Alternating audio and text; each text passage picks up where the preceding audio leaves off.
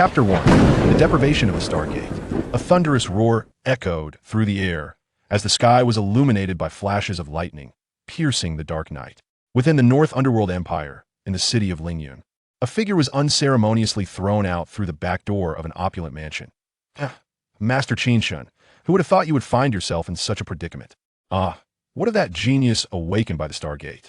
Without the Stargate, he is no genius at all. Here in Lingyun City, the Qin family cannot compare to our Ling family. Tomorrow, the news will spread like wildfire. Just wait and see the spectacle unfold. Two guards discussed brazenly, paying no heed to the bloodied youth lying on the ground, either dead or alive. Crackling thunder reverberated, and fierce winds swirled, sending leaves spiraling through the air. The young man lay on the ground, his once fair and clean face now stained with blood, trembling uncontrollably, his emaciated body bleeding profusely. Ling Shicheng, Ling Tian. The boy's teeth chattered as he spat blood, yet he managed to utter those two names with fervor. Drip, drip. Under the tempest of thunder and rain, the downpour intensified, enveloping the earth with a deluge. The wind howled, and raindrops pelted the ground mercilessly. Qin Chen tilted his head, gazing at the sky. Heaven, do you too feel indignant on behalf of Qin Chen? He murmured softly, allowing the rain to soak him. I refuse to succumb. How can I, Qin Chen, perish in such place? How can I bow down to Ling Shicheng and his son? With gritted teeth, Qin Chen struggled to rise, leaving a trail of blood behind, quickly washed away by the torrential rain. The rain fell in a furious cascade, and though his body trembled and his face was ashen, his hands relentlessly clawed forward, unbothered by the blood that stained his fingers. Suddenly, the rain ceased abruptly, and an umbrella appeared before Qin Chen, shielding him from the downpour. That a graceful figure, clad in silver boots and a gown adorned with jasmine, materialized in front of him. In the midst of the rain, the woman exuded an aura of elegance and fragrance. Chu Ningshi. He raised his head, staring at the enchanting visage that had once captivated him, now filling him with revulsion. What brings you here? I have come to escort you home, Chu Ningshi replied coldly. Escort me home. Now you choose to be kind? Qin Chen. Chu Ningshi said, you must understand that the Ling family is the undisputed ruler of Lingyun City. Our Chu family and your Qin family combined are no match for them. Ling Shicheng is a master of the Heaven Gate realm. I have no choice. No choice? Qin Chen scoffed. You mean your so-called no choice is merely luring me to the Lingyun Mountains, allowing Ling Shicheng to capture me and strip me of my Stargate, transferring it to his son Ling Tian. Do you intend to turn me, Qin Chen, into a worthless being destined to die and be scorned by the entire Lingyun City afterward? Qin Chen. Chu Ningshi inhaled sharply, retorting, isn't your Qin family also subservient to the city lord's residence? If I do not cooperate, my Chu family will vanish from Lingyun City. The innocent suffer for the guilty. Do you not understand? Blame only your awakening of the Stargate. Haha. Qin Chen laughed maniacally, his expression twisted in rage. What a fine notion. The innocent suffer for the guilty. If I, Qin Chen, had not heeded your treacherous words, how could I have been captured by the Ling family and had my Stargate stripped away? You are simply obstinate. Begone, Qin Chen suddenly shouted. Even if I die here, I need no feigned concern from you. Humph. Chu Ningshi scoffed, saying, Ling Tian possesses exceptional talent and has caught the eye of the Heavenly Academy of the North Underworld Empire. The Heavenly Party intends to utilize its influence to recruit Ling Tian as a student, but there is one condition. The condition is that Ling Tian must possess the Stargate. Now that he has your Stargate, he can enter the Heavenly Academy and be nurtured by the party's leader, undoubtedly rising to greater heights, and at that point, your Qin family will be unable to survive. Begone. Qin Chen's voice rang out once more, resolute and powerful. Seeing this, Chu Ningxi's gaze turned icy. She shook her head, filled with disdain, raised her umbrella, and turned to leave. In her eyes, Qin Chen was merely a dying struggle, clinging to his meager pride.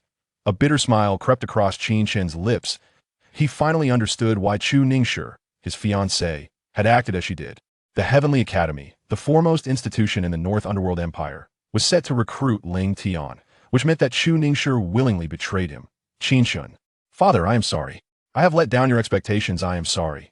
Tears streamed down his face as Qin Chen's consciousness began to fade. Boom. The sky roared with thunder and lightning, growing ever more intense as the body on the street grew cold. With a crack, lightning struck the young man directly. In an instant, 9 rays of light appeared within Qin Chen's body, swirling around him, shining brilliantly before merging into his form, vanishing from sight. The next day, in the city of Lingyun, at the Qin residence, in a secluded courtyard. A voice filled with uncertainty broke the silence as Qin Chen awoke from his slumber.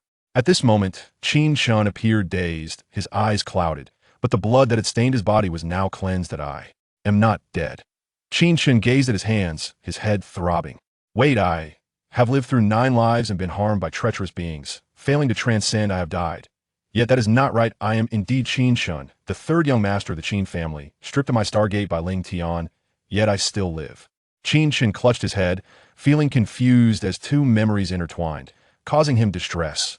Suddenly, he sensed a pearl within his mind beginning to spin. This is the divine sealing pearl. How did this pearl come to be? How do I know its name? Abruptly, the divine sealing pearl emitted waves of spiritual energy, flowing throughout his being with a cascading sound. So rich in spiritual energy. Qin Chen sat up, inspecting his body. His Stargate had been taken, and his body severely injured. Yet the spiritual energy radiating from the divine sealing pearl was now nourishing him, repairing the 4 energy whirlpools that had been destroyed within his body. In the North Underworld Empire, the martial artists were the backbone of the realm. Martial artists cultivate by absorbing the spiritual energy of heaven and earth. The human body can be likened to a treasure trove, and the path of cultivation is akin to unlocking each door of that treasure. Thus, initially, martial artists enter the realm of martial arts through 9 doors. These are the open door, rest door, life door, injury door, caution door, scene door, death door, fright door, and heaven door, totaling 9 realms. Among these, the open door, rest door, and life door realms focus on channeling spiritual energy into the hands, arms, and legs, opening the energy whirlpools and enhancing the body. Conversely, the injury door, caution door, and scene door realms channel spiritual energy through the limbs and bones, infusing it into the internal organs, hardening them like iron and strengthening them like steel. As for the death door and fright door realms, they're considered masters within Lingyun City. The 9th realm, the heaven door, is a singular existence within Lingyun City. Currently, the only one in Lingyun City who has reached the heaven door realm is the head of the Ling family, Ling Shicheng. As for the realm above the 9 gates, it is known as the Spirit Sea Realm.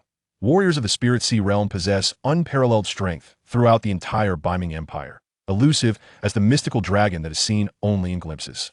Previously, at the tender age of 16, Qin Chen had already attained the 4th gate, the Wound Gate, marking him as a prodigious talent, further amplified by his awakening of the Stargate, signifying boundless potential. The Stargate is not something that everyone possesses at the moment of a warrior's birth. The world is rife with various beasts and spirit creatures, and humans, relying solely on their physical forms, are unable to resist. Gradually, some martial greats discovered that certain practitioners, upon reaching the opening gate stage, could communicate with the celestial powers of the 9 heavens using their own bodies, thereby unlocking the Stargate. The Stargate is not part of the 9 gates training system, rather, it is a unique gift from the heavens. Warriors who can open the Stargate can, during their cultivation, connect their bodies with the celestial stars, allowing their physical forms to resonate with the stars above, thus harnessing stellar power to aid their training, achieving results far beyond ordinary efforts. Moreover, as their cultivation progresses, they can acquire formidable celestial techniques and transform their bodies with mystical powers. Consequently, those who awaken and unlock the Stargate cultivate at an astonishing pace, far surpassing their peers, and are undoubtedly the geniuses among geniuses. However, Qin Chen, having been stripped of his Stargate, has suffered a grievous blow, and merely surviving is already a miracle. Suddenly, he felt 2 conflicting memories merge completely at this moment. The flood of memories overwhelmed him, leaving him in a state of astonishment. I am Qin Chen, the son of the Supreme Divine Emperor, the 9 Lives Sovereign, destined to experience 9 lives and 9 deaths to achieve the imperial throne. No wonder I felt something unusual in my mind since I began my cultivation. It turns out this pearl seals my memories of 9 lives and 9 deaths, the divine sealing. Pearl, I, Qin Chen, the fated child of 9 lives and 9 deaths, am also the 3rd young master of the Qin family, and this is my experience. My 10th life. In that instant, Qin Chen awakened completely. He was originally the son of the Supreme Divine Emperor, the 9 Lives Sovereign, destined to undergo 9 lives and 9 deaths to attain the imperial throne. However, in his 9th life, he was betrayed and perished at the cusp of fulfillment. Yet before his death, he entrusted all his memories of 9 lives and 9 deaths to the divine sealing pearl, defying fate to be reborn and experience his 10th life. It was only because the divine sealing pearl had been suppressed by the open stargate that he did not awaken the memories that rightfully belonged to him at the onset of his cultivation. But now, with the stargate vanished, the divine sealing pearl has fully awakened, and the memories of his previous 9 lives have returned. Qin Chen savored the memories of his 9 lives, like an ocean surging within him, weaving together with his essence to eye in that fleeting moment. His gaze deepened, becoming profound and eternal, as if a primordial sage had awakened, leading to a monumental shift in his mindset. At that moment, the 4 gates within him were completely restored by the aura from the divine sealing pearl, returning him to the wound gate realm. Qin Chen clenched his fists, feeling the abundant power coursing through his limbs and organs. No longer was he merely a 16 or 17-year-old youth, he bore the composure and solemnity of an ancient titan. Just then, outside the courtyard, a cacophony of voices erupted. "Take it slow, do you know? Be careful." A voice boomed. "My Chungu must die with dignity. I spent a fortune on this coffin, it's the least I can do for my brother's final journey. So be careful." As the voice resonated, a presence approached the door. With a creak, the door swung open, revealing a hefty figure who, in a flurry of steps, collapsed beside the bed, wailing over Qin Chen's body. "Qingge, my dear Qingge, how could you leave like this? That wretched woman, Shu Ningshi. I can't believe for a second that you would ever do such a thing. Rest assured, I, Qin XNXN, shall avenge you. Go in peace, dear brother, but do not return to haunt me." "XX, what are you doing?" Suddenly, a voice broke through the room. Qin XINXN, with tears streaming down his face, looked up at the bed. At that moment, Qin Chen sat up, his complexion slightly pale, his deep-set eyes reflecting an unfathomable depth, his handsome visage tinged with a touch of worldly sorrow. "Ugh!" Seeing the figure on the bed rise, Qin XN gasped, his eyes rolling back as he fainted. Qin Chen stepped off the bed and gave the hefty fellow a gentle kick to rouse him. "Qingge, you shouldn't see trouble with me. It's that Shu Ningshi and Ling Tian who are the real culprits. The Ling family and the Chu family claimed you insulted Miss Ling Fei, and thus, Ling Shi Cheng destroyed your Stargate, sparing your life only out of respect for the Qin family. Now, the entire Lingyun city is buzzing about you. They say with the beauty of Chu Ningshi, you are still not satisfied and went to provoke Ling Fei, leading to your Stargate's demise. You brought this upon yourself. The Ling family won't let this go, and they demand our Qin family pay 1,000,000 gold in damages to Ling Fei's reputation. Moreover, the Chu family has directly severed all business ties with us and annulled your engagement with Chu Ningshi." As Qin XNXN sobbed, he spoke as if his heart were shattered. "Get up." Qin Chen's tone was cool, almost icy. "Can't you see whether I am dead or alive?" Upon hearing this, Qin XNXN looked up at Qin Chen, and through the sunlight streaming in from the window, a shadow was cast upon the ground. "Qingge, you're alive? Would you be happy if I were dead?"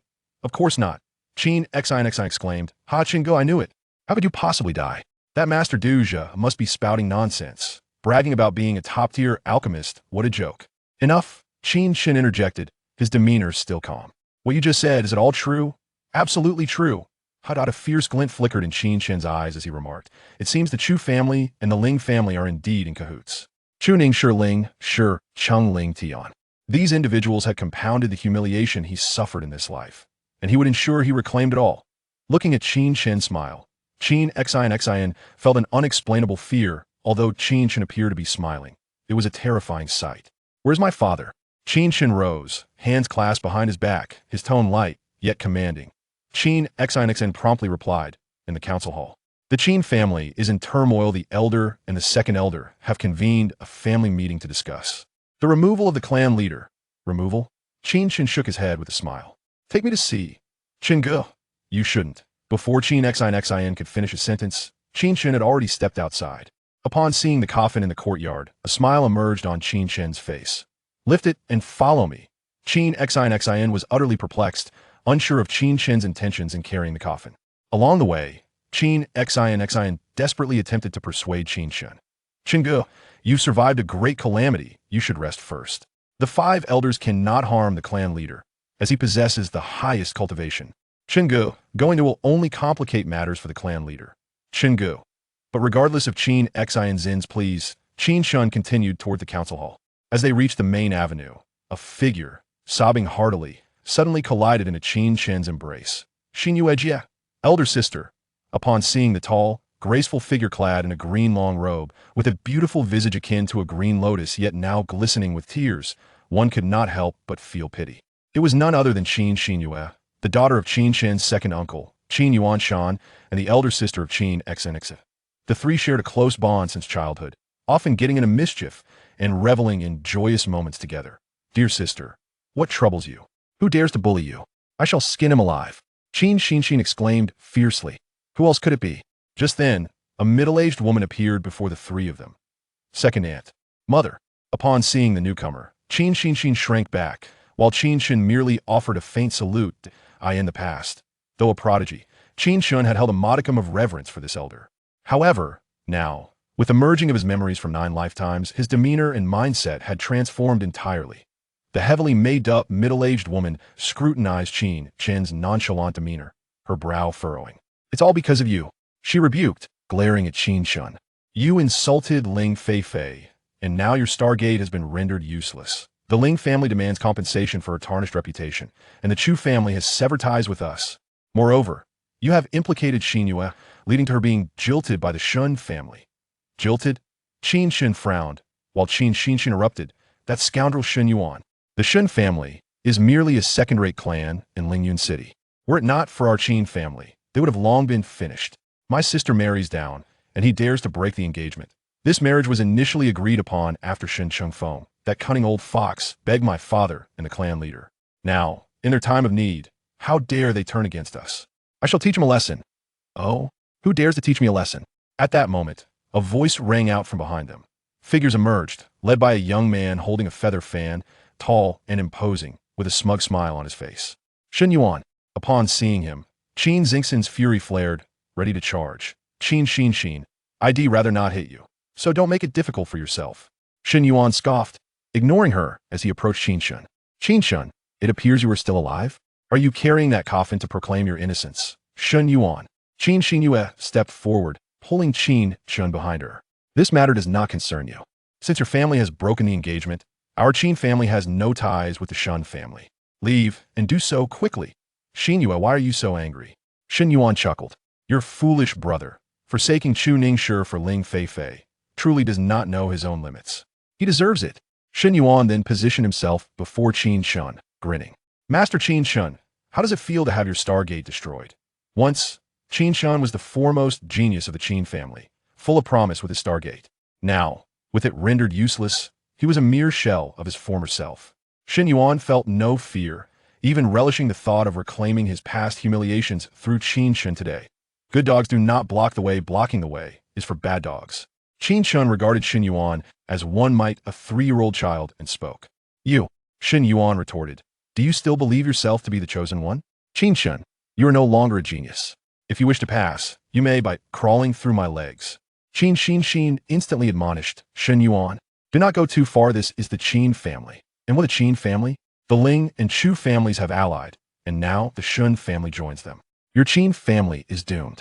Shen Yuan laughed heartily, looking down upon Qin Chen and the others. With Qin Chen's Stargate destroyed, he was now a mere invalid, while Shen Yuan had opened the 3 gates of the birth realm. Should Qin Chen refuse to comply today, Shen Yuan would take pleasure in teaching him a lesson before departing the Qin estate. For after all, this fellow had only a few days left. To live, not crawling? Then die. Shen Yuan insisted. Either crawl or die, choose for yourself. Hearing this, Qin Chen shook his head. In my view, there is a third option. That is for you to die. As Qin Chen's words fell, he took a step forward and unleashed a simple yet powerful punch. Bang! The strike was unexpected, and now that Qin Chen had regained his strength to the 4th gate of the injury realm, he was formidable. The first 3 realms involved channeling spiritual energy through the Bodhis meridians to form a cyclone, known as the introduction of the 3 gates. Upon reaching the 4th realm, one could refine and harden the organs like steel. This punch contained the might of all his limbs and organs, amounting to the strength of 40 horses. Shen Yuan, merely at the 3 gates of the birth realm, was utterly unprepared. Bang! The punch landed squarely on Shen Yuan's chest, and in that instant, he felt the world spin, the smile fading from his face. As a descendant of the Qin family, there is no shame in a broken engagement. My sister is no longer engaged, she is merely a widow. Crack! With a thud, Shen Yuan fell to the ground, devoid of life. Qin Chen dusted off his hands, glanced at the attendants carrying the coffin, and calmly remarked, place young Master Shin's body in the coffin and return it to the Shun family. Also, inform Qin Shengfeng that there is no notion of a broken engagement among the children of the Qin family. With that, Qin Chen turned and left as though he had merely engaged in an everyday task. At this moment, Qin Xin Yue and Qin Xin Xin stood utterly dumbfounded. Chapter 2. 9 Lives, 9 Deaths, Awakening. The condition is that Ling Tian must possess a Stargate. Now, he has your Stargate, and thus can enter the Celestial Academy, receiving the nurturing of the Emperor's faction. He is bound to ascend to greater heights, at which point your Qin family will find it impossible to survive. Depart. Qin Chen's voice once again echoed like a resonant bell from his throat. Chuningshi, observing this scene, felt a chill in her gaze, shaking her head in disdain as she raised her umbrella and turned to leave. In her eyes, Qin Chen was merely struggling in vain, clinging to his pitiful pride. A bitter smile crept across Qin Chen's lips as he finally comprehended the truth about his fiancée. Chuningshi. The Celestial Academy, the foremost institution of the Baiming Empire, was set to recruit Ling Tian, prompting Chuningshi to willingly betray him. Qin Chen. Father, forgive me. I have disappointed your expectations. Tears streamed down as Qin Chen's consciousness began to wane. Thunder roared and lightning flashed across the sky, growing ever more intense, while the figure on the street grew increasingly cold. Suddenly, a crack of thunder struck the youth directly. In an instant, 9 beams of light emerged within Qin Chen, encircling his form, shimmering brilliantly before ultimately merging into his body, vanishing from sight. The following day, in Lingyun City, at the Qin residence, within a separate courtyard. A voice of uncertainty suddenly sounded as Qin Chen awoke from his slumber. However, at this moment, Qin Chen's eyes appeared hazy, his body cleansed of bloodstains. I am not dead. Qin Chen gazed at his hands, his head throbbing. No, I have traversed 9 lives and 9 deaths, harmed by petty villains, and failed to transcend tribulations, thus perished. Yet that is not entirely accurate. I am indeed Qin Chen, the 3rd young master of the Qin family, stripped of my Stargate by Ling Tian, but I have not died. At this moment, Qin Chen cradled his head, feeling a twinge of confusion as 2 sets of memories intertwined, causing him considerable distress. Suddenly, he sensed a pearl within his mind beginning to rotate. This is the sealing pearl. How did this pearl come to be? How do I know its name? In a flash, a torrent of spiritual energy surged forth from the sealing pearl, cascading throughout his body with a sound akin to a torrential downpour. Such abundant spiritual energy. Qin Chen sat up, introspecting his body. His Stargate had been seized, and his body was gravely injured. Yet the spiritual energy emanating from the sealing pearl was nourishing his form, repairing the 4 damaged energy whirlpools within him. The Baiming Empire, renowned for its immense power, sees warriors as the backbone of the realm. Warriors cultivate by absorbing the spiritual energy of heaven and earth. The human body can be likened to a treasure chest, and the path of cultivation is akin to unlocking its numerous doors. Therefore, initially, warriors enter the martial realm through the 9 doorways, categorized as the opening door, resting door, life door, injury door, stopping door, scene door, death door, fright door, and the heavenly door, culminating in 9 realms. Among these, the opening, resting, and life doors involve channeling spiritual energy into the hands, arms, and legs to open energy whirlpools, thereby enhancing the body. Meanwhile, the injury, stopping, and scene doors allow spiritual energy to permeate through the limbs and into the internal organs, reinforcing them to become as solid as iron and robust as steel. The realms of the death and fright doors are already considered the domain of experts in Lingyun City. The pinnacle of the 9th door, the heavenly door, is a unique existence within the city. Currently, only Ling Shiqing, the head of the Ling family, possesses the heavenly door realm among the warriors of Lingyun City. As for the realms beyond the 9 doors, they belong to the spiritual sea realm, with warriors of this caliber being incredibly formidable and elusive throughout the Baiming Empire. Previously, at the tender age of 16, Qin Chen had already reached the injury door realm of the 4 doors, a testament to his extraordinary talent, further enhanced by his awakening of the Stargate, signifying limitless potential. Stargates are not bestowed upon every individual. At the dawn of a warrior's existence, myriad beasts and spiritual creatures roam the world, and humanity alone cannot withstand them. It was then that some formidable martial artists discovered that certain cultivators could, upon reaching the opening door realm, connect with the celestial powers of the 9 heavens through their own bodies, thereby unlocking the Stargate. The Stargate is not part of the nine-door cultivation system, but is a miraculous gift from the heavens. Warriors who unlock the Stargate can communicate with the celestial bodies during their cultivation, resonating with the nine doors of their bodies and the stars above, harnessing celestial energy to aid their training and achieve greater results with less effort.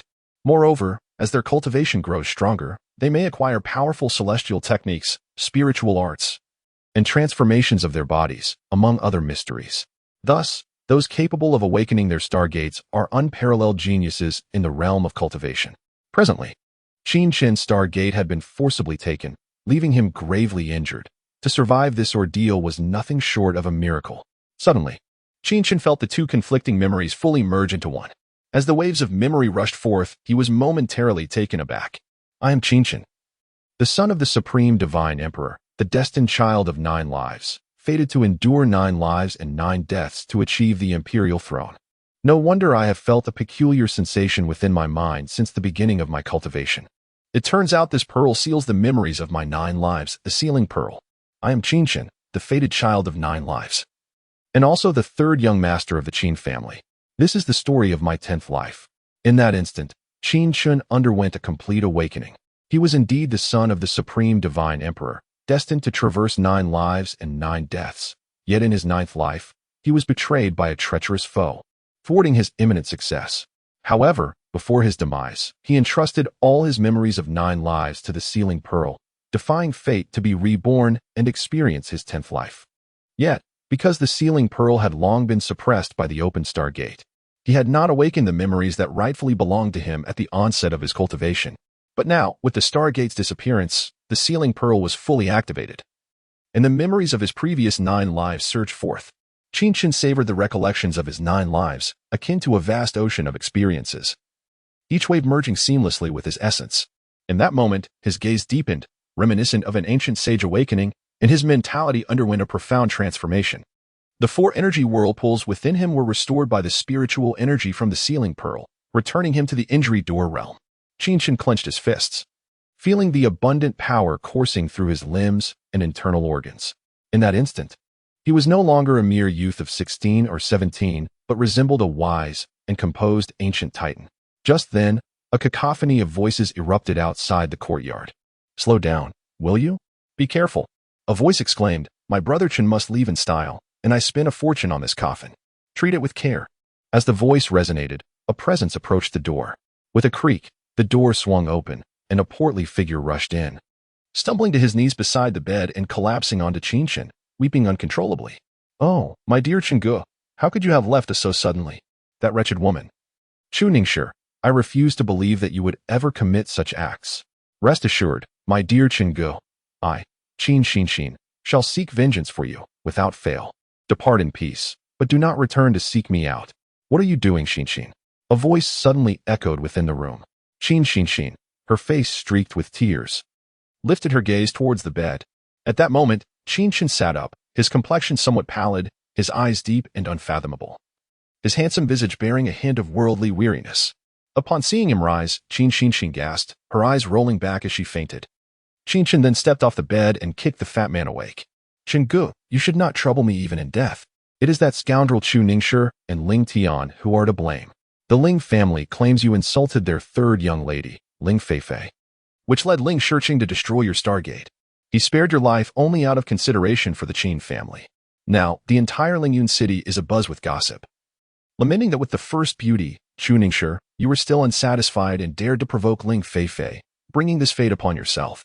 The Ling family is relentless, demanding that we, the Qin family, compensate them for their losses, including 1,000,000 gold for Ling Feifei's reputation. Moreover, the Chu family has outright terminated all business dealings with us and dissolved your engagement with Chu Ningshi. As Qin Chen wept, the pain was palpable. Arise, came a cold, indifferent voice. Qin Chen, with a hint of frostiness, remarked, do you truly believe I am dead? Hearing this, Qin Chen looked up at Qin Chen, illuminated by the sunlight streaming through the window, casting a figure upon the floor. Chengge, you are not dead? Would you be pleased if I were? Of course not. Qin Chen exclaimed with fervor. Huh, Chengge, I always knew you could not possibly be dead. That Master Duzhu is nothing but a charlatan, boasting of being a top-tier alchemist. How absurd. Enough. Qin Chen interjected, his tone still cool. What you spoke earlier, was it all true? Indeed, it is true. A glint of ferocity flashed across Qin Chen's face. It appears that the Chu family has long been in collusion with the Ling family. Chu Ningshi, Ling Shicheng, Ling Tian. These individuals have inflicted deep humiliation upon me, and I shall reclaim my honor. As Qin Chen smiled, Qin Shinshin felt an inexplicable fear. Though he appeared to be smiling, there was something terrifying in his expression. Chapter 3. No annulment, only mourning for the deceased. Where is father? Qin Chen inquired lightly, rising to his feet with one hand resting behind him. He's in the council hall, Qin Shinshin replied hastily. The Qin family is in an uproar. The elder and the second elder have convened a family meeting to dismiss the clan leader. Dismiss? Qin Chen chuckled, shaking his head. Lead the way, Brother Chen. You shouldn't, Qin Shinshin began, but Qin Chen had already stepped outside. Gazing at the coffin in the courtyard, a smile flickered across Qin Chen's face. Lift it and follow me. Qin Shinshin, taken aback, couldn't fathom Qin Chen's intentions with the coffin. Along the way, she earnestly attempted to dissuade him. Brother Chen, you've narrowly escaped disaster. You should rest. The 5 elders cannot possibly harm the clan leader. After all, he possesses the highest cultivation. Brother Chen, going will only complicate matters for the clan leader. Despite Qin Shinshin's protests, Qin Chen resolutely proceeded toward the council hall. As they approached the main path, a figure, sobbing uncontrollably, suddenly collided with Qin Chen's embrace. Sister Xinyue. The tall, graceful figure clad in a jade green gown was none other than Qin Xinyue, whose tear-streaked face evoked deep sympathy. She was the daughter of Qin Chen's second uncle, Qin Yuanshan, and the elder sister of Qin Shinshin. The 3 had shared a close bond since childhood, often getting into mischief together. Sister, what troubles you? Who has wronged you? I'll make them pay, Qin Shinshin declared fiercely. Who else could it be? At that moment, a middle-aged woman appeared before them. Aunt, mother. Upon seeing her, Qin Shinshin recoiled, while Qin Chen offered a calm salute. Though previously intimidated by the elder's authority, his demeanor had transformed after assimilating the memories of his past lives. The heavily made-up woman scrutinized Qin Chen's nonchalant expression, her brow furrowing. It's all because of you, she scolded. You insulted Ling Feifei, and now your Stargate has been rendered useless. The Ling family demands compensation for her damaged reputation, and the Chu family has severed ties with us. Moreover, you have dragged Xinyue into this mess, resulting in the annulment of her engagement. Annulment? Qin Chen's brow furrowed, but Qin Shinshin exploded in anger. That scoundrel Xin Yuan. The Xin family is merely a second-rate clan in Lingyun City. Without our Qin family, they would have perished long ago. How dare he annul the engagement with my sister? This marriage was agreed upon after Shen Qingfeng, the head of the Xin family, begged my father. Now, to kick us while we're down, I will teach him a lesson. Oh, who intends to teach me a lesson? A voice rang out from behind them. As several figures stepped forward, the foremost, a young man wielding a feather fan, exuded an air of confidence. Xin Yuan. Upon seeing him, Qin Shinshin's fury ignited, and she lunged forward. Qin Shinshin, I have no desire to fight you. Spare yourself the embarrassment. Xin Yuan retorted, ignoring her as he approached Qin Chen. Qin Chen, I see you are still alive. Are you carrying that coffin to declare your innocence? Xin Yuan. Qin Xinyue interjected, pulling Qin Chen behind her. This matter is none of your concern. The Xin family has annulled the engagement, so the Qin family has no further ties with you. Leave, and do so quickly. Why are you so angry? Xin Yuan chuckled. Your foolish brother Qin forsook the lovely Chu Ningshi for Ling Feifei, and now he faces the consequences. Xin Yuan stood in front of Qin Chen, grinning. How does it feel to have your Stargate destroyed, Qin Chen? Once hailed as the most talented youth of the Qin family, with a promising future. Qin Chen was now deemed useless. Xin Yuan felt no fear and was eager to reclaim his former contempt for Qin Chen, determined to settle the score today. Move aside, or face the consequences. Qin Chen regarded Xin Yuan as one would a mere child. You think you're still the favored one? Qin Chen, you are no longer a genius. If you wish to pass, you must crawl through my legs. Xin Yuan, do not overstep your bounds. This is the Qin family, Qin Shinshin admonished. And what of it? With the Ling and Chu families allied, the Xin family has joined them. Your Qin family is finished. Xin Yuan laughed heartily, looking down upon Qin Chen and the others. With Qin Chen's Stargate destroyed, he was a mere shell of his former self, while Xin Yuan had attained the third realm of the living gate. If Qin Chen resisted, Xin Yuan had no qualms about teaching him a lesson before leaving the Qin estate.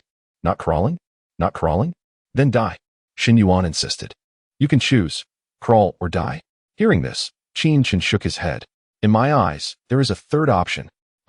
And that is your demise. With that, Qin Chen stepped forward, delivering a simple yet powerful punch. Bang! The blow caught Xin Yuan off guard. Having regained his cultivation at the fourth realm of the injury gate, Qin Chen's strike was infused with the strength of all his limbs and organs, equating to 40 horses worth of power. Xin Yuan, being only at the third realm, stood no chance against it. Bang! The punch landed squarely on Xin Yuan's chest, and in an instant, darkness enveloped him, the smile fading from his face. As a member of the Qin family, we do not face the shame of annulment. My sister has not been annulled. We only mourn the deceased. Crack! With a thud, Xin Yuan collapsed, lifeless. Qin Chen dusted off his hands and turned to the attendants carrying the coffin. Place young Master Shen's body in the coffin and return it to the Shen family. Also, inform Shen Shifeng that the children of the Qin family do not entertain the notion of annulment. With that, Qin Chen departed as though he had merely completed a mundane task. At this moment, Qin Xinyue and Qin Xinxin stood, utterly dumbfounded. Chapter 4 Family Council. Has Qin Chen's body recovered? Has his cultivation also returned? How is this possible? It is already a miracle that he survived after having his Stargate taken. Now he seems even stronger than before. However, killing Xin Yuan has stirred up a great deal of trouble. Hurry up. Qin Xinyue, noticing Qin Xinxin lost in thought, immediately chastised. Qin's demeanor appears different. Keep an eye on him and ensure he doesn't go mad. Oh, okay. Qin Xinxin quickly followed suit. Chun, brother. At this moment, Qin Xinxin's voice trembled. Her hands still shaking as she caught up with Qin Chen. You killed Xin Yuan. And what of it? Qin Chen replied nonchalantly. He is the only son of Shen Changfeng. I am aware. He is the sole heir of the Shen family. I know that too. Qin Chen maintained his calm demeanor. Qin Xinxin felt utterly overwhelmed. Brother, my dear brother, do you realize that you've killed him? Even the clan leader had to agree to the annulment of the engagement. And yet you've gone and killed him. What else could I do? You saw his demeanor just now. I had already shown restraint. Moreover, it wouldn't reflect well on Sister Xinyue if news of the annulment spread. By eliminating him, I spared her from any slander. Qin Chen remained unperturbed. But enough with the buts. The family council hall is up ahead. Isn't it? Indeed. Let us go. Qin Chen walked ahead, while Qin Xinxin's heart raced. Devoid of any confidence. This time, Qin Chen had truly stirred a hornet's nest. What should we do now? Yet, Qin Chen understood that it was because of him that the Ling and Chu families were embroiled in so much trouble. He could not rely on his father to shoulder this burden. Furthermore, having awakened his memories from 9 lifetimes and merging them with this existence, he was truly the complete version of himself. He had faced countless storms in his past lives. This crisis was nothing to him. He would confront it with poise. Since the Ling and Chu families had openly severed ties with the Qin family, and the Shen family was allied with them, he would ensure that the rift widened further. As for how to proceed afterward, he had already made up his mind. At this moment, within the Qin family council hall, seated in the main position was Qin Sangshan, clad in a black long robe, his face appearing as if carved from stone, sitting upright with a slightly mournful expression. Below him, several figures were seated on either side, with some younger members standing by. Upon closer inspection, there were 3 individuals on each side, their auras profound. Clan leader. The elder on the left, draped in a black robe with white hair, spoke with an aged voice. This time, Qin Chen has offended Ling Feifei, causing significant damage to our Qin family's reputation. The Ling family has demanded compensation, leading to the Shen family's annulment of the engagement and a rift with the Chu family. This is a severe matter that warrants strict punishment. The elder is correct. The second elder on the left chimed in. Qin Chen, as the young clan leader, should be expelled from the family for his actions. Yes, expulsion from the family. Another elder echoed. Elders. Fifth elder. A middle-aged man on the right stood up and said, currently, Chen's fate is uncertain. Should our focus be on the Ling family's aggressive stance and how we should respond? Moreover, the claims of Qin Chen insulting Ling Feifei are solely the words of the Ling family. Shouldn't we at least hear Chen's side of the story? Just words? The elder retorted, Qin Yuanshan, as Qin Chen's second uncle, you cannot be so biased in his favor. Chu Ningshi has maintained a close relationship with Qin Chen. Having been betrothed since childhood, she is his fiancée and can testify. Is this still merely the Ling family's word? At this moment, Qin Yuanshan found it difficult to counter. Under normal circumstances, no one would believe such a tale, yet with Chu Ningshi as a witness, who had been betrothed to Qin Chen since childhood, their relationship had been quite close. This led everyone in Lingyun City to accept the truth of the matter. Of course, it is merely the Ling family S-word. Just then, a figure stepped into the hall. It was Qin Chen. Chen. At this moment, Qin Songxing sprang to his feet, his previously sorrowful expression transforming into one of shock and joy. Father. Casting a reassuring glance at his father, Qin Chen clasped his hands and then addressed the assembly, second uncle, esteemed elders. The truth of the matter is that Chu Ningshi colluded with the Ling family to lure me away from Lingyun City into the Lingyun Mountains. There, Ling Shicheng and his son, Ling Tian, kidnapped me and stripped me of my Stargate, giving it to his son, Ling Tian. Chu Ningshi bore witness as my Stargate was taken and saw me left in the rain, utterly alone and abandoned to my fate moreover. The Ling father and son fabricated the insult to Ling Feifei, tarnishing my name to cover up the fact that they had taken my Stargate. Qin Chen looked at everyone, his voice resonating. This is the truth. The Ling family sought to seize my awakened Stargate. Initially, Qin Chen had little desire to explain himself to these individuals, but this matter required providing his father with an answer. Preposterous. The elder shouted, Ling Tian possesses extraordinary talent, equal to yours. Would he be willing to become our enemy for the sake of your Stargate? Furthermore, the Chu family has maintained friendly relations with our Qin family for decades. How could they commit such an act?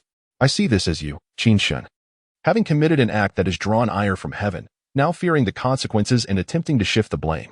As soon as these words were spoken, the elders began to murmur amongst themselves. Elder, just as Qin Chen was about to speak, Qin Songxing interjected, Qin Chen is my son. If the elder does not trust his words, why then does he place unwavering faith in the words of the Ling family and Chu Ningshi? What does that imply? Qin Songxing's words were slow yet heavy, declaring Qin Chen as his son. The situation was already suspicious. His son's Stargate had been taken, and the Ling family's father and son were clearly up to no good in collusion with the Chu family. Upon hearing Qin Chen's account, Qin Songxing felt his anger rising. The Ling family had gone too far.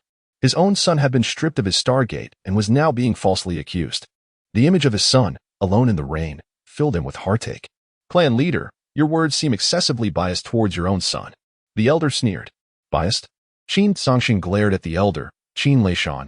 Although you are the elder, I believe that in this vast Qin family, it is still I, Qin Songxing, who has the final say as the clan leader. As these words left his mouth, the atmosphere in the hall became tense, charged with hostility. Humph. Then how shall we address the compensation demanded by the Ling family and the Shun family's annulment of the engagement? Surely someone must take responsibility. Qin Songxing declared firmly. If the Ling family desires compensation, let them send someone to collect it. As long as they dare to come, I, Qin Songxing, will accompany them. As for the Shun family's annulment of the engagement, Qin Songxing glanced at Qin Yuanshan. Not only was Qin Yuanshan his second brother, but he was also one of his staunchest supporters within the family. This matter involved his daughter, Qin Xinyue, and it was indeed unfair to his brother, leaving him feeling somewhat indebted. The annulment of the engagement with the Shin family was no longer an option.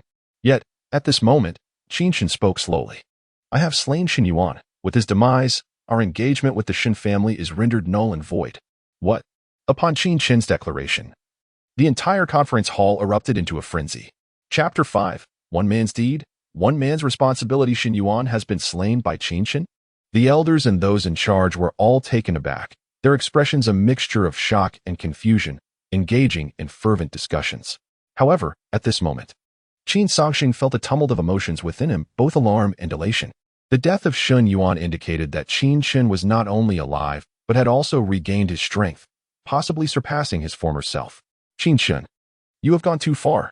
The second elder trembled, exclaiming, the Ling and Chu families are already our enemies, and now you have killed Xin Yuan, effectively pushing the Shun family into opposition against us as well. Second elder, Qin Chen shot a glance at him, calmly responding. The Shin family initiated the annulment of the engagement, allying with the Ling family. Whether or not I killed Xin Yuan, the Shin family is already set against us. Indeed. I can attest to that. Qin Xinshin hastily raised her hand. Yet, upon meeting the stern gaze of her father, Qin Yuanshan, her voice diminished significantly. Xin Yuan not only mocked Qin Gu as a waste, but also obstructed him, threatening to kill him if he did not crawl under his legs. That was why Qin Gu had to slay him. Impudence. Impudence. The Grand Elder pounded his chest in frustration, lamenting, Qin Shun, no matter what. The Shin family is a prominent family in Lingyun City. You killed their young master over this matter. Qin Chen will undoubtedly go mad. What if he unites with the Ling and Chu families against us? Can you shoulder the responsibility for that? It seems this matter does not concern you. Qin Chen replied indifferently, if Qin Chen comes, he will bear the consequences of his actions. I shall take responsibility for this. I did not ask you to bear it for me, Grand Elder. You. The Grand Elder was left speechless with rage. What has gotten into Qin Chen today? He seemed like a completely different person. While the previous Qin Chen was undoubtedly talented, he was still a mere 16-year-old boy, inexperienced in the ways of the world. Yet today, Qin Chen exuded a maturity and depth that was unsettling to him. Very well. The fifth elder rose abruptly, saying, Qin Chen, since you are willing to take responsibility, then let it be you who faces the Qin family when they arrive. However, should this lead to any losses for the Qin family, I shall see you expelled from the clan. With a wave of his hand, Qin Chen, now growing impatient, retorted, Do not speak so hastily about expulsion, fifth elder. Expulsion from the Qin family requires the patriarch's decree, and you do not possess that authority. He had come merely to report to his father, and he was disinclined to engage with these elders. In that moment, the assembly realized that Qin Chen was markedly different today. He appeared calm and unassuming, yet every word he spoke was imbued with an unyielding attitude, and his gaze regarded them as if they were mere trifles. Patriarch. Just then, a panicked voice echoed from outside. What is it? Qin Songxing replied tersely. The heads of the Ling family, Ling Shicheng, and the Chu family, Chu Shanhe, along with Qin Chengfeng, have arrived. Qin Chengfeng demands justice for his son. As the voice fell, the hall erupted with commotion. Look! After killing Qin Yuan, Qin Chengfeng has arrived with a vengeful spirit, accompanied by the Ling and Chu families. What shall we do now? The Grand Elder expressed his dissatisfaction. Grand Elder, are you afraid of them? Qin Chen inquired, fixing his gaze upon the Grand Elder, a smirk curling on his lips. Under Qin Chen's penetrating stare, the Grand Elder felt a chill run down his spine, begrudgingly retorting, I am not afraid. Then that settles it. With that, Qin Chen strode out of the hall without further ado. Naturally, Qin Songxing would not allow his son to face danger alone. He promptly issued an order. Qin Yuanshan, lead our finest guards and prepare for any eventuality. I wish to see what the three great families intend to do. Yes, instantly. Qin Songxing stepped forward, but suddenly halted. No matter the circumstances, Qin Chen was his son, a member of the Qin family, and he, Qin Songxing, would not allow him to suffer any harm from anyone. With that declaration, Qin Songxing flicked his sleeves and strode out. Having stripped Qin Chen of his Stargate was already a failure on his part as a father. Now, even if it meant sacrificing himself, he would protect Qin Chen. At this moment, the Grand Elder, Second Elder, and Fifth Elder exchanged glances. Elder brother, what shall we do? Let us go out and see. The Grand Elder replied. If Qin Songxing truly intends to go to war with the three great families, we shall have no choice but to impeach him, if necessary. We could even ally with the three families to depose him. At worst, we would compensate them for their losses, and then the Qin family would be ours. Upon hearing this, the second and fifth elders nodded in agreement. After all, Qin Songxing was merely at the eighth gate of the realm of surprising doors. We may not be his match, but that does not mean Ling Shicheng is not. If a battle ensues and Qin Songxing is slain by Ling Shicheng, then the Qin family shall also belong to us. Very well. The three elders rose and followed suit. At that moment, chaos erupted throughout Lingyun City. The incident involving the young master of the Qin family, Qin Chen, was already making waves, and now, the Ling, Chu, and Shun families had gathered outside the Qin residence, signaling that something monumental was about to unfold. The crowd assembled, watching the situation unfold. A slight misstep could change the landscape of Lingyun City entirely. Meanwhile, Qin Chengfeng, clad in a long black robe, had hair as white as snow. In an instant, his head turned white. Upon learning of his son Qin Yuan's death, Qin Chengfeng was engulfed in fury, his hair turning white as he sought the assistance of the Chu and Ling families to demand an explanation from the Qin family. How could it be that after an annulment of engagement, what returned to him was nothing but the corpse of his son? With a creak, the door swung open. A figure stepped forward, donned in dark martial attire, with long hair cascading down his back. His youthful face bore hints of immaturity, and his eyes were deep as the ocean. It was none other than Qin Chen. Upon seeing Qin Chen, Qin Chengfeng's desire to attack surged. But he was restrained by Ling Shicheng and Chu Shanhe beside him. Qin Chen, do you dare to show yourself? Qin Chengfeng bellowed like a lion. Why would I not dare to appear? The three clan heads have come so ceremoniously to my Qin family. What counsel do you seek? Qin Chen replied with a smile. Hands clasped behind his back, responding leisurely. Observing Shen Chengfeng's fiery rage, Qin Chen continued, "Clan leader Shen, what is it? Are you dissatisfied with the coffin prepared for Shen Yuan? Crafted from the finest fragrant wood, it guarantees that the body will not rot." Qin Chen. At these words, Shen Chengfeng could no longer contain his fury. "You have slain my son, and today I shall take your life." The audacity of the Shen clan leader. To take my son's life? Let us see you try. At this moment, Qin Songshan emerged, casting a stern gaze upon the gathered elite from the three great families. Chapter 6. Challenge of Three Duels. Qin Songshan. While Shen Chengfeng was the head of the Shen family, his strength paled in comparison to Qin Songshan, causing his momentum to falter. "Qin Songshan, my son came to the Qin family merely to annul the engagement. If your family disagrees, you need not comply." "But why must you kill my son?" "Clan leader Shen, you are mistaken." Qin Songshan had yet to speak, but Qin Chen shook his head, maintaining his tone. "It was not the Qin family that killed him. It was I, Qin Chen." Stepping out of the gate and into the square of the Qin residence, he stood merely 100 paces away from Shen Chengfeng. For someone of Shen Chengfeng's caliber, a master of the eighth gate, that distance was but the span of 2 breaths. Yet, in that moment, he dared not move, for Qin Songshan stood right behind Qin Chen. To call off the engagement was one thing. However, Shen Yuan erred in his need to assert his status, obliging me to crawl beneath him.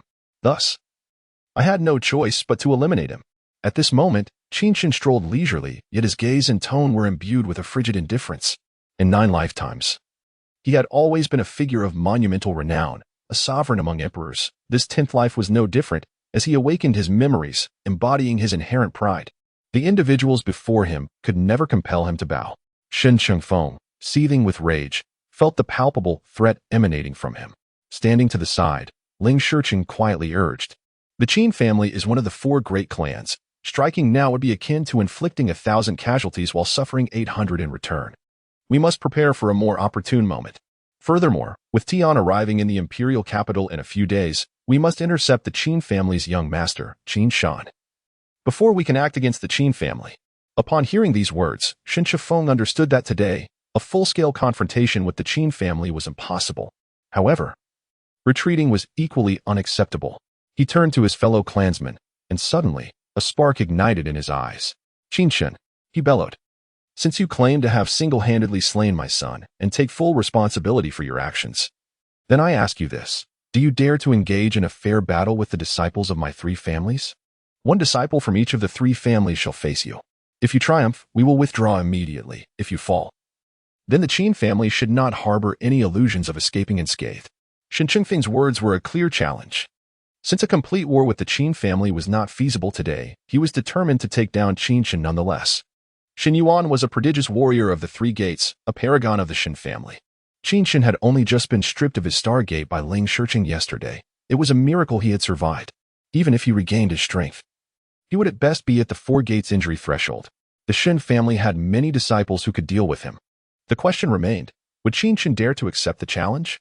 "What's this? Are you afraid?" Shen Chengfeng mocked. "Aren't you the most talented person in Lingyun City, Qin Chen?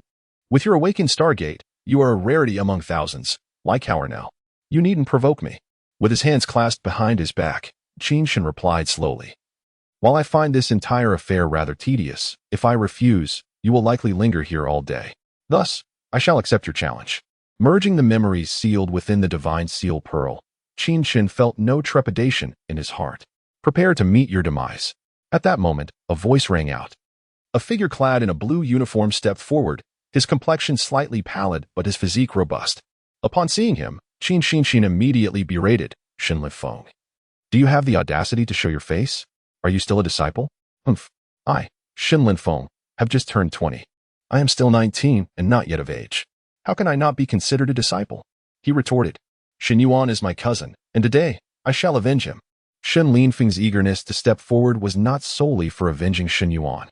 With Shen Chengfeng having only 1 son, the death of Shen Yuan presented him a substantial opportunity to inherit the position of the family head.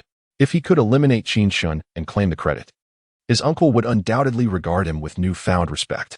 With a sneer, Shen Lifeng addressed Qin Chen, "You have slain my brother. I, Shen Lifeng, will not allow you to live." Qin Chen merely shook his head, unconcerned, and said, "Come, then. Prepare to meet your end." Shen Lifeng lunged forward, his aura enveloping him. He was indeed a master of the fifth gate. Within the realm of the nine gates, the fifth gate held a significant advantage, with spiritual energy surging through his meridians, accumulating a reservoir of power that exceeded that of the fourth gate's warriors by more than double.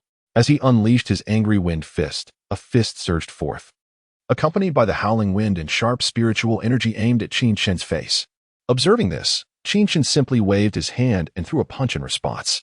Although he was currently at the fourth gate's injury threshold, his body had been rejuvenated by the abundant energy of the divine seal pearl, allowing him to unleash his strength effectively, now boasting an impressive 40 horsepower potential, effectively doubling Shen Linfeng's power.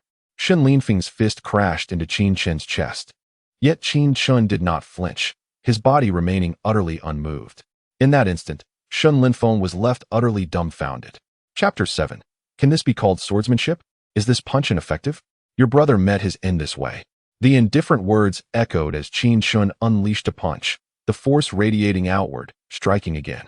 Crack! This time, Qin Chen's fist landed squarely on Shen Linfeng's chest. In an instant, the spiritual energy surged from his palm, crashing into Shen Linfeng's heart. In that fleeting moment, Shen Linfeng's heart exploded, sending him sprawling backward, a mouthful of blood spewing forth, rendering him incapacitated. With one effortless punch, Shen Linfeng was subdued. Shen Qingfeng's eyes bulged, his aura surging wildly. What? Qin Songxing suddenly laughed. Patriarch Shen, do you now regret it? The agreed-upon battle has only just begun. Who else dares to step forward now? Qin Songxing was taken aback. Qin Chen had not only regained his cultivation, but seemed to have grown even more formidable. You, Patriarch Shen. At that moment, Chu Shan had grasped Shen Qingfeng's arm and whispered, though this lad is merely at the 4 doors of injury realm, his power is peculiar. Having survived a great calamity, he must have encountered some fortuitous event or consumed a legendary pill from the Qin family, which explains his strange strength. I fear only a 6 doors realm warrior can defeat him.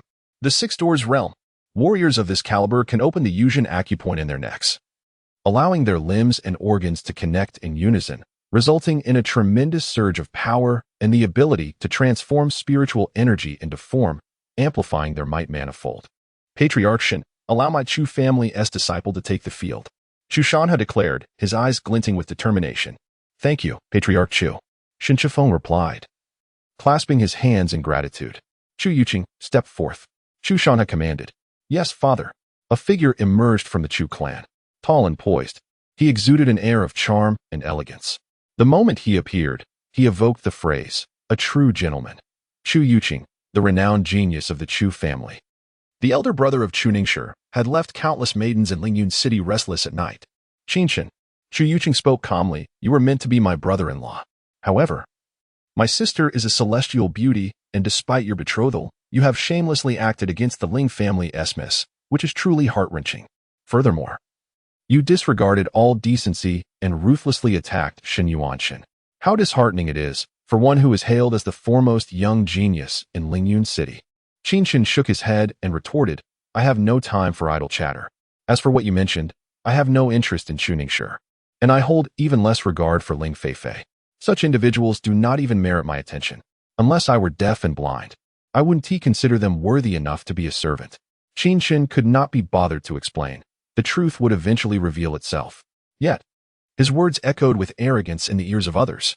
Ling Feifei, the third miss of the Ling family, though not as stunning as Chu Ningshi, was still widely acknowledged as one of the most beautiful women in Lingyun City, second only to Chu Ningshi. How dare he say she wasn't worthy of being a servant? Had it been before, Qin Chen might have been swayed by Chu Ningxi's beauty. However, recalling her venomous nature, he felt nothing but disgust. Moreover, as the 9 lives sovereign, with a wealth of memories, he had encountered countless women. Chu Ningshi was far from remarkable, and Ling Feifei was even less noteworthy. Nonetheless, his proclamation incited a flurry of indignation among the onlookers. Humph! A lecherous rogue. Insulting young Master Chu. Young Master Chu. Teach him a lesson. Young Master Chu. This fellow is truly shameless. Please, discipline him well, and I shall reward you generously. With the Star Gate rendered useless, his arrogance was unbearable. Young Master Chu, I can hardly bear to watch. Chu Yuqing was regarded as a prodigy of the Chu family and the quintessential Prince Charming of Lingyun City. Qin Chen was undoubtedly courting disaster. Very well. It appears that you are beyond redemption. Only your demise will suffice. With a flourish, Chu Yuqing drew a long sword, its blade gleaming with a faint aura. Wow, young Master Chu is so handsome. A man with a sword is the most dashing. Young Master Chu, I wish to bear your children. Pfft. With your looks, does young Master Chu even notice you? Young Master Chu, I want to bear twins for you, oh no, triplets. The crowd erupted into a cacophony of infatuated voices. Holding the long sword, Chu Yuqing gazed at Qin Chen, a smile gracing his lips, though a murderous intent simmered within. Though his sister Chu Ningshi had broken off the engagement, the past still lingered. Once his sister matured at the Divine Academy, this engagement could become a stain on her reputation. However, if Qin Chen were to be eliminated, the remnants of that engagement would fade from the memories of Lingyun City. Thus, today, Qin Chen must die. Killing Qin Chen would crush Qin Songshan's spirit, and when the Ling and Chu families were adequately prepared, they would strike down the Qin family, solidifying their control over Lingyun City. It turns out he wields a cheap weapon. Noticing the long sword in Chu Yuqing's grasp, exuding a subtle spiritual energy, Qin Chen remained unfazed. This is how it should be.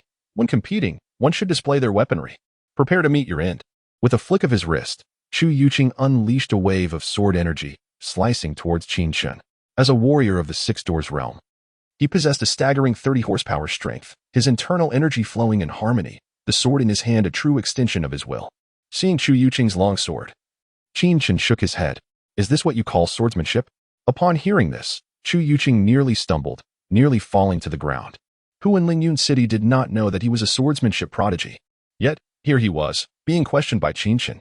Yuqing, this boy is cunning. Do not let him distract you. He is attempting to provoke you. Chu Shanha barked. Provoke? He isn't worth my attention. Qin Chen chuckled, taking a step back to dodge Chu Yuqing's attack, then turned to Qin Chen. Qin Chen, hand me the wooden sword you practice with. Huh?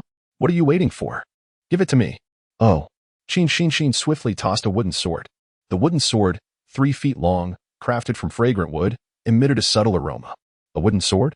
What is Qin Chen planning? Will he challenge with a mere wooden sword against a common weapon? The wooden sword is typically used for sparring to prevent injury, while a common weapon possesses far greater force than an ordinary iron sword. Furthermore, a common weapon can channel spiritual energy, enhancing its might significantly. A wooden sword against a common weapon? Is Qin Chen courting death? Chapter 7. Can this be called swordsmanship? That punch? Ineffective? Your brother died like this. A voice, devoid of emotion, echoed as Qin Chen unleashed a second powerful strike. Crack. This time, Qin Chen's fist collided directly with Shen Linfeng's chest. In an instant, the spiritual energy surged from his palm, striking at the location of Shen Linfeng's heart. In that fleeting moment, Shen Linfeng's heart burst apart, sending his body reeling backward. A mouthful of blood spewed forth, and he collapsed to the ground, unable to rise. A single punch, effortlessly dispatching Shen Linfeng.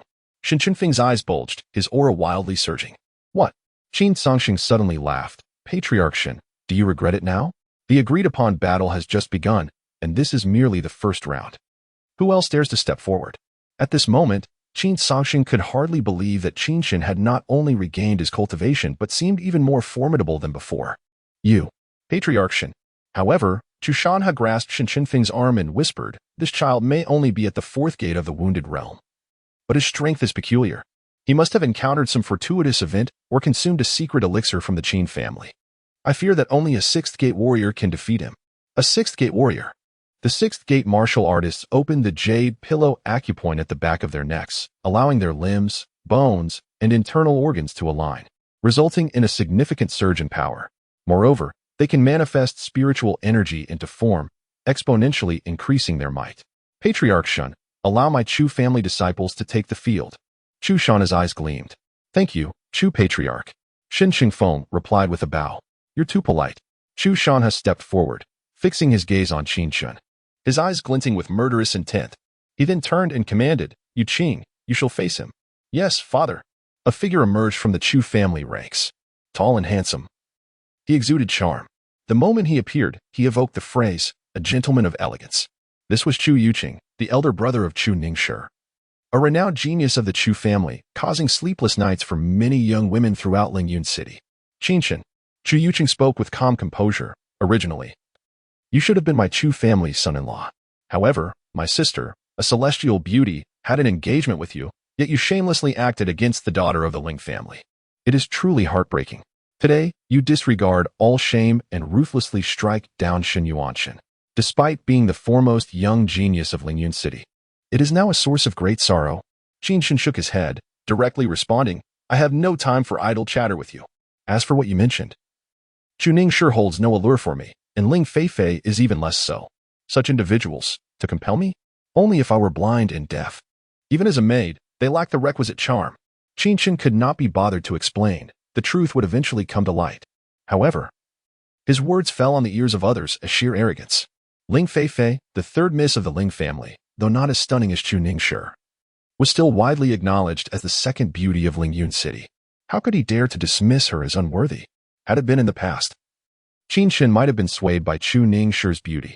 But now, recalling her treacherous nature, he felt nothing but disgust. Furthermore, as the Nine Lives Sovereign, with memories intertwined, he had encountered too many women. Chu Ningshi was truly insignificant, and Ling Feifei even more so.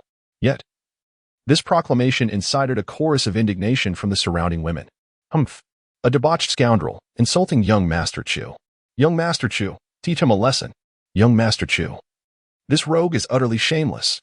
Please, discipline him properly, and I shall reward you handsomely. The crowd erupted into infatuated chatter.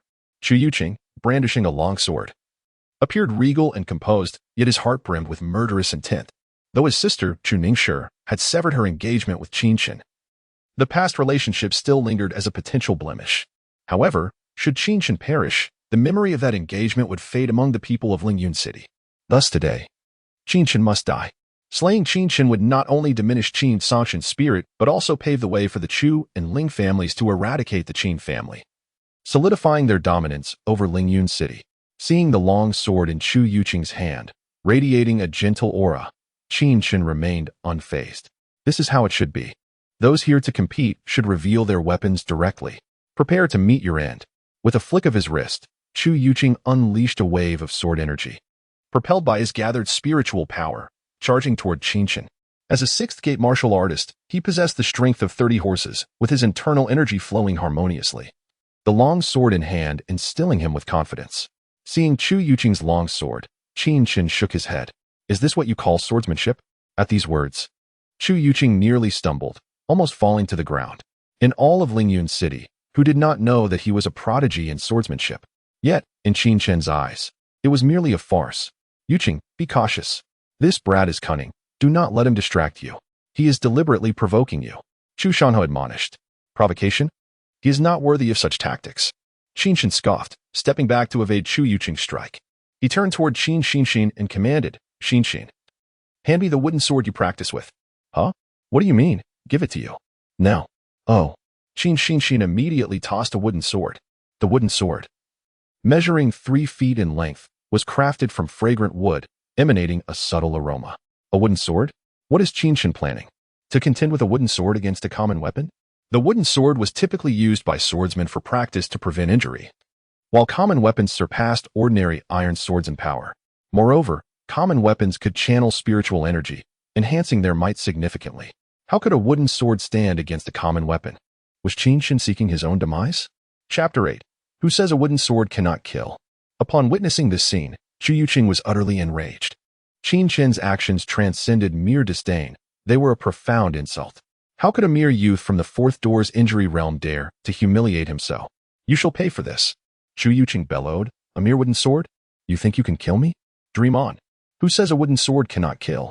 At that moment, Qin Chen held the wooden sword, sauntering with an air of indifference. As the two figures clashed in the arena, the crowd was astonished to find that Qin Chen, with his wooden sword, was able to withstand Chu Yuqing's formidable longsword. It was simply inconceivable.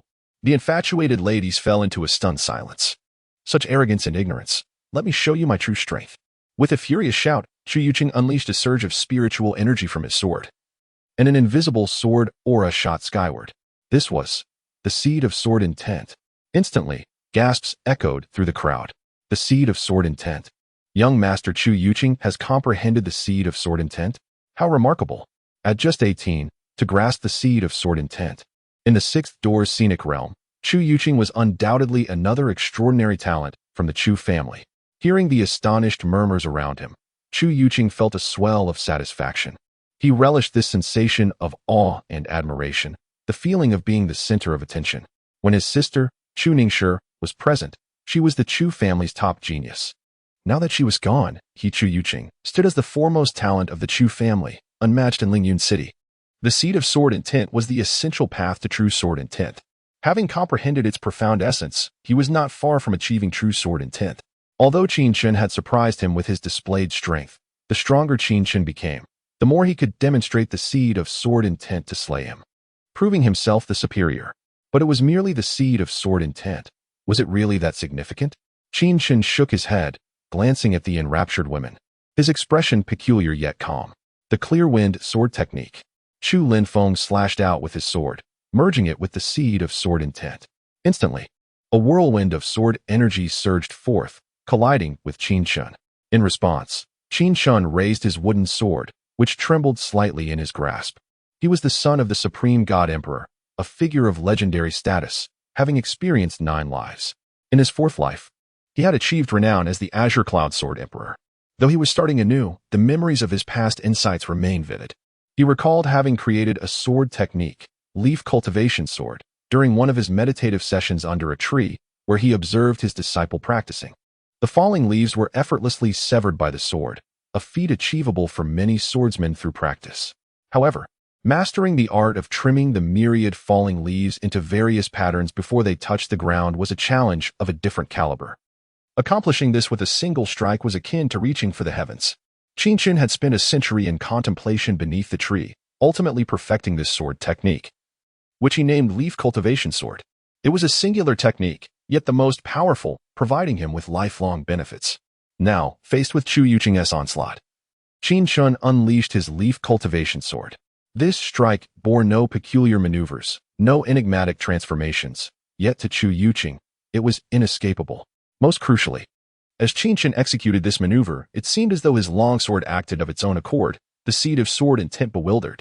In the blink of an eye, the attacking sword aura spiraled out of control, reversing its course, and instead of advancing, it rushed back toward him. To the spectators, it appeared as though Chu Yuqing was attacking himself. Indeed, that was the reality. Yet, Chu Yuqing found himself at a loss for words.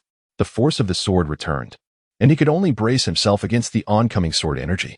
Suddenly, he caught sight of Qin Chen's face, his smile, but he was powerless to act. He could only watch helplessly as Qin Chen approached, the wooden sword piercing through his heart with a soft thud. The act seemed deceptively simple, yet he found himself unable to retreat or resist. How could this be? Gradually, Chu Yuqing felt his consciousness fading, his vision blurring, and his eyes growing heavy. The surrounding gazes and sounds began to fade away. Yuqing, Chu Shanhe, the head of the Chu family, trembled as he witnessed the scene unfold.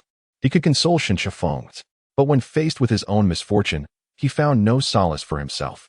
He had believed victory was assured, yet his son lay dead, slain by Qin Chen with a wooden sword. At that moment, the infatuated onlookers were rendered speechless.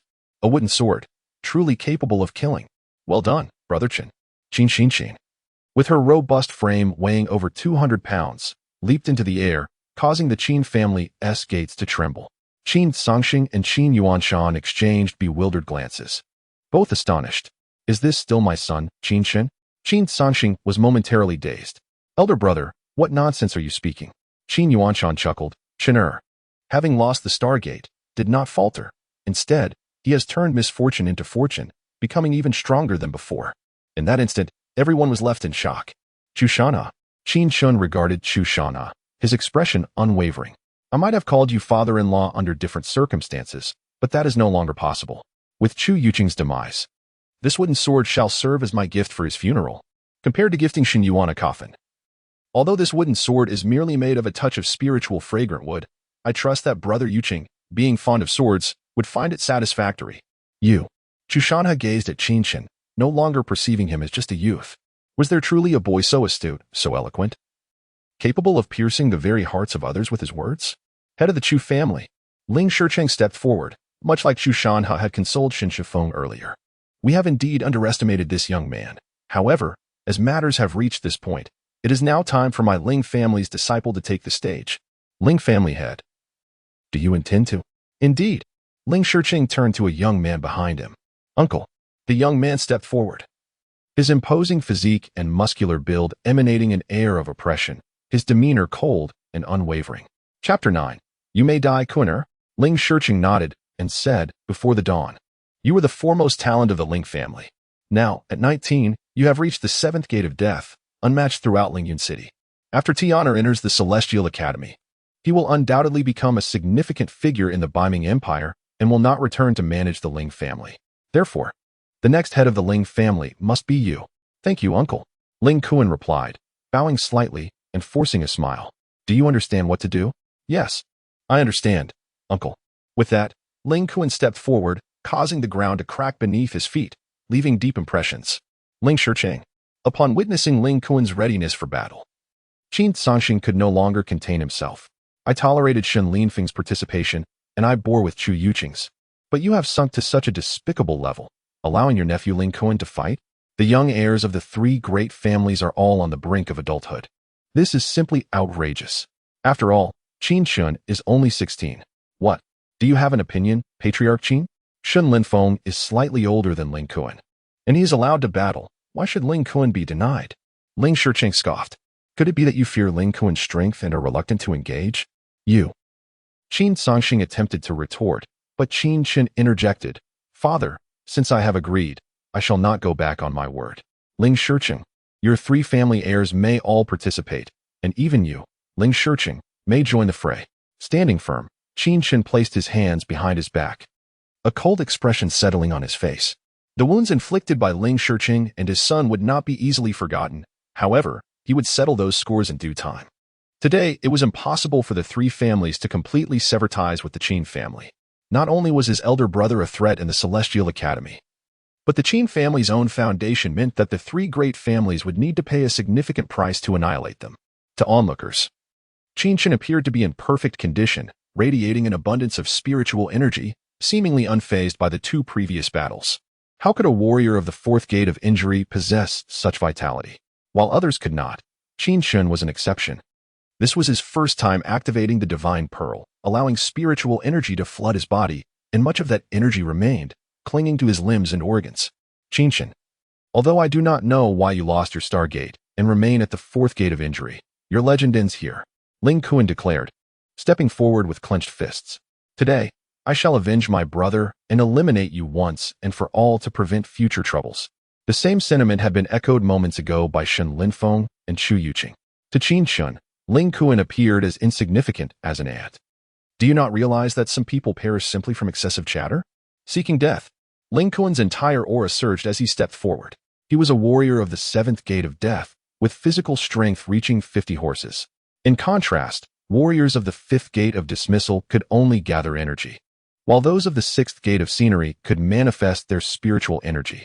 The 7th gate of death allowed for the opening of the life gate, granting immense power and abundant spiritual energy, enabling brief moments of levitation, an ability unreachable by those in the first 6 gates. Faced with Qin Chen, Ling Kuan felt no burden whatsoever. Killing him was as simple as squashing an ant. Ling Kuan charged forward, delivering a powerful punch. Qin Chen did not evade or retreat. He braced himself for the impact. Bang! In an instant, the 2 figures collided and then separated. Qin Chen was sent stumbling back 5 steps, his foot cracking the ground beneath him, while Ling Kuan was barely pushed back a single step. The disparity was evident. Ling Kuan, indeed, was the former prodigy of the Ling family. Chu Chifeng exhaled in relief. With Chu Yuqing dead, Qin Chen must accompany him to the grave. With Ling Kuan now in action, Qin Chen's demise seemed inevitable. My body is still a bit weak. Qin Chen shook off the tingling sensation in his arm, unable to suppress a frown. Although his body had been enhanced by the spiritual energy within the Divine Pearl, his memories from 9 lifetimes had only recently begun to meld, leaving him somewhat uncoordinated. It seemed he would need to employ some unconventional methods. Qin Chen's gaze remained fixed on Ling Kuan, meticulously observing his every movement. As the 9 Lives Sovereign, he had encountered countless individuals. Ling Kuan was merely 3 gates above him, and every warrior had their vulnerabilities. While he might struggle to perceive the weaknesses of those above the 9th gate, those below were clear. Why the sudden silence? Ling Kuan bellowed, leaping into the air before crashing down, creating a thunderous explosion that shattered the ground like a freshly dug grave. Qin Chen dodged this onslaught, but remained in a defensive stance. Now, Qin Songxing was anxious. He could defeat Qin Lin Feng of the 5th Gate of Dismissal and even the 6th Gate of Scenery's Chu Yuqing. But Ling Kuan of the 7th Gate of Death was a different matter. The power of the Death Gate boasted a potency more than double that of the 6th Gate, with the ability to manifest spiritual energy and learn a diverse array of techniques. Otherwise, the 7th Gate would not be regarded as a master level throughout the Baiming Empire.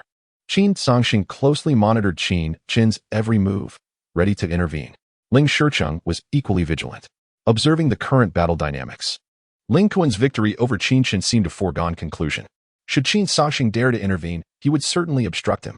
If Qin Chen survived this day, he would undoubtedly become a future threat. Where has your arrogance gone? Ling Kuan mocked, observing Qin Chen's evasive maneuvers. Did you not just say that the Death Gate is merely average? Indeed, it is average. Qin Chen suddenly halted, fixing his gaze on Ling Kuan, his expression devoid of emotion. Still dreaming, Ling Kuan concentrated, gathering spiritual energy between his palms, which coalesced into the fearsome visage of a tiger, baring its teeth in a menacing display. This was the manifestation of spiritual energy achievable at the 6th Gate. However, executed by Ling Kuan of the 7th Gate, its power was terrifying. Yet, witnessing this, Qin Chen remained unfazed, as though the earlier hasty engagement was merely a fade. To the onlookers, it appeared that Qin Chen was the one feigning calmness. You may die, Qin Chen uttered softly, taking a step forward. Chapter 10. The inconceivable. In that fleeting moment, a tempest of spiritual energy surged within him, coalescing upon the surface of his body. Layer upon layer of this energy condensed, exuding a presence more formidable than that of Ling Kuan. With a resounding roar, a phantom materialized before Qin Chen, gradually taking on a more tangible form. It was the silhouette of a dragon, stretching over 10 meters in length, as thick as a barrel, adorned with twin horns atop its head. Though it had yet to fully take shape, nevertheless, this dragon emanated an aura of unparalleled terror. This was the external manifestation of spiritual energy, not merely externalization, but the transformation of spiritual energy into form. How could this be? Qin Chen was merely at the 4th Gate of the Injury Realm. How could he possibly achieve the externalization and transformation of spiritual energy? Such feats were reserved for those at the 5th Gate of the Du Gate realm and the 6th Gate for the transformation. How could he accomplish this? In that moment, everyone before the Qin residence stood in utter disbelief. Qin Zongxing was so overwhelmed with excitement that he clutched his younger brother Qin Yuanshan's arm tightly. Brother, you're hurting me. Qin Yuanshan replied with a wry smile. Chen, this is simply astonishing. Indeed, this scene was beyond comprehension. Only those at the 5th Gate could externalize their spiritual energy, and only those at the 6th Gate could manifest it into form. Yet here was Qin Chen, at the 4th Gate, achieving what others could not even dream of. Who would believe such a tale? Yet this spectacle was unfolding right before their eyes. I told you, you truly are merely average. As Qin Chen's words fell, the dragon encircling him roared, baring its fangs and lunging at Ling Kuan. However, instead of charging directly towards Ling Kuan, it circled around to strike from behind, aiming for the vital point. Qin Chen had been observing Ling Kuan for some time, identifying the critical weakness located at the back of his neck. The earlier retreat was a calculated maneuver to ensure a fatal blow, for if a single opportunity were left, Ling Shicheng, at the 9th Gate of the Heavenly Gate realm, would intervene, rendering Qin Chen's victory impossible. With a sharp snap, before Ling Kuan could even launch an attack, his head was severed in a single strike, blood spraying into the air. Kuaner, Ling Shicheng, intending to guard against Qin Zongxing's intervention, never anticipated the swift turn of events, where Ling Kuan was dispatched in an instant by Qin Chen. Haha, splendid. Qin Zongxing stepped forward, laughing heartily, as expected of my son, Qin Chen. Ling Shicheng, Zhu Shanhe, Qin Chifeng, today, my son has triumphed in all 3 duels. What are you still doing lingering outside my Qin residence? If you wish to challenge me, I, Qin Zongxing, will gladly stake my life to face you. Upon hearing this, Ling Shicheng suppressed his fury with great difficulty. We shall take our leave, he spat, turning away in anger. Ling Shicheng. Qin Chen stood firm and spoke languidly. I am eternally grateful for your rebirth, and I shall repay you in due time. Do not forget to take Ling Kuan's corpse with you. With that, Qin Chen turned and re-entered the Qin estate. Ling Shicheng's hands cracked with tension, his rage barely contained, yet ultimately, he departed. Zhu Shanhe and Qin Chifeng were equally incensed. Not only had they failed to restore their dignity today, but they also suffered significant losses, returning in disgrace. This incident would undoubtedly spread, transforming them into the laughingstock of the entire Lingyun city. Observing the retreat of the three great families, the members of the Qin family felt a chill run down their spines. One misstep could have led to their utter annihilation. Yet the impact of the three battles was monumental. Qin Songxing and Qin Yuanshan exchanged glances, rendered speechless. The elders, too, bore grim expressions, unable to fathom that Qin Chen had emerged from the celestial stargate even stronger than before. Meanwhile, Qin Chen, seemingly unfazed, strolled through the gates towards his courtyard. Brother Chen, you are truly amazing. Absolutely incredible. Qin Xinshin trailed behind, unable to contain his excitement, his face flushed with enthusiasm. With a single strike, he vanquished Shen Linfeng, and with a wooden sword, he slew Chu Yuqing. Moreover, he externalized his spiritual energy and transformed it to kill Ling Kuan, a warrior of the seventh gate. How on earth did you accomplish this? At that moment, Qin Xinshin was utterly astounded, his worldview irrevocably altered. Qin Xinyue regarded Qin Chen with gratitude. Thank you, Brother Chen. What do you thank me for? Qin Chen replied nonchalantly. You are my sister. When Xinshin and I witnessed our second uncle chastising you, we wanted to teach him a lesson on your behalf. Now that we have grown up, we certainly cannot allow anyone to bully you. Indeed, sister, Qin Xinshin exclaimed, embracing Qin Chen with a hearty laugh. Now, who would dare call him a waste of the celestial stargate? If it weren't for Brother Chen's swift action, I would have slapped Shen Yuan dead. Enough boasting. The trio made their way toward the courtyard, filled with laughter and joy. However, upon reaching the adjacent courtyard, Qin Xinshin suddenly halted. What is the matter, Brother Chen? Qin Xinshin scratched his head. Today marks your incredible transformation. Should we not share this joyous news with our second brother to lift his spirits? Second brother, Qin Chen, having absorbed the memories of this body's former owner, was aware of the three sons of Qin Songxing. The eldest, Qin Shan, was currently training at the Celestial Academy and was rumored to have entered the inner sanctum. The three great families did not dare to act recklessly, likely fearing that if they annihilated the Qin family, Qin Shan would go mad with vengeance. As for the second son, Qin Hai, he had once been a renowned genius of the Qin family. However, 2 years ago, while honing his skills in the Lingyun Mountains, he suffered a tragic accident, breaking his leg in the frigid Tianjin Gorge, a place notorious for its toxic miasma. That he survived was already miraculous. However, he was left unable to stand. His meridians blocked, rendering him incapable of absorbing spiritual energy or practicing martial arts. Since then, Qin Hai had lived in seclusion, immersed in books and paintings, indifferent to the world. This had transpired 2 years ago. During this time, Qin Hai had become nearly invisible within the Qin family, with only Qin Chen and a few others visiting him regularly. Very well, Qin Chen replied lightly. Xinshin, Sister Xinyue, I suspect that father and second uncle will seek me out for a discussion shortly. You two should check on them, and I shall have a private conversation with second brother. Understood. Qin Xinshin and Qin Xinyue departed, and only then did Qin Chen exhale deeply. Today, he integrated the memories of the sealed 9 lives, realizing his extraordinary nature, which inevitably set him apart from the past. The earlier chaos had prevented anyone from observing him closely, and with second brother in a state of recuperation, he could not help but notice. Taking a breath, Qin Chen smiled. Why worry? In this world, there is only one Qin Chen. The 9 lives sovereign is me. And the third young master of the Qin family is also me. With a serene smile, Qin Chen pushed open the door and entered. Chapter 11. I can heal. Within the small courtyard. A lush expanse of green bamboo occupies a considerable area. On a table inside the yard, various calligraphies and paintings are spread out, their strokes vigorous and powerful, evoking a sense of time's passage. The heavens move vigorously. A gentleman should strive unceasingly. The earth is vast and nurturing. A gentleman should bear virtue to support all. Qin Chen recited slowly. A soft sound echoed as a figure emerged, pushing a wheelchair with both hands. Dressed in a long green robe, his physique appeared somewhat frail. Once a proud and upright man, he now sat in the wheelchair, looking somewhat desolate, yet his back remained straight.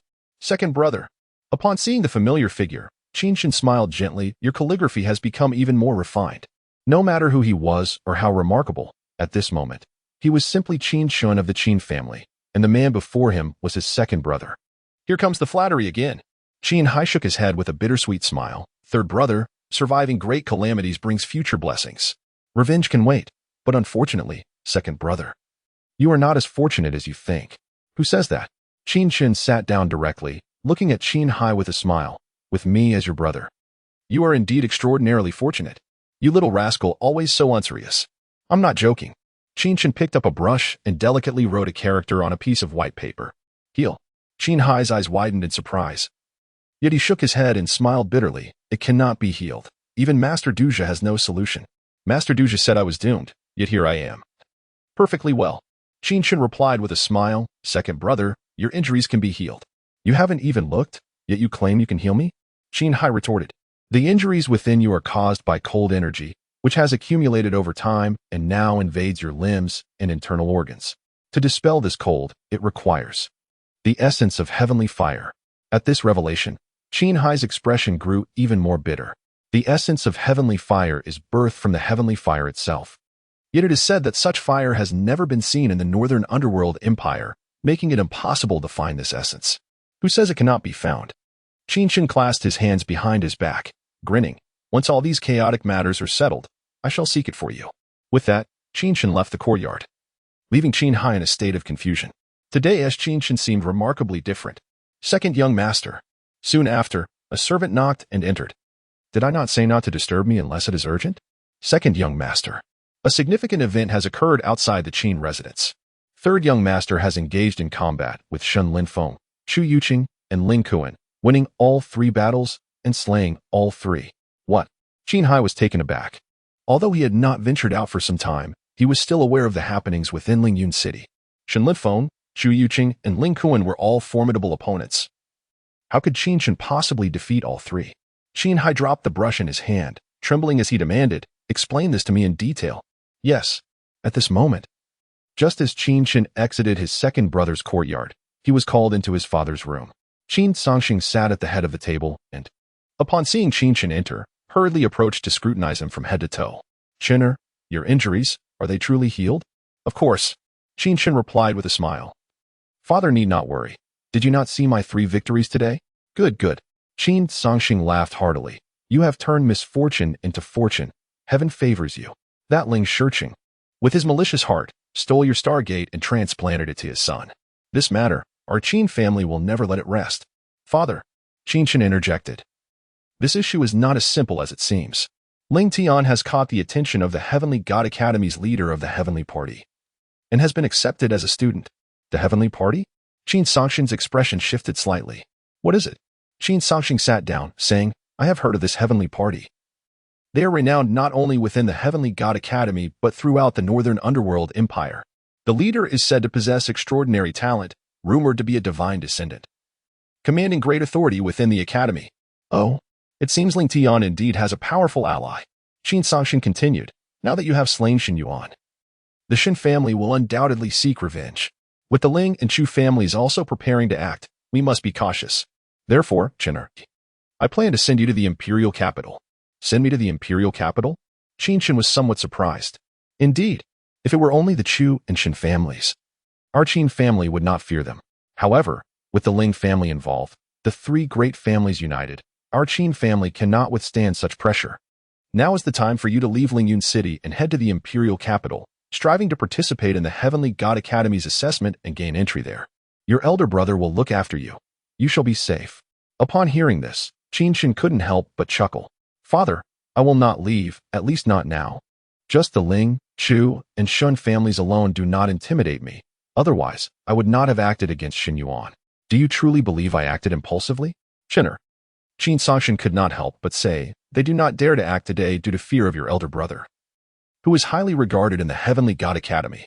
However, with Ling Tian and Chu Ningshi heading there, it is certain the Heavenly Party will target your brother. At that time, your brother may find himself unable to escape, and the Qin family will be in peril. I will not be able to protect you. Then tell me, how long do we have before the 3 great families strike? About 3 months, Qin Songxing responded helplessly. This time, Ling Shurqing is holding back due to concern for your brother. Once Ling Tian arrives at the Heavenly God Academy, it is likely he will take action against him. The time for news to circulate is about 3 months, or perhaps even shorter. 3 months? Qin Chen murmured, that is sufficient. With those words, Qin Chen smiled naturally, bidding farewell to his father and uncle before returning to his own courtyard. Meanwhile, Qin Songxing and Qin Yuanshan exchanged glances, both perplexed. What on earth is Qin Chen planning? At the same time, in Lingyun City, the Ling family, within the luxurious estate, Ling Shichen's expression was as dark as thunder. Seated on either side, Shen Shifeng and Chu Shanhe appeared equally heartbroken. The three great families had lost three of their most talented youths. The losses were far greater than anticipated. Patriarch Ling, this matter cannot simply be overlooked. I will return immediately to rally the forces of the Shen family and besiege the Qin family. Shen Shifeng stood up, shouting angrily. Are you as rash as your son? Ling Shicheng retorted, I have said it before. Without proper preparation, we cannot act. What preparation is lacking?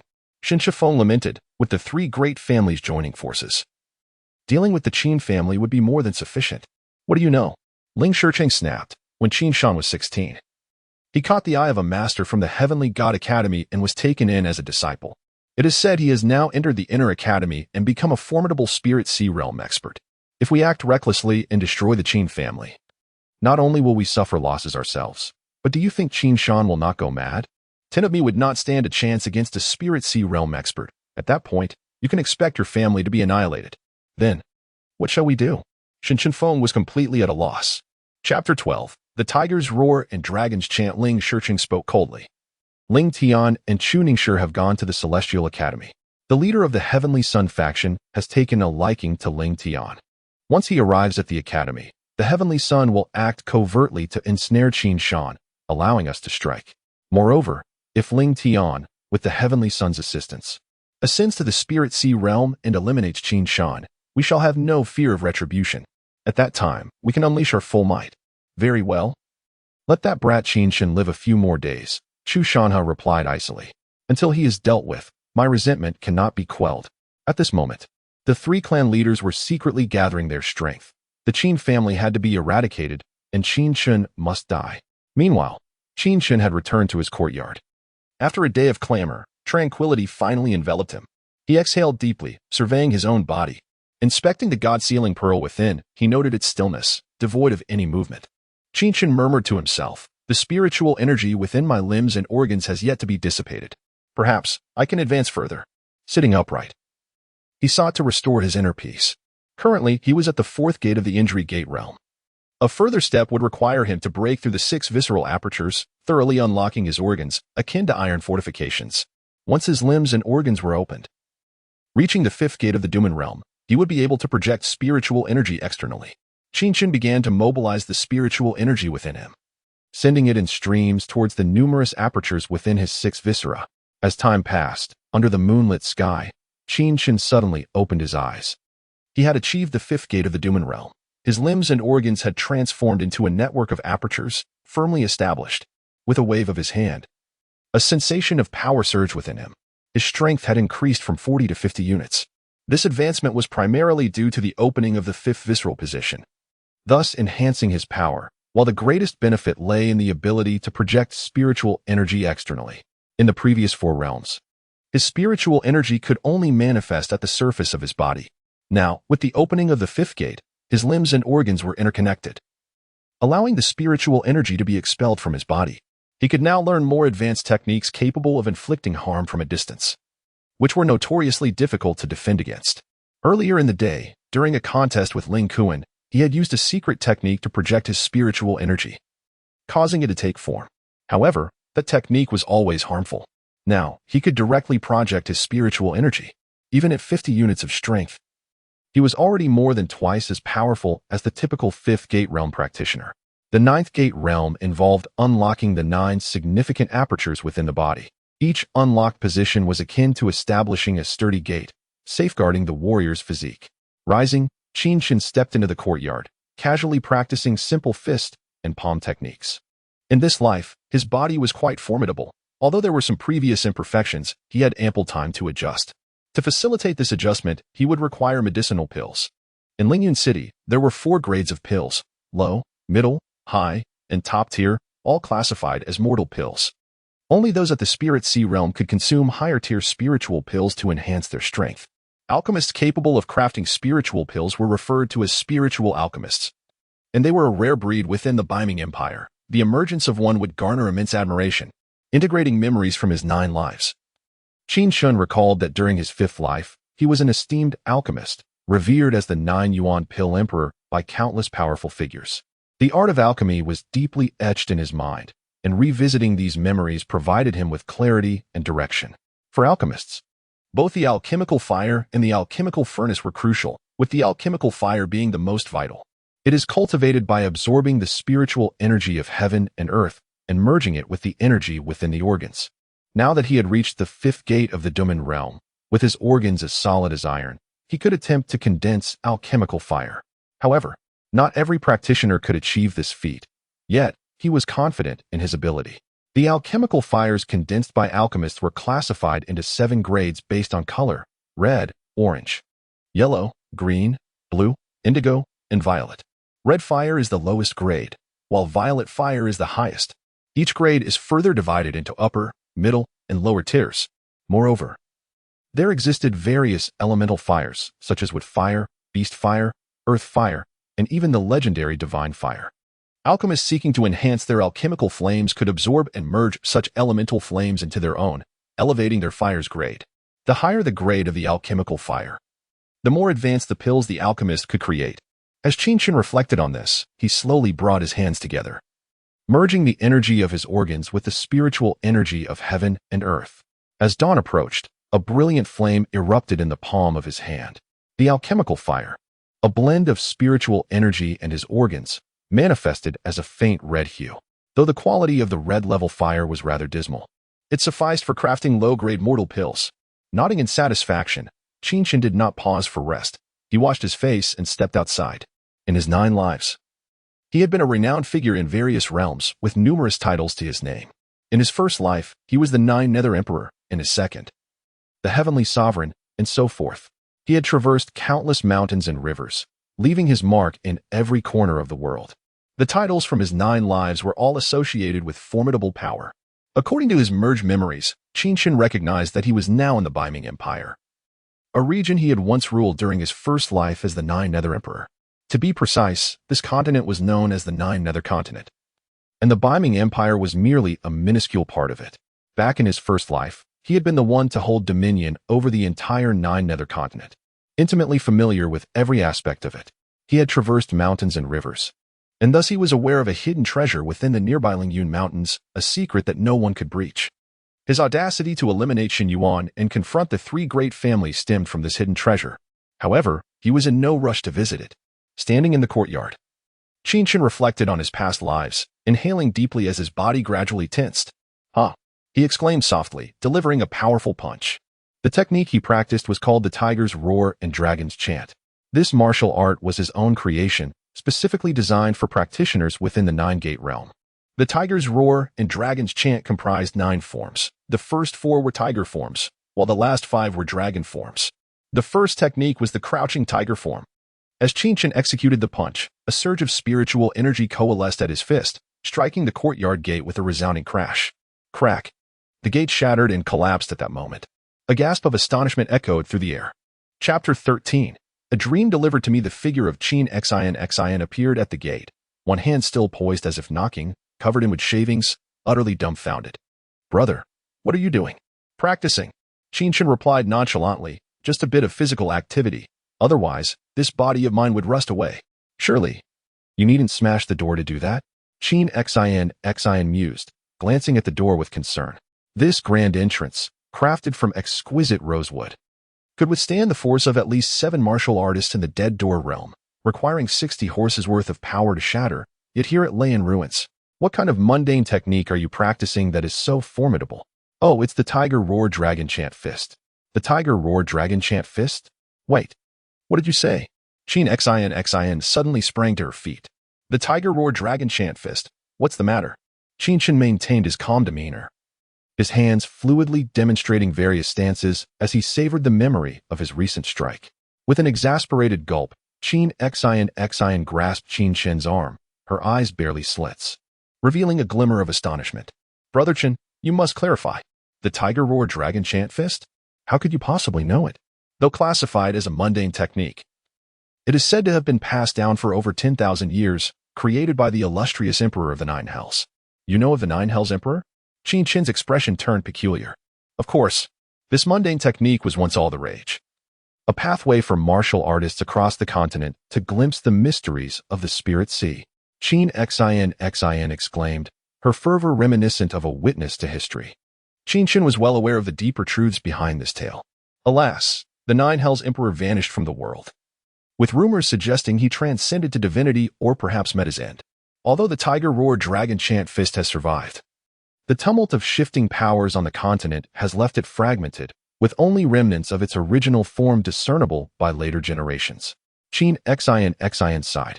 Like the Tiger Roar Fist, the Flying Dragon Fist, the Wandering Dragon Fist, and so forth. Indeed, it is as you say. Qin Xin seized Qin Chen's arm, a mischievous smile brightening her face. Brother Chen, where did you learn this? Me? Qin Chen nodded. The Nine Hells Emperor visited me in a dream, imparting to me the complete set of the Tiger Roar Dragon Chant Fist. You're just boasting. Don't believe me? Without further ado, Qin Chen took a step back. Fierce Tiger Stance. Flying Tiger Stance. Hungry Tiger Stance. As he executed each move, Qin Xin's astonishment grew. 9 stances. The first 4 were tiger forms, the latter 5 dragon forms, simply transcendent. Brother, truly, the Nine Hells Emperor imparted this to you? Qin Xin was at a loss for words. Of course, why would I deceive you? I understand now. Qin Xin suddenly enlightened.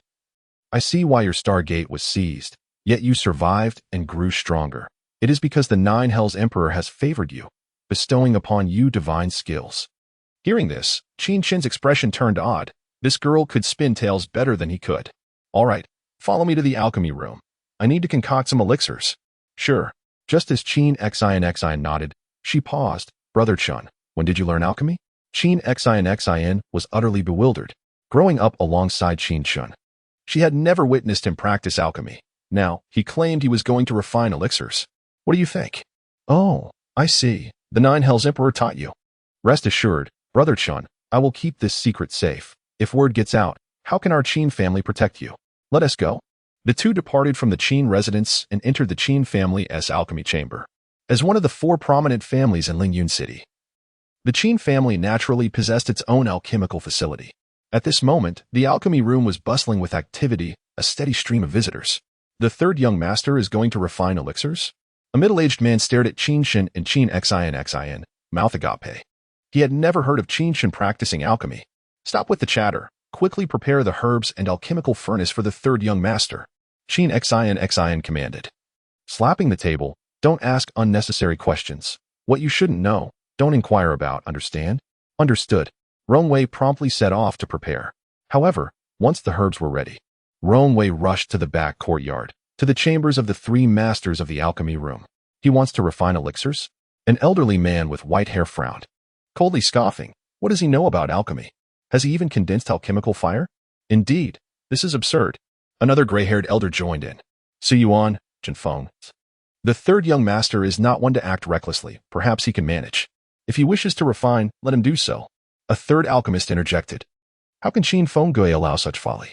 Su Yuan rose, hands clasped behind him, snorting, you should remain within the Qin residence. Does he not fear the Ling family, sending someone to eliminate him? With his murmured words, Su Yuan stormed out. He was curious to see what Qin Chen was up to this time. Chen Feng followed closely behind. Meanwhile, Qin Fenggui stood up and turned to Rongwei, saying, quickly inform second master. Yes. At this moment, Qin Chen and Qin Xin found themselves in an alchemy room. This chamber, modest in size, housed a tall alchemical furnace at its center, with sturdy legs and intricate dark engravings at the base. Surrounding the furnace were several holes of varying sizes, though they were all blocked, designed to regulate temperature within and allow alchemists to observe the shape of the elixir. Herbs. Qin Chen approached the herb rack, his brow furrowing upon inspecting the materials. He intended to concoct 3 types of elixirs. The first was the bone-soothing pill.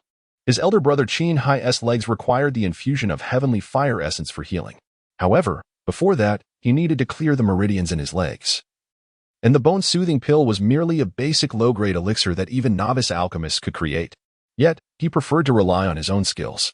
Next, he aimed to refine a mid-grade opening pill for personal cultivation. The bone-soothing pill required 3 primary herbs, sholenkeo, bitterbean root, and 100-flower fruit.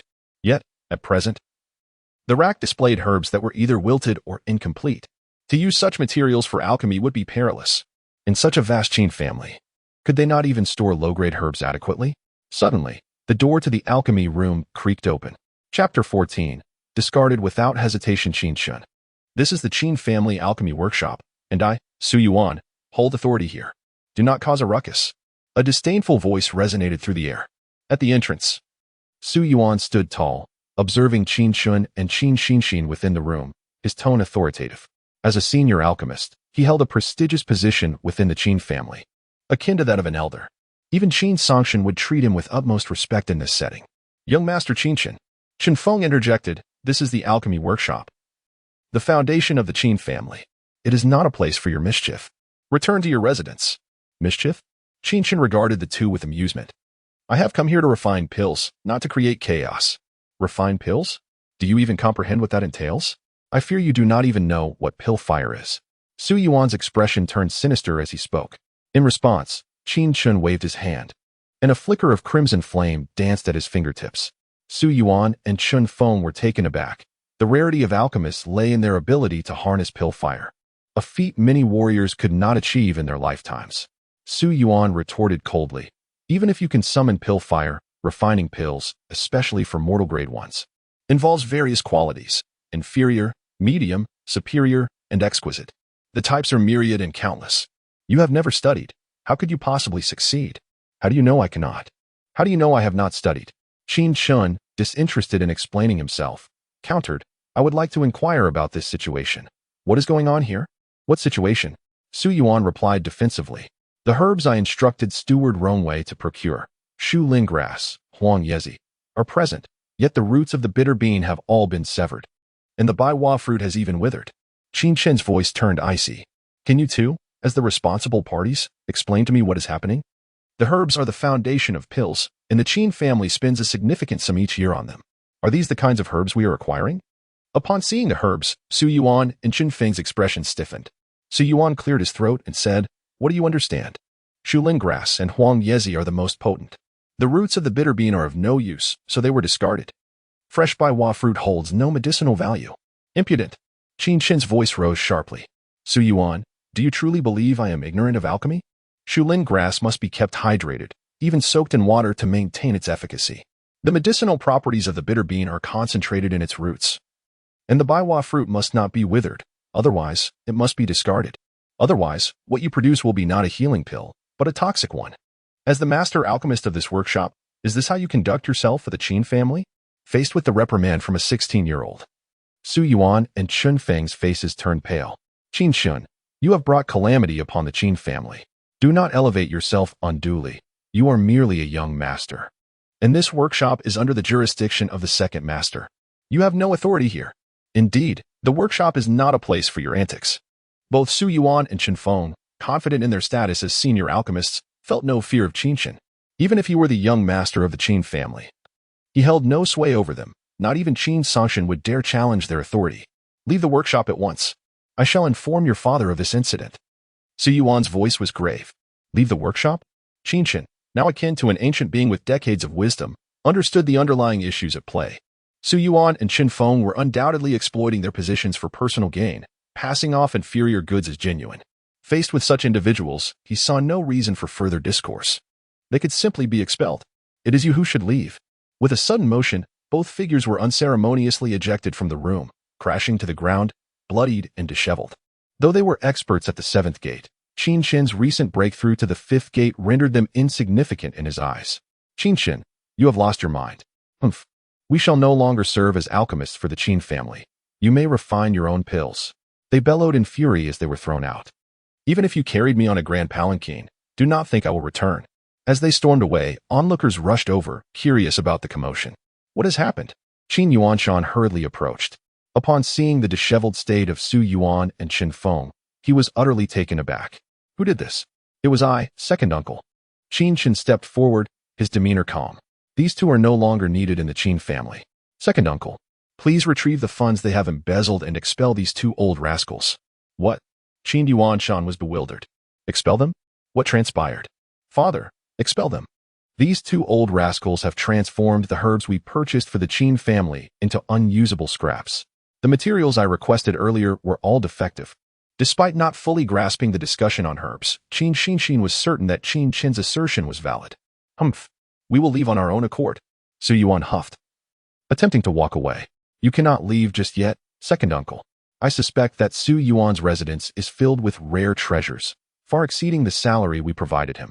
A search will reveal the truth, Qin Chen asserted, casting a glance at the two before departing. Father, you must investigate. Qin Chen hurried after Qin Chen. Observing Qin Chen's departure, Qin Yuanshan entered the alchemy chamber and quickly comprehended the situation. Bring both masters back to their residences immediately. We must ascertain what they possess. As the order was given, Su Yuan and Qin Feng's complexions paled. They had assumed Qin Chen was ignorant of alchemy, believing they could deceive him with mere fabrications. Now, they realized they were in grave trouble. Brother Chen, wait for me. Where shall we go now? The herbs in the workshop are rife with issues. I need to refine Shu Gu Dan and Tuamin Dan. If I can locate the Yin Lingji, I could also concoct the Zhu Yuan Dan for my father. Zhu Yuan Dan? Qin Chen was perplexed, having never heard of the pills Qin Chen mentioned. It is a type of pill that condenses inner source energy and opens the 9 gates of heaven. Such a pill exists? Qin Chen, disinterested in further elaboration, led Qin Chen to the Shengdan Pavilion.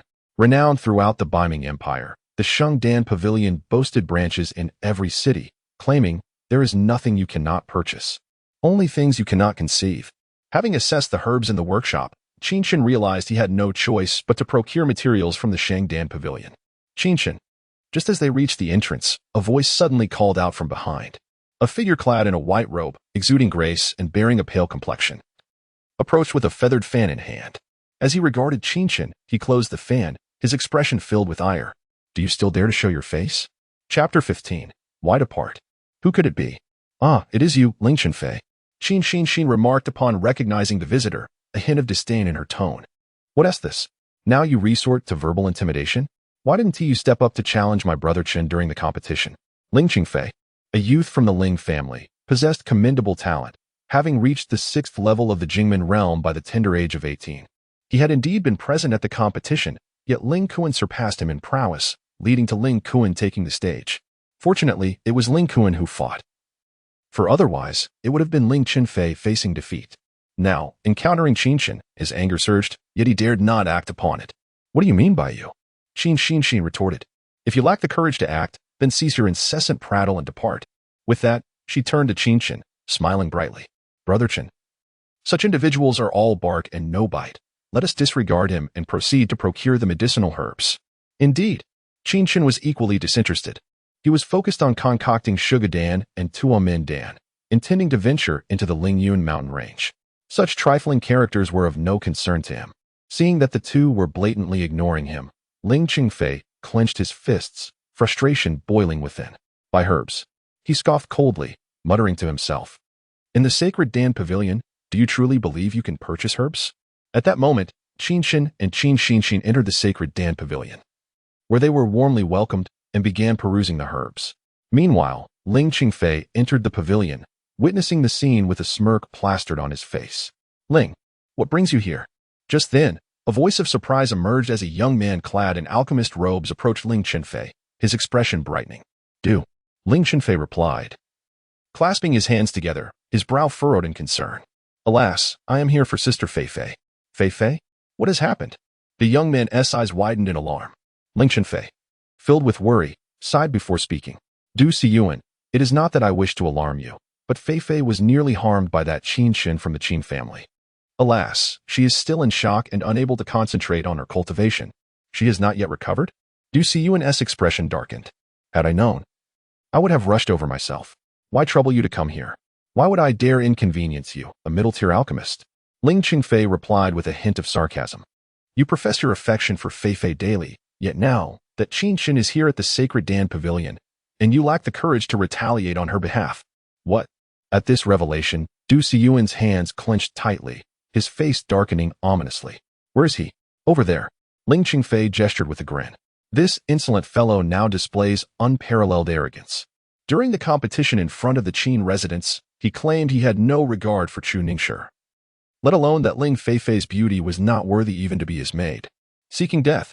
Before Ling Qinfei could finish, Du Siyuan was already fuming. Qin Chen's audacity was intolerable. Ling Feifei was the goddess of his heart, the ideal partner for life, yet Qin Chen dared to belittle her in such a manner. Brother Chen, this herb is exceptional. Look at this baiwa fruit. The flesh is plump and glistening. Qin Chen exclaimed cheerfully. Indeed, Qin Chen inquired. How much for each baiwa fruit? Young master, each baiwa fruit is priced at 100 taels of silver. Very well, I shall take 10. Qin Chen nodded. Although it was rather expensive, the baiwa fruit was indeed remarkable, justifying the sacred Dan Pavilion's esteemed reputation throughout the Baiming Empire. However, at that moment, an impatient voice suddenly interrupted from behind. Du Siyuan stepped in front of Qin Chen and Qin Chen, seizing the baiwa fruit. I'm sorry, but the baiwa fruit at the sacred Dan Pavilion is no longer for sale. Du Siyuan, what are you doing? Qin Chen exclaimed, indignant. What do you mean it's not for sale? I just saw someone purchasing it. Others may buy, but for you, Qin Chen, the sacred Dan Pavilion will not sell. At these words, Qin Chen erupted in anger. Qin Chen grasped Qin Chen's arm, shaking his head.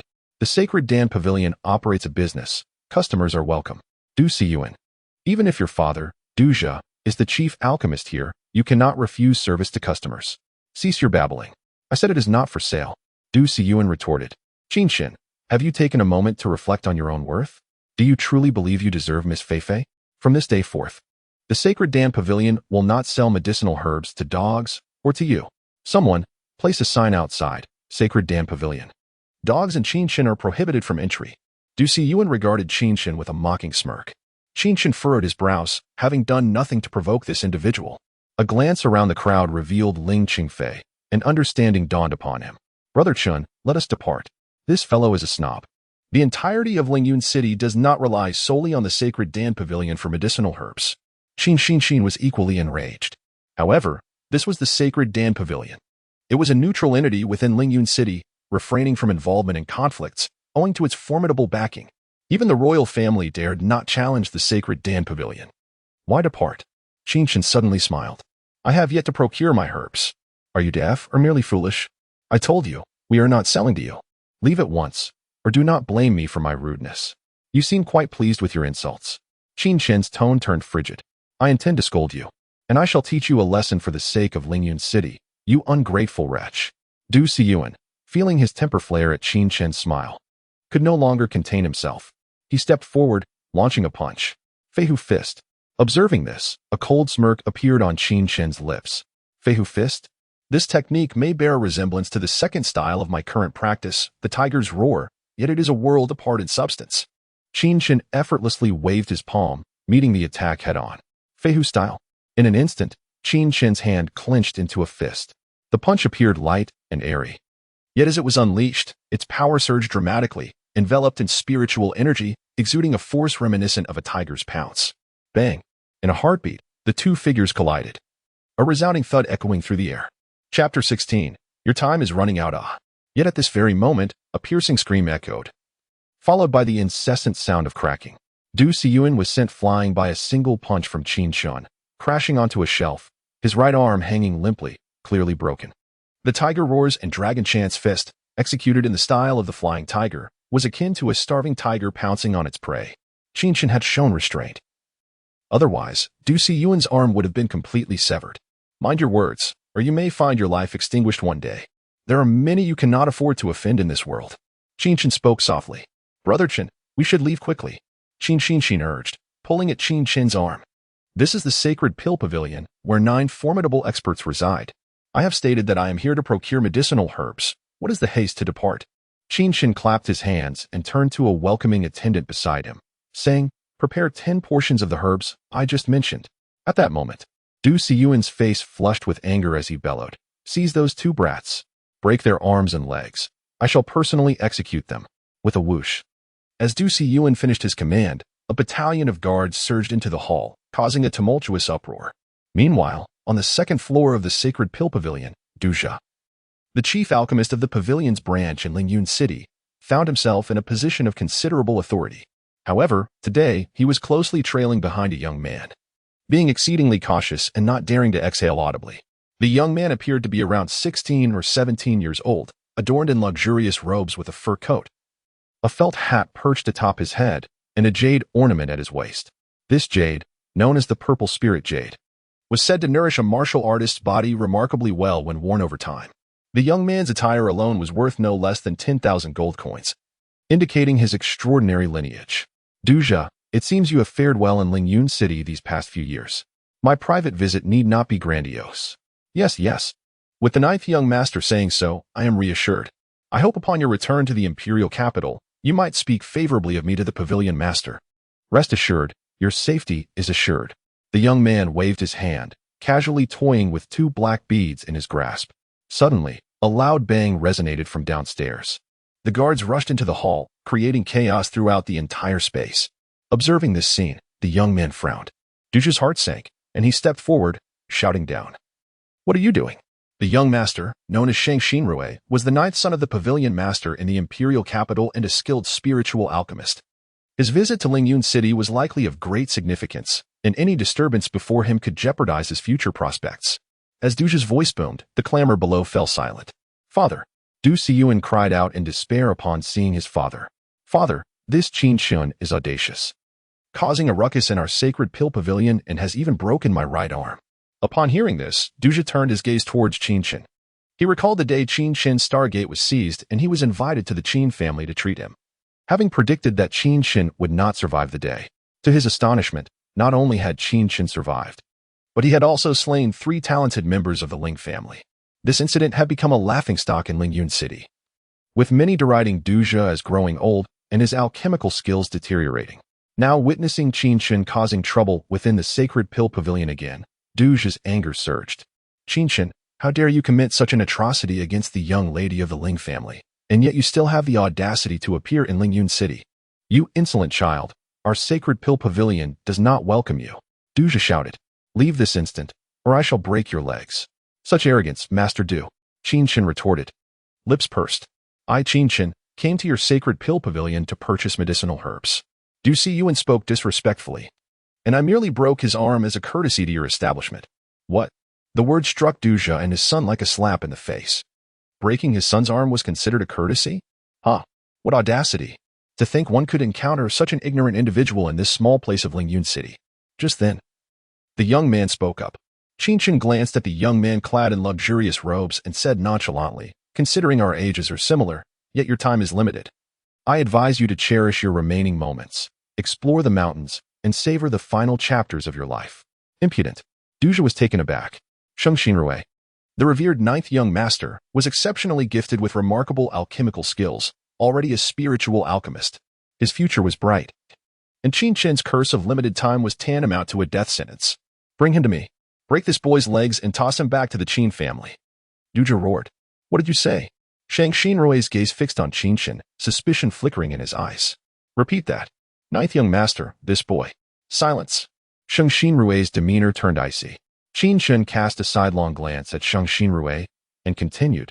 If my conjecture holds true, your alchemical fire should surpass the red-grade fire. Being orange-grade instead? Of course, the young master is a first-grade spiritual alchemist, naturally wielding orange-grade fire. Duja scoffed. Ignoring him, Qin Chen persisted. To concoct a first-grade spiritual pill, you fused beast fire to enhance your alchemical fire, specifically the purple flame fire of a first-tier spirit beast, the furious purple-eye tiger. However, your cultivation is insufficient to absorb such high-grade beast fire, resulting in complications.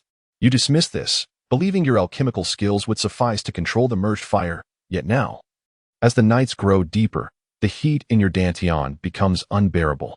If I am not mistaken, this has persisted for around 3 months now. The black beads in your possession should be the product of the spirit beast, the ink-scaled turtle, which thrives in cold. You must hold this bead daily to alleviate the burning sensation at midnight. At this rate, in about 6 months, the alchemical fire will consume you, and your life will be forfeit. So, enjoy your remaining time well. With that, Qin Chen turned to leave. Preposterous. Nonsense. Duja scolded. The 9th young master has a brilliant future ahead. What talk of 6 months? You are simply courting death. Stop him. Even if Qin Sansheng himself were here today, he could not save you. But just as Duja's words fell, a resounding slap echoed through the hall. Chapter 17. My displeasure towards him. Silence. A somewhat muffled shout suddenly rang out. Shang Xinrui struck Duja with a forceful slap, causing him to spin several times, his vision clouded. 9th young master, I command you to be silent. At this moment, Sheng Xinrui's eyes glinted with an icy coldness that was terrifying. He stepped forward, gazing at Qin Chen, yet managed to force a smile. Young Master Qin, I apologize for my subordinate's lack of discernment in offending you. Might you spare some time to discuss matters in the inner chamber? Upon hearing these words, both Du Jie and Du Siyuan were utterly dumbfounded. What was happening? Could it be that everything Qin Chen had stated was indeed true? At that moment, Qin Xin began to comprehend the situation. Just a moment ago, Shang Xinrui had exuded an air of arrogance. Now, he was being respectful and polite towards Qin Chen. This indicated that Qin Chen's words held weight.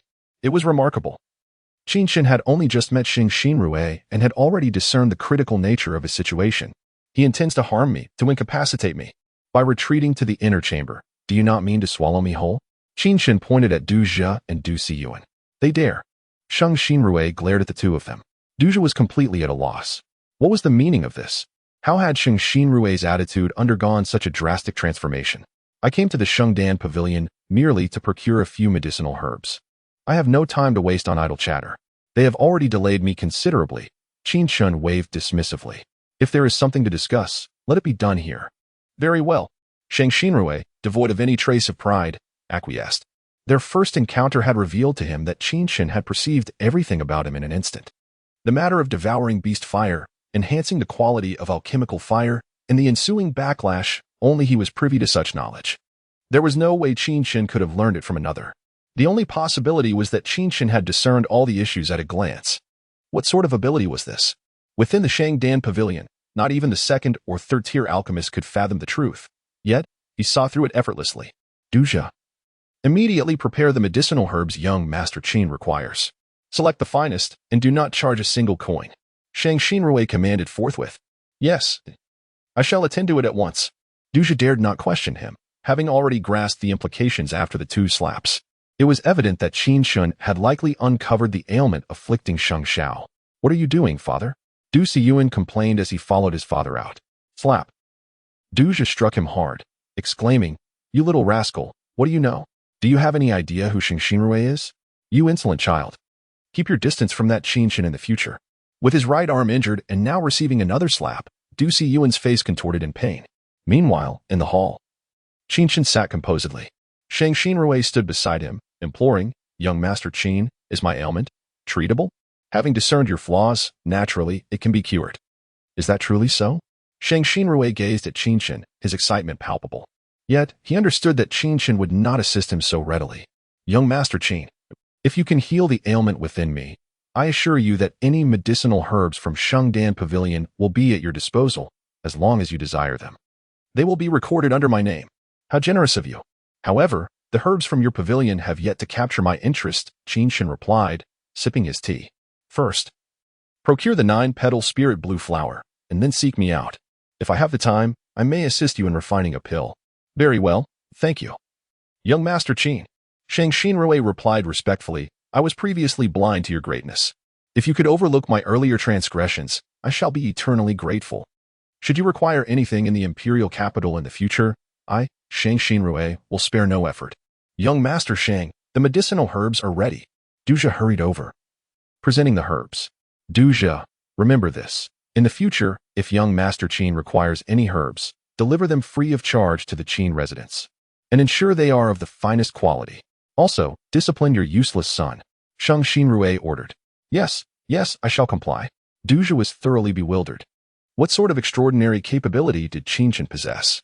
A man once deemed certain to perish had not only survived but regained his strength and demonstrated profound knowledge of alchemy. It was utterly bewildering. Qin Chen accepted the herbs, rose, and turned to leave. In his 5th life, he had been revered as the 9-yuan Dan Emperor. If he could not even perceive Shang Xinrui's minor affliction, it would be a disservice to his title. Oh, and by the way, as he reached the entrance of the hall, Qin Chen suddenly turned and declared, as for Ling Chengfei of the Ling family, break his arms and legs, and throw him out. What? Why? Shang Xinrui was momentarily stunned, blurting out. Why, you ask?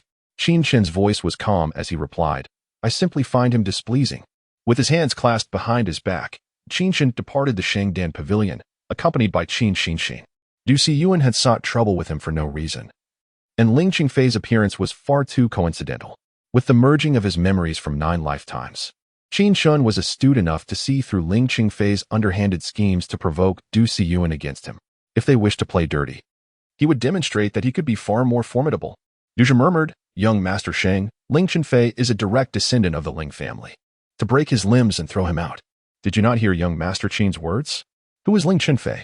Break his limbs and throw him out of Xing Dan Pavilion. He is not to enter again." Yes, of course. Duzhi did not dare to delay. Immediately commanding his men to seize Ling Qingfei, breaking his arms and legs, and expelling him from the Shangdan Pavilion. Not long after Qin Chen and Qin Xinshin exited the Shangdan Pavilion, they heard a series of agonized screams echoing from the street behind them. Looking back at Qin Chen, Qin Xinshin was filled with admiration. "Brother Chen, you are incredible." Qin Xinshin found himself at a loss for words to praise Qin Chen. The events of the past few days felt surreal, as if he were caught in a dream. "Let us proceed. The herbs are prepared, and there are many matters yet to attend to." Indeed, Qin Chen held no interest in such trifles. The pressing concern was that the crisis facing the Qin family had yet to be resolved. He needed to prepare for his brother's leg injury.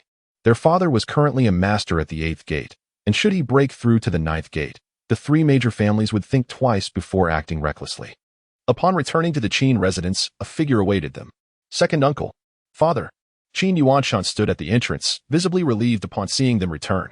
The Qin family had severed ties with the Ling, Chu, and Shen families, and he had feared that Qin Chen had not returned from the Danfeng, his anxiety palpable. With the three major families having lost 3 prodigies in their last encounter, what mischief would they not undertake? "Chener, come with me to see your father," Qin Yuanshan instructed. Turning to Qin Xinshin, he added sternly, "You little rascal, if you continue to run around with Chen, I shall break your legs." "It wasn't my idea to go out." Brother Chen insisted, and he even broke Ling Qingfei's arms and legs. "What did you say?" Upon hearing this, Qin Yuanshan was momentarily taken aback. Chapter 18. Strictly confidential. At that moment, Qin Xinshin briefly recounted the events. Upon hearing the account, Qin Yuanshan was utterly astonished. Sheng Xinrui, the 9th son of the esteemed Shangdan Pavilion's master, was deeply cherished by his father. Yet, you merely possess some talent in alchemy, which hardly amounts to much. I perceive him as a genius in pill crafting. It would be a pity for him to perish without guidance. Qin Chen smiled slightly and said, "Second uncle, father is still waiting. Let us proceed." "Oh, very well." Qin Yuanshan looked at Qin Chen, utterly at a loss for words. The boy, merely 16 years of age, appeared remarkably mature and composed at this moment. It seemed that the pain of losing the Star Gate had indeed matured Qin Chen. In the grand courtyard of the Qin residence, Qin Songxing gazed at Qin Chen, inspecting him as though he were made of gold. "Father, please do not be overly dramatic." Qin Chen chuckled wryly. "This is how the events unfolded. I publicly severed Du Siyuan's arm, confronted Duzhi with great vigor, and even pointed out Shang Xinrui's shortcomings, which led to Shang Xinrui crippling Ling Qingfei. Each of these actions would undoubtedly stir up a tempest in Lingyun City. Yet Qin Chen appeared utterly unfazed. "Well, let us set this matter aside for now. As for Master Su Yuan and Master Chen Feng, your second uncle has looked into them. It turns out they have been embezzling our Qin family's transaction funds, and their homes have already been raided. However, you publicly assaulted the two of them. They will certainly not continue to refine pills for our Qin family. We only have 3 senior alchemists, and losing 2 will severely disrupt our alchemical operations." Qin Songxing's expression turned grim. "By your logic, father, do you suggest they could still be of use?" Qin Chen inquired. "Though they have embezzled funds, a mere reprimand should suffice. After all, alchemists from every family in Lingyun City are just as unscrupulous." "That cannot be," Qin Chen interjected. "The reputation of our Qin family's pill workshop has been irreparably tarnished." "Chener," Qin Yuanshan spoke up. "What your father means is that a more lenient approach might be wise. Keeping them around is essential, for without alchemists, our workshop cannot function." "This is quite simple," Qin Chen suddenly declared. "Simple?" Both Qin Songxing and Qin Yuanshan were taken aback. "Here is the plan, father, for the time being. I shall personally handle the orders for high-grade ordinary pills within the Qin family. As for the low and mid-grade pills, they will continue to be managed by the other alchemists. You can select a few reliable intermediate and junior alchemists for me to train in pill crafting." "What?" Upon hearing this, Qin Songxing and Qin Yuanshan were utterly stunned. When did Qin Chen learn to refine pills? Even if he knew how. Producing high-grade pills is a monumental task, even for seasoned alchemists, and our workshop's dealings extend to every major town in Lingyun City. How could Qin Chen possibly manage alone? Furthermore, Training alchemists is no simple endeavor. If it were, low, intermediate, and senior alchemists would not be so scarce in the northern underworld empire. What he proposed was simply implausible. Chinner, but when did you learn alchemy? Qin Chen murmured, raising his head with determination. Father, second uncle. This matter must remain strictly confidential. Upon witnessing Qin Chen's serious demeanor, Qin Sanxing and Qin Yuanshan immediately grew cautious. There was likely more to this than met the eye. Father, second uncle, on that day, when I was stripped of the Star Gate, amidst the thunderstorm, I was indeed struck by lightning, yet miraculously survived. In truth, after that bolt of lightning struck me, I have been visited in my dreams by a senior who has imparted much knowledge to me. For instance, the tiger's roar and dragon's chant fist technique and alchemy. That senior claims to be the Nine Nether Emperor. What? In that instant, both Qin Sanxing and Qin Yuanshan were left in utter shock. The Nine Nether Emperor was a legendary figure within the northern underworld empire, with countless tales surrounding him. Could it be that Qin Chen had inadvertently obtained his legacy? Father, second uncle, this matter must remain under wraps. Otherwise, our Qin family will face utter destruction. I understand. Qin Sanxing quickly regained his composure. This matter is known only to the three of us. Should it ever come to light, even the Celestial Academy would seek to capture you and extract every memory. Indeed, Qin Chen could not help but smile bitterly. The awakening of his 9 lives memories was a topic best left unspoken, even if he did disclose it. He feared that his father and second uncle would find it hard to believe. This explanation might be easier for them to accept. After bidding farewell to his father and second uncle, Qin Chen returned to his small courtyard. Brother Chen, Qin Xin dashed over, giggling. The alchemical furnace you wanted has arrived. In the courtyard stood an imposing alchemical furnace, over half a meter tall, entirely black, with 3 sturdy legs and adorned with intricate carvings of fierce tigers. Where did you get this? Hee, from the Shangdan Pavilion. That Shang Xinrui insisted on giving it to me, insisting it was for you to use in alchemy. Qin Chen lightly patted the furnace. An exquisite ordinary artifact, it will suffice. He began arranging the medicinal materials procured from Shangdan Pavilion. The Shugadan was a low-grade, ordinary pill. Though his elder brother's legs were incapacitated, his arms remained intact, allowing him to write beautifully.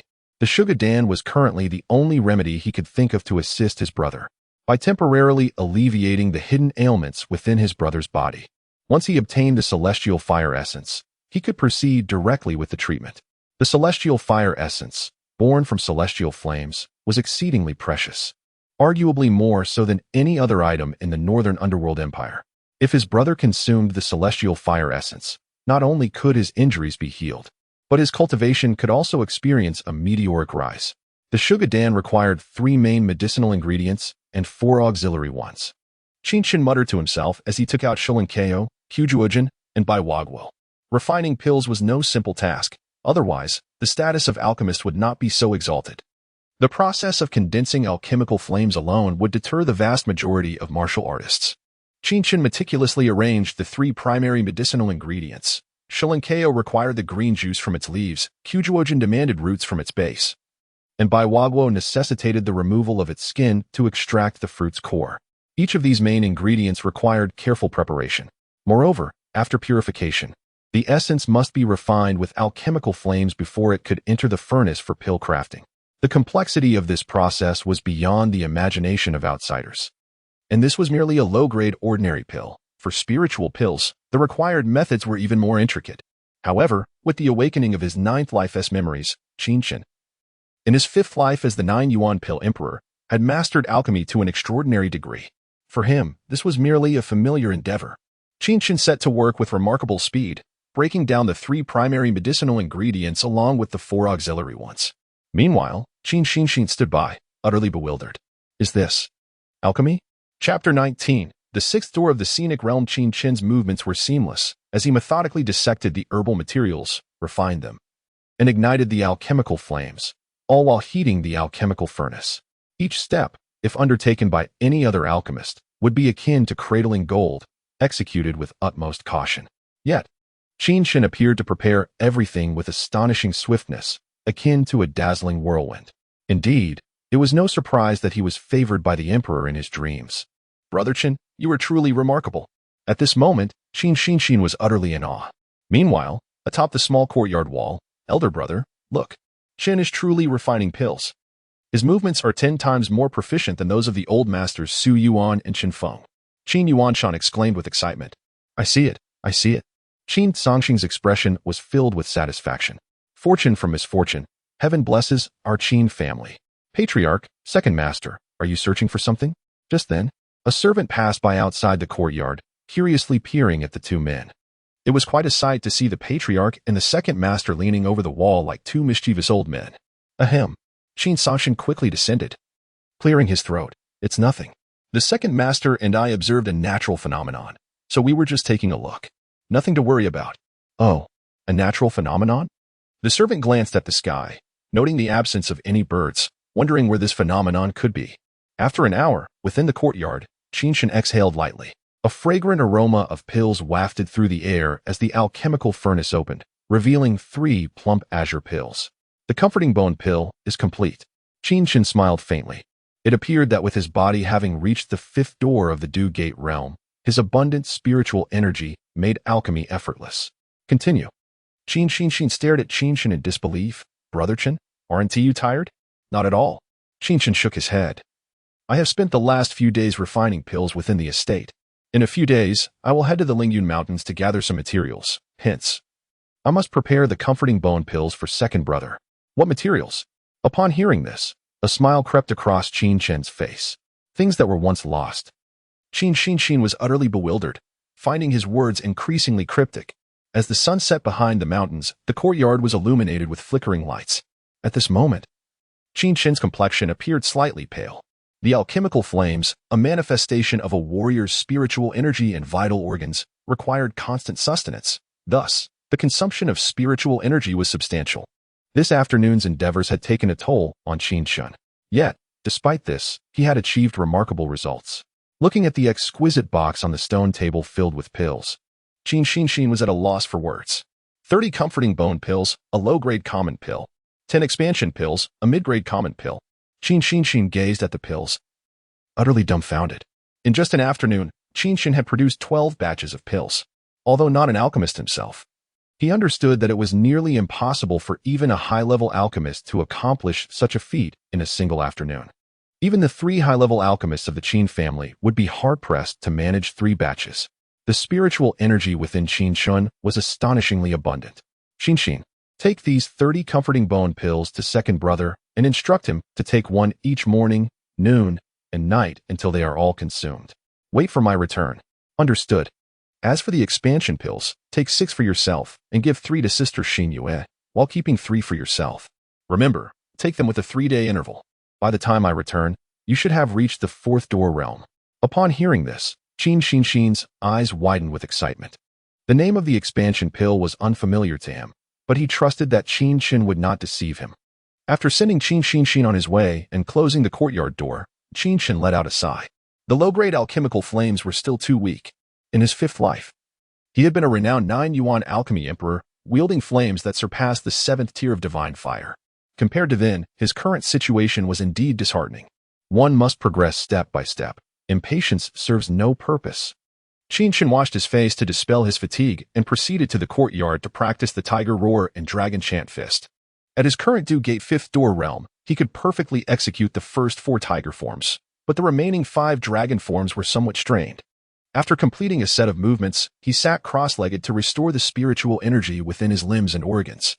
As the night deepened, Qin Chen gradually exhaled. A single expansion pill appeared in his hand. He swallowed it, and a pure force began to radiate within him. In the first 5 door realms, a warrior would use their spiritual energy to impact their limbs and vital organs, while in the 6th scenic door realm, the energy within the limbs and organs would surge forth, directly impacting the jade pillow acupoint located at the nape of the neck. Once the jade pillow acupoint was opened, the manipulation of spiritual energy would become more adept, allowing for the transformation of energy into form. At this moment, Qin Chen consumed an expansion pill, and its effects twisted the spiritual energy within him into a single cord, surging towards the jade pillow acupoint. Not enough. After an hour, Qin Chen frowned and swallowed another expansion pill. Still not enough. 3 hours later, he opened his eyes again and consumed yet another expansion pill. With all 3 expansion pills now in his stomach, Qin Chen was determined to break through to the 6th scenic door realm without delay. In the latter half of the night, as the crowing of roosters echoed, Qin Chen suddenly opened his eyes. A surge of spiritual energy materialized in his palm, forming a dagger that shot forth. With a piercing sound, a tree in front of him was effortlessly pierced, leaving behind a hole the size of a thumb. The transformation of spiritual energy had been achieved. He had reached the sixth scenic door realm. Qin Chen took a deep breath. Gazing at the sky, which was beginning to show signs of dawn, he sat back down and consumed the final expansion pill. Although he had reached the sixth scenic door realm, where his spiritual energy could not only radiate but also take form, the expansion pill served to enhance his breakthrough efficiency and refine his spiritual energy. At this moment, Qin Chen decided to solidify his position in the sixth door realm. As the sky brightened, he rose, his complexion revitalized. Clenching his fists, a surge of powerful energy coursed through him. Typically, a warrior in the sixth scenic door realm possesses the strength of 30 horses, while those in the seventh dead door realm possess the strength of 60. However, he now possessed nearly 100 horsepowers, surpassing even the seventh dead door warriors. This strength was comparable to that of an eighth fright door warrior. Upon awakening, the spiritual energy from the divine seal pearl infused his once fractured body with new vitality. Now, with the aid of the expansion pill for further enhancement, Qin Chen understood the significance of this transformation. Brother Chen, something's wrong. Just as dawn broke, Qin Chen began shouting frantically from outside the courtyard. Chapter 20. What happened? As Qin Chen pushed the door open, he was met with the anxious expression of Qin Chen. Yesterday, Su Yuan and Qin Feng were expelled and have sought refuge with the Ling family. The elders have received the news and are now causing trouble for the clan leader. My father left early this morning to attend to matters at the pill workshop, and the elders are now making their move. They must have ulterior motives. Qin Chen exclaimed. Breathless, it was still early, yet they were already blocking the clan leader's courtyard, looking for trouble. Upon hearing this, a cold glimmer flashed across Qin Chen's brow. These old fools were pushing all the responsibilities onto the clan leader in the face of adversity. At this rate, before the three great families of the Ling family even arrived, the Qin family would be in disarray. Indeed, Qin Chen continued, filled with indignation, especially the Grand Elder, the Second Elder, and the Fifth Elder. Both the Grand Elder and the Second Elder are at the Eighth Door realm, but they are considerably weaker than the clan leader. Yet they remain defiant, while the Fifth Elder fans the flames from behind. It was apparent that with my father supporting the clan leader, the Grand Elder and the Second Elder had not dared to overstep, but if a war with the Ling family were to break out, I fear those three would surely stir up trouble behind the scenes. Let us go take a look. Yes, Qin Chen replied indifferently. If it comes to it, we may have to eliminate those three. What? Upon hearing this, Qin Chen, who had been nodding in agreement, suddenly froze. To eliminate them, the Grand Elder and the Second Elder are both at the Eighth Door realm. How could one possibly remove them? Even if it were possible, it would surely lead to chaos within the Qin family. Meanwhile, in the residence of Qin Songxing, the clan leader, within the vast courtyard, his face was ashen as he regarded the approaching figure. Qin Leishan, what do you intend to do? Qin Songxing barked. I am the clan leader of the Qin family. Do you understand? Of course, clan leader. Qin Leishan, the Grand Elder, replied. Then what does it mean for you and a group of elders to surround my courtyard? Clan leader. The Grand Elder clasped his hands respectfully. I have heard that pill masters Su Yuan and Qin Feng were expelled from the Qin family's pill workshop by Qin Chen and have now sought refuge with the Ling family. This is utter madness. His tone rose sharply as he continued. We have already strained our relationship with the Chu family, and now, expelling the two esteemed pill masters and driving them into the arms of the Ling family is cutting off our own foundation and strengthening our enemies. We cannot allow Qin Chen to continue his reckless behavior. Exactly. We, the Elder Council, demand that the clan leader hand over Qin Chen. Hand over Qiner? Qin Songxing's expression hardened. Indeed, hand him over to the Ling family and allow them to deal with him. We can then convert hostility into friendship and mend our relations with both the Ling and Chu families. The Grand Elder declared emphatically. Preposterous. Qin Songxing roared. Qin Leishan. The Qin family is still under my command. Do you presume to take control of my position as clan leader? Qin Songxing. The Grand Elder retorted angrily. Your blatant favoritism toward your son disqualifies you from being clan leader. What nonsense. The Qin family is a prominent clan, and Chun'er is a part of it. He was nearly killed by the Ling family, who have been brazen and tyrannical, instead of uniting to face the calamity that has befallen our family. You seek to betray one of your own for your safety? Qin Leishan, Qin Leifeng, Qin Yang, I see you three are intent on rebellion. Qin Songxing. Your partiality towards your son at the expense of the family is a betrayal of the Qin clan. Today, we, the elders, will strip you of your position as clan leader. The Grand Elder erupted, revealing his formidable aura at the 8th door realm. Ah, so you are prepared to resolve this through force. Very well, let us see whose 8 doors are superior, yours or mine. With that, Qin Chen took a decisive step forward. His 8 doors fully opened, a thick aura of spiritual energy enveloped him, surpassing the Grand Elder's strength by at least double. With a resounding impact, the two figures collided with their fists, the air reverberating with explosive sounds. They both staggered back, the Grand Elder retreating 10 paces while Qin Chen only took a single step back. Second brother, let us join forces. Today we shall subdue Qin Chen, hand over Qin Chen, and establish a new clan leader to restore our relations with the Ling and Chu families. Agreed. The second elder stepped forward as well.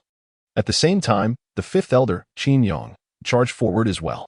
The 3 of them advanced towards Qin Chen, presenting a formidable pincer attack. Very well. It seems you truly intend to rebel today. Qin Chen seethed. As the head of the family, he could not fathom that several elders would be so fearful, prioritizing their own safety over the Qin family. Kill. In an instant, Qin Chen unleashed both fists, remaining calm in the face of the 3 assailants. Within the courtyard, 4 figures clashed violently, while several other important family officials watched cautiously from the sidelines. Today, Qin Yuanshan had gone early to the pill workshop, providing them with the perfect opportunity to assault Qin Chen. If they could eliminate him, they would gain control over the Qin family, and when Qin Yuanshan returned, it would be too late. At that point, the Grand Elder would dictate the family's fate. Lion's Roar Fist. Qin Chen immediately called upon his ultimate skill, the exceptional mundane technique, Lion's Roar Fist. He unleashed a punch that, like a lion's roar, sent forth a booming sound, gathering spiritual energy into the form of a lion's head, launching it at the Grand Elder. The Grand Elder, Second Elder, and 5th Elder united their efforts. 5th Elder, swallow the Fury Pill, the Grand Elder commanded. The 2 at the 8th door realm, along with the 5th Elder at the 7th door realm, could merely hold their ground against Qin Chen. The Fury Pill, a top-tier mundane pill, was quite valuable, temporarily enhancing a warrior's spiritual energy capacity. Upon hearing this, Qin Chen's expression tightened. The 5th Elder, Qin Yong, a master at the 7th door realm, could easily elevate his strength to the 8th door realm after consuming the Fury Pill. All right. The 5th Elder understood that eliminating Qin Chen was key to quickly controlling the Qin family to fulfill their grand scheme. With a swift motion, he swallowed the Fury Pill. Waves of energy surged through him, greatly amplifying his spiritual energy. Charge. The 3 of them lunged forward once more, united in strength at the 8th door realm, putting Qin Chen in a perilous position. Lion's King Slash. Suddenly, Qin Chen struck out with a palm, aiming directly at the 5th Elder. With a crack, the 5th Elder's left arm shattered, and he staggered back towards the doorway. At the same moment, the Grand Elder and 2nd Elder seized the opportunity to attack from both sides. Venomous Hand. Gale Palm. In this critical moment, with the 5th Elder's arm severed, Qin Chen was in a brief moment of recovery, unable to summon his powerful spiritual energy once more, forced to rely solely on his physical strength to withstand the assault. With a cough, he spat out blood as the combined force of the Grand Elder and 2nd Elder slammed into him, sending him reeling backward. Qin Chen, today, I shall take your life. The Qin family will establish a new clan leader. With a glimmer of triumph on the Grand Elder's face, he stepped forward, his hand morphing into a claw, reaching out to seize Qin Chen. However, at that moment, a figure suddenly crashed into the Grand Elder. Seeing the figure hurtling towards him, the Grand Elder had no choice but to retreat. With a thud, the figure fell to the ground, its chest caved in, flesh and blood spilling forth. The 5th Elder. As everyone beheld the lifeless body of the 5th Elder, a stunned silence enveloped the courtyard. Just moments ago, the 5th Elder had been injured by Qin Chen, severing an arm and retreating to the door, but how could he suddenly perish? In that instant, several individuals turned their gazes towards the entrance of the courtyard. At this moment, a figure, somewhat gaunt and wearing a smile, leaned casually against the courtyard gate. How lively it is! A slightly chilling voice, laced with a hint of malice, gradually resonated. Qin Chen has arrived. Chapter 21. The Rebellion Against the Qin Family. A crime worthy of death. Qin Chen. Chinner. Upon seeing Qin Chen appear at the entrance, the Grand Elder and others were taken aback. Could it be that this young man has slain the 5th Elder, Qin Yong?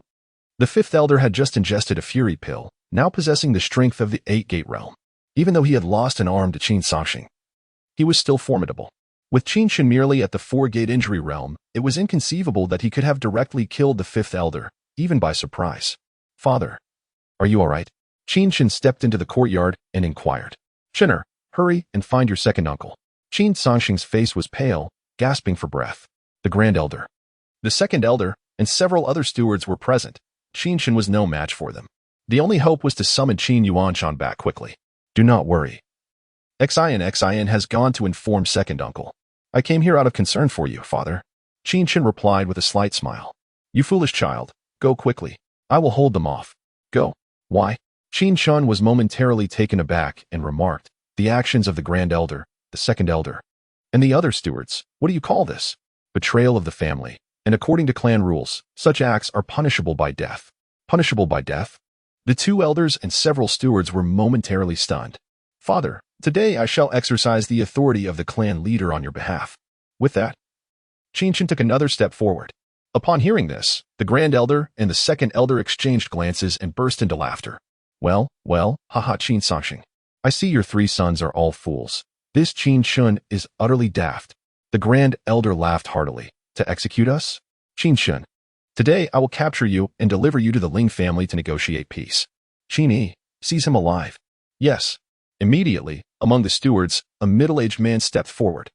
As a steward of the Qin family, most were at the 6-gate realm, but Qin Yi was unlike the youthful geniuses Ling Kuan and others. He had weathered many life-and-death battles, honing his lethal skills. "Third young master, I apologize." Qin Yi grinned wickedly and reached for Qin Chen. In an instant, a scream pierced the air. The Grand Elder and the second elder turned to deal with Qin Chen, but the scream halted them in their tracks. That was not Qin Chen's scream. "This sort of scum thinks he can handle me, Grand Elder. You underestimate me." Qin Chen tightened his grip on Qin Yi's arm, sneering. "Betraying the Qin family is a crime deserving of death. I believe I have not spoken in error." With a swift motion, he pierced through Qin Yi's arm, his fingers converging to form a dagger, piercing directly into Qin Yi's throat. "You have reached the 6-gate realm." The Grand Elder's expression shifted drastically. Just a few days had passed since the last confrontation with Ling Kuan and the others. Qin Chen had advanced from the 4-gate injury realm through the 5-gate door realm to the 6-gate realm. What a jest. "Grand Elder, we cannot let this boy live. Otherwise, he will become another Qin Shan." "Agreed." The Grand Elder commanded. "You all, capture him. It matters not if he is alive or dead.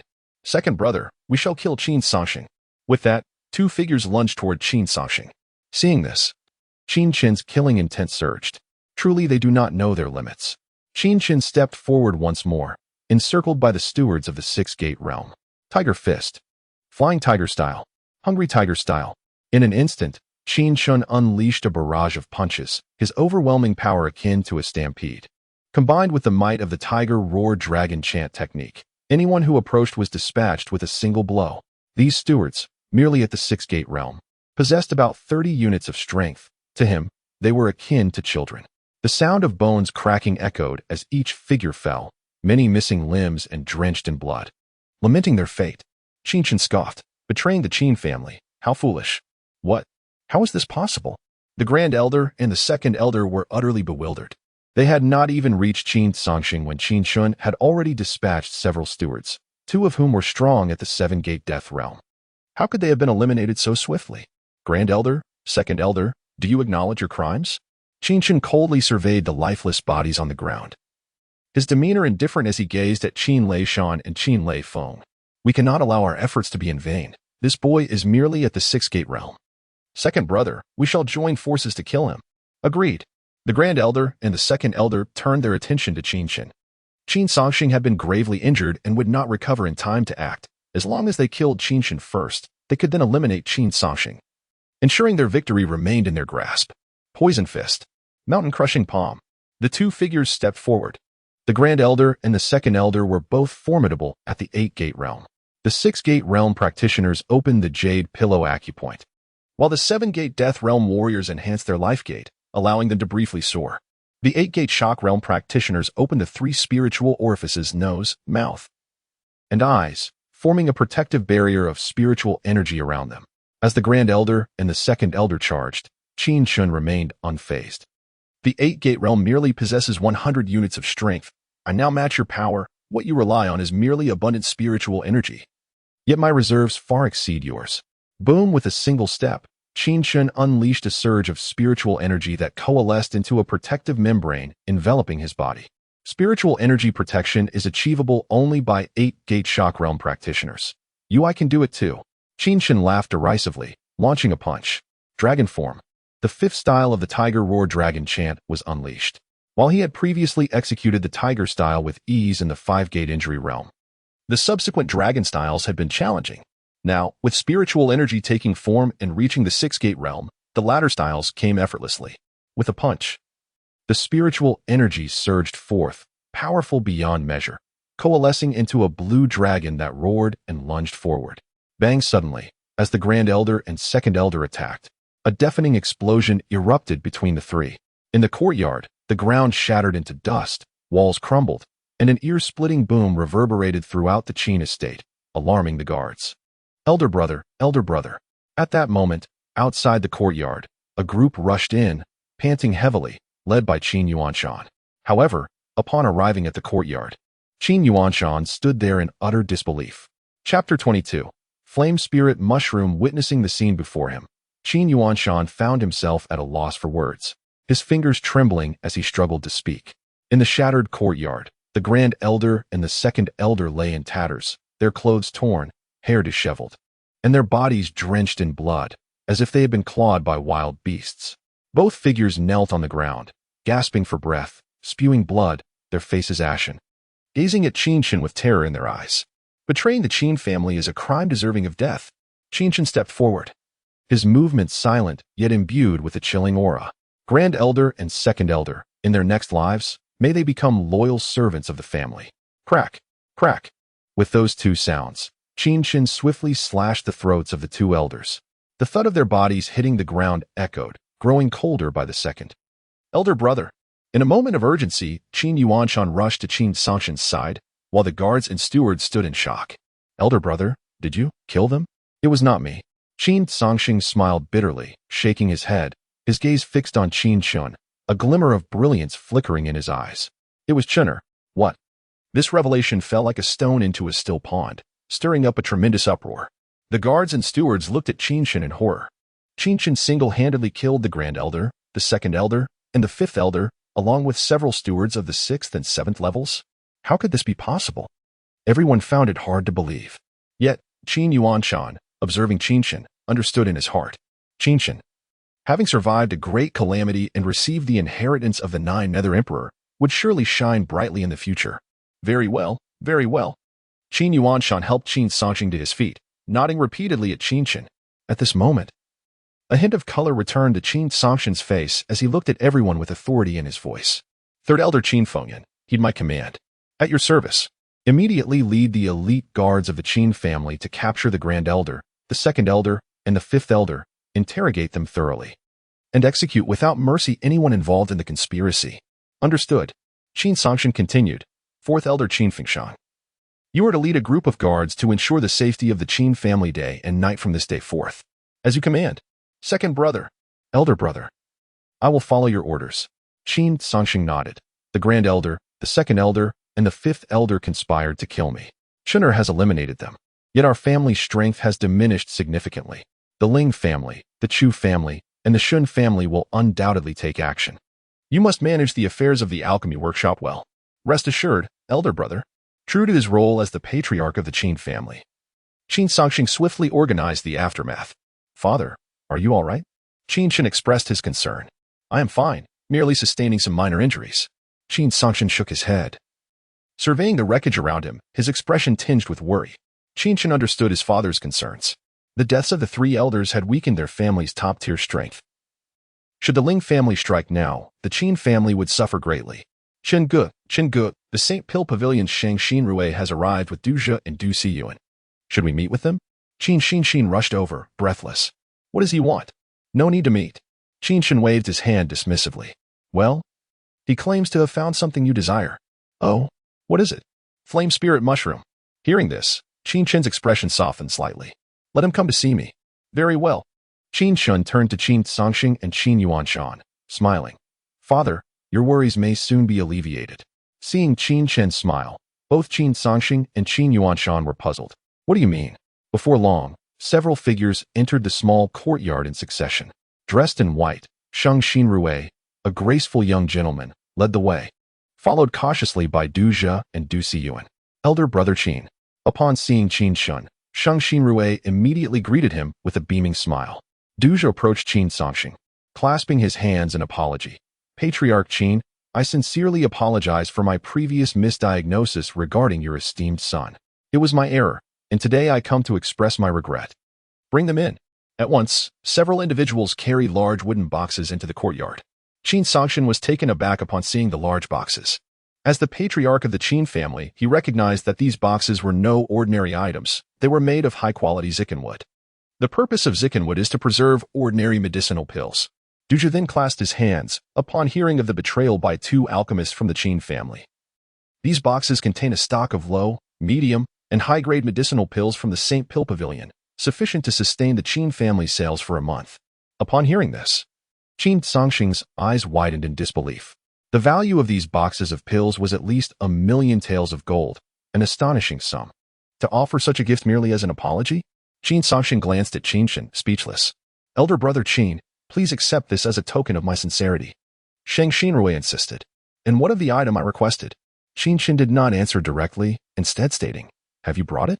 Indeed, it is right here. Sheng Xinrui promptly retrieved a brocade box. The box was square, and as Sheng Xinrui opened it, a mushroom-like medicinal ingredient appeared before everyone's eyes.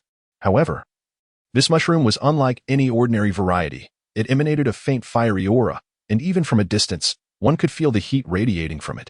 Flame spirit mushroom. A smile graced Qin Chen's lips. Seeing Qin Chen's happiness, Sheng Xinrui breathed a sigh of relief. The fiery poison within him tormented him day and night, leaving him with less than half a year to live, a torturous existence indeed. The taste of impending death is far from pleasant. Qin Chen possesses the means to cure him, and he must rely on Qin Chen's expertise. You've endured much. Once you find the 9-petal Lingqing flower, I can begin crafting the 9 Lingqing pill to eradicate the poison fire within you. Thank you, elder brother Qin. Sheng Xinrui's expression brightened, releasing a relieved breath. As the 9th young master of the imperial capital's St. Pill Pavilion, a bright future awaited him, and he had no desire to perish. Qin Chen turned to Qin Songxin. Father, I require some time to refine the medicinal pills. Perhaps, once I succeed, the Qin family's troubles will be resolved. With those words, Qin Chen turned to leave. Sheng Xinrui hurriedly followed. Elder brother Qin, elder brother Qin. Sheng Xinrui looked at Qin Chen, saying, I know your alchemical skills are exceptional. I have a humble request. You wish to observe me refine pills? Well, that is. Caught through Qin Chen's discerning gaze, Sheng Xinrui suddenly felt bashful. Every alchemist has their own methodology, and typically, it is taboo for others to watch during the refining process. Yet his curiosity was insatiable. Qin Chen, of similar age, had discerned his internal issues at their last meeting, clearly displaying masterful insight. He was eager to know just how skilled Qin Chen truly was in alchemy. Very well. Sheng Xinrui was taken aback. Qin Chen replied leisurely, just so happens. I require your assistance as well. Assistance? How may I help? Chapter 23. Half right with a heart full of trepidation, Qin Chen entered the small courtyard. He promptly retrieved the alchemical furnace and began preparing the medicinal materials. At this moment, Sheng Xinrui wished to assist, but feared Qin Chen's disdain. Thus, he remained in place, patiently awaiting his cue. The elixir I am concocting is called the Gathering Source Pill, a supreme-grade common pill. Qin Chen spoke up, much to Sheng Xinrui's astonishment. Observing the perplexed expression on Sheng Xinrui's face, Qin Chen continued. The reason I spoke up last time at the St. Pill Pavilion was that I noticed your innate talent. I did not wish for an alchemist of your potential to perish without guidance, so I offered you a few words of advice. Since you wish to observe my alchemy today, I cannot allow you to leave empty-handed after bringing so many items. Qin Chen said leisurely. It would be best if you could comprehend some of the profound intricacies. If not, ponder them carefully on your own. Thank you, brother Qin. Sheng Xinrui was now brimming with excitement. Although he was uncertain of Qin Chen's alchemical skills, from their previous conversation, it was evident that Qin Chen possessed exceptional talent. It was truly hard to fathom how someone so young could exhibit such composure and expertise. How had he honed such skills? At this moment, Du Zhe and Du Siyuan stood by the entrance of the courtyard, waiting patiently. Qin Chen began his preparations. The Gathering Source pill was a supreme-grade common pill, and it was among the most challenging to concoct. Du Siyuan observed Qin Chen's industriousness and whispered, "Father, the Gathering Source pill can help open the 9 gates." Qin Chen is trying to assist his father in reaching the 9 gates realm. Indeed, Duja replied, "But even you, a top-tier common pill master, cannot concoct the Gathering Source pill. How can Qin Chen, with merely inferior red-grade fire, succeed?" "Speak less," Duja retorted. "If he manages to produce it, it would prove the boy's remarkable skills. If he fails, then we won't have to intervene. Young Master Shang will take care of him." Du Siyuan chuckled. At this moment, Qin Chen began to sort the medicinal materials. The flame spirit mushroom, a rare herb worth a fortune, thrived in hot climates, exuding a fiery aura. This aura could be both beneficial and detrimental to warriors' bodies. However, as the primary ingredient for the Gathering Source pill, the fire energy within the flame spirit mushroom was immensely advantageous. The basic realm for warriors is the 9 gates realm, with the 9th gate, the heavenly gate, located at the center of the forehead. Opening this gate would completely connect the warrior's body. With the opening of the 9 gates, the spiritual sea converges. The flame spirit mushroom required meticulous handling. Qin Chen placed it within a wooden box on the table and waved his hand, producing a series of crackling sounds. The entire intact flame spirit mushroom shattered completely. "What are you doing?" Suddenly, a voice of astonishment rang out. Du Siyuan exclaimed, "The flame spirit mushroom is incredibly precious. Exceedingly difficult to find. How could you destroy it?" His face flushed with excitement as he looked at Qin Chen. Typically, the flame spirit mushroom would be carefully prepared by removing its fiery tendrils and dissipating the fiery energy, yet Qin Chen had done nothing and had simply smashed it. Qin Chen furrowed his brow and cast a glance at Du Siyuan. Under Qin Chen's gaze, Du Siyuan felt as though he had plunged into an icy abyss. Shivering from head to toe. "Get lost." Qin Chen's indifferent words fell as he continued to process the flame spirit mushroom. At this moment, Shang Xinrui also glared at Du Siyuan, who, feeling indignant, retreated outside the courtyard, seething with anger yet not daring to utter another word. Qin Chen was clearly acting recklessly. What had he said that was wrong? At this moment, 3 figures stood in the courtyard. As Qin Chen crushed the flame spirit mushroom, even Shang Xinrui, a spiritual alchemist, was unable to discern his actions, yet he believed that Qin Chen must have his reasons. At this moment, Qin Chen slowly began to speak. "In this world, there are myriad alchemical techniques. Each alchemist has their unique methods for handling medicinal materials. The fire energy of the flame spirit mushroom is indeed unsuitable for concocting the Gathering Source pill. However, it is not the time to eliminate the fire energy." Before long, the medicinal materials were prepared, and a wisp of crimson alchemical fire gradually rose in Qin Chen's hand. The temperature within the furnace began to rise. Qin Chen cautiously added each medicinal ingredient into the furnace. Meanwhile, Shang Xinrui and Du Zhe were entranced by the spectacle. As the saying goes, an outsider watches the commotion. An insider sees the subtleties. Du Zhe, being a top-tier common pill master, and Shang Xinrui, a spiritual alchemist, could distinctly observe the precise timing of each ingredient's addition and the subtle changes in the alchemical fire. Each action was nothing short of perfection. This perfection was truly exhilarating. Sizzle. At that moment, the sizzling sound echoed as flames began to surge within the furnace. "I understand," Shang Xinrui exclaimed with delight. "Brother Qin is incorporating the fire energy from the flame spirit mushroom into the elixir and then extracting the fire energy through the medicinal properties." "Partially correct." Qin Chen nodded, extending his other hand. Buzz. In an instant, the fire energy from the flame spirit mushroom coalesced into a rope-like form and surged towards Qin Chen's palm. Subsequently, the alchemical fire emanating from his hand deepened in hue, transforming from inferior red-grade fire to intermediate red-grade fire. "Unbelievable," Du Zhe marveled. No wonder Qin Chen did not eliminate the fire energy from the flame spirit mushroom earlier. He intended to merge it into his alchemical fire. "Impressive," Du Zhe silently praised. This technique alone was something even some spiritual alchemists could not achieve. Moreover, he accomplished this while concocting the elixir. How could Qin Chen not fear ruining the elixir? As time passed slowly, Qin Chen's expression remained tranquil, while Du Zhe and Shang Xinrui were filled with anxiety. Qin Chen was extracting the fire energy from the flame spirit mushroom to elevate his alchemical fire level. But what about the elixir? Would the Gathering Source pill succeed? Buzz. At that moment, a resonant hum suddenly echoed from within the furnace. Has it succeeded? The two exchanged glances. A glimmer of anticipation flickered in Shang Xinrui's eyes. What would the elixir be like? The weight of one flame spirit mushroom could produce a single gathering source pill, indicating that the elixir was almost complete. Shang Xinrui spoke up. Who told you it was only enough for one? Qin Chen shot a sidelong glance at Shang Xinrui and replied, that applies to other alchemists. Not me. Shang Xinrui chuckled wryly. I know Brother Qin's alchemical skills are exceptional. Today's demonstration has indeed opened my eyes. However, under perfect conditions. One flame spirit mushroom can yield 4 pills, but that requires... Crack. Qin Chen said no more, stepping forward to open the furnace. Gurgle. From the mouth of the furnace, round, glistening elixirs rolled out. 1, 2, 3. Seeing the 3 perfectly rounded and translucent elixirs emerging from the furnace. Shang Xinrui was left speechless. 3?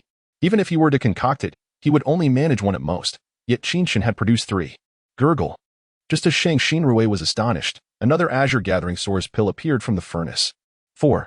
Shang Xinrui was utterly dumbfounded, and Duju was equally astounded. Chapter 24. Becoming a Dan child, a single flame spirit mushroom is indeed sufficient to concoct 4 gathering source pills, but this is only under ideal conditions. What constitutes an ideal condition? It is a state of perfection, one that is fundamentally unattainable. Even the most elite of mortal alchemists, and even spiritual alchemists, would find it impossible. Because during the alchemical process, the impurities in the cauldron, the control of the fire, and the handling of the herbs, all these factors must align perfectly. Even the slightest deviation, no matter how minuscule, can lead to losses in the alchemical process. Such losses prevent the full potential of the herbs from being realized. Yet, at this moment, Qin Chen has astonishingly managed to refine 4 gathering source pills, indicating that every preparation he made up until now was executed flawlessly, without any loss whatsoever. What does this signify? Qin Chen's alchemical skills are extraordinarily advanced. The 4 gathering source pills now rest within a brocade box. Qin Chen gazes at Shang Xinrui and states, I need your assistance. Huh? Oh. Shang Xinrui, momentarily taken aback, quickly regains his composure. Qin Chen extends his palm and commands, release your alchemical fire. Okay. Although Shang Xinrui is unsure of Qin Chen's intentions, he complies without hesitation. He had previously absorbed the purple flames of a first-tier spiritual beast, the furious flame purple-eye tiger, raising his alchemical fire to a superior orange level, thus gaining considerable acclaim in the imperial capital. However, the pain of being tainted by poisonous flames is a burden he alone must bear. Watching the alchemical fire rise gracefully from Shang Xinrui's hand, Qin Chen nods in approval. With a flick of his finger, his medium-level red alchemical fire transforms into a small figure that promptly engulfs and consumes the superior orange fire held by Shang Xinrui. Brother Qin, no. Shang Xinrui exclaims urgently. Given that Qin Chen's fire is of a lower rank, consuming it could cause chaos within his own fire, potentially harming his internal organs and obliterating his cultivation. Fear not, I merely need to borrow your alchemical fire. After consuming a portion of the fire, the small figure ceases its actions and approaches the 4 gathering source pills. With a series of popping sounds, it exhales a multitude of fireballs, enveloping the pills completely. What is happening? Both Duja and Shang Xinrui are momentarily stunned. At this moment, Qin Chen's gaze is intensely focused, even more so than when he was refining the pills. As his alchemical fire diminishes, he points his finger, unleashing a stream of spiritual energy that intertwines with the fire, enveloping the gathering source pills. Soon after, Duja and Shang Xinrui's eyes widen in disbelief. Alchemical patterns. Duja stammers, overwhelmed by the shock. Indeed. At this moment, intricate alchemical patterns have appeared on the surface of the 4 gathering source pills. Shang Xinrui trembles with excitement. He has only seen such patterns in ancient alchemical texts, yet throughout his life in the sacred Dan Pavilion, not a single alchemist has ever succeeded in creating pills adorned with alchemical patterns. What are alchemical patterns? They signify the value of the pills. Ordinary alchemists can generally ensure that half of the herb's efficacy is preserved, which is considered commendable. More skilled alchemists may retain 60 to 70% efficacy. While this may seem like a minor difference, a mere 1% variation in the same type of pill can lead to a tenfold difference in effectiveness. The most formidable alchemist Shang Xinrui has encountered was a 5th-tier spiritual alchemist, who only managed to consolidate 80% efficacy in his most successful attempt. Yet, even that was enough for him to be hailed as a master. It is said that if one can utilize 100% of the herb's efficacy, Alchemical patterns will manifest on the surface of the pills. This means that only when one retains the complete efficacy of the herbs will such patterns appear. However, to this day, Sheng Xinrui believes he has seen many masters of alchemy, yet he has never heard of anyone achieving a complete retention of the herb's efficacy. Nor has he ever heard of pills bearing alchemical patterns. Even a mortal-level pill adorned with such patterns would be a testament to the alchemist's extraordinary prowess. Before him stands a youth who appears to be merely a few months older than himself, yet he has accomplished feats that even top-tier masters cannot achieve. The complete consolidation of herbs and the full utilization of their efficacy leave Sheng Xinrui and Du Jia utterly astonished. Why such astonishment? Qin Chen observes the two, who gaze at him as if he were a monster, and explains, "My alchemical fire is too low in rank. Thus I must rely on yours to complete the final step of refinement." Well then, Qin Chen states nonchalantly, "The refinement of the gathering source pills is complete. As for how much you can learn, that depends on your own fortune." With a wave of his hand, he prepares to leave the courtyard. "Brother Qin." Suddenly, Sheng Xinrui kneels, looking earnestly at Qin Chen. "If you do not disdain me, I wish to take you as my master. Take you as my disciple?" Observing Sheng Xinrui's serious demeanor, Qin Chen rests his chin on his hand. "The last time I offered you guidance, it was out of appreciation for your talent, as I did not wish for you to perish so easily. However, to become my alchemical disciple, you are not yet worthy." At this statement, a flicker of disappointment flashes in Sheng Xinrui's eyes. Deep down, he has completely submitted to Qin Chen's prowess, having recognized his physical issues at a glance. Today's display of alchemical skill is nothing short of impeccable. Such alchemical mastery is something even high-ranking spiritual alchemists may never achieve in their entire lives. Nevertheless, you may remain by my side as a Dan child. A Dan child? Du Jia suddenly interjects, exclaiming, "You cannot be too excessive. My young master is a celebrated genius of alchemy in the imperial capital, unmatched by anyone, and you dare to say, to make him your Dan child? If he does not wish to, then so be it. I am willing. I am willing." Sheng Xinrui immediately bows and proclaims, "Master Qin, from this day forth, I, Sheng Xinrui, shall be your Dan child." A Dan child is simply a servant who assists an alchemist, ready to attend to their every need, while a disciple is someone who receives the full guidance of an alchemist. The statuses are entirely different.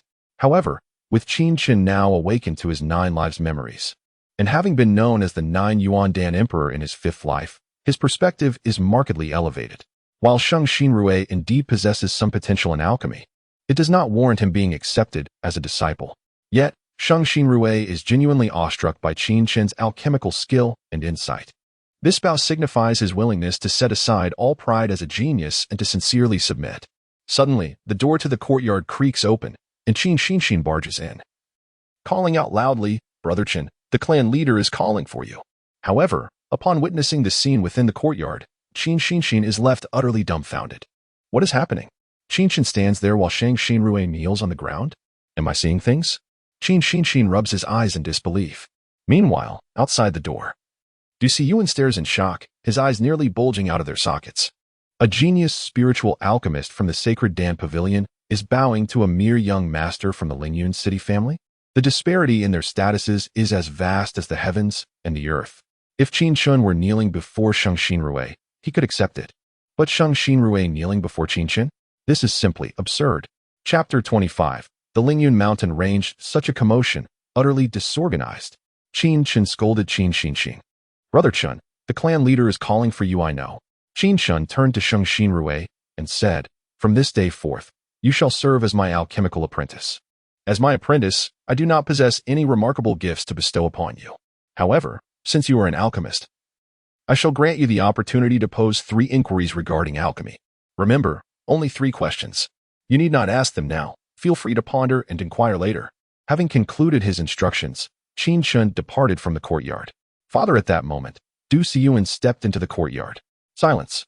Du Jia was acutely aware of his son's intentions to inquire about something, but now was neither the time nor place for such discussions. Not only Sheng Xinrui, but even he himself, having witnessed Qin Chen's mastery in alchemy, was eager to learn how Qin Chen crafted the intricate alchemical pills. Sheng Xinrui, however, appeared elated and declared, Du Jia, Du Siyuan, heed my words closely, protect Brother Qin diligently. I must return to the imperial city at once. Should anything untoward befall Brother Qin, I shall hold you both accountable. Understood.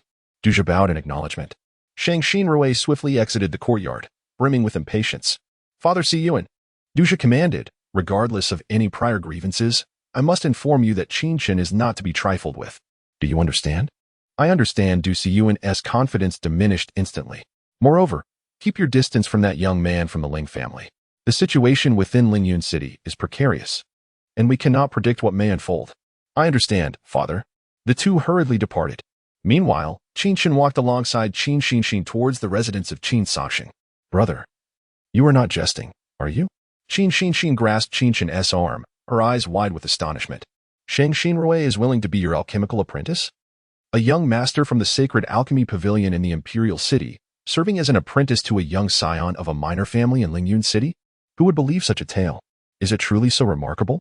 Qin Chen waved his hand dismissively. Though he may lack the qualifications to be my apprentice, I suppose I can make an exception. Brother, you enough. I may need to leave Lingyun City in the coming days to attend to certain matters in the mountains. Do not wander aimlessly. The three major families may take action, but it will likely be a few days before they do. I will be swift in my return. Understood.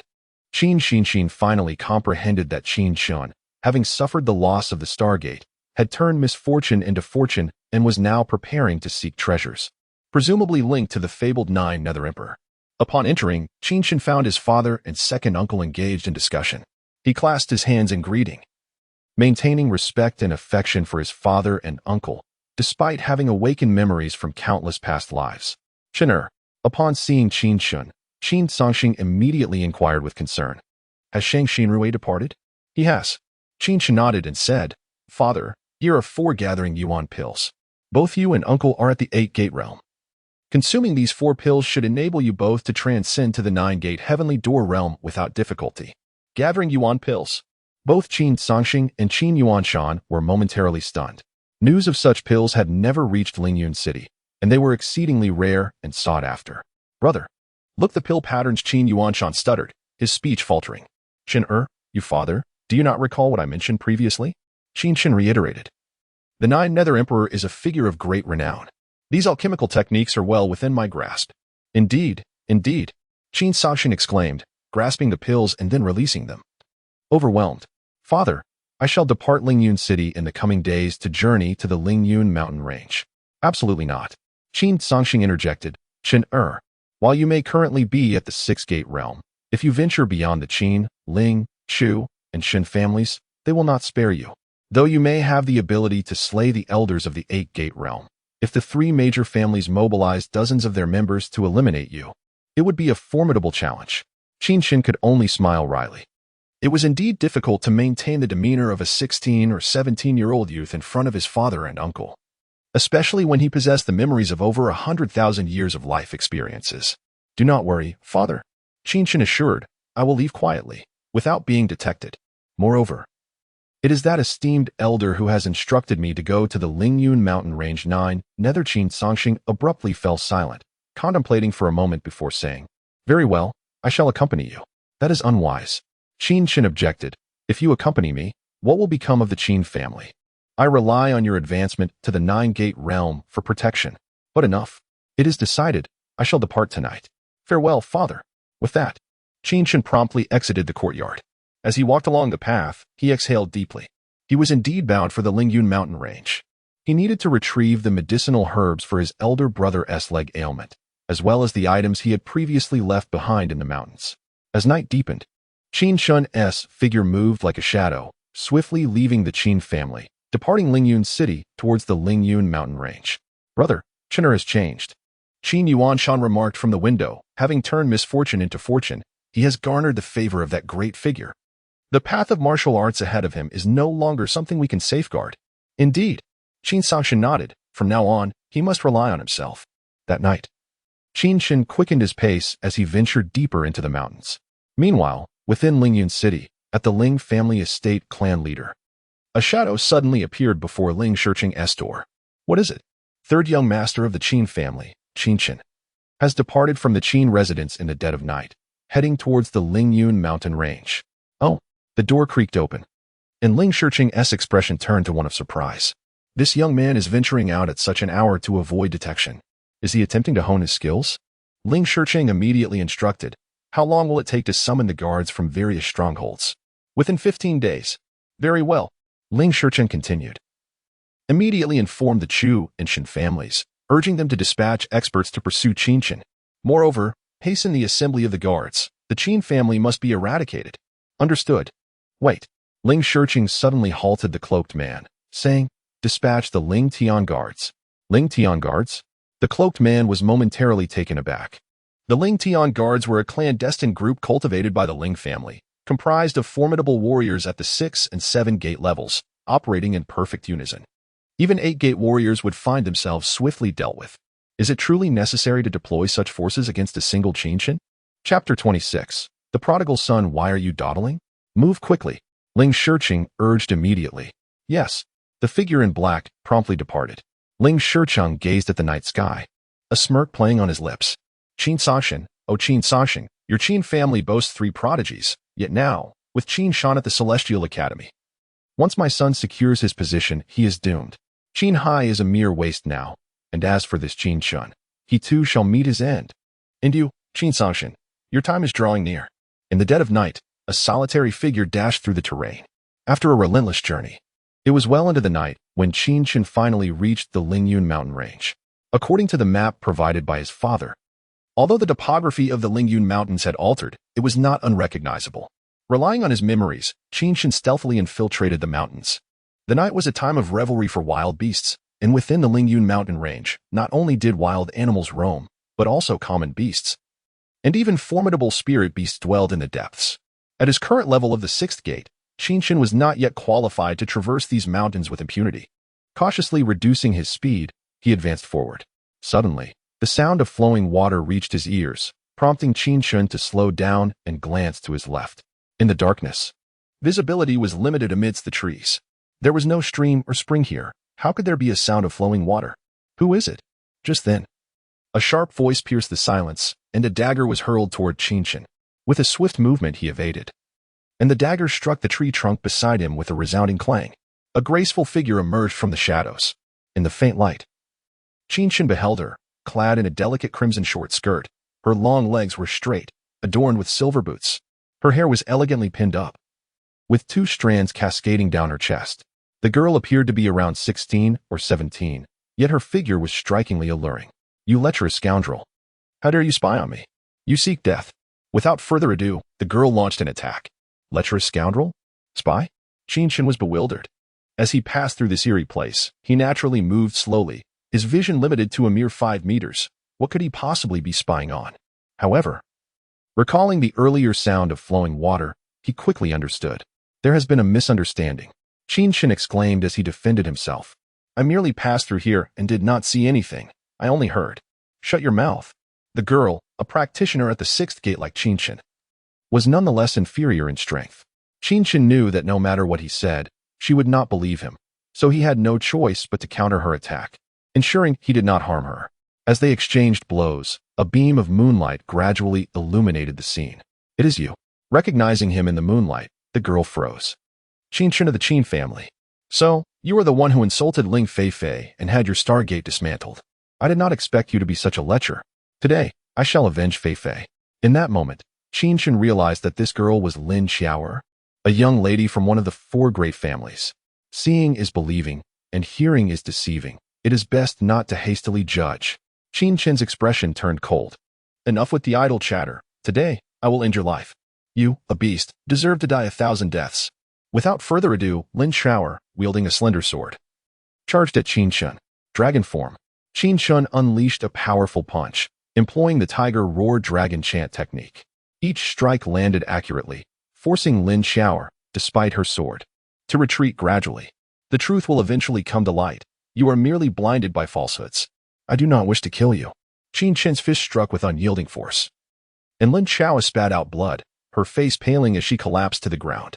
Qin Chen was no bloodthirsty maniac, casting a cold glance at Lin Xiaoer. He turned and vanished into the night. You do not wish to kill me. Lin Xiaoer's face twisted with resentment.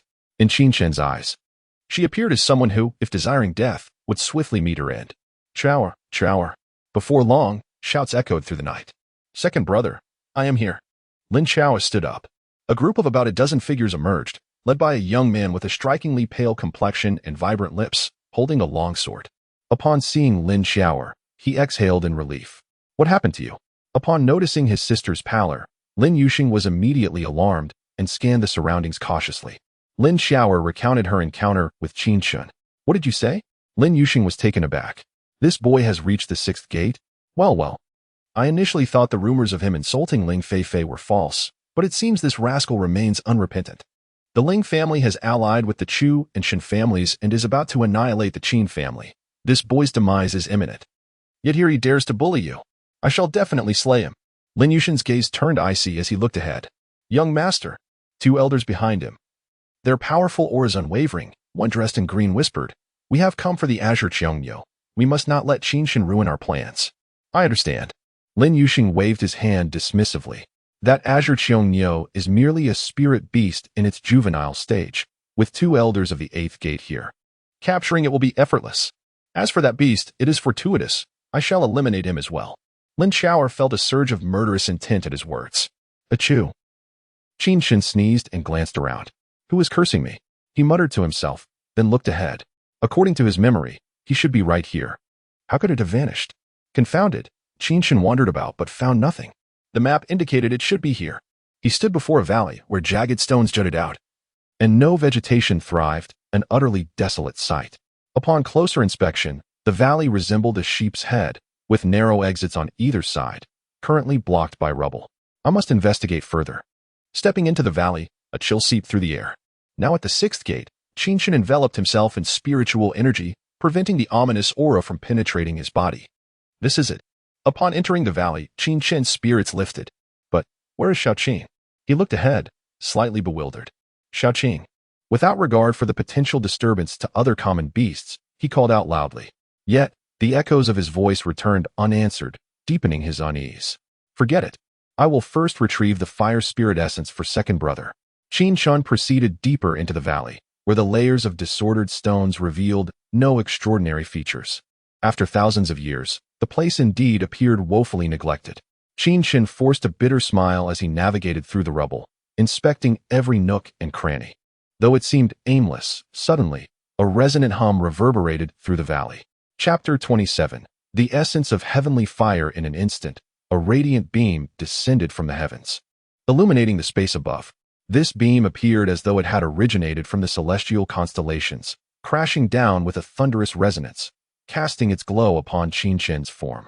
Immediately, Qin Chen's figure shifted, his steps quickening, and the luminescence danced in tandem with his movements. Within the Goat's Head Valley, a star array suddenly materialized. 5-star sealing spirit seal, activate. At this moment, Qin Chen stood at the valley's edge, letting out a commanding shout. Boom. The valley trembled as stones shifted. The ground reverberated, and the debris beneath quaked into dust. Suddenly, the earth rose, revealing a pentagram stone platform that gradually ascended. It appears to be intact. Qin Chen exhaled, the brilliance starting to fade. At the center of the stone platform, a passageway emerged. Without a moment's hesitation, Qin Chen stepped into the passage, his figure vanishing within the entrance. Miss, look. At that moment, in a section of the Lingyun Mountains, a young man's expression brightened. The light cascading from the sky resembled the celestial radiance described in the treasure map. Indeed, there must be treasures within the Lingyun Mountains. The essence of heavenly fire may very well be present. Before the young man stood a maiden clad in a light green gown, approximately 18 or 19 years of age. Her flowing hair danced gently in the breeze, her skin flawless, with delicate brows and deep-set eyes, lips like crimson petals, and a porcelain complexion. Her graceful figure exuded an inexhaustible aura of youth, and her perfect visage appeared strikingly ethereal under the moonlight. Yiliang, the maiden called softly. Miss. A short-haired young man approached, lowering his head. Is this the result of your last investigation? The maiden's countenance turned frigid. Should you fail to apply yourself again, I shall impose a 3-month penalty on your family's provisions. Understood. The short-haired youth bowed his head in acknowledgement. Miss, Yiliang has always been diligent. The last time, it was likely due to the negligence of the servants. Enough, the maiden replied. Yi Feng, proceed ahead and gather information. Yes. As they spoke, the tall Yi Feng led several companions into the night. The Goat's Head Valley, as indicated on the treasure map, was once a secret location established by the former Nether Emperor before his ascension. It is said that the essence of heavenly fire resides here, and we hope to acquire it this time. My mother's affliction can only be remedied with the essence of heavenly fire." With these words, a resolute expression appeared on the maiden's face. Meanwhile, on another side, Lin Yuxing and Lin Xiao, along with their entourage, also witnessed the divine light descending from above. "Brother, look over there." "Indeed, such a celestial phenomenon must herald a treasure," Lin Yuxing exclaimed. "Let us investigate." Second young master. Two elderly men suddenly obstructed their path. "The clan leader has commanded us to capture the young of the Azure Kuelong. If we deviate now, rest assured, the situation will be under control," Lin Yuxing reassured them. With that, he swiftly advanced, prompting the others to follow suit. Not only these two parties, but various martial artists within the Lingyun Mountains that night also beheld the celestial radiance, all astonished, hastening towards the source of the light. In stark contrast to the astonishment of those around him, Qin Chen strolled leisurely into the depths of the passage. It seems that after tens of thousands of years, it has been remarkably preserved. Qin Chen, in a state of contentment, traversed the passageway, which descended hundreds of meters underground before opening into a cavernous expanse. Before him lay a luminous underground forest. The trees therein were not particularly tall, merely several meters high, yet they grew in an orderly fashion. Beyond this grove, a few thatched cottages came into view. Upon seeing the cottages, Qin Chen nodded approvingly. Indeed, they remain unchanged. Across his 9 lives, he had achieved remarkable feats, having experienced thousands of years from his first life to the present. In his first life, he was revered as the 9 Nether Emperor, cold and ruthless. Before attaining his imperial status, he had once visited the Northern Underworld Empire and resided here for a time, leaving his mark. With a serene smile, Qin Chen approached the thatched huts. 3 cottages, enduring through the ages, remained impervious to decay. At this moment, a wooden stick was planted in the ground before the huts. Noticing the stick, Qin Chen smiled faintly. "Perfect. Lacking a suitable weapon, you shall suffice, old friend." He grasped the stick. Approximately 1 meter in length and the thickness of a thumb, devoid of any aura, a mere simple wooden stick. Yet, Qin Chen cherished it dearly, fastening it to his waist before pushing open the door with a creak. A cloud of dust settled as he entered the room, which was sparsely furnished with a table and a few chairs. Upon the table lay a chessboard, a game in progress, yet unfinished. Just as it was, truly nostalgic. Qin Chen did not study the chessboard further, but moved to the left room. If memory serves, it should be here. With a wave of his hand, the floorboards parted, releasing a wave of searing warmth. The essence of heavenly fire. A glimmer of joy flickered in Qin Chen's eyes. The essence of heavenly fire, born of celestial flames, embodies intense heat, which can be harnessed for alchemical purposes, enhancing an alchemist's fire. Even ordinary martial artists can utilize the essence of heavenly fire to temper their bodies and elevate their realms. However, it is seldom wasted in such a manner. In his earlier days, before attaining imperial status, he had already become a legendary figure. To him, the essence of heavenly fire was akin to candy in a child's hand. During a brief stay with a friend, a heavy snow had fallen, and the two sat cross-legged on the ground, engaged in a game of chess. To stave off the cold, they had spread the essence of heavenly fire beneath them for warmth. 17 in total. Gazing at the neatly arranged essence of heavenly fire beneath the floor, Qin Chen nodded. Retrieving a jade vial he had prepared, he carefully stored the precious essence within. There are still more treasures. He turned to exit this room and entered the one on the right. All 3 rooms were of similar size and in the right chamber. Qin Chen's gaze fell upon a few jars on the ground, a smile appearing. The 9-turned jade gold pill. "Fortunately, you are still here," Qin Chen remarked calmly. The 9-turned jade gold pill is a genuine spirit elixir, one that only those of the spirit sea realm can consume. However, the 9-turned jade gold pill is unique. It can assist those at the 9-gate realm to coalesce the heavenly gate, opening the spirit sea and reaching the spirit sea realm. Moreover, it can help those at the spirit sea realm to stabilize and enhance their cultivation by at least 1 level. Just the right amount, 3 in total. At that moment, among the remnants of several broken jars on the ground, there were a few other spirit elixirs, but Qin Chen paid them no mind, crouching down to collect them. "Stop." Suddenly, a voice called out from behind him. Chapter 28. "I don't mind killing you." Qin Chen halted his movements and rose to his feet. Unbeknownst to him, 3 figures had appeared in the room. "How careless of me." Qin Chen regarded the trio and spoke calmly. "What brings you here?" The 3 exchanged glances, puzzled. Could this boy be foolish? What could possibly be the matter at such a time? The scarred man on the left, breathing heavily, could no longer contain his excitement. Such rich spiritual energy? These are spirit pills. Indeed, spirit pills, exclaimed the man on the right, equally exhilarated. I once saw spirit pills, and they looked just like this. Spirit pills were treasures of immense value, worth their weight in gold.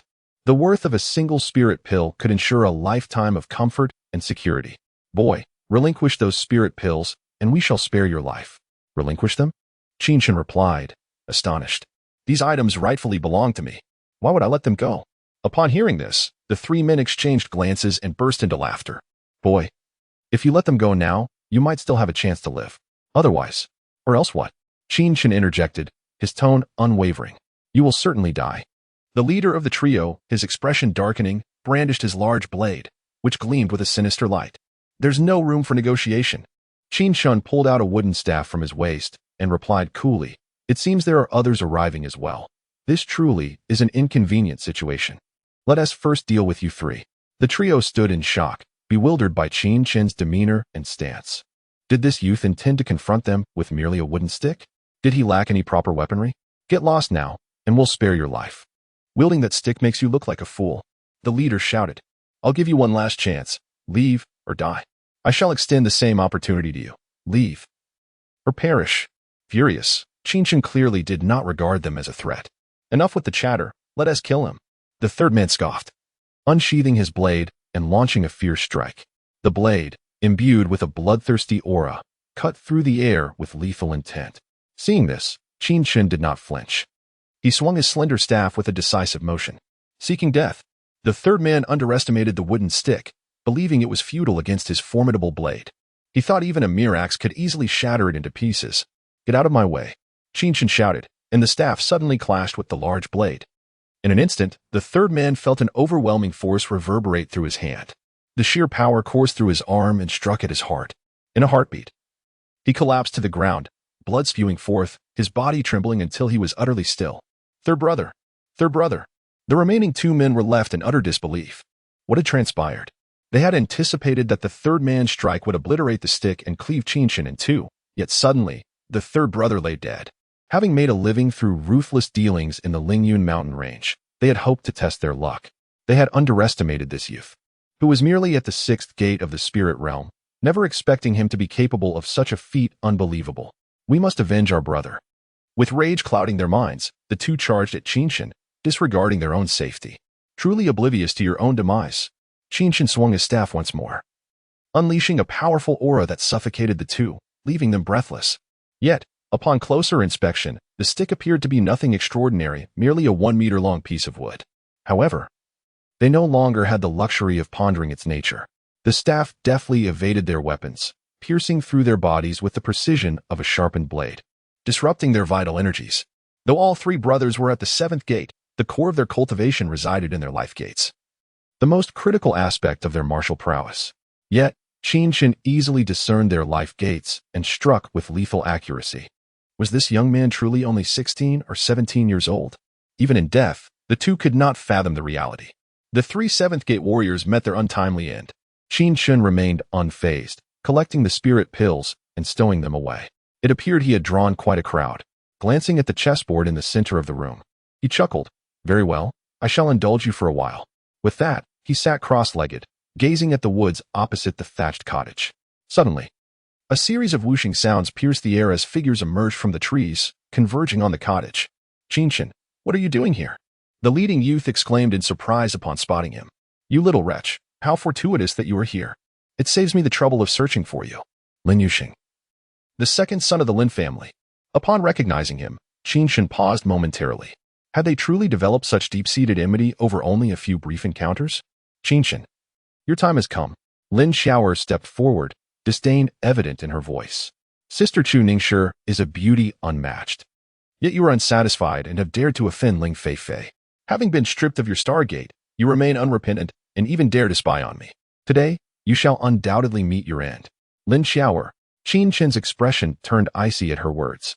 Ignorance is no excuse for guilt. I spared you once. But do you truly believe that your life is more precious than those of the Ling, Chu, or Shen family's young masters? I have shown you mercy. But should you continue to speak insolently, I will not hesitate to end your life. A murderous intent surged within Qin Chen. At his fierce gaze, Lin Xiaoer felt an icy chill spread throughout her body. Impudent. Lin Yuxing barked. What do you think you are? A wastrel, who somehow survived against all odds, yet has reached the sixth gate? Today, I shall rid Lingyun City of you. With that, Lin Yuxing charged forward.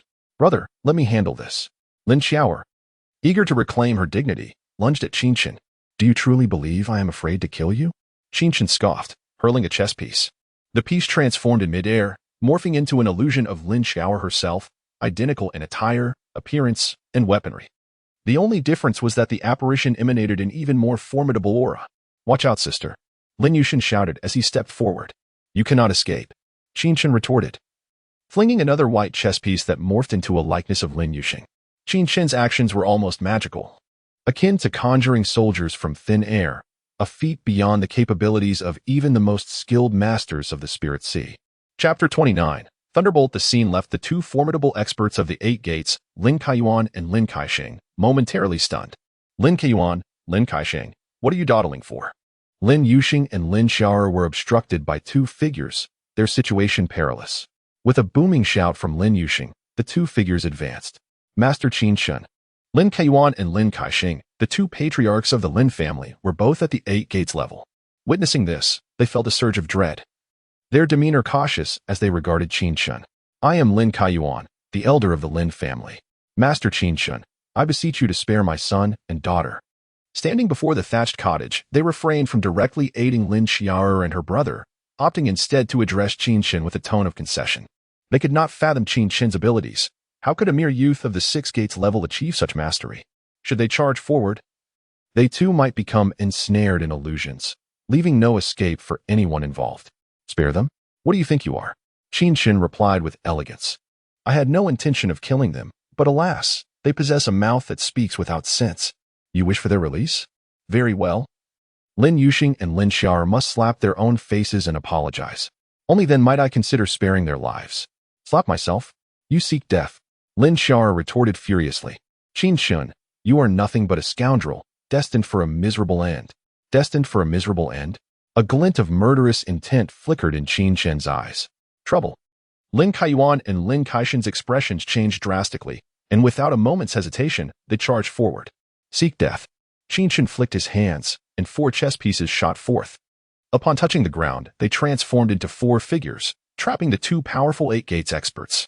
The onlookers were instantly rendered cautious. The display of Qin Chen's talent was utterly unfathomable. As Lin Kaiyuan and Lin Kaixing found themselves ensnared, Lin Yuxing and Lin Xiaoer were in dire straits, their lives hanging by a thread. Yet Qin Chen remained seated at the chessboard, wholly at ease. Lin Xiaoer, I spared you due to your ignorance. But it appears I was mistaken. Since you believe I deserve a grim fate, let us see who meets their end first. With those words, Qin Chen waved his hand, sending forth another 4 chess pieces. Disastrous. Lin Kaiyuan was now in a state of panic. Should anything happen to their young master and miss, the consequences would be dire. Thunderbolt. A voice rang out as Lin Kaiyuan hurled a black orb toward Qin Chen. Boom. In an instant, the orb detonated, obliterating 3 thatched cottages into ashes, flames erupting. The figures that had materialized from the chess pieces collapsed to the ground, reverting to their original forms. Are they dead? Lin Yuxing exhaled, relieved. They survived, they fled. Lin Kaiyuan gasped, feeling a pang of regret. That thunderbolt had cost him a fortune, procured from the imperial city for self-preservation. Even a master at the 9 Gates level would have been severely wounded. Yet now, it was wasted on Qin Chen and failed to eliminate the rogue. This boy must have just arrived, recognizing the mechanisms here. Elders, pursue him. Lin Yuxing seethed. If we do not kill him, my wrath shall remain unsatisfied. Young master, we came here to capture the Azure Qiongyo. If we miss this opportunity, my father's words take precedence. Elders, will you disobey my command? Upon hearing this, Lin Kaiyuan and Lin Kaixing ceased their objections. Pursue. The group of over 10 individuals prepared to continue their chase after Qin Chen. Stop. Suddenly, a voice echoed from behind, halting their advance. As the voice sounded, several figures blocked their path, led by 2 young men who stepped forward. I ask you, have you seen the heavenly fire spirit here? The short-haired young man demanded. Who are you to question us? Lin Xiaoer, a pampered young lady of the Lin family, bristled at being interrogated. Smack. The short-haired youth struck her without hesitation. 8 Gates level. The onlookers were taken aback. The young man appeared no older than 18 or 19, yet wielded terrifying strength. Yi Liang. Just then, a woman glided forward behind him. Upon seeing her, Lin Yuxing was instantly transfixed. She was breathtakingly beautiful, like a radiant moon amidst twinkling stars. Lin Xiao's cheeks flushed crimson in the presence of such beauty. She felt as though she were mere dust compared to the brilliance of the moon. Miss. The short-haired youth spoke respectfully. The atmosphere grew tense as they realized Yi Liang alone, at 8 gates level, could potentially rival Lin Kaiyuan and Lin Kaixing, and the prowess of the lady was unfathomable. You need not be alarmed. I have but one question. The woman spoke calmly. Have you encountered the heavenly fire spirit here? And no, we haven't. Lin Kaiyuan stammered, a hint of anxiety lacing his voice. Actually, we have. Lin Xiao interjected boldly. Oh? Where? The exquisitely beautiful woman inquired, her eyes sparkling with interest. We were the second to enter here. The first was a fellow named Qin Chen, heir of the Qin family from Lingyun City. He took the heavenly fire spirit. Lin Xiao continued.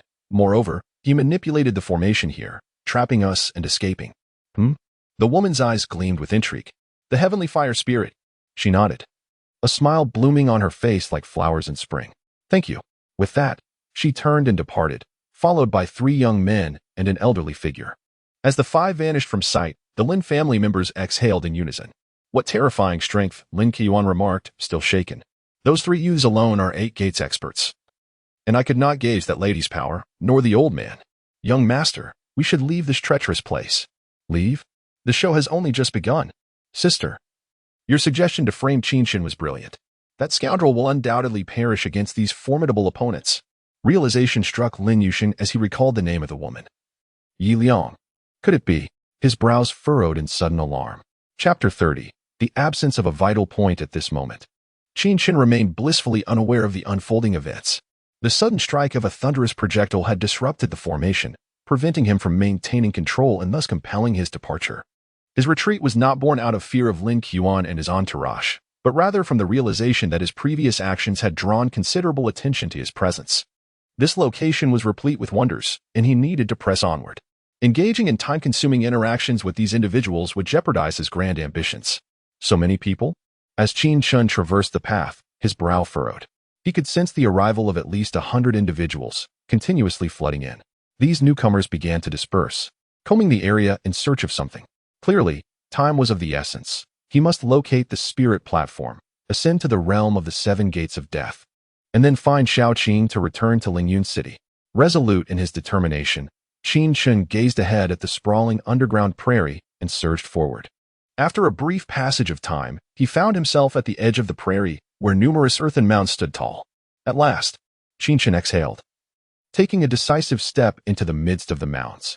Suddenly, the mounds began to shift and move. Yet, Qin Chen remained undeterred, his stride steady as he maneuvered through, the shifting earth gliding past him without disturbance. With little time to spare, he finally emerged from the mound cluster, and the scene before him transformed dramatically. A square palace materialized, resembling a wooden box from the outside. Crossing the threshold into the vast palace, which spanned 100 meters in length and width, he found himself surrounded by robust stone pillars. In the center, a stone platform measuring 10 meters on each side and 3 meters high glimmered with a faint radiance. Undeniably captivating. The spirit platform. A subtle smile graced Qin Chen's lips as he stepped onto the platform. However, upon closer inspection, his brow furrowed once more. Indeed. After the passage of millennia, the spiritual energy here had diminished 100-fold. He sighed, reflecting, this is just right. I am currently at the 6 gates of the scenic realm. An overly intense spiritual energy would be unmanageable for me. With that, he closed his eyes. At the 6 gates of the scenic realm, his limbs and internal organs had undergone refinement through spiritual energy, resulting in a significant enhancement of his strength. Yet, in comparison to the 7 gates of death, the former 6 gates could be deemed rather feeble. During his previous skirmish against Shen Linfeng and the duo of Chu Yuqing, he had found it relatively effortless to contend with them at the 4 gates of the injury realm. However, facing the formidable Ling Kuan at the 7 gates of death had proven considerably more challenging. The 7 gates of death involved the opening of a vortex in the abdomen to condense the vital point, a unique weak spot for each martial artist. The vital point was the most vulnerable area of a warrior's body. After establishing the first 6 gates, Impurities within the body needed to be expelled through a designated location. The vital point served this purpose.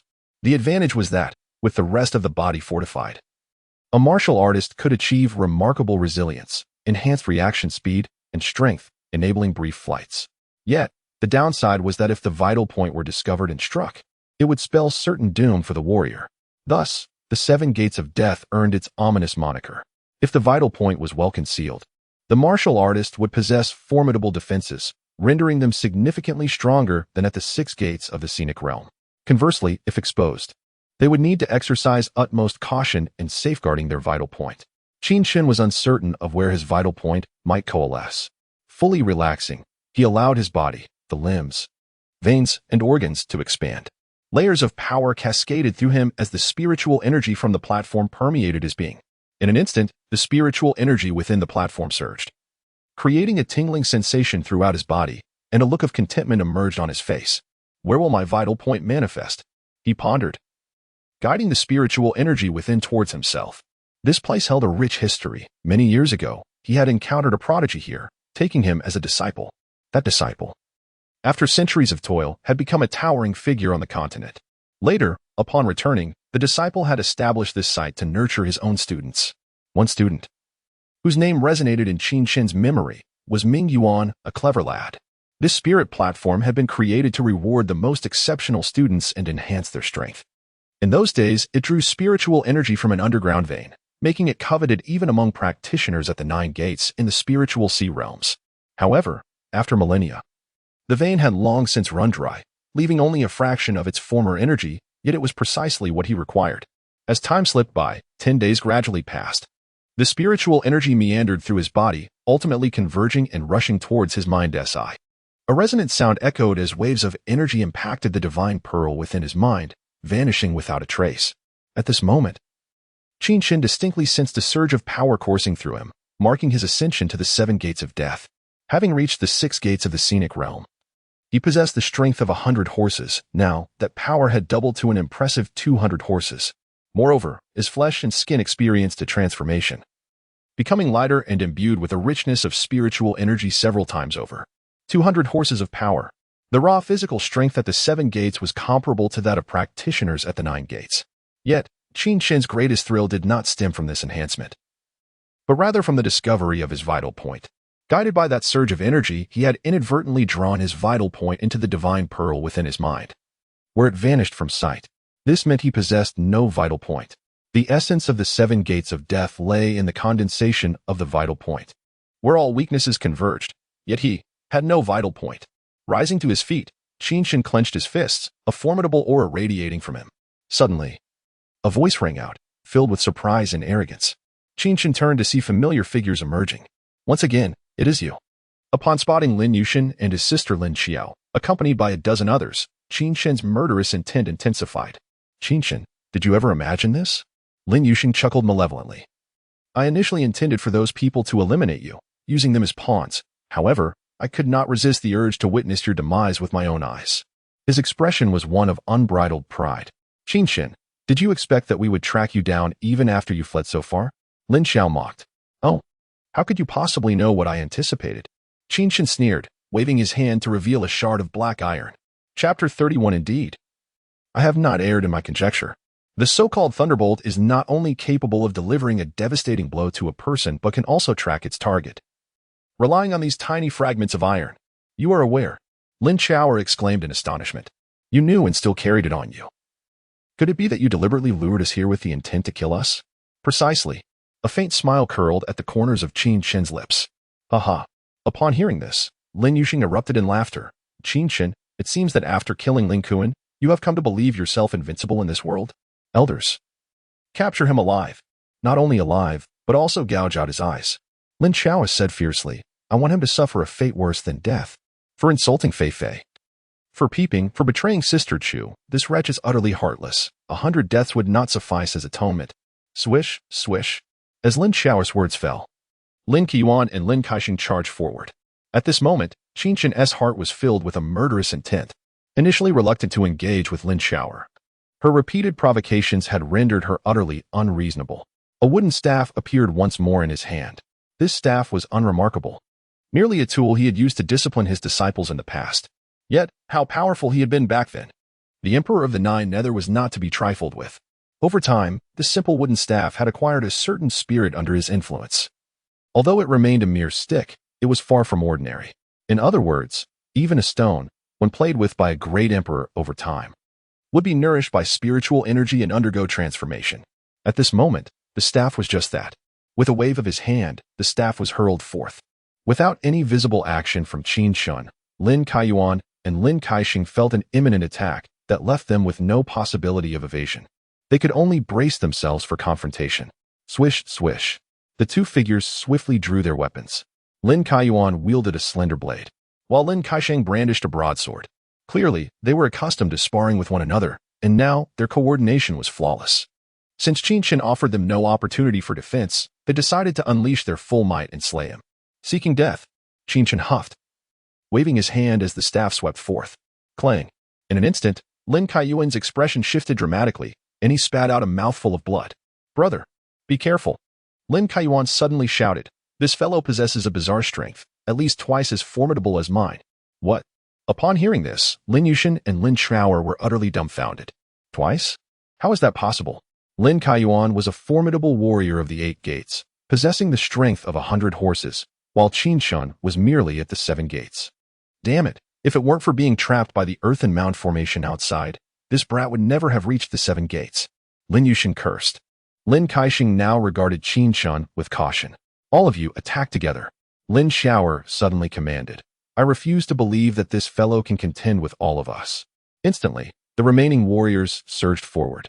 Lin Yushin and Lin Shaoer had departed the Lin family to venture into the Lingyun mountain range with the aim of capturing the Azure Qiangniu, naturally bringing along many skilled fighters.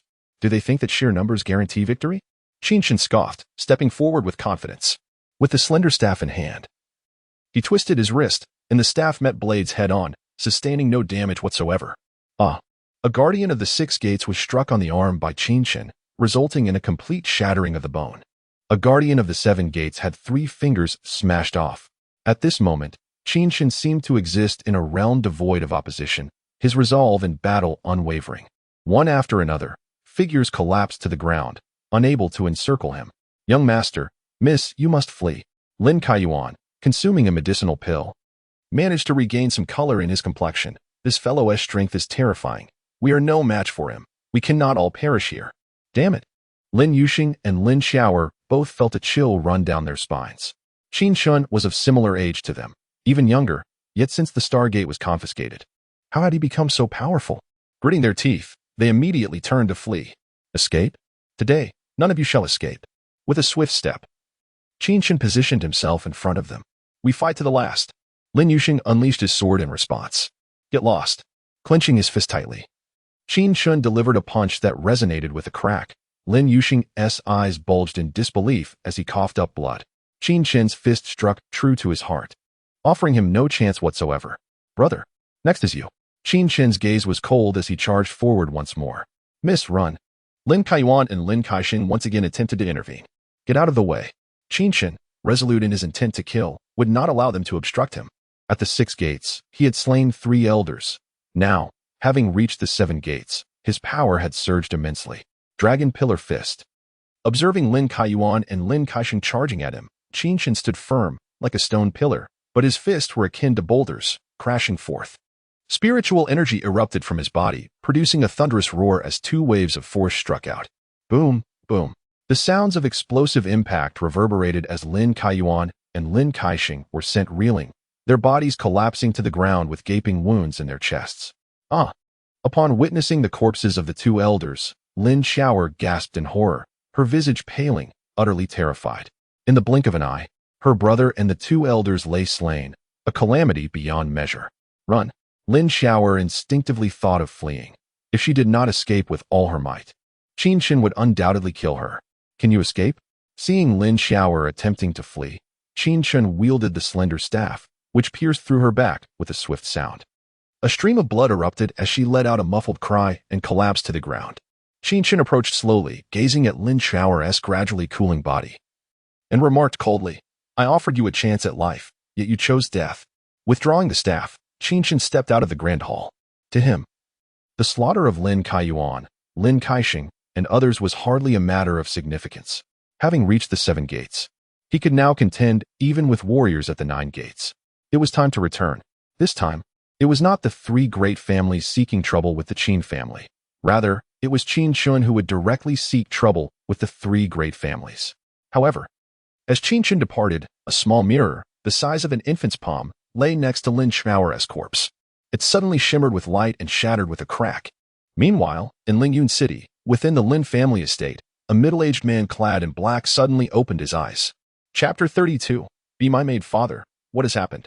Lin Yuan was taken aback as he witnessed his father suddenly awaken. Your second brother and third sister are in trouble. As the patriarch of the Lin family, Lin Zhantian was a master at the peak of the 8 gates and was preparing to break through to the 9th gate. However, he suddenly sensed a peculiar aura. Bring me the twin mirrors. Yes.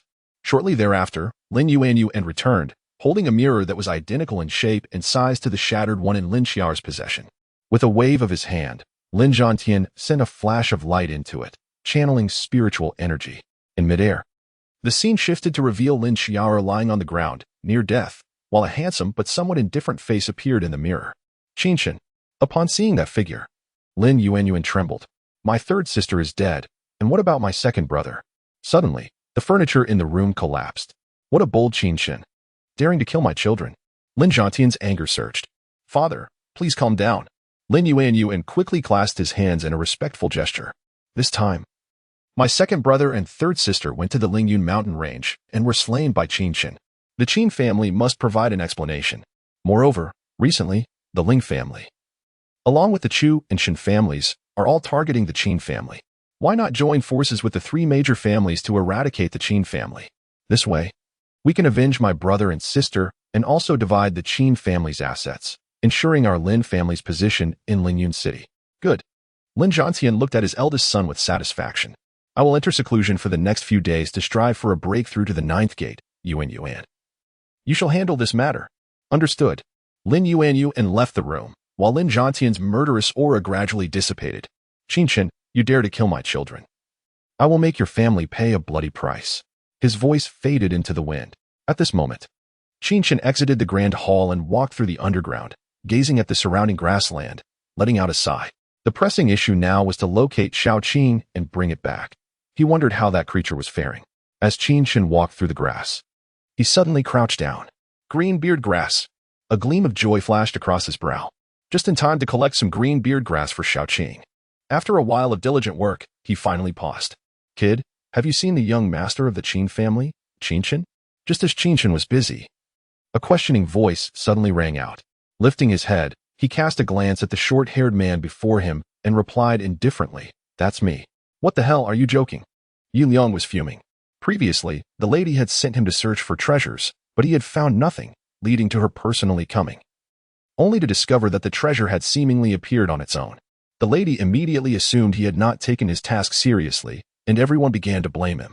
For days, he had searched for the young master of the Qin family, yet had found nothing, nearly turning the place upside down. So now, he simply asked anyone he encountered, but everyone responded with ignorance. And this kid had the audacity to say, That's me. Qin Chen's patience wore thin. Believe it or not. I don't care. Can't you see I'm gathering grass? He lowered his head and resumed collecting green beard grass. You little brat, you're courting death. Yu Liang stepped forward, unleashing his power at the 8 gates level, his speed and strength reaching their peak. Unexpectedly, the short-haired man attacked directly. Qin Chen crouched on the ground, hastily countered with a punch. Boom. In an instant, the 2 figures collided and then separated. Yu Liang's hand throbbed painfully, while Qin Chen remained unfazed, holding his stance. Kid, I underestimated you. You have some skill. Yi Liang smirked, preparing to strike again. Stop. A voice rang out sharply as several figures approached. Lady. This kid is asking for trouble. I'll teach him a lesson. I believe it's you who is asking for trouble. Qin Chen stood up, stretching lazily. You asked if I've seen Qin Chen. I told you I am him. You don't believe me and want to kill me? Little fellow. Do you really think I can't take you down? Little fellow? He was merely 18 or 19, yet Qin Chen, who was only 16 or 17, called him little fellow? Are you? Really, Qin Chen? The lady looked at Qin Chen, unable to contain her excitement.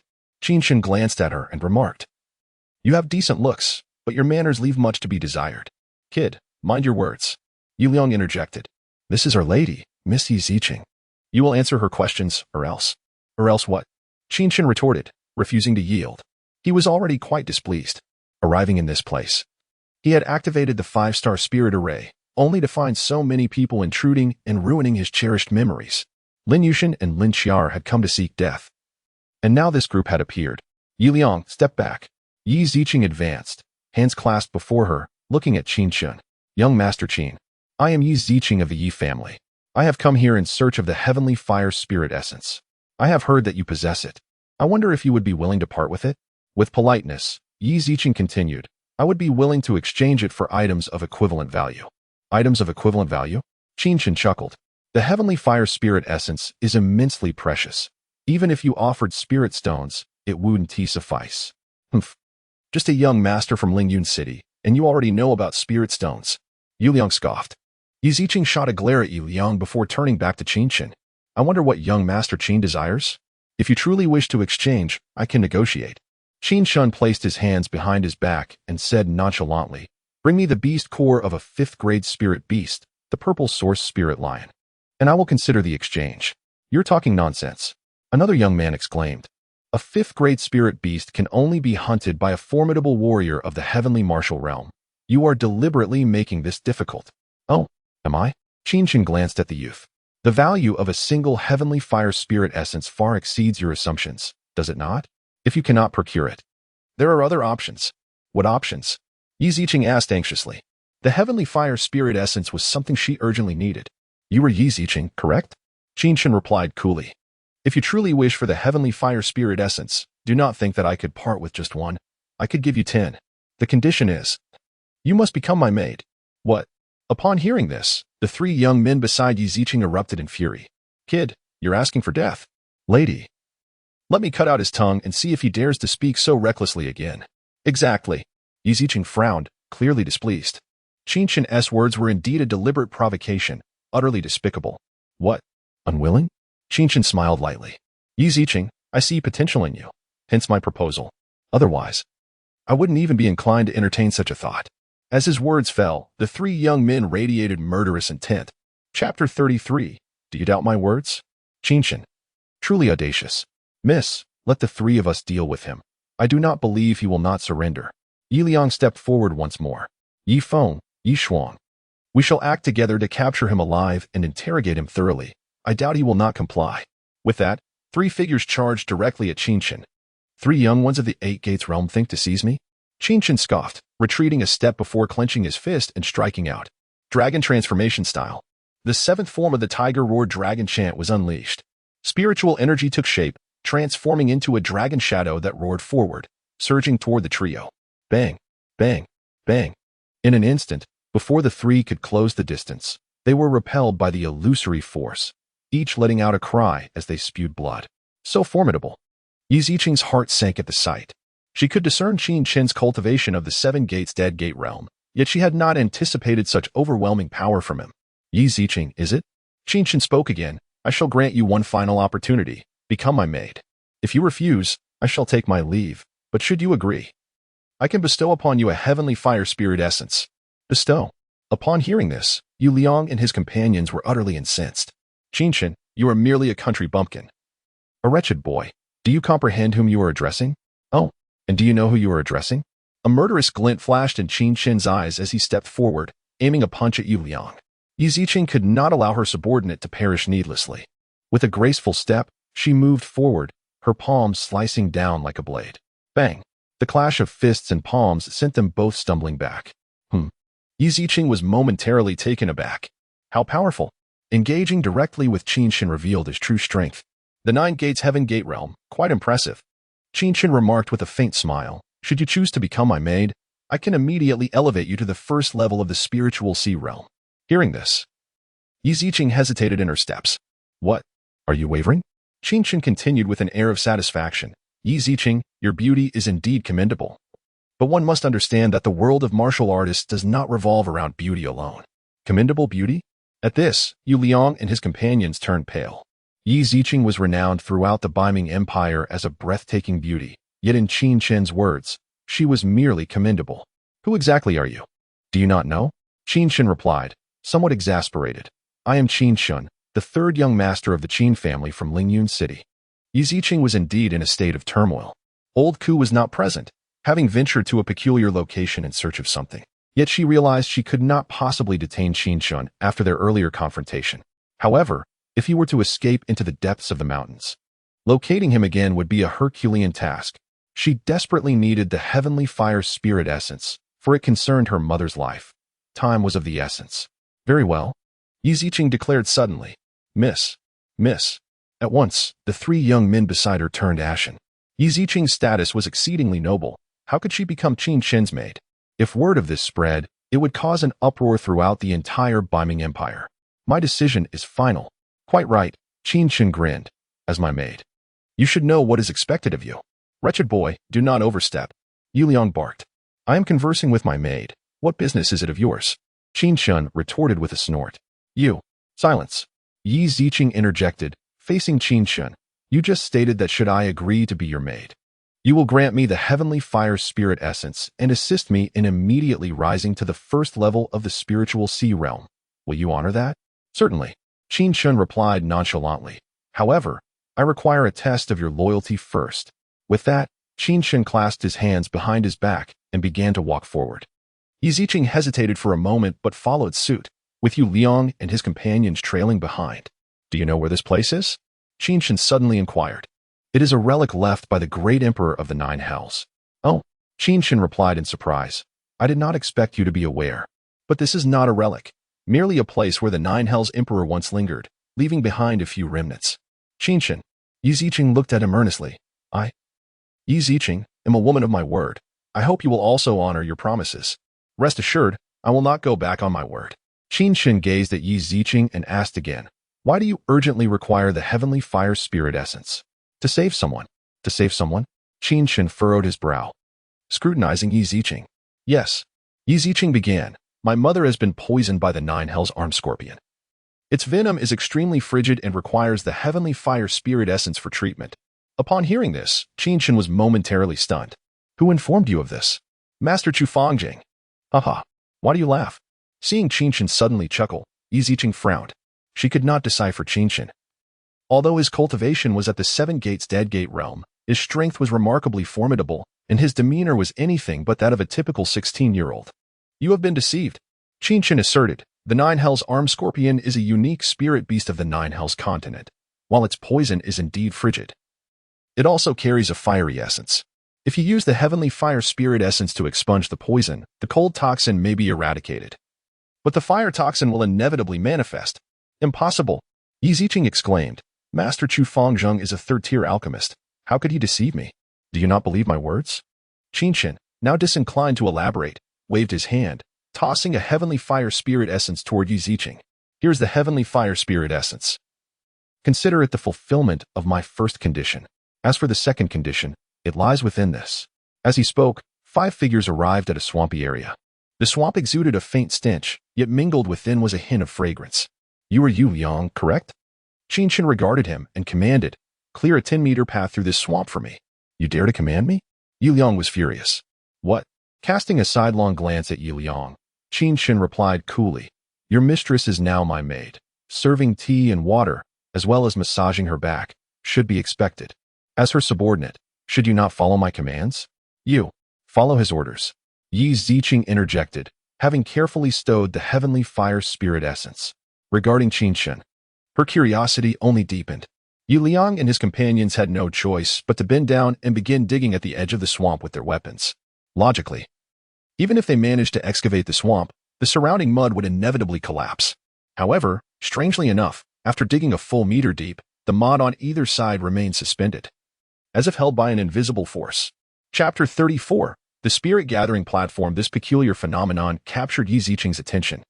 A distance of 10 meters posed no challenge for the three of them. All right. Qin Chen called a halt, stepping forward into the passageway, reaching that 10-meter mark. As he scanned his surroundings, he stood amidst the marsh, seemingly searching for something. Miss, this fellow is rather sinister, Yi Liang murmured. Since you have acquired the celestial fire essence, why not? Let's observe a bit longer. Yi Ziqing interjected. I sense that this individual is extraordinary. Even if the four of us joined forces, I fear we wouldn't be able to defeat him. What? Yi Liang was taken aback. Could Qin Chen possess such terrifying strength? Their lady was a martial artist of the Nine Gates Tianmen realm. Once she broke through to the Spirit Sea realm, she would immediately qualify as a disciple of the Inner Court at the Celestial Academy. Yet, she lacked confidence in dealing with Qin Chen. I find it curious what his intentions are. Yi Ziqing's beautiful eyes sparkled with intrigue. Ziqing, come here. Qin Chen suddenly beckoned her. Ziqing. Upon hearing the address, Yi Liang felt a surge of anger. If Qin Chen dared to call her so intimately within the imperial capital, countless young masters would likely tear him apart for it. Yi Ziqing, puzzled, stepped forward. At this moment, Qin Chen said no more. Standing amid the marsh, his palm slowly waved outwards. Streams of spiritual energy coalesced, resembling a multitude of tentacles spreading outwards in 8 directions. Boom. Suddenly, the entire marsh trembled violently. The foul-smelling earth erupted, flying into the air as if a thunderous explosive had been cast into the mire. Yet, remarkably, the area where Qin Chen and Yi Ziqing stood remained untouched. In stark contrast, Yi Liang and the others were not so fortunate. They found themselves thoroughly coated in the marsh's muck, a stench permeating the air. Qin Chen regarded the trio with indifference. If you still wish to kill me, next time, it won't just be this foul mud that befalls you. With those words, a hint of killing intent gradually receded from between his brows. Now, Yi Liang and his companions were utterly bewildered. This fellow seemed exceedingly familiar with the area, as if he had designed it himself. In truth, that was indeed the case. Years ago, to train his disciples, Qin Chen had expended considerable effort to construct this place. He even intended for the offspring of the Qin family to practice here in the future. The secrets of this location were numerous. As the soil exploded, the ground began to rise dramatically. The muddy marsh vanished, replaced by a vast platform. The platform exhibited a clear, ancient blue hue, with cracks forming upon its surface. This expansive platform stretched several hundred meters in length and width, and several figures began to ascend from it. Follow me. Once the stone platform settled, Qin Chen took a step forward. Even Yi Ziqing, despite her vast experience, was astonished. This place was indeed peculiar. No wonder it had drawn the attention of Ku Lao. The two figures reached the center of the stone platform. This place is called the Spirit Gathering Platform, Qin Chen suddenly declared. The Spirit Gathering Platform? Yi Ziqing's expression changed. I have heard that the 9 Nether Emperor once had a disciple here, and to encourage his disciples' training, he designed this place as a training ground. The Spirit Gathering Platform absorbs the spiritual essence of heaven and earth to aid his disciples' cultivation. You seem well informed. Qin Chen smiled. However, your facts are not entirely accurate. This place, indeed called the Spirit Gathering Platform, draws upon the spiritual essence of heaven and earth, but the 9 Nether Emperor was training his grandson, not his disciple. Moreover, this place serves another purpose. What purpose? To assess spiritual physiques. Upon hearing this, Yi Ziqing understood immediately. The martial world was vast and boundless. It was said that the 9 Nether continent was merely a fragment of the entire martial world. Yi Ziqing spoke wistfully. It is said that in ancient times, the heavens delineated countless realms, each layered upon the other, with humanity divided into 9 tiers. However, then arose a remarkable figure, a personage of immense stature. This person opened the heavens and reshaped the world, unifying all realms into one. All worlds converged upon the continent, and all beings existed within the same time and space. Yet later, this great figure vanished without a trace, and no news of him remained in the world. Following that, the continent fell into turmoil, giving rise to the 9 Nether continent. This individual is revered by later generations as the Supreme God Emperor, and due to his actions of unifying the heavens and earth, legends such as the spiritual physiques came into being. The spiritual essence of heaven and earth circulates endlessly, giving rise to extraordinary individuals with unique constitutions that resonate more profoundly with the spiritual essence. As she spoke, Yi Ziqing's words brimmed with longing. Seeing Qin Chen lost in thought, she felt she had misspoken and quickly clarified. Of course, I have only gleaned these tales from various historical accounts. They are likely to be mostly fabrications. They're all true. Huh? Everything you said is indeed true. Qin Chen affirmed. There was such a person. The Supreme God Emperor, who commanded reverence from all realms and whose presence was unmatched. No one dared to call themselves a god or an emperor before him. For the first time, Qin Chen's words were laced with emotional resonance. No one dared to call themselves a god. No one dared to call themselves an emperor. What remarkable grandeur! If this is true, then why are there no records of this person in the world? Because he vanished. Qin Chen replied contemplatively. Too many events transpired there. Most records were destroyed, while it is the unofficial histories that have managed to endure. At this, Yi Ziqing remained silent. How do you know so much? After a brief pause, Yi Ziqing asked again. Yet Qin Chen involuntarily clenched his fists, choosing not to respond. He longed to tell Yi Ziqing, for that figure was his father. The supreme god emperor, surpassing countless gods and emperors, was indeed his father. In those days, as the son of an emperor, he faced the disappearance of his father, the chaos of the Nine Heavens Cloud Alliance, and the resurgence of myriad races. The world was on the brink of turmoil. His mother, disregarding everything, compelled him, the 9 lives celestial prince, to experience his 9 lives. After tens of thousands of years, he had thought that upon completing his 9th life and achieving the imperial throne, he could return and shoulder everything. However, in the end, he fell victim to a treacherous plot, enduring a 10th life, just like the 9 lives celestial prince, facing the same fate as his father. Tens of thousands of years passed. Through 9 lives, he had become a figure of great renown, repeatedly encountering that place. Yet, he had never been able to return. What has become of the 9 Heavens Cloud Alliance now? What of his mother, and the 3rd and 4th mothers? What of Uncle Qing and grandfather? In this life, he would personally step into the 9 Heavens Cloud Alliance and proclaim to the world that in the absence of his father, everything would be shouldered by him, Qin Chen. Chapter 35. The 9 Transformations of the Linglong Body. Hey. Yi Ziqing called out to Qin Chen, who appeared lost in thought. Let us begin. Qin Chen exhaled deeply. Begin? Begin what? Yi Ziqing asked, puzzled. To test the spiritual body, of course. Qin Chen replied matter-of-factly. What did you think I brought you here for? To truly test your loyalty? Yi Ziqing was taken aback, slowly stepping onto the ancient platform center. As Qin Chen gazed at the Yusol platform, nostalgia flooded his eyes. Time had passed, and everything had changed. Now, he commanded, his voice low, as a surge of spiritual energy erupted from his fingertips. Buzz. In an instant, a radiant light ascended from the center of the platform, enveloping Yi Ziqing's form. In that moment, 9 beams of light radiated outward from her, each illuminating the space around her. Within those 9 beams, ethereal figures danced gracefully, each more exquisite than the last. Yi Liang and his companions were rendered speechless. For against the backdrop of the 9 beams, Yi Ziqing's silhouette appeared even more noble and beautiful, akin to a blooming azure lotus, captivating all who beheld it. Indeed, it is the 9 transformations of the Linglong body. Qin Chen waved his hand again, unleashing waves of spiritual energy that exuded an overwhelming pressure. However, as his spiritual energy intensified, a more potent force surged forth from the Yusol platform. A cry arose as a torrent of spiritual energy enveloped Yi Ziqing, penetrating her being, while the 9 ethereal figures returned to her form. What is happening? What's wrong? Yi Liang asked anxiously. Use your eyes to see. Qin Chen dismissed their concerns, fixated on Yi Ziqing's transformation. Indeed, it was the 9 transformations of the Linglong body. He had not anticipated such a phenomenon here. Could she possibly be a descendant of that young man? Qin Chen mused to himself before finding a spot on the platform to sit. What are you doing? Practicing. Qin Chen replied leisurely. This process will take approximately 4 hours. What else would I do but cultivate? With that, he closed his eyes. Yi Liang, Yi Feng, and Yi Shuang exchanged glances, uncertain of what to do next. At that moment, Qin Chen turned his focus inward. His limbs, organs, and the jade pillow acupoint at the nape of his neck were all resonating with spiritual energy. The life gate was consolidated within the divine seal pearl, making his body notably lighter.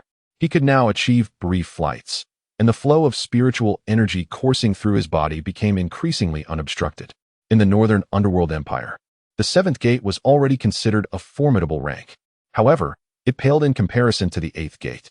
The 8th gate, known as the Jing Gate, opened the warrior's heart, mouth, nose, and ears, connecting directly to the mind. It was only through this that a warrior's entire being could truly align. Not only did this enhance one's strength, but it also allowed for the release and gathering of protective spiritual energy shields.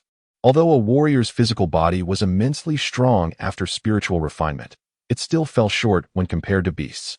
If one could gather protective spiritual energy, it would be akin to donning a suit of armor impervious to blades and fire.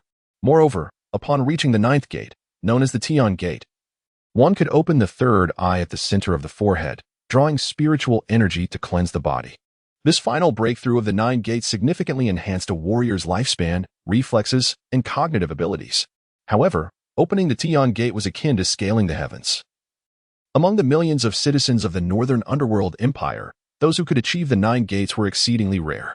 At this moment, Qin Chen was channeling the spiritual energy within his body, directing it toward his acupoints. As the energy surged through his mouth, nose, ears, and heart repeatedly, a barrier persistently obstructed the flow. Still not working? Qin Chen frowned slightly, opening his eyes to retrieve a medicinal pill. The pill was a pale yellow, adorned with a golden hue, exuding a fragrant aroma that was intoxicating. "This is the first-grade spiritual pill, Ji Yuan Dan," Yi Liang exclaimed upon seeing it.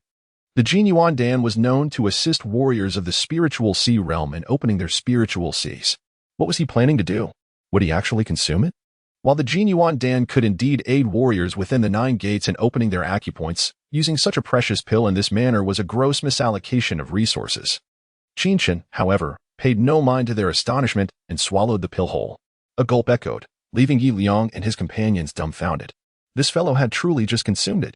A single first-grade spiritual pill was enough to incite fierce competition among the spiritual sea realm's strongest.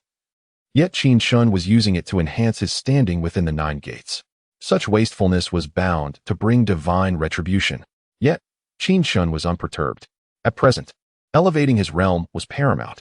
The 8th gate, the Jing Gate, would not only amplify his power, but also enable him to genuinely condense protective spiritual energy. He had just recalled a technique that was ideally suited for the 8th gate. Indeed, the Ji Yuan Dan could assist warriors of the spiritual sea realm in opening their spiritual seas and elevating their realms, but for him, the immediate concern was to do everything possible to enhance his own standing. The Ji Yuan Dan transformed into waves of celestial energy, intermingled with the essence of its medicinal ingredients, coursing through his limbs and bones. Simultaneously, Qin Chen directed the spiritual energy within him to once more surge toward his mouth, nose, ears, and heart. Crack. In the void, a distinct cracking sound resonated as the barrier at his ears shattered. Crack, crack. Next came the mouth, followed by the nose. With the final cracking sound, a wave of spiritual energy began to emanate from Qin Chen's body, forming a protective shield that clung closely to his form. He had broken through to the 8th gate. Yi Liang and his companions, witnessing this spectacle, felt a chill run down their spines, utterly astonished. Just 10 days prior, while searching for Qin Chen, they had learned he was at the 6th gate. Yet now, he had directly ascended to the 8th gate. Such speed was nothing short of miraculous. Buzz. At that moment, a resonant hum echoed through the air. Suspended in midair, Yi Ziqing slowly descended. Her eyes fluttering open, 2 radiant beams of light flashing momentarily. Upon seeing Yi Ziqing again, Yi Liang and his companions were left utterly speechless. She was breathtaking. As Yi Ziqing gracefully descended from the air, she resembled a celestial maiden stepping down from the heavens, her every smile and gesture enchanting those around her. Her aura had undeniably elevated. Indeed, Qin Chen remarked nonchalantly. The 9 transformations of the Linglong body, my assessment was accurate. Follow me, and I assure you that your potential will be maximized. Upon hearing this, Yi Ziqing was taken aback. The 9 transformations of the Linglong body? Are you implying that my constitution is a spiritual body? At that moment, Yi Ziqing was suddenly struck with realization. Chapter 36. The royal body who informed you that it is merely a spiritual body? Qin Chen smiled and said, in this world, is it only the spiritual body that possesses greatness? The spiritual body is but the most rudimentary among thousands of physical forms. Above it, there exists the sacred body. King body, royal body, and emperor body. The 9 turns Linglong body is indeed the royal body. Even Yi Ziqing, at this moment, displayed profound astonishment in her eyes. She had never anticipated that her own physique was of a special nature, let alone that it would be the royal body. How? Shouldn't you have just entered the spiritual sea realm? You've reached the 3rd level of the spiritual sea realm. Upon hearing Yi Ziqing's words, Yi Liang, Yi Feng, and Yi Shuang were utterly bewildered. Just a moment ago, their young lady was still at the 9 gates heavenly gate level, and now, after a few hours, she had directly ascended to the 3rd level of the spiritual sea realm? This was madness. Well, it's somewhat acceptable. This spirit-nurturing platform is not complete. Otherwise, it should allow you to immerse yourself for a month, directly bypassing the spiritual sea realm and arriving at the spirit platform realm. Yi Ziqing said nothing further upon hearing this. All right, I will fulfill the conditions I promised you.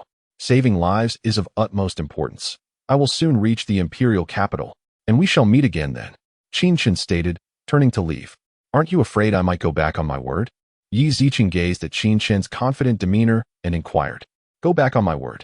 Qin Chen turned, a faint smile gracing his lips. "It is best not to. For if you do, even if you are the royal body, I would show you no mercy and would kill you without hesitation." The 3 words, "I would kill you," were simple and direct. In that instant, Yi Ziqing felt that even at the 3rd level of the spiritual sea realm, if Qin Chen genuinely intended to kill her, he could undoubtedly do so. By the time we meet in the imperial capital, I hope you reach the 5th level of the spiritual sea realm. I happen to have a suitable spiritual technique for you to cultivate, Qin Chen added, taking a step to depart. Suddenly, a resonant hum echoed. A piece of unrefined jade at Yi Ziqing's waist exploded. "Oh no." Yi Ziqing's expression shifted. "Old Ku's life is in danger." "Old Ku." Qin Chen halted. Upon hearing his inquiry, Yi Ziqing explained, "He is a servant of the Yi family, a master of the spiritual sea realm." "Where is he?" 15 miles from here, among a small cluster of hills." Upon hearing this, Qin Chen was taken aback. Why would that old man choose to go there of all places? Where is that?" Yi Ziqing asked, sensing that Qin Chen seemed to know something. "I will take you there," Qin Chen said helplessly. "Otherwise, I wouldn't want my newly acquired maid to perish here." "Thank you." Yi Ziqing paid no heed to Qin Chen's words. If she had initially agreed due to necessity, now, the shock Qin Chen had given her was simply overwhelming. He appeared to be exceedingly familiar with this area as if he had constructed it himself. Yet, he was merely a 16-year-old boy, younger than herself by a year or 2. The 5 of them continued onward, and after a brief period, they arrived at a range of hills. The peaks were only about 100 meters high, more akin to mounds of earth. At this moment, the hills were densely packed and sprawling. Observing the encircling mountains, Qin Chen took a deep breath. "Where is your old servant?" "Seems to be just a few hundred meters from here." "Very well." Qin Chen surveyed the path ahead. "Remember to follow in my footsteps. Otherwise, should any danger arise, or should you lose your lives, I shall not be held accountable." With that, Qin Chen stepped directly into the valley. Yi Liang, Yi Feng, and Yi Shuang fell silent, realizing that if even old Ku could be trapped here, this place was indeed perilous, and they did not wish to lose their lives. What had initially been a journey of mere hundreds of meters took them a full 10 minutes to traverse. Old Ku. As they rounded a corner and spotted old Ku's figure, Yi Ziqing froze. Clad in a black robe, old Ku was now bleeding profusely, his body hanging helplessly from the slope, unable to control himself. At that moment, besides old Ku, several others were also ensnared. They appeared to be bound by invisible shackles, rendering them entirely immobile, while bloodlines deepened on their bodies as if an unseen force was cutting into them. "Miss, do not approach." Old Ku gasped, his voice weak. "How could this happen? Isn't it due to greed?" Qin Chen remarked, glancing at the mountain's peak with a sneer. Seeing the treasures atop the summit, they were tempted to pluck them. Yi Ziqing looked up and suddenly noticed clusters of blooming Zilua and flowers at the mountain's summit. The Zilua and flower was a prime material for concocting spiritual medicines. Furthermore, upon closer inspection, it seemed there were more than just these treasures atop the mountain. At this moment, not only was old Ku trapped, but approximately a dozen others were also ensnared here, including several formidable masters of the spiritual sea realm. "Young Master Qin." Yi Ziqing cast a troubled glance at Qin Chen. "Originally, I had intended for these individuals to perish, including you, old slave. However, considering you are my maid, I shall spare your life." Qin Chen approached the mountain peak without any visible action. As he neared the foot of the mountain, the invisible shackles binding old Ku suddenly released. Old Ku fell to the ground, and Yi Liang and the others hurriedly rushed to support him. "Next time, remember not to throw your life away for the sight of something good," Qin Chen admonished him gravely. Being reprimanded by a 16-year-old boy was a blow to old Ku's pride, and though he wished to retort, seeing his young lady's respect for Qin Chen silenced him. "Boy, halt." Suddenly, a voice bellowed. At the foot of the mountain, several teams of warriors, numbering around a dozen, surrounded Qin Chen and the others. "Boy, it seems you are aware of the situation here. Release my companions." The leader of the group, a middle-aged man with a cold expression, stated. "Release them?" Qin Chen turned to face the man, his demeanor unfazed. "Are you perhaps dreaming? Did you not hear what I just said? This old man here. Had he not been my maid's servant, I would care little for his fate. As for those above." Qin Chen cast a glance at the mountain peak and scoffed. "Let them remain up there and wait for their demise. That would be a kindness towards them. Care little. Kindness." Upon hearing these words, the middle-aged man was utterly enraged. "Boy, do you know we are from the Ice Skeleton mercenary group? This is our third leader, Chen Feng. If you do not wish to die, Hurry and rescue our brothers and collect those spiritual herbs. A mercenary stepped forward, glaring at Qin Chen as he threatened him. Chapter 37. Face your demise. Upon hearing those words, Qin Chen's expression instantly turned icy. Indeed, young man, along with my brothers, we hail from the Changtian Alliance of Changtian County. Release my companion, or else, regardless of where you reside, my Changtian Alliance will ensure you meet a fate worse than death. The leader of another group spoke up as well. Dozens of men gradually encircled them, their eyes brimming with murderous intent. The leader of the third group radiated an imposing aura, releasing abundant spiritual energy, clearly a formidable presence at the Spirit Sea realm. Seeing this, Qin Chen's anger flared. These ruffians seemed utterly oblivious to the gravity of their situation. Do you require my assistance in eliminating them? Yi Ziqing stepped forward, her voice calm, yet her expression stern. Indeed, you have begun to embrace your role as a maid. Qin Chen praised with a smile, adding, however, there is no need for you to intervene here. I can handle these small fry on my own. If you wish to kill me, then come forth. Qin Chen stepped forward, addressing the throng of dozens. No matter your affiliation with the Changtian Alliance or the Ice Skull Mercenary Group, you are merely children playing at being formidable in my presence. You seek death. Arrogant. Ignorant. The throngs tightened their encirclement. The leader of the Changtian Alliance shouted, Boy, if you perish, we will find your family and make you pay dearly for your audacity today. Indeed, the Ice Skull Mercenary Group is not to be trifled with. Let us slay him. Let us see if he will not save his companions. A mere rabble. Qin Chen scoffed. This place is not meant for your intrusion. My mercy in not slaying you already is monumental, yet you dare seek my life. Then so be it. Face your demise. In an instant, Qin Chen waved his hand. With the power of the 7 stars beneath his feet, the sound of thunderous rumblings erupted. The ground crackled ominously, and stone giants began to emerge from the valley, towering over 3 meters. As soon as they appeared, Qin Chen commanded, annihilate them, leave none alive. Whoosh! The seemingly cumbersome stone giants moved with the swiftness of lightning, charging forth. Bang! A stone giant struck out, obliterating a master at the 8 doors of the spirit realm, blood erupting like a fountain. In that moment, the dozens surrounding Qin Chen screamed in terror. There was no escape from the stone giant's relentless assault. Qin Chen observed the chaos with a cold, silent demeanor. This place, known as Stone Valley, was a training ground he had established years ago for his disciples. These stone giants were originally designed to enhance the skills and resilience of his students. The mountains surrounding them were hewn by Qin Chen himself, each peak meticulously carved down to 100 meters, simply to beautify the scenery with flora. For practitioners at the Spirit Sea realm, each herb was invaluable. Yet for Qin Chen at that time, they were mere embellishments. Everything here was cultivated by Qin Chen alone. Any attempt to disrupt it was intolerable. Within the span of a mere incense stick's burning time, the ground was littered with the bodies of the fallen, blood pooling around them. Qin Chen approached the base of the central mountain, gazing coldly at the trapped individuals above. I intended to let you enjoy the beauty of this place as you slowly perish, but now, I have changed my mind. With that, he clenched his fist, and the mountains transformed, sharp swords emerging from the peaks, aimed at the trapped individuals. No, no, no. A young man in fine clothing atop the slope cried out desperately. You cannot kill me. I am Wang Yuanyu, the heir of the Wang family from the imperial capital. You cannot kill me. In this place, there is no one that Qin Chen cannot kill. At this moment, Yi Ziqing was momentarily taken aback. Wang Yuanyu. The Wang family is a prominent clan in the imperial capital. Wang Yuanyu, bloodied and desperate, called out to Yi Ziqing, Miss Yi, I am Wang Yuanyu. You cannot allow him to kill me. Hearing this, Yi Ziqing could only smile wryly within. Young Master Qin, this man is from the Wang family, a renowned family in the northern underworld empire. And what of it? Qin Chen replied slowly, those I wish to kill need not have their identities considered. Yi Ziqing dared not say more. Qin Chen was far too familiar with this place. She was unaware of the traps and formations he could invoke at any moment.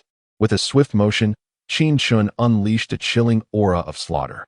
These individuals were far too reckless. This land had once been his private garden, and their desecration of it was unforgivable. The swords slowly advanced, soon to make contact with their bodies. Foolish child, cease this at once. At that moment, a booming voice echoed through the valley. Qing Yuan. Upon seeing the burly figure leading a group, Wang Yunyu burst into laughter. Qing Yuan, just in time. Slay him. Kill Qin Chen. He seeks my death. Upon witnessing the scene, Qing Yuan's gaze fell upon Yi Ziqing, and he momentarily froze. Miss Yi, what is happening here? As Wang Yuanyu's servant, Qin Yuan had accompanied his young master to this place to capture a spirit beast for him. His young master, naturally curious, had ventured into this secluded area, prompting Qin Yuan's hasty arrival. Seeing Yi Ziqing, he instinctively assumed she was behind this. "It has nothing to do with me," Yi Ziqing replied coldly, uninterested in explanations. "It is him. It is he." Wang Yuanyu roared. "Qin Chen, I advise you to release him, or the wrath of the Wang family from the imperial capital is something you cannot bear." "Why should I concern myself with the so-called wrath of the imperial capital's Wang family?" Qin Chen replied leisurely. "This man has trespassed on my territory. I wish to kill him. What business is it of yours?" You, Qin Yuan, a steward of the Wang family, was accustomed to being treated with utmost respect within the northern underworld empire. No one dared speak to him in such a manner, since he refused to relent. "Do not blame me for my lack of courtesy," Qin Yuan roared. "Release that wretch and slay this boy." Unable to fathom why Yi Ziqing was with Qin Chen, Qin Yuan hesitated to strike, instead opting to unleash a spirit beast. The spirit beast, covered in azure fur like sharpened steel, stood strong on its 4 sturdy legs, its horns gleaming. At first glance, it appeared to be an ordinary blue ox, but a closer inspection revealed its true nature as a spirit beast. Chapter 38. Silence. Upon seeing the azure-furred spirit beast, Wang Yuanyu burst into hearty laughter, exclaiming, "Excellent, Steward Qing Yuan. You have procured a spirit beast mount for me. Upon my return to the family, I shall certainly report to my father and reward you generously. For now, let this creature deal with that Qin Chen." "Yes," Qing Yuan replied, his face brimming with pride. He was oblivious to why Yi Ziqing was associating with Qin Chen, and thus hesitated to act. However, this recently captured spirit beast could serve as a means to probe the relationship between Qin Chen and Yi Ziqing. As Wang Yuanyu's words fell, the sword-like peaks behind him grazed his scalp, blood seeping forth. Qing Yuan immediately commanded, "You little beast, if you do not heed my orders, I shall ensure your demise is even more tragic. Go, kill that brat." The Azure Bull, at the 4th level of the spiritual sea realm, appeared to be of an unusual species, its classification remaining a mystery. Capturing this creature had required considerable effort, even resulting in the loss of 2 guards. The Azure Bull stood over a meter tall, its robust frame indicative of its youthful age. Yet, it was common for the offspring of noble families to seek such juvenile spirit beasts for easier training over time. At that moment, tears glistened in the Azure Bull's eyes, seemingly aggrieved as it gazed at Qin Chen, pawing the ground with its sturdy hoofs. Moo.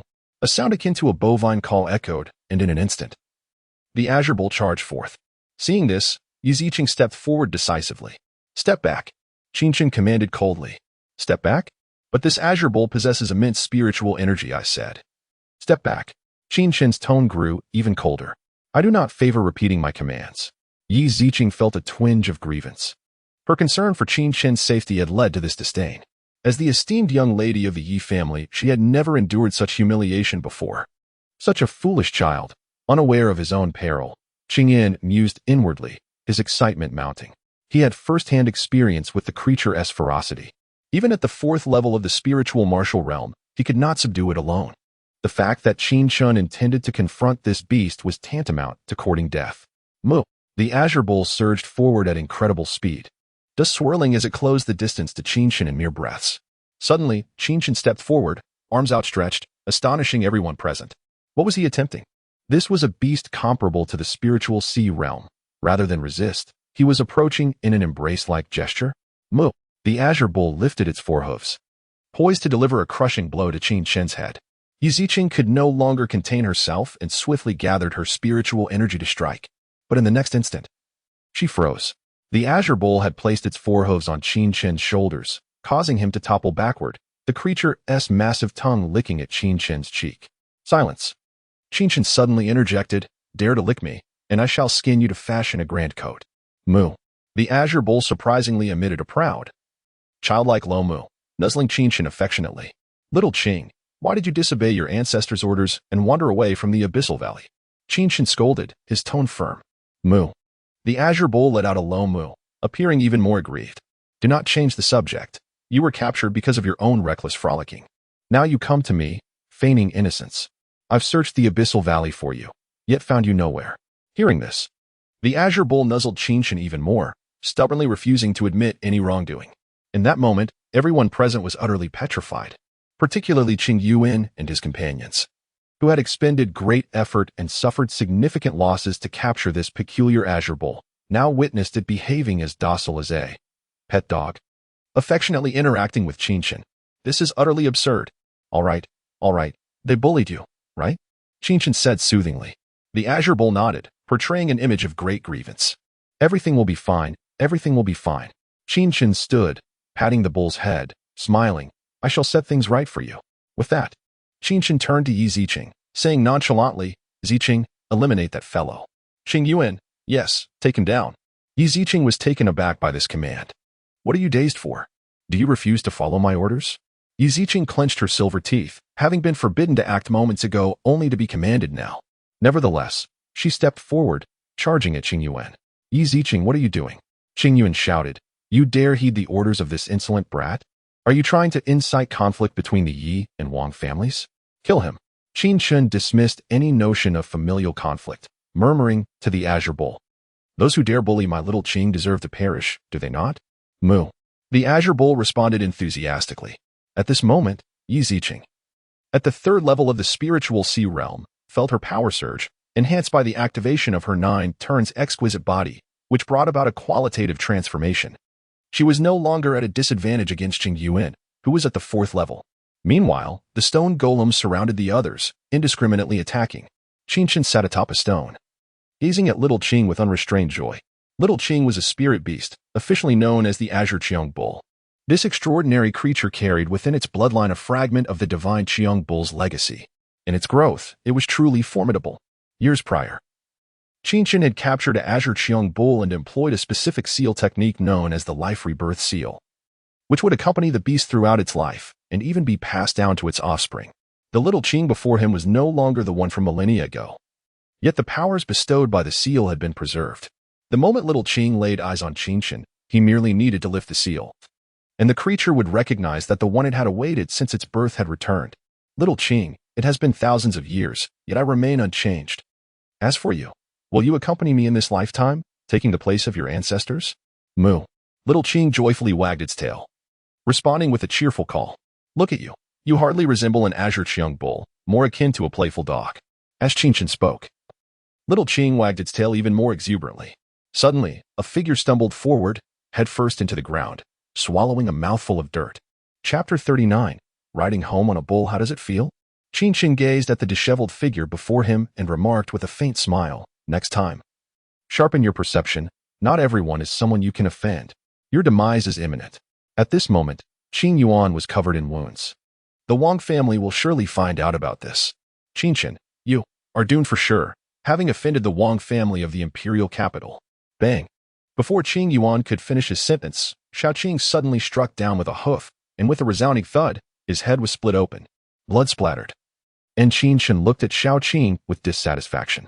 Could you be a bit more refined next time? Upon hearing this, Xiaoqing's eyes glimmered with tears. All right. You truly are sensitive. I won't say anything more. Meanwhile, the others were dealt with one by the stone man.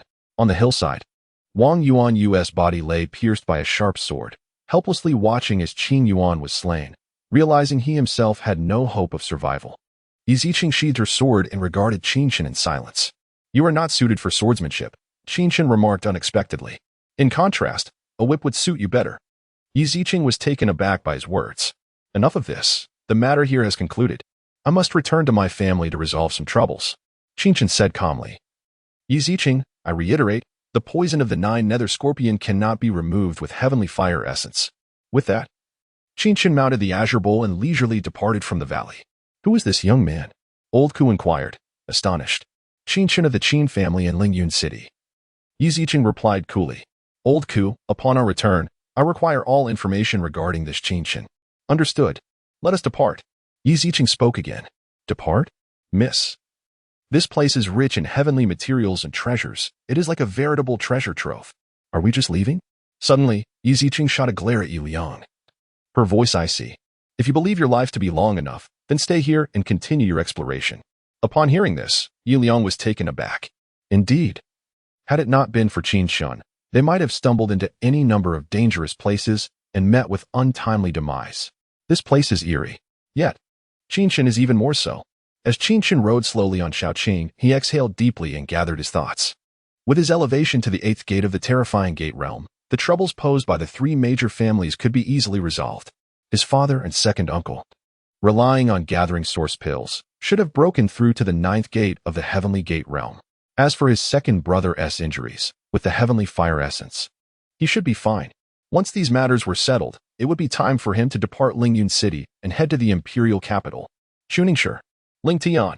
He had not forgotten these two. All the wounds inflicted upon him in this lifetime must be repaid tenfold. Xiaoqing, you are too slow, Qin Chen complained, observing the leisurely pace of Xiaoqing. At this rate, I want to reach Lingyun City for another 3 days. Moo. At this, Xiaoqing let out a sound of enthusiasm and transformed into a cloud of dust, vanishing from sight. What would have taken half a day was covered in less than 2 hours at Xiaoqing's frenzied pace, and soon, Lingyun City appeared before them. Gazing at the city gates, Qin Chen sighed, stretched lazily, and reclined on Xiaoqing's back. Let us go into the city. Moo. The pair entered the city directly. This scene immediately captured the attention of everyone in Lingyun City. Xiaoqing's appearance resembled that of an ordinary azure bull. Yet, among martial artists, those with mounts were typically accompanied by tigers, wolves, or leopards, majestic and formidable creatures. However, at this moment, Qin Chen was riding an azure bull back into Lingyun City. Instantly, the people of Lingyun City looked on at the third young master of the Qin family with derision. At this time, within the Lingyan Pavilion, the largest establishment in Lingyun City, a luxurious and grand place frequented by the elite and nobility. In a private room, 4 figures were gathered. Ling Du, can we rely on the allies your family has brought this time? A young man in his 20s, with short hair and clad in a green robe, asked the haughty-looking youth nearby. The haughty youth replied slowly, Chu Qingming. When has my Ling family ever undertaken a venture without assurance? The stripping of Qin Chen's Stargate was meticulously arranged by my uncle. The only variable is this Qin Chen. With the addition of the Chongtian alliance from Chongtian County, the Qin family is doomed. Upon hearing this, Chu Qingming nodded. The 4 were all exceptional youths from the 4 major families, mostly in their 20s, with cultivation levels between the 7th and 8th gates. They had been away on business during the previous 3 battles against Qin Chen and were unaware of his current condition. This lad, at one time at the 4th gate, has reportedly ascended to the 6th gate. If we do not eliminate him promptly, we risk unforeseen complications, Shinhua the Shin family interjected. Indeed. Lin Yuan's expression darkened. My brother and sister were slain by him. Lin Yuan, will exact vengeance. He continued, since our return. It seems we have not seen him. Could he be in the Lingyun Mountains and not yet returned? He won't be returning. Ling Du chuckled. With my Ling family's Ling Tian guard dispatched, that lad has likely met his end within the Lingyun Mountains. At the mention of the Ling Tian guard, the others instinctively recoiled. The reason the Ling family ranked first among the families of Lingyun City was due to Ling Shiqing's mastery at the 9th gate of the heavenly gate realm, which was indeed formidable.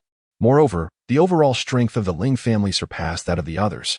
The Ling Tian guard was their greatest asset, comprised of formidable warriors of the 7th and 8th gates, each emerging from a sea of blood. Then he is truly fortunate, Chu Qingming scoffed. Otherwise, upon returning to Lingyun City, he would find himself in a fate worse than death. Laughter erupted among the 4, reveling in their toast. Confident that the Qin family's demise was imminent, and that a mere Qin Chen could not alter their fate. However, just then, a voice rang out from outside the door. Let me tell you, Du Siyuan, my brother Qin Chen is the greatest talent in Lingyun City. His Stargate was stripped away by that old dog Ling Shiqing, yet he remains the greatest talent in Lingyun City. In my brother Chen's eyes, the likes of Ling Tian and Chuningshi are utterly worthless, mere nonsense. Upon hearing this, the expressions of the 4 shifted dramatically. Who dares to be so arrogant? Chapter 40. The turmoil at the tavern at this moment. In the corridor of Lingyan Pavilion, Qin Xinshin's corpulent figure swayed left and right, accompanied by Du Siyuan, who was attentively serving him. Ever since Shang Xinrui departed from Lingyun City to return to the imperial capital, the father-son duo of Duzha and Du Siyuan had been on edge day and night. Their anxiety only intensified upon learning that Qin Chen had left Lingyun City for the perilous Lingyun mountain range. What if something happened to him? They had not forgotten the directive from the Holy Sun. Should Qin Chen encounter even the slightest trouble, their heads would roll. Thus, Du Siyuan frequently visited the Qin residence, inquiring about Qin Chen's return. Through their interactions, Du Siyuan and Qin Xinshin developed a camaraderie. On this particular day, having indulged in a bit too much drink, The boisterous Qin Chen could not contain his boasting. Wrong way, wrong way, the restroom is over here. Du Siyuan, with a wry smile, guided him. Oh, this way. I know. As they passed by a private room, laughter erupted between them. Suddenly, the door to the private room was kicked in, splintering into pieces that rained down upon them. Who the hell is blind? Qin Chen cursed loudly. Who else but the useless scion of the Qin family? A cold voice retorted as Ling Du strode out from within. Qin Chen, perhaps you should take a moment to reflect on your own worth. Since when did Qin Chen become the greatest genius of Lingyun City? Without the Stargate, he is nothing. You are merely a lapdog at his side. Yet you dare to speak so arrogantly. Ling Du. The aggressive demeanor of Ling Du sobered Qin Chen, who had been intoxicated. What do you want? Though Qin Chen had just broken through to the fourth door of the injury realm, it was inconsequential in the face of Ling Du. What do I want? Today. You shall pay for that mouth of yours. Slap yourself and roll out of Lingyan Pavilion. Enough, Ling Du. Du Siyuan interjected. For them, Qin Chen was of utmost importance. And Qin Chen had been his brother since childhood. Should anything happen to him, it would surely displease Qin Chen, and they would face severe repercussions from the Holy Sun.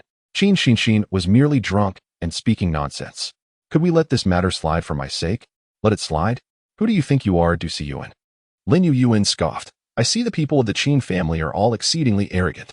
A slap would be too lenient for this brat. With a dismissive glance at Qin Chen, Lin Yuyuan declared, break an arm and throw him out. Lin Yuyuan, do not go too far. And what will you do about it? Now, the Ling, Lin, Chu, and Shun families have joined forces.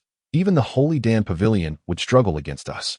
Furthermore, Du Siyuan was merely 16 or 17, a child in the eyes of the four, who did not regard him as a threat. Lin Yuyuan, Qin Chen, summoning his courage, retorted, my brother Qin will be back soon. Do not act recklessly. Back. Ling Du scoffed. My Ling family has dispatched several Ling Tian guards to eliminate Qin Chen. It will be a simple task. Prepare to collect his corpse. What? The revelation left Du Siyuan utterly stunned. He was all too aware of the Ling family's Ling Tian guards. It was no wonder Qin Chen had mentioned a 10-day return that had long passed. And he still had not returned. Lin Du, you have stirred up a tremendous amount of trouble. Du Siyuan huffed, grasping Qin Chen's arm, intent on leaving. Trying to leave? Not so fast. Lin Yuyuan stepped forward, seizing Qin Chen. Let go. Du Siyuan turned, striking out with his palm. However, being merely a teenager, he was no match for Lin Yuyuan, who was 10 years his senior and at the 8th door of the shock realm. Bang! A loud thud echoed as Du Siyuan was sent sprawling to the ground. Despite being the son of Master Duzha, Lin Yuyuan had only pushed him back without using full force. Seizing the opportunity, Lin Yuyuan caught hold of Qin Chen's corpulent form, sneering, Qin Chen killed my siblings. Today, I shall take your life, Qin Chen. So he knows the Lin family is not to be trifled with. With a claw-like grip, he prepared to strike. A lethal blow that would surely end Qin Chen's life. Tiger's roar. Yet, unexpectedly, Qin Chen summoned an unknown strength, breaking free from Lin Yuyuan's grasp and delivering a punch. This was the fourth form of the tiger's roar and dragon's chant, which Qin Chen had taught him just days prior. The punch landed with a thunderous sound, causing Qin Chen's face to drain of color as he spat blood, his arm snapping with a sickening crack. His hefty body crashed against the corridor wall, collapsing through the second floor. A pain scream echoed as Qin Chen felt himself tumbling, disoriented, and on the brink of losing consciousness. Amidst the haze, he glimpsed a figure, a tall, upright silhouette with a fair face, clad in a white long robe adorned with golden trim, the hem flowing elegantly, riding a green ox that halted before him. It was none other than Qin Chen. Oh no, am I to perish? Is this merely an illusion of Brother Chen? In despair, Qin Chen cried out, Brother Chen, if I die, you must avenge me. No, wait. The Ling Tian guards are hunting you too. You wouldn't have perished as well, would you? Brother Chen, are we both destined for the underworld? As he lamented, a voice broke through his thoughts, causing him to freeze. Rubbing his eyes, he stared at the figure beside him, suddenly jolting upright. Brother Chen? With a burst of emotion, Qin Chen erupted into tears. Brother Chen, if you don't return soon, I shall surely perish, and you will never see your adorable little brother again. That scoundrel Ling Du said you were killed by the Ling family's guards. That cannot be true. Lin Yuyuan wanted to kill me. But if not for the tiger's roar you taught me, I would be a corpse now. Sobbing and shouting, he had become a pitiful sight. Get up. Qin Chen kicked Qin Chen lightly, chiding him. You've rambled on enough. Do you still want that arm? Of course. Qin Chen immediately sprang to his feet. Gazing at the hardened stone floor, where a massive pit had formed, a glimmer of murderous intent briefly flickered in Qin Chen's eyes. Let me see. Qin Chen grasped Qin Chen's arm. It hurts, it hurts. Endure it. With a crack, Qin Chen let out a yelp. His eyes rolling back as he nearly fainted. Am I dead? If not, take this pill. Qin Chen forcibly placed a spirit pill into Qin Chen's mouth. Instantly, as the pill entered his stomach, Qin Chen felt a surge of potent medicinal energy coursing through his body, revitalizing the broken bones in his arm. Chapter 41. Just a bunch of swine, brother. What kind of elixir is this? The essence bone pill. What? Qin Chen's expression shifted. The essence bone pill is a second-tier spiritual elixir. It is said that an ordinary person who consumes it can immediately reach the opening door stage and embark on the path of martial cultivation. It offers tremendous benefits for martial practitioners' bones and flesh. How could Qin Chen have given it to him so casually? What a waste. Just for my broken arm. A single bone-mending pill would suffice, and yet, to avoid future repercussions, consuming a bone-mending pill could potentially lead to hidden dangers, stalling your martial progress. Qin Chen stated earnestly. Without elaborating further, he observed Qin Chen and asked, How did you end up in this state? Reeking of alcohol. Right. Qin Chen suddenly smacked his forehead and exclaimed, Du Si Yuan is still inside. It's you, Qin Chen. As his words fell, figures emerged from the tavern. The four leading individuals were taken aback upon seeing Qin Chen. Ling Du directly remarked, You weren't killed by the Ling Tian guards? What Ling Tian guards? Qin Chen promptly clarified, They are the core force of the Ling family, all at the 7th or 8th door level. That old ghost Ling Shiqing sent them to kill you. I didn't encounter them. Qin Chen replied, slightly exasperated. Didn't he encounter them? Ling Du's face paled. How infuriating. The heavens granted us a rare opportunity, and the Ling Tian guards failed to find Qin Chen. This is truly vexing. You should be grateful you didn't meet them. Qin Chen chuckled. Otherwise, they would likely be left with not even a scrap. At this, the four stood speechless, exchanging glances. They had heard of Qin Chen's loss at the Stargate, but had not anticipated his audacity. You must be out of your mind.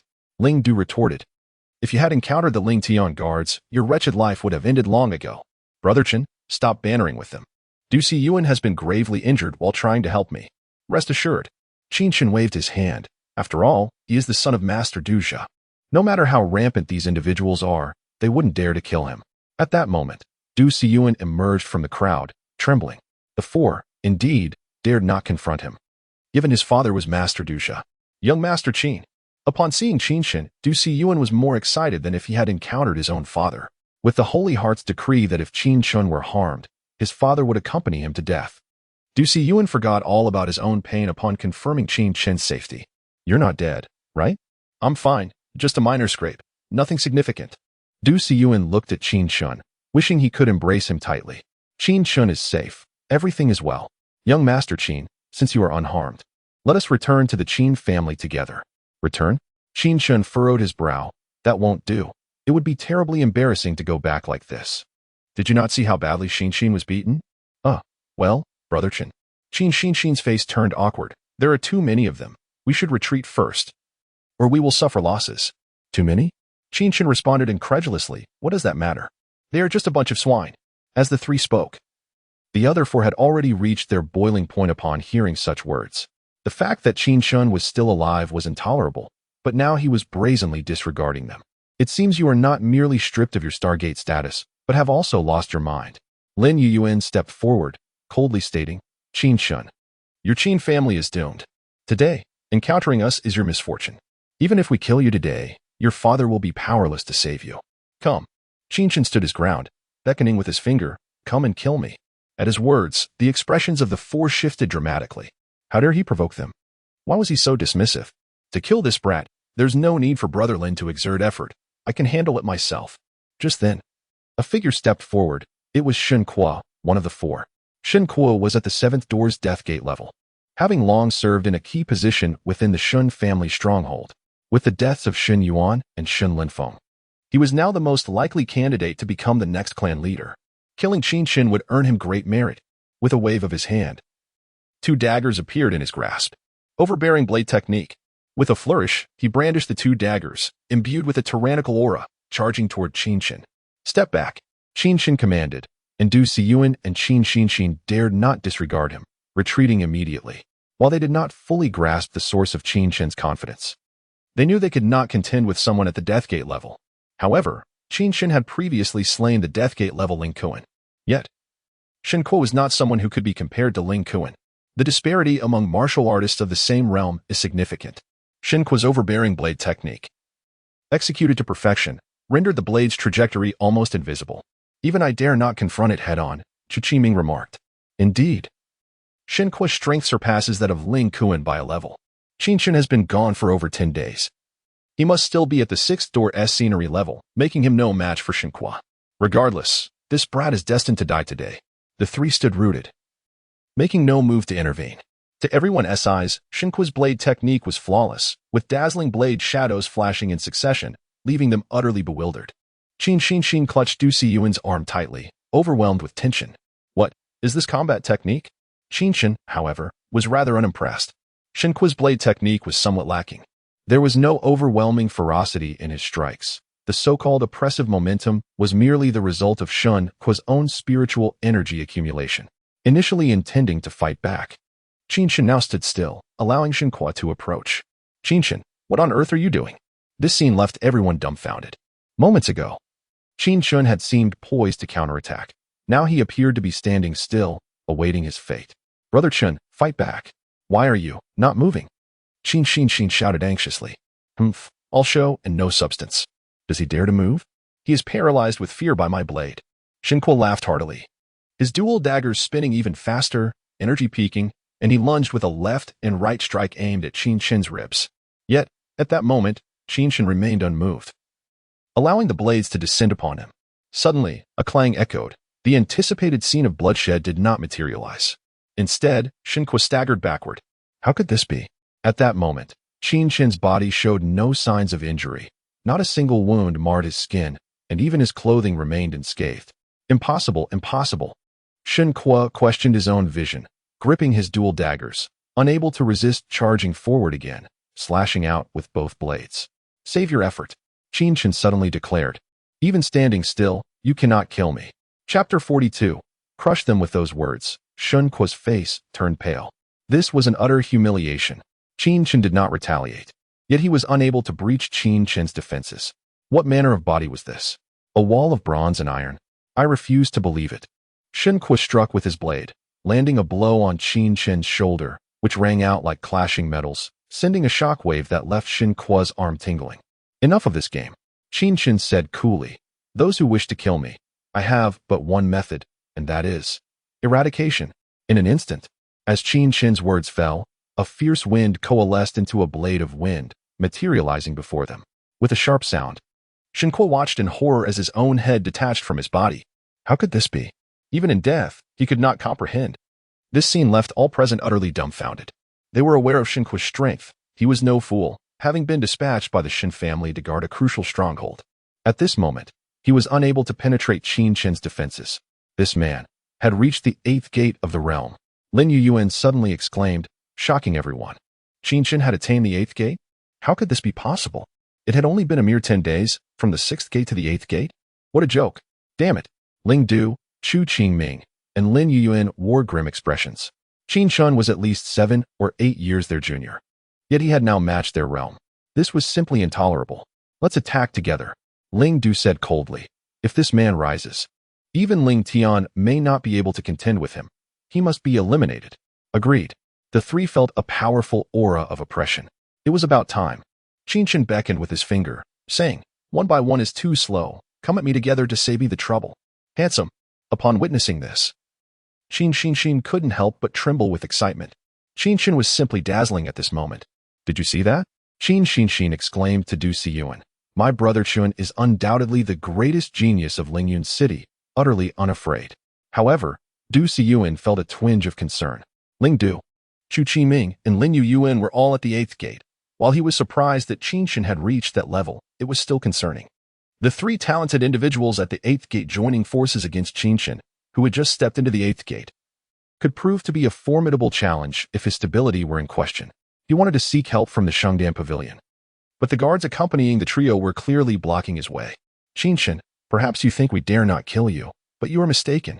Ling Du scoffed this time.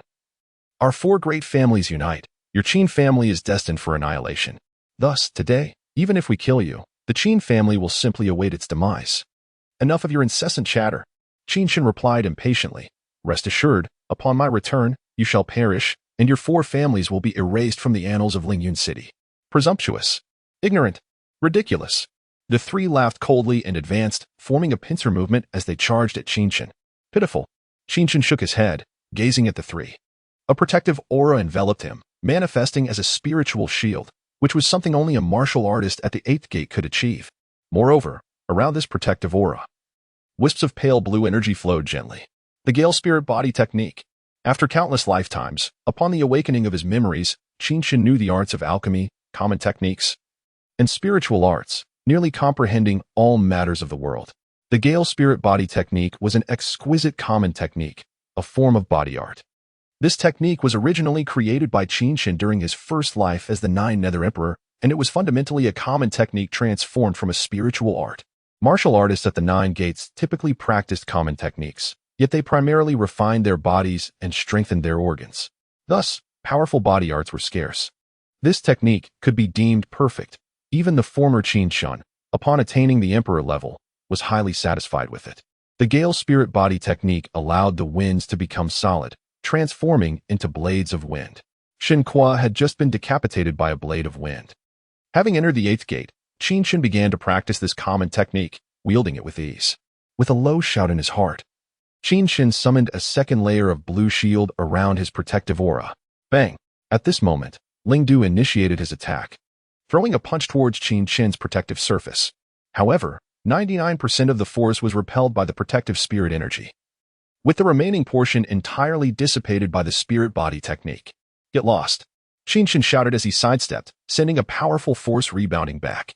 A scream erupted at that moment. Ah, my hand, my hand. Chu Qingming and Lin Yuyuan were startled and halted in their tracks. Ling Du had been struck by Qin Chen's sidestep, leaving his hand in a mangled mess. How did this man accomplish that? The two exchanged glances, fear evident in their eyes. Retreat. Qin Chen is too strange. They were no match for him. Thinking of escaping? Can you? Qin Chen surged forward.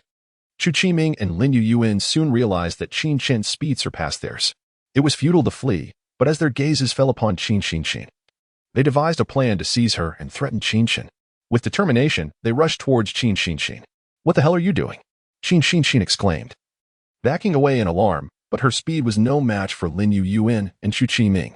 Seeing this, Qin Chen understood he could not intervene in time and chose to halt his advance. Brother Chen, why have you stopped? You can't just abandon me. Qin Chen cried out. Hearing this, Qin Chen shook his head with a wry smile. You little rascal, be quiet. Lin Yuyuan and Chu Qiming had now caught up. Just as their hands were about to grasp Qin Chen's plump form, a voice suddenly rang out. Xiao Qing, crush them. At that moment, Qin Chen commanded, and the azure coherent snorted, kicking the ground as it transformed into a streak of azure light. Bang bang. In the next moment, a series of explosive sounds erupted. Qin Chen felt a fierce wind rushing toward her, and then Lin Yuyuan and Chu Qingming's figures vanished. Vanished? Qin Chen quickly turned to look, her eyes nearly popping out of her head. What the hell? In the face of this spectacle, Qin Chen was left utterly dumbfounded. Chapter 43. Your face is quite detestable at this moment. A green bull, remarkably anthropomorphic, was trampling upon the chests of Chu Qingming and Lin Yuyuan. Their chests were nearly crushed against their backs, the stone floor behind them fracturing under the immense pressure, while blood and foam gurgled from their mouths. The two esteemed martial artists of the 8 gates, unexpectedly subdued beneath the hooves of a mere bull, found themselves immobilized and their lives nearly extinguished. Little Qing, crush them. Qin Chen commanded once more, unwavering in his resolve. You dare to kill us? The Qin family shall await its demise. Chu Yuqing retorted fiercely. Release us, and perhaps I may consider sparing the lives of your kin. Lin Yuyuan echoed the sentiment. Fools. Qin Chen scolded without hesitation. At this point, you still dare to threaten me? With a resounding crash, their chests were utterly pierced, their hearts shattered, and blood spilled profusely onto the ground. Little Qing retracted its front hooves, displaying a disdainful expression as it approached Qin Chen, resting its body against her back and rubbing its hooves back and forth in a cleaning gesture. Qin Chen's face turned pale, paralyzed with fear. Just moments ago, this little green bull had crushed two formidable experts of the 8 gates. The remaining onlookers, terrified beyond measure, had already fled, racing back to their respective families to relay the alarming news. Qin Chen turned to Ling Du. I actually contemplated sparing your life, allowing you to inform Ling Tian that he should await my arrival in the imperial capital, at the Divine Academy, correct? I shall reclaim what belongs to me, and I will make him kneel in return. With his hands clenched tightly, he unleashed a swift blow, a line of blood erupting from Ling Du's neck as his breath gradually faded. However, I find your face exceedingly detestable, Qin Chen concluded, hands clasped behind him, as he retracted the spiritual energy enveloping his form and exhaled deeply. Brother, have you reached the 8 gates? How did you tame this little green bull? Indeed, Qin Chen affirmed. Rest assured, you shall soon reach the 8 gates as well. As for little Qing, it simply resonates with me, drawn to my presence. Upon hearing this, little Qing trotted affectionately towards Qin Chen, nuzzling against him.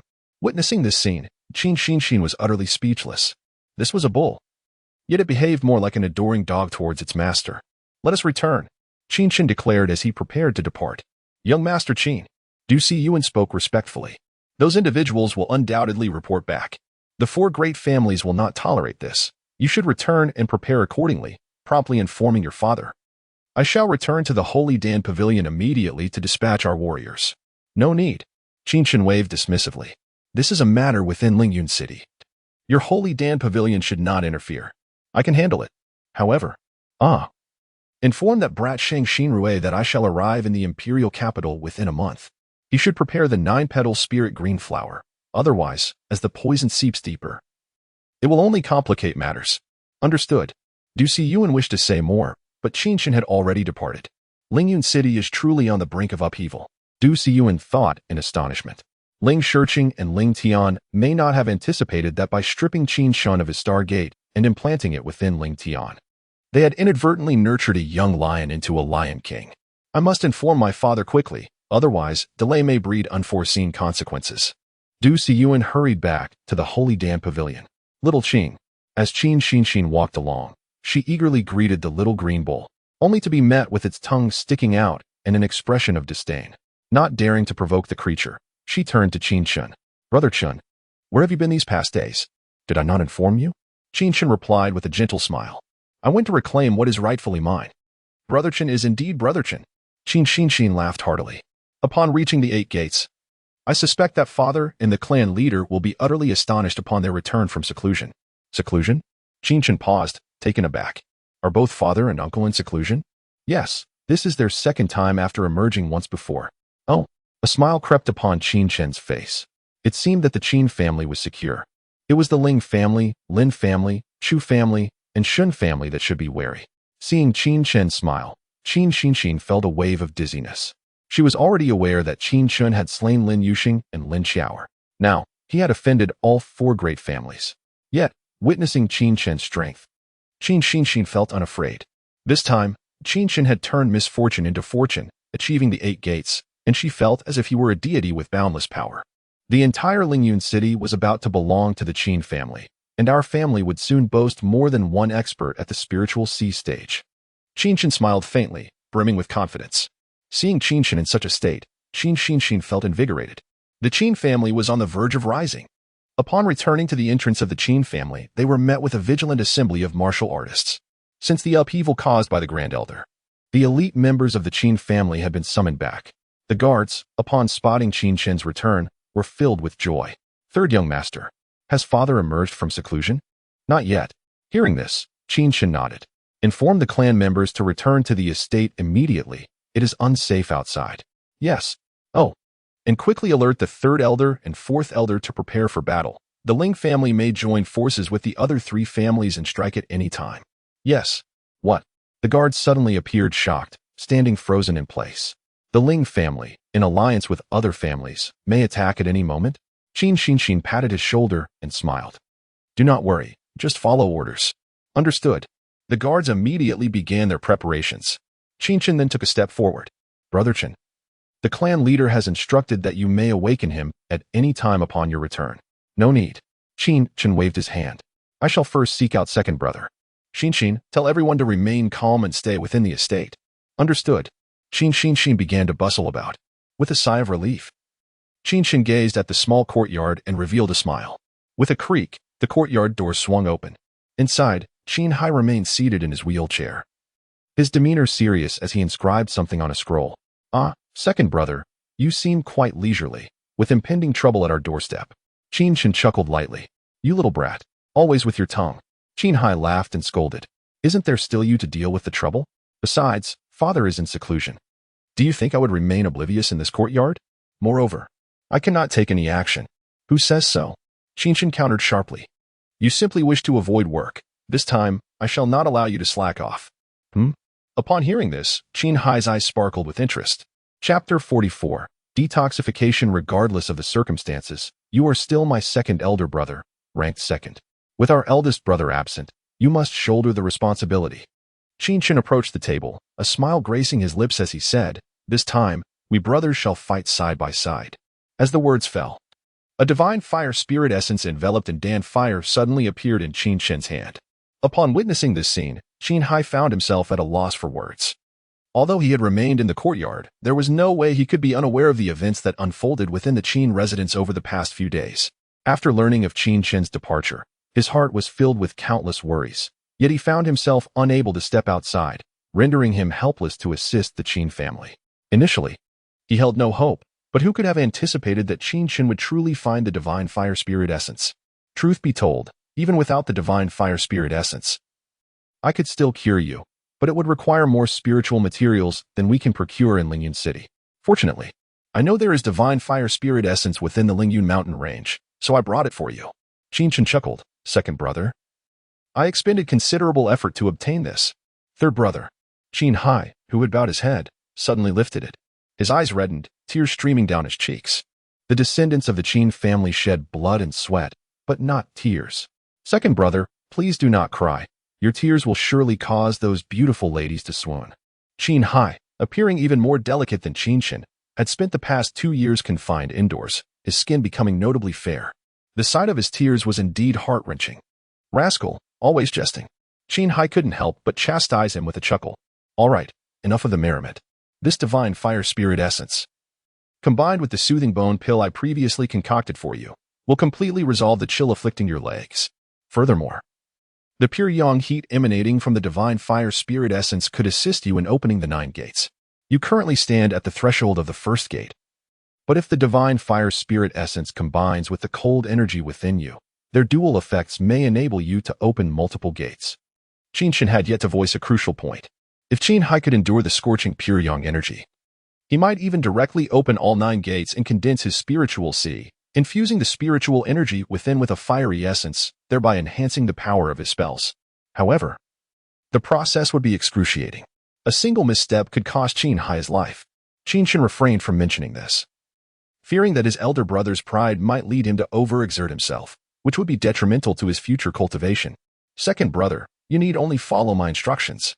Swallow the divine fire spirit essence directly, and it will release an intense aura of divine fire. You must guide this energy into your legs to dispel the cold." Qin Chen continued calmly. "Then, through the interaction of the cold and fire energies, you will generate a gentle warmth, with spiritual energy to assist. The dual effects within your body will dissolve the cold poison. What is of utmost importance is that once the cold energy is expelled, you must strive to absorb the remaining fire energy from the divine fire spirit essence. But remember, if you cannot fully absorb it, disperse the excess energy from your body as I instructed." "Disperse it?" Qin Hai was taken aback. "How do I do that? Moreover, wouldn't that waste the divine fire spirit essence's power? It is far better to waste it than to risk exploding." Qin Chen replied with a smile. "I shall impart to you a spiritual technique." "A spiritual technique?" At the mention of these words, Qin Hai was momentarily stunned. Spiritual techniques were the domain of warriors at the spiritual sea realm. Even the simplest first-tier technique was priceless in Lingyun City. Warriors at the spiritual sea realm were revered like deities. "Fire spirit technique."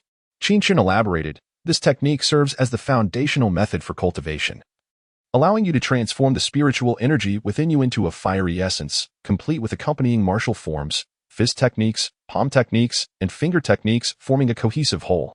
It will be sufficient for you, second brother, to comprehend it at the spiritual sea realm." Without waiting for Qin Hai to respond further, Qin Chen began to impart the incantations of the fire spirit technique. Indeed, the technique possessed substantial potency when he was the 9th Yuan Dan Emperor in his 5th life. He had taught this alchemical art to a promising disciple. This fire spirit technique was particularly suitable for warriors with fiery spiritual energy. With the divine fire spirit essence improving his constitution, it was inevitable that the nature of Qin Hai's spiritual energy would change. Time was of the essence, and Qin Chen conveyed all the incantations of the fire spirit technique to Qin Hai. Second brother, you need only remember the initial parts for now. When the fiery spiritual energy within you can no longer circulate, promptly utilize this technique, and it will expel the fiery energy while infusing new spiritual energy. This cycle will ensure that the residual energy will not harm your body. I understand. Qin Hai nodded. Yet, deep down, he was resolute in not utilizing the fire spirit technique at this moment. The divine fire spirit essence, as his third brother had indicated, was not easily obtained and likely required a tremendous sacrifice. Over the past 10 days, his third brother had faced numerous life-threatening situations. Therefore, no matter what, after the divine fire spirit essence dispelled the cold energy in his legs, he would absorb every last bit of its essence, leaving not a trace to waste. If Qin Chen were to learn of Qin Hai's current thoughts, he would likely spit out a mouthful of blood. The truth was, he had not exerted much effort to acquire the divine fire spirit essence, and he still had several more on hand. As time trickled by, Qin Chen did not leave, but stood to the side, closely observing Qin Hai's actions. Gradually, wisps of mist began to appear on Qin Hai's body, particularly around his legs, which became damp with vapor. However, as time passed, the heat began to evaporate the moisture from his trousers. Qin Chen knew that the cold energy in Qin Hai's legs had been eradicated. Now, it was a matter of how much fiery energy he could absorb from the divine fire spirit essence. Based on Qin Chen's estimations, the essence had consumed less than 20% to expel the cold energy. The remaining 70% needed to be absorbed by Qin Hai, and any excess should be released. If Qin Hai could absorb even 20% of the remaining essence, reaching the fifth gate would not pose a problem. Should he manage to absorb 30%, attaining the seventh gate would be a certainty. No one understood the unique and wondrous capabilities of the divine fire spirit essence better than Qin Chen. At that moment, Qin Hai let out a muffled groan, beads of sweat forming on his brow. He was beginning to absorb the fiery energy from the divine fire spirit essence. In that instant, Qin Hai felt his limbs invigorated by the fiery energy, causing the spiritual energy to erupt with intense heat. After expending 10% to expel the cold energy, he had now absorbed nearly 20% through sheer willpower. There remained 70%. This portion must not be wasted. Chapter 45. Within my body at this moment, Qin Chen felt a sense of relief. It appeared that his elder brother still possessed considerable resolve, having absorbed 20% of the heavenly fire spirit essence. It seemed his brother's cultivation had reached the fifth gate of the spectacular realm without issue. However, his brother showed no intention of halting. Instead, he continued to absorb more. As time passed, Qin Chen's brow gradually furrowed. Something was amiss. Qin Hai now appeared to have reached his limits. With 60% of the heavenly fire spirit essence's potency remaining, he had no intention of stopping. Elder brother, you can cease now. You have already reached the seventh gate of the dead realm. That is sufficient. Your spiritual energy, enhanced by the essence, is far superior to that of an ordinary person. You must not continue. Qin Chen wished to persuade Qin Hai, but he found himself unable to approach him. The intense heat of the heavenly fire spirit essence was beyond what his wind spirit body technique and spiritual protective energy could withstand. At this point, Qin Chen comprehended that Qin Hai had disregarded his words and was determined to confront the heavenly fire spirit essence head-on. Qin Chen's expression changed. If this continued, a calamity was likely to ensue. Using the heavenly fire spirit essence to facilitate the opening of the 9 gates within one's body was indeed a method with innumerable benefits. Yet a moment's negligence could lead to being incinerated by the essence, leaving no trace behind. Even if he had lived 9 lives, he would never act so recklessly. The risk was far too great. However, it was clear that Qin Hai was intent on seizing this opportunity. Elder brother, please stop. Qin Chen called out again. If you make even the slightest mistake, it will lead to irreversible consequences. But Qin Hai remained oblivious to his pleas. Gradually, as time flowed on, the fiery aura enveloping Qin Hai's body surged once more. He had reached the 8th gate of the spectacular realm. Qin Chen stared in astonishment. At this moment, he suddenly perceived something significant. It seemed that Qin Hai was no longer repelled by the fiery heat of the heavenly fire spirit essence. Rather, a sense of harmony had developed between his body and the essence. After another hour, suddenly, Qin Hai opened his eyes, which glowed with a fiery red hue. Third brother. He still sat in his wheelchair, attempting to stand, but after years of not walking, he momentarily forgot to lift his foot. Qin Chen stepped forward and embraced Qin Hai. Ha! Qin Hai laughed with uncontainable joy. Third brother. Ha ha. Third brother, my legs. They're healed, truly healed. Not only that, I have reached the 8th gate of the spectacular realm. My limbs, meridians, and internal organs are now unified in a single flow. At this moment, Qin Chen felt a tinge of confusion. Qin Hai had absorbed 40% of the fiery energy. Where was the remaining 50%? Elder brother. What of the heavenly fire spirit essence? It's within my body. Qin Hai exclaimed with delight. I initially absorbed 30% and could barely endure it. But I gritted my teeth and pushed through to 40%, just as I intended to utilize the spirit flame technique to expel the remaining energy. I found that half of the heavenly fire spirit essence had settled securely within my body. Upon hearing this, Qin Chen was left in utter astonishment. Could it be? He paused. Could it be what? Nothing. Qin Chen exhaled, striving to calm himself. A bold hypothesis suddenly emerged in his mind, yet he could not confirm it at this moment. If he possessed the cultivation level he had in the past, he would certainly be able to ascertain it. But if it were indeed as he suspected, even the spirit nurturing platform would be incapable of detecting it. You have indeed turned misfortune into fortune this time, Qin Chen remarked, gazing at his elder brother. But next time, you must not take such risks. Saying this, Qin Chen produced 5 heavenly fire spirit essences and handed them to Qin Hai. Elder brother. These 5 heavenly fire spirit essences will be sufficient for you to absorb and reach the 9th layer of the spiritual sea, or even the spirit nurturing realm. 5 heavenly fire spirit essences. Qin Hai was utterly dumbfounded. 1 heavenly fire spirit essence could plunge the entire Biming Empire into chaos and warfare. Yet Qin Chen had produced 5. The types of flames were categorized as wood fire, beast fire, earth fire, heavenly fire, and the legendary divine fire.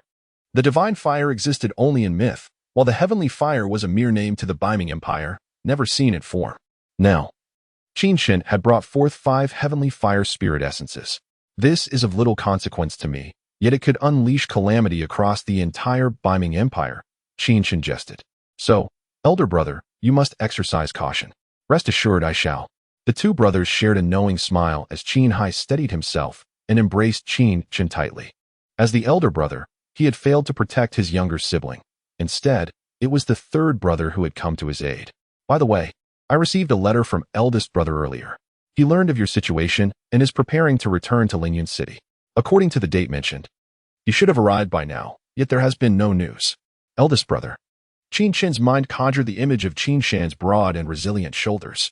He vividly recalled how, in his youth, he had frequently climbed onto his elder brother's back, laughing and cheering, much to their father's dismay. He may have been delayed by something. Qin Chen smiled.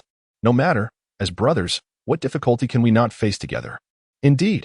Just then, a series of urgent knocks echoed through the door, and in the next moment, a figure burst through. Chen Gu. Qin Xian began. But upon seeing the two figures standing in the courtyard, he was momentarily stunned. Hai Gu. You're standing. You little rascal. Qin Hai playfully ruffled Qin Xian's hair. What's this? Are you unhappy to see me standing? Happy. Overjoyed. Qin Xian laughed heartily. Now, the 3 heroes of the Qin family will make their names known in Lingyun City. The 3 heroes of the Qin family. Both Qin Chen and Qin Hai exchanged peculiar glances. What was the urgency about earlier? Qin Chen inquired. Big deal. Qin Xian's expression changed immediately. Shin Chifeng, that old dog, has surrounded our Qin residence with hundreds of guards from the Shin family, attempting to break in. Oh, is Shin Chifeng alone? Yes. The Ling family, Lin family, and Shu family seem to be delayed for some reason. Qin Chen cracked his knuckles, smiling. Perhaps they are waiting for something. Shin Chifeng could no longer contain himself before, and now he must be even more humiliated and enraged. If that's the case, shall we, as brothers, charge into battle together? Absolutely. The two walked side by side, while Qin Xian nodded vigorously. Chen Gu, you truly are my idol. Previously, Qin Chen's words had seemed so nonchalant, yet every statement now rang true. Casting aside his admiration, Qin Xian promptly moved his stout form to catch up. Chapter 46. I will come at this moment. Outside the Qin family estate, figures stood resolute, their expressions solemn and poised for action. The third elder, Qin Fengyun, and fourth elder, Qin Fengshang, led over 100 elite guards from the Qin clan, stationed at the entrance. On the walls surrounding the estate, crossbows were drawn, aimed at the outside.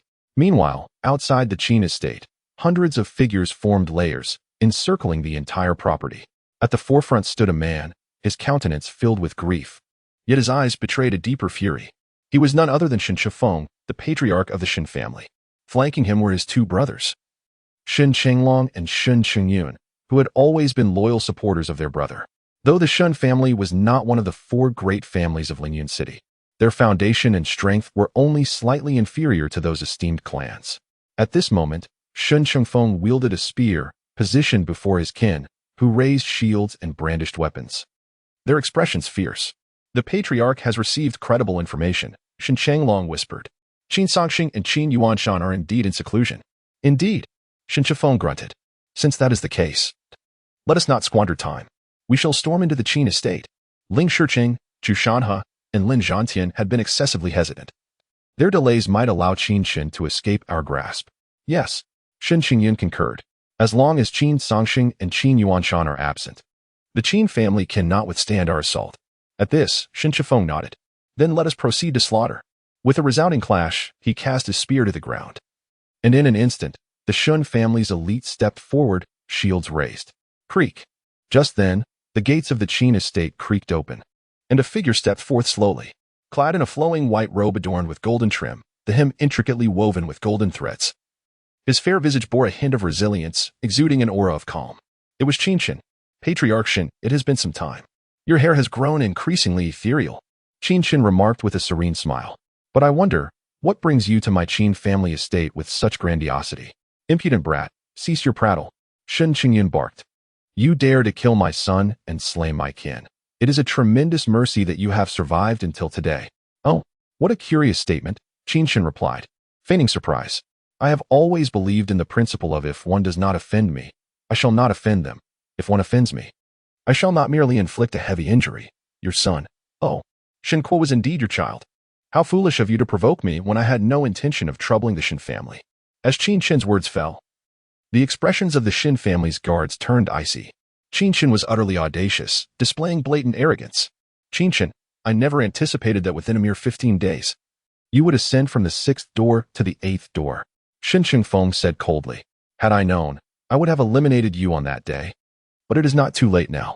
Deep down, Qin Chifeng regretted his hesitation.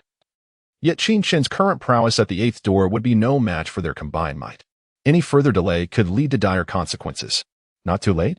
Qin Chen, hands clasped behind his back, stepped forward leisurely. You are mistaken. It is always too late. The moment your Shen family allied with the Ling family to target the Qin clan, it was already too late. With another step forward, Qin Chengfeng recalled a month prior when Qin Chen had approached him in a similar manner.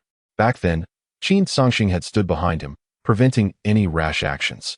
Yet today, Qin Chen stood alone, and still, he hesitated to strike. How infuriating! Qin Chifeng shouted. Archers, fire. Instantly, the ranks parted, and figures armed with crossbows unleashed a barrage. Protect the third young master, the fourth elder cried out. Unnecessary. Qin Chen waved his hand. Conserve your spiritual energy for the foes to come. The Shen family is merely a pawn. I alone am sufficient. Swish, swish, swish. As Qin Chen spoke, the arrows flew towards him. With a stride forward, he spread his arms wide. Clang, clang, clang. The bolts, capable of piercing through the 7th door, veered away as they neared him. With the wind spirit body technique activated, even the strongest of the Ling family could not breach his defenses, let alone these arrows. Qin Chengfeng, what? Are you afraid to face me in combat?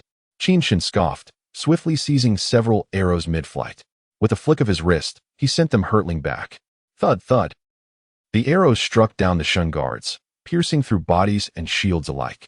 Blood flowed freely as Qin Chengfeng's face turned ashen. Is this truly the power of the 8th door?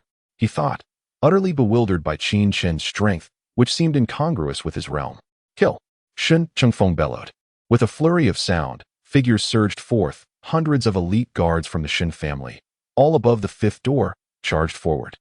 Among them were several masters of the 6th and 7th doors, brandishing swords and rushing towards Qin Chen. I shall handle this.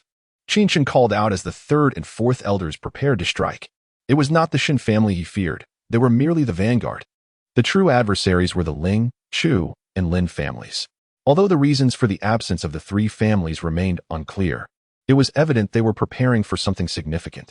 The Qin family's guards, outnumbered, could refrain from engaging as long as possible. Qin Chen had confidence in facing them alone. At that moment, a slender staff appeared in his hand. The sight left everyone momentarily stunned. What was this? Qin Chen's weapon? A simple, unadorned staff? Only Xiaoqing, standing at the entrance of the Qin estate, trembled at the sight.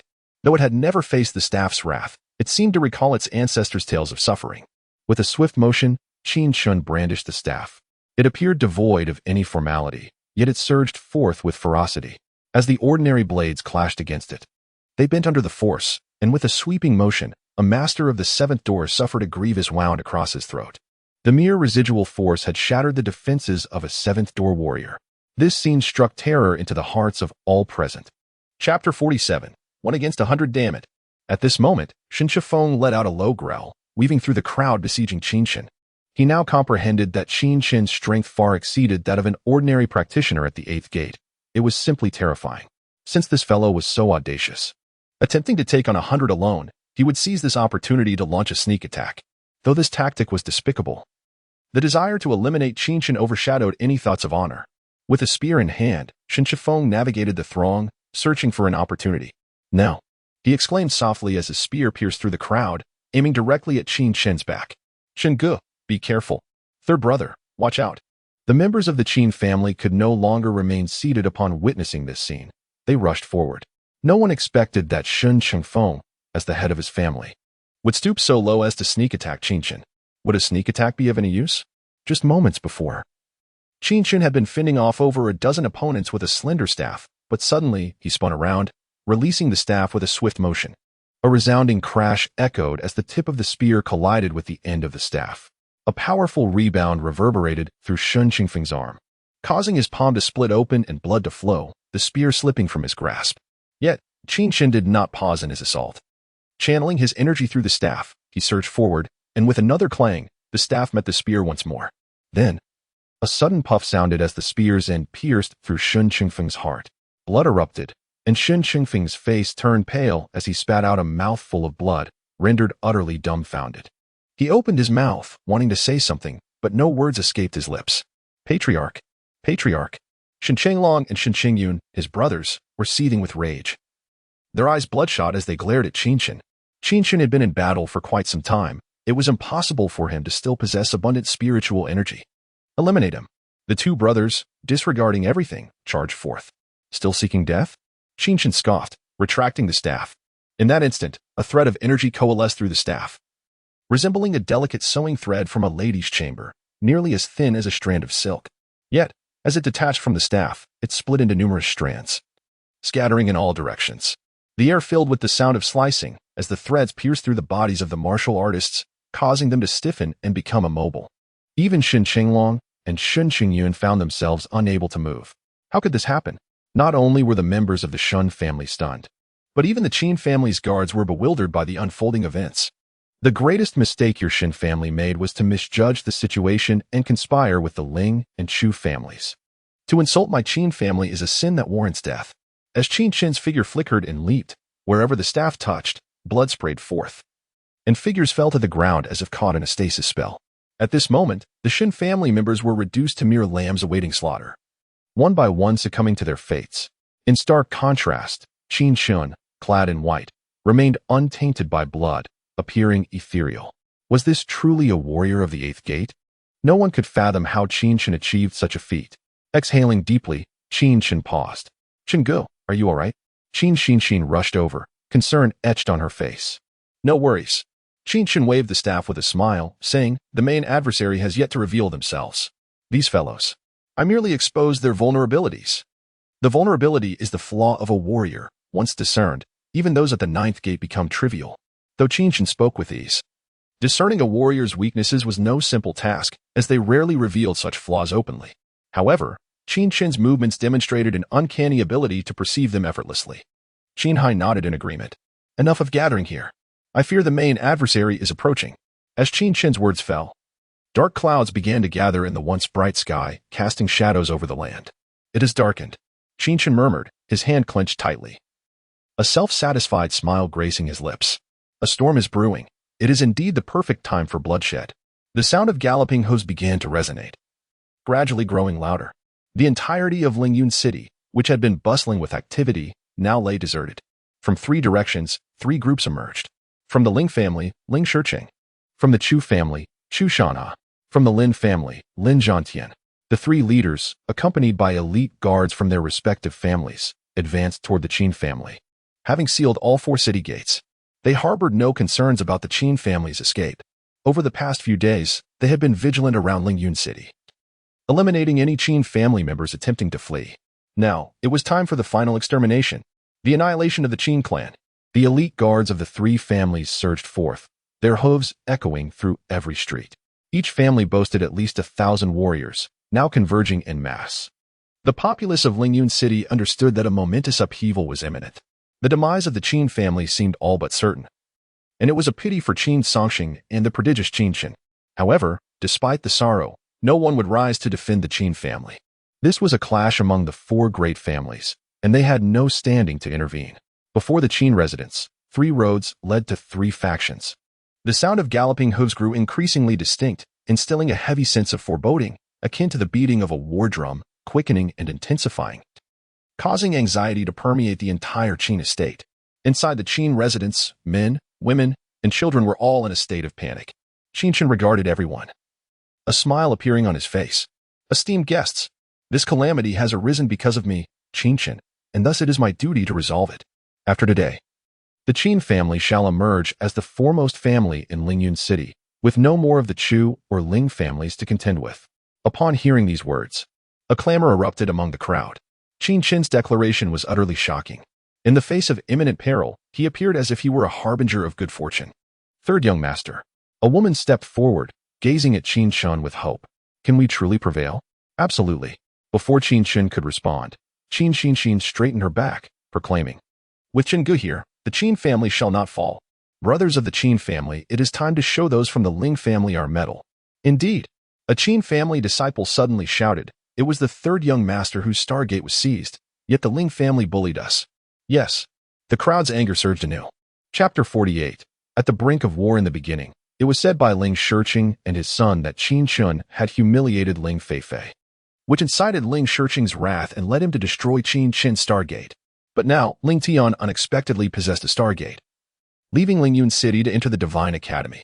Not only that, but Chu Ningshi also followed Ling Tian, and with the alliance of the Chu and Ling families. The truth was evident.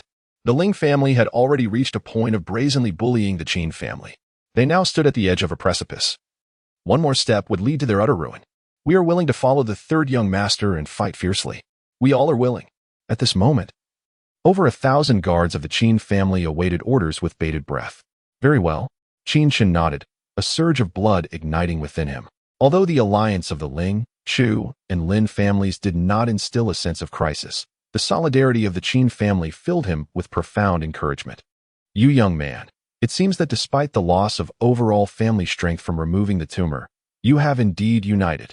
Qin Hai remarked with a smile. Of course, we cannot allow a single rotten apple to spoil the whole barrel.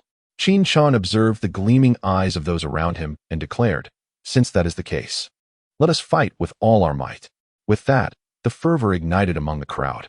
Concerning the survival of the Qin family, they held a resolute determination to die fighting. At this moment, outside the Qin family gates, blood had yet to dry, but a multitude of figures had already gathered.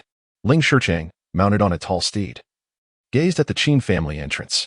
Ling brother, it seems that Shen brother is still not cautious enough. Chu Shanha laughed heartily with this. The three great families will not only divide the Qin family. Dividing the Qin and Shen families is secondary. Ling Shiqing replied coldly. That Qin Chen must die, without a doubt. Indeed, Lin Zhantian was utterly enraged. All three of his children had been killed by Qin Chen. He had not anticipated that upon Qin Chen's return from the Lingyun Mountains, he would audaciously kill Lin Yuyuan. He was even more astonished that Lin Yuyuan, an Eight Gates realm powerhouse, was slain by Qin Chen. In that case, why waste words? Ling Shiqing continued. I was able to destroy that boy Stargate before, and now I can kill him. Very well, the Qin and Shen families will fall into the hands of our three great families. The three men were now invigorated. With a creak, the gates of the Qin residence swung open once more. Shadows stood resolutely on the courtyard wall. At the entrance, figures surged forth in perfect unison. Ultimately, a solitary figure stepped out. Clad in a pristine white robe with clear, bright eyes, Qin Chen emerged, a smile gracing his lips as he spoke calmly. Esteemed clan leaders, it has been a while. What brings you here? Upon hearing this, Qin Chen and Qin Hai were momentarily taken aback. This fellow, with that same old line. Qin Chen, stop your grandstanding. Shushana sneered. Your Qin family has reached its end. Do you really believe that with merely 1,000 of you, you can withstand the assault of our 3 great families? Is that so? Qin Chen's smile gradually faded. Since they had torn off the facade, there was no need for further pretense. So you are aligned with Shun Qingfeng's intentions. Qin Chen grinned. But you have seen Shun Qingfeng's fate, have you not? Humph. That Wei Shen Shifeng is but an 8 gates realm. How can he compare to us? Chu Shanha suddenly interjected, his aura surging forth. 9 gates realm. In that instant, the hearts of the Qin family members sank. Little Qin Chen, do you think we are still like your father, stuck in the 8 gates realm? Lin Zhantian also coldly chuckled. Lin Zhantian had also reached the 9 gates realm.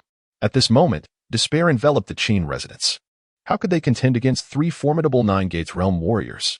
It is merely 9 gates realm. But at that moment, a calm voice resonated. Qin Chen stepped forward, gazing at the 3 men, and declared, Come, you 3 old fellows, dismount and meet your end. Everyone was stunned at Qin Chen's words. Could it be that he had lost his mind? Those were 3 masters of the 9 gates realm.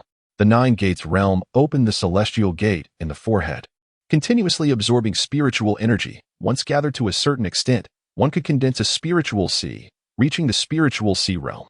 Warriors of the 9 gates realm experienced not only a tremendous increase in power and speed, but also a significant enhancement in reflexes and cognitive abilities.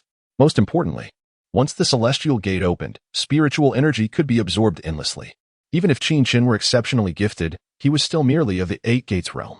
To challenge the 9 gates realm was an insurmountable hurdle. Yet Qin Chen exhibited no trace of concern and instead spoke boldly. Ignorant fool!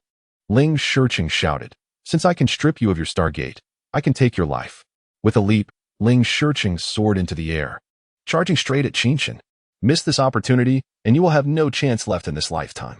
Qin Chen chuckled softly, barehanded, charging forth.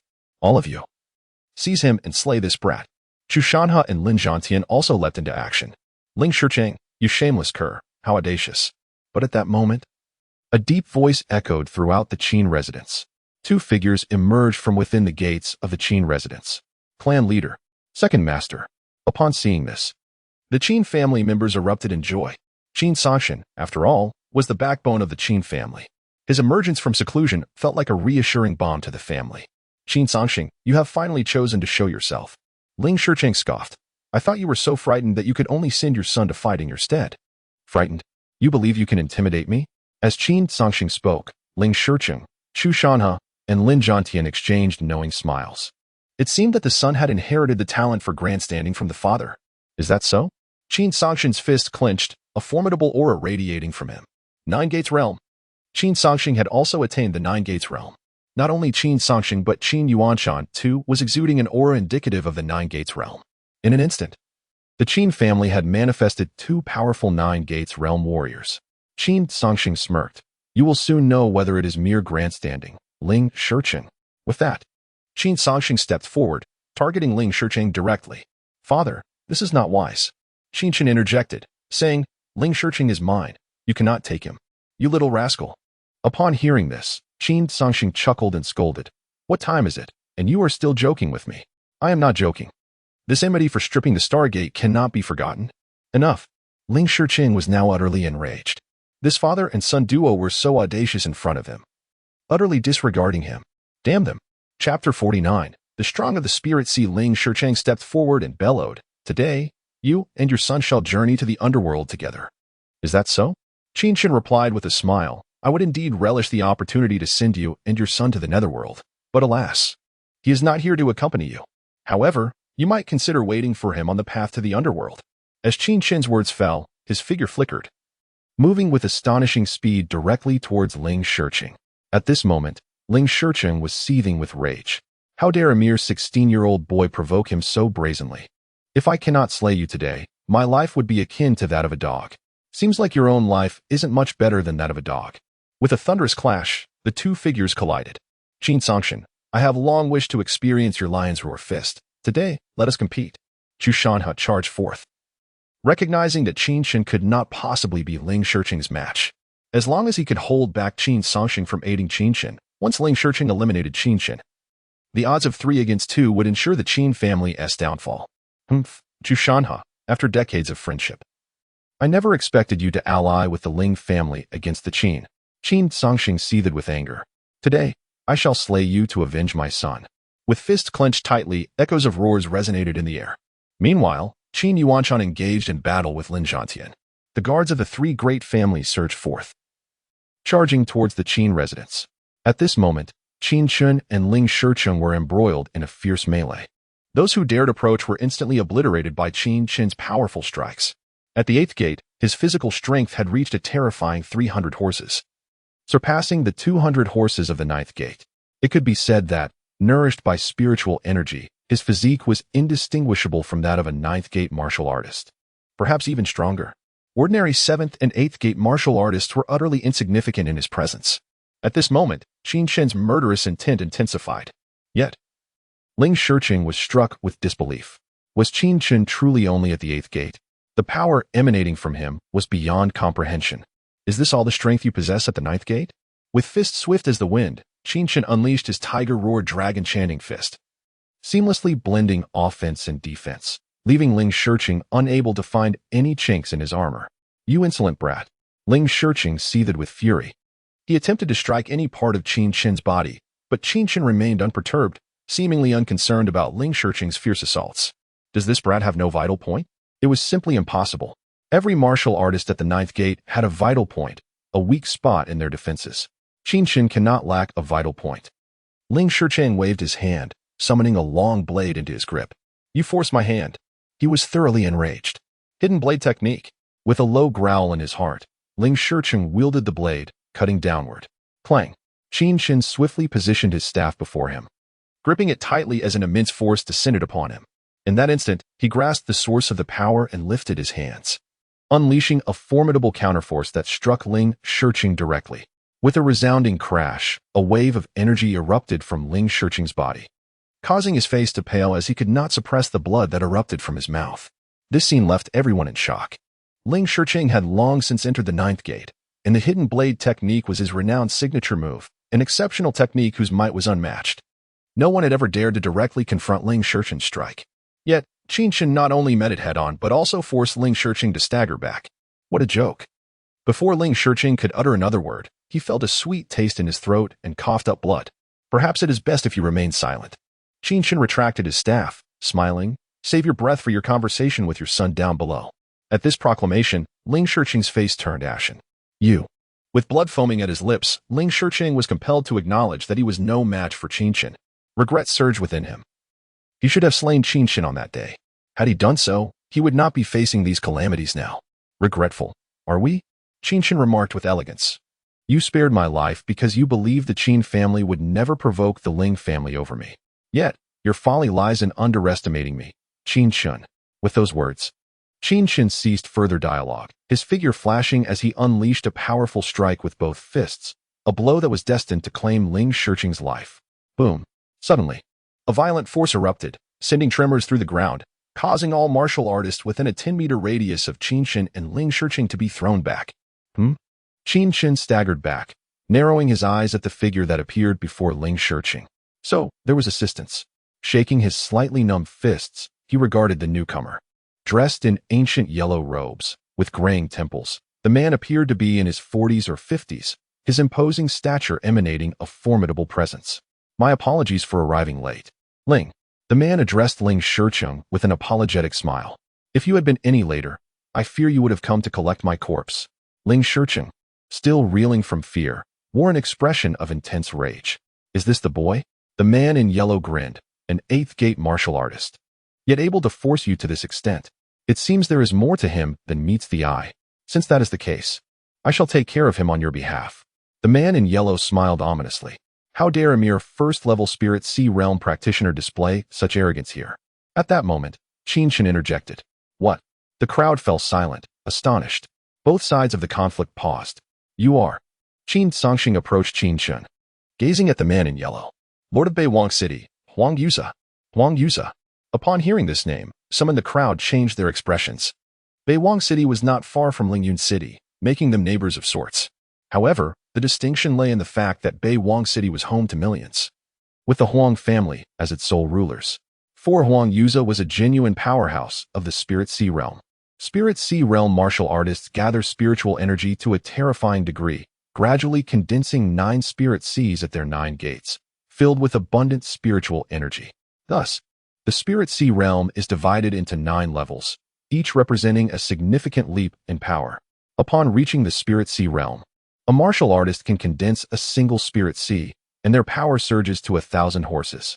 This is merely the explosive power of the spiritual energy within the Spirit Sea, combined with the might of their techniques, and they become a force no mere 109th gate martial artists could contend with.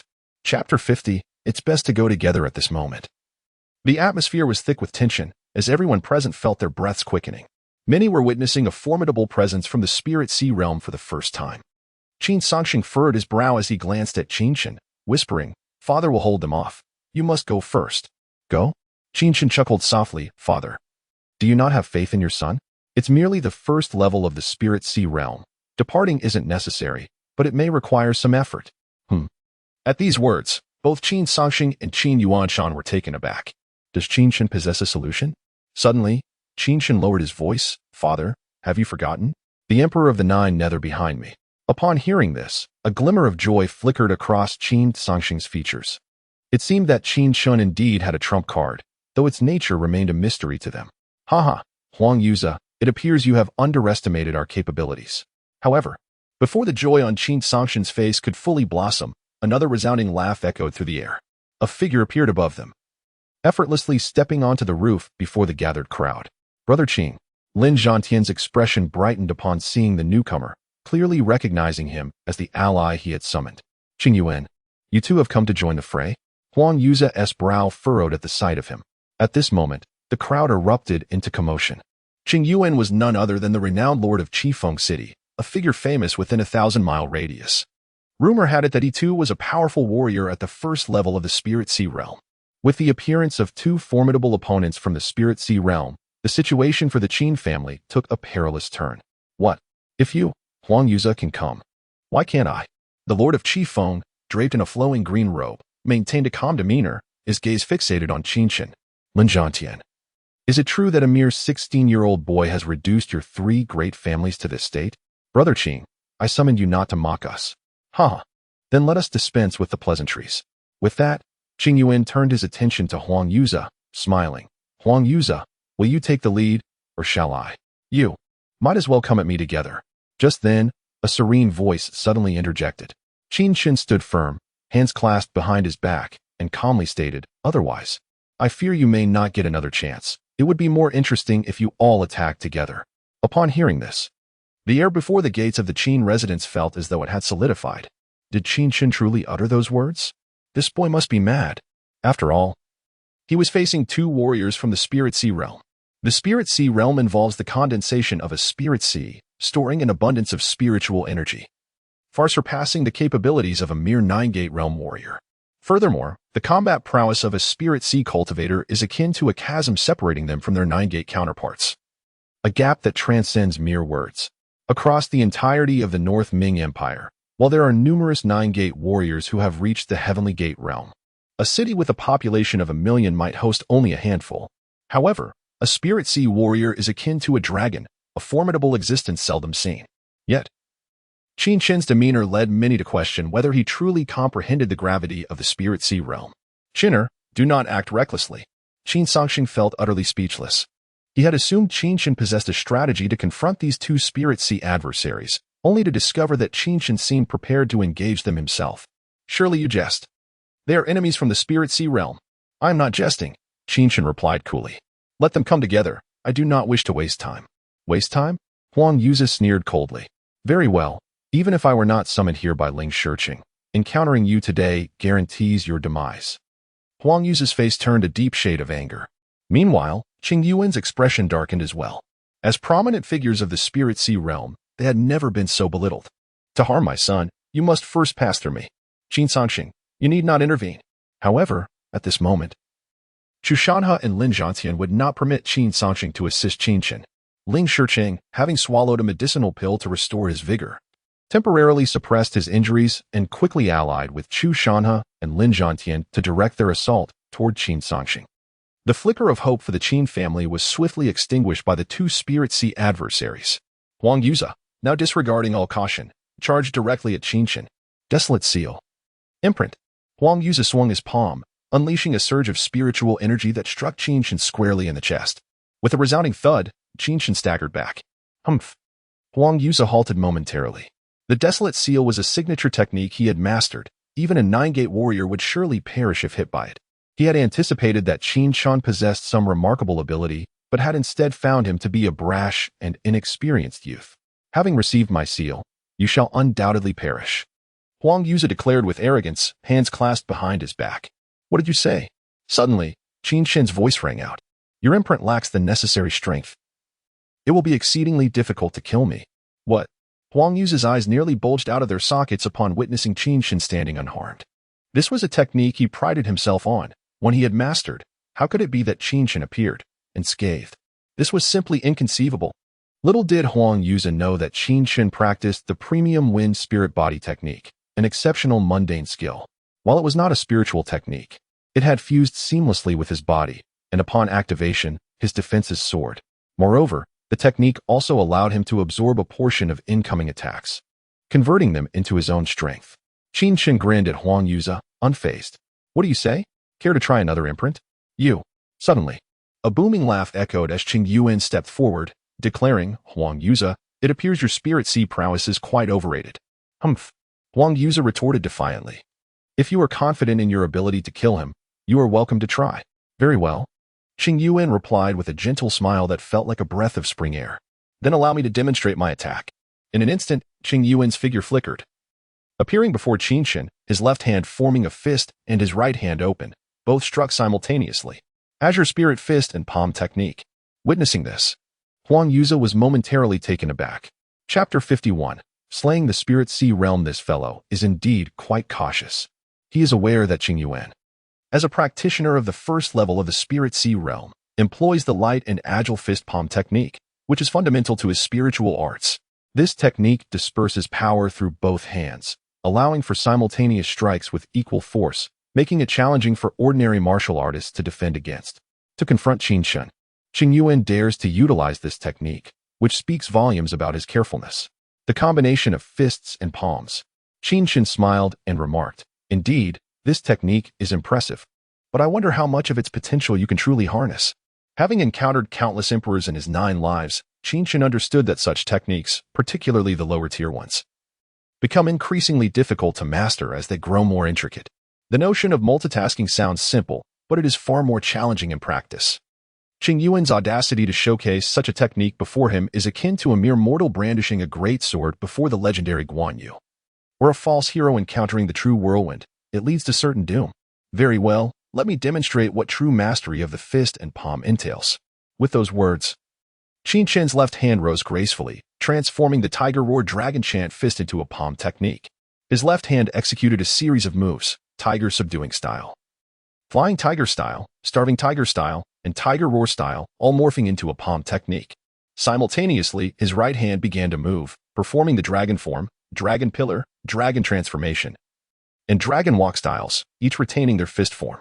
However, the distinction lay in the nature of the two sides. The left embodied the ferocity of a tiger, exuding a regal and overpowering aura, while the right emanated the ethereal grace of a dragon soaring through the heavens, flowing like clouds and water. In an instant, Qin Chen's entire demeanor underwent a transformation, creating an illusion that he was no longer merely a practitioner at the 8th gate, but resembled a master of martial arts, executing techniques with exquisite perfection, with the tiger on the left and the dragon on the right. Witnessing this scene, the expression on Huang Yuze's face turned to one of astonishment. This is the long-lost essence of the Tiger Roar Dragon Chant fist. How could this young man possibly grasp such profound mastery? As a formidable Spirit Sea Realm expert, Huang Yuze's experience was extensive. It was said that thousands of years ago, a revered figure known as the Nine Nether Emperor emerged on the 9 Nether continent. This individual possessed extraordinary talent, standing at the pinnacle of martial arts. He later created a body-refining technique, the Tiger Roar Dragon Chant Fist, which enabled practitioners of the Nine Gates to swiftly unlock their potential and ascend to the Spirit Sea realm. Yet, this technique was believed to have been lost to time. How could a mere 16-year-old boy like Qin Chen possibly possess it, let alone manifest its ultimate essence? The very thought was utterly shocking. Nevertheless, as Qin Chen unleashed this extraordinary technique, he charged forward, unafraid even in the face of Qing Yuan, a practitioner of the first level of the Spirit Sea realm. Seeking death, Qing Yuan was thoroughly enraged by being so contemptuously regarded by a mere 16-year-old. He swung his hands, launching a powerful assault. His left fist and right palm countered Qin Chen's movements perfectly. Boom! The two figures collided in an instant, and a deafening roar echoed outside the Qin residence. The ground cracked, stones and dirt flying in chaotic disarray. What transpired? At this moment, even Huang Yuze was oblivious to the shift in the battle's tide, initially believing it to be a one-sided affair. Now he hesitated, uncertain whether Qing Yuan would emerge victorious. With a swift retreat, Qin Chen found himself pulling back, his once pristine white robe now stained with dust and blood. Seeing this, the Qin family felt a chill spread through them. Had they been defeated? Given that Qin Chen was merely at the 8th gate while his opponent was at the first level of the Spirit Sea realm, it would indeed be miraculous for him to win. Yet, Huang Yuze's brow furrowed, his expression shifting with unease. An ominous premonition gnawed at him. As the dust settled, a figure stood proudly Qing Yuan. Seeing Qing Yuan unharmed, Lin Zhantian let out a sigh of relief. However, the next moment, his mouth fell agape, eyes bulging in disbelief. A handprint and a fist imprint marred Qing Yuan's chest, creating two gaping wounds, blood pouring forth like a river. As they turned their gaze back to Qin Chen, the crowd realized that the blood staining him was not his own, but Qing Yuan's. At this moment, Qing Yuan lay bloodied and lifeless on the ground. A first-level Spirit Sea realm expert had perished just like that. This scene was nothing short of horrifying. Now it is your turn. Stepping forward, Qin Chen looked at Huang Yuze with a faint smile. You are Huang Yuze, the lord of Beihuang City, are you not? Huang Yuze felt a chill run down his spine at Qin Chen's smile, which seemed more terrifying than that of death itself. No more fighting. Huang Yuze suddenly waved his hand. Ling Shicheng, I shall take nothing from you. Handle your affairs within Lingyun City yourself. In that moment, Huang Yuze surprisingly displayed signs of retreat. A first-level Spirit Sea realm expert was afraid. Afraid of what? Qin Chen maintained his smile. Weren't you just furious? You wished to kill me. Here is your chance. Master Qin, this matter is not related to me. I am withdrawing now, Huang Yuze replied, forcing a smile. The crowd was left in a daze, unable to comprehend the sight before them. A first-level Spirit Sea expert begging for mercy from a boy at the 8th gate? Who would believe such a tale if it spread? Withdraw? Ling Shicheng felt a coldness seep into his heart. How could Qin Chen have grown so powerful? Withdrawing? Qin Chen smiled. The others understood that if Qin Chen was smiling, Huang Yuze was in dire straits. Do you wish to withdraw? Qin Chen grinned, stepping forward. Alas, it is too late. As the words fell, he lunged forward, hands poised to strike, left fist, right palm. Damn it. Huang Yuze's face darkened. Do you truly believe I fear you? Is that not the case? Qin Chen pressed, refusing to grant Huang Yuze a moment's respite. Huang Yuze had come to seize an opportunity, and now that he faced defeat, he sought to retreat? Such a thing was unheard of. Bang! A fist flew out, a palm swung forth, their strikes intertwining, creating an intricate tapestry of attacks that embodied the ultimate expression of power. Qin Chen unleashed every ounce of strength he could muster at the 8th gate. Huang Yuze raised his hand, summoning the desolate seal, striking forcefully towards the ground. The mark surged forth, racing towards Qin Chen. Yet, as Huang Yuze observed, Qin Chen merely smiled. Your technique is commendable, but alas, your execution leaves much to be desired. Upon hearing this, Huang Yuze nearly spat blood in frustration. How could a mere 16-year-old dare to criticize him? A seasoned first-level Spirit Sea practitioner who had trained in the Desolate Seal for over a decade? Let us see how you block this. The ground seal surged forth, enveloping Qin Chen in radiance. Breaking the seal is futile, Qin Chen scoffed, waving his hand as a slender rod appeared. Clang! The rod struck the ground, instantly dispersing the seal's light, rendering it immobile, as if a mighty warrior's vital point had been discovered and struck down in one blow. Chapter 52. Another harbinger of death. What? A low rumble echoed as Huang Yuze's expression darkened. The slender rod, no thicker than a thumb and over a meter long, gleamed with a dark luster. To his astonishment, His formidable Huangming seal was unexpectedly suppressed. Could Qin Chen have discerned the essence of his seal and directly countered the eruption of the Earth seal? Impossible. Such a feat was utterly inconceivable. The Huangming seal was a first-tier spiritual technique, and Qin Chen, merely at the Eight Gates realm, could not possibly perceive its intricacies. I told you. The spiritual sea realm is nothing significant. With the slender rod erect, Qin Chen launched another attack. Huangming seal, heavenly seal. Huang Yuza erupted with fury. With a wave of his hand, a radiant beam of potent spiritual energy surged forth, enveloping the earth. Within a 100-meter radius, trembling guards emitted muffled groans and collapsed. Yet, he remained undeterred. Qin Chen scoffed, unleashing his fists in unison. The tiger's roar and dragon's chant fist was about to unleash its true power. Ninth form, flying dragon long fist strike. With a low growl in his heart, he thrust his fists forward. At that moment, two fist shadows converged. Not only did they overlap, but the combined fist prints, one swift, the other slow, divided and charged towards Huang Yuza. Enraged, Huang Yuza disregarded Qin Chen's assault, retreating a step before counterattacking. The heavenly seal coalesced, descending like a divine retribution upon Qin Chen's head. Yet, Qin Chen showed no inclination to evade. Instead, he advanced to meet the oncoming heavenly seal. This man did not flinch, he charged forward. Boom. In an instant, the heavenly seal struck Qin Chen's body. The overwhelming spiritual energy surged like tumultuous waves, battering him. However, at that moment, Qin Chen remained unaffected, akin to a solitary boat amidst a vast ocean, small yet resolute. Undeterred by the crashing waves. Impossible. Huang Yuza lost all remnants of courage. Qin Chen's attack surged forth just as he gathered his strength. Now, how could he withstand that fist shadow? Reluctantly, Huang Yuza had no choice but to rely on his formidable physique to resist the blow. Yet, he had underestimated Qin Chen. Particularly the ninth form of the tiger's roar and dragon's chant fist, a celestial technique crafted by the Emperor of the Nine Hells. Bang! One fist shadow struck, bending Huang Yuza's body like a shrimp. Bang! Another resounding impact followed, leaving him twisted in agony, a howl escaping his lips. With a gust of energy, he was propelled backward, crashing into a wall, his breath becoming exceedingly feeble. Another spiritual sea realm powerhouse had fallen, and it was a crushing defeat. Now, even though the three major families held a significant numerical advantage, they were being fiercely counterattacked by the ravenous Qin family warriors. The pinnacle of combat dictated the morale of those below. With dwindling spirits, even the best of them could only muster 50 to 60% of their full strength. However, Ling Shicheng and the others were even more astonished.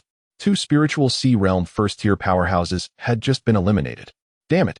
The three immediately retreated, gazing at Qin Chen. At that moment, Qin Chen raised his hands above his head, resisting the onslaught of the heavenly seal. The overwhelming energy fluctuations matched the force of the heavenly seal. What is Qin doing? Qin Yuanshan pondered in confusion. It seemed Qin Chen was not merely withstanding the might of the heavenly seal, it appeared he was transforming something. This lad, could he be intending to absorb the power of the heavenly seal to fortify his own physique? Qin Sangshan speculated boldly. In truth, Qin Chen was indeed doing so. The heavenly seal roared like a tempest, while his body resembled a solitary boat. At that moment, he was not merely anchored amidst the waves but was leveraging the power of the waves to reinforce his vessel. He hoped to break through to the Nine Gates Heaven-S Gate. In light of this, Qin Yuanshan glanced at Qin Sangshan. The two brothers instantly understood each other's intentions and moved closer to Qin Chen to prevent any disruptions. Shushana. Ling Shicheng's expression turned ominously cold as he commanded. It is time for you to summon that individual. Very well. Shushana's countenance paled. Initially, he believed that the reinforcements brought by Ling Shicheng and Lin Zhantian would suffice against the Qin family. Who would have imagined that such a twist would arise? With Qing Yuan dead and Huang Yuza crippled, it was time to call upon that individual. Man, your assistance is requested. Shushana suddenly roared. With a whoosh, a figure appeared. Clad in a black robe, the figure extended a hand, launching itself at Qin Chen. Witnessing this scene, Qin Sangshan and Qin Yuanshan's expressions shifted dramatically. The three major families had yet another ally who had not yet made an appearance. Damn it! The two quickly positioned themselves in front of Qin Chen, extending their hands to intercept the shadowy figure. Huh! A mere 9 gates Heaven's Gate. Do not court death. The black-robed figure grasped, and with two explosive sounds, Qin Sangshan and Qin Yuanshan each spat blood, their faces paling as they collapsed. At this moment, the black-robed figure showed no signs of halting, charging straight for Qin Chen. Chenner. Qin Sangxing and Qin Yuanshan struggled to rise, but found themselves unable to stand. This black-robed individual was at least a third-tier spiritual sea realm powerhouse. If Qin Chen were to be struck by this person, he would likely suffer grievously. Another one? Qin Chen raised an eyebrow. The black-robed figure laughed heartily, Chu Shanha. Although your daughter has caught the eye of the Celestial Academy, the price for me to intervene is that I take 70% of the spoils. Do not forget. Rest assured, Chu Shanha replied, gritting his teeth. The reinforcements brought by the three major families had initially not intended to engage. Both Qing Yuan and Huang Yuze had demanded 30% of the profits, yet Wan Chongqing insisted on 70%. Hence, the three families were reluctant to employ his assistance unless absolutely necessary. However, that moment had now arrived. With Qing Yuan dead and Huang Yuze rendered useless, if Wan Chongqing did not act, they would face utter annihilation. Wan Chongqing. Upon hearing that name, Qin Sangxing's expression turned to one of horror. Wan Chongqing, the leader of the Longdian Alliance in the Longdian Prefecture, had actually been summoned by Chu Shanha. Longdian Prefecture was a populous region with millions of inhabitants, and it housed more than one spiritual sea realm warrior. No wonder this individual was so formidable. Wan Chongqing, a third-tier spiritual sea realm master, was a presence of greatness in a radius of 10,000 miles. Chinner, retreat. Qin Sangxing cried out with all his strength once more. Yet, at that moment, Qin Chen suddenly turned to face Wan Chongqing, another harbinger of death. Chapter 53, The Fury of Little Qing with a mere glance. Qin Chen's expression remained unchanged as he raised his hands, absorbing the power from the heavenly seal that surged within, impacting his body. Seeking death? Wan Chongqing chuckled darkly. You are impressive, but you are merely at the first level of the spirit sea realm. Dealing with you will be effortless for me. As he grinned maliciously, he stepped forward in a swift motion, his fingers curling into claws, lunging towards Qin Chen. Shadow Wind Claw, the sinister technique of the Shadow Evil sect. Qin Sangxing's face paled in shock. He attempted to rise, but the force from Wan Chongqing's earlier blow had knocked him down, causing his vital energy to surge chaotically within him. He was momentarily unable to gather his strength. The Shadow Evil technique was Wan Chongqing's unique skill. Qin Chen was doomed. Ling Shicheng exclaimed with fervor, with Wan Chongqing taking action, we will finally be able to save our lives. Chu Shanha scoffed. Not only do we owe him 70% of the profits, but my Chu family also owes Wan Chongqing a significant favor. Brother Chu, your words are misguided. Once Tiana and Ningshi enhance their strength, who knows who will owe whom? Ling Shicheng replied with a smile. Upon hearing this, Chu Shanha instantly understood, sharing a knowing smile. At that moment, Wan Chongqing had already reached Qin Chen, his bony hands reaching out to grasp him. You are indeed seeking death. Qin Chen shook his head, chuckling. Little Qing, crush him. As the words left his lips, a green figure suddenly dashed to Qin Chen's side.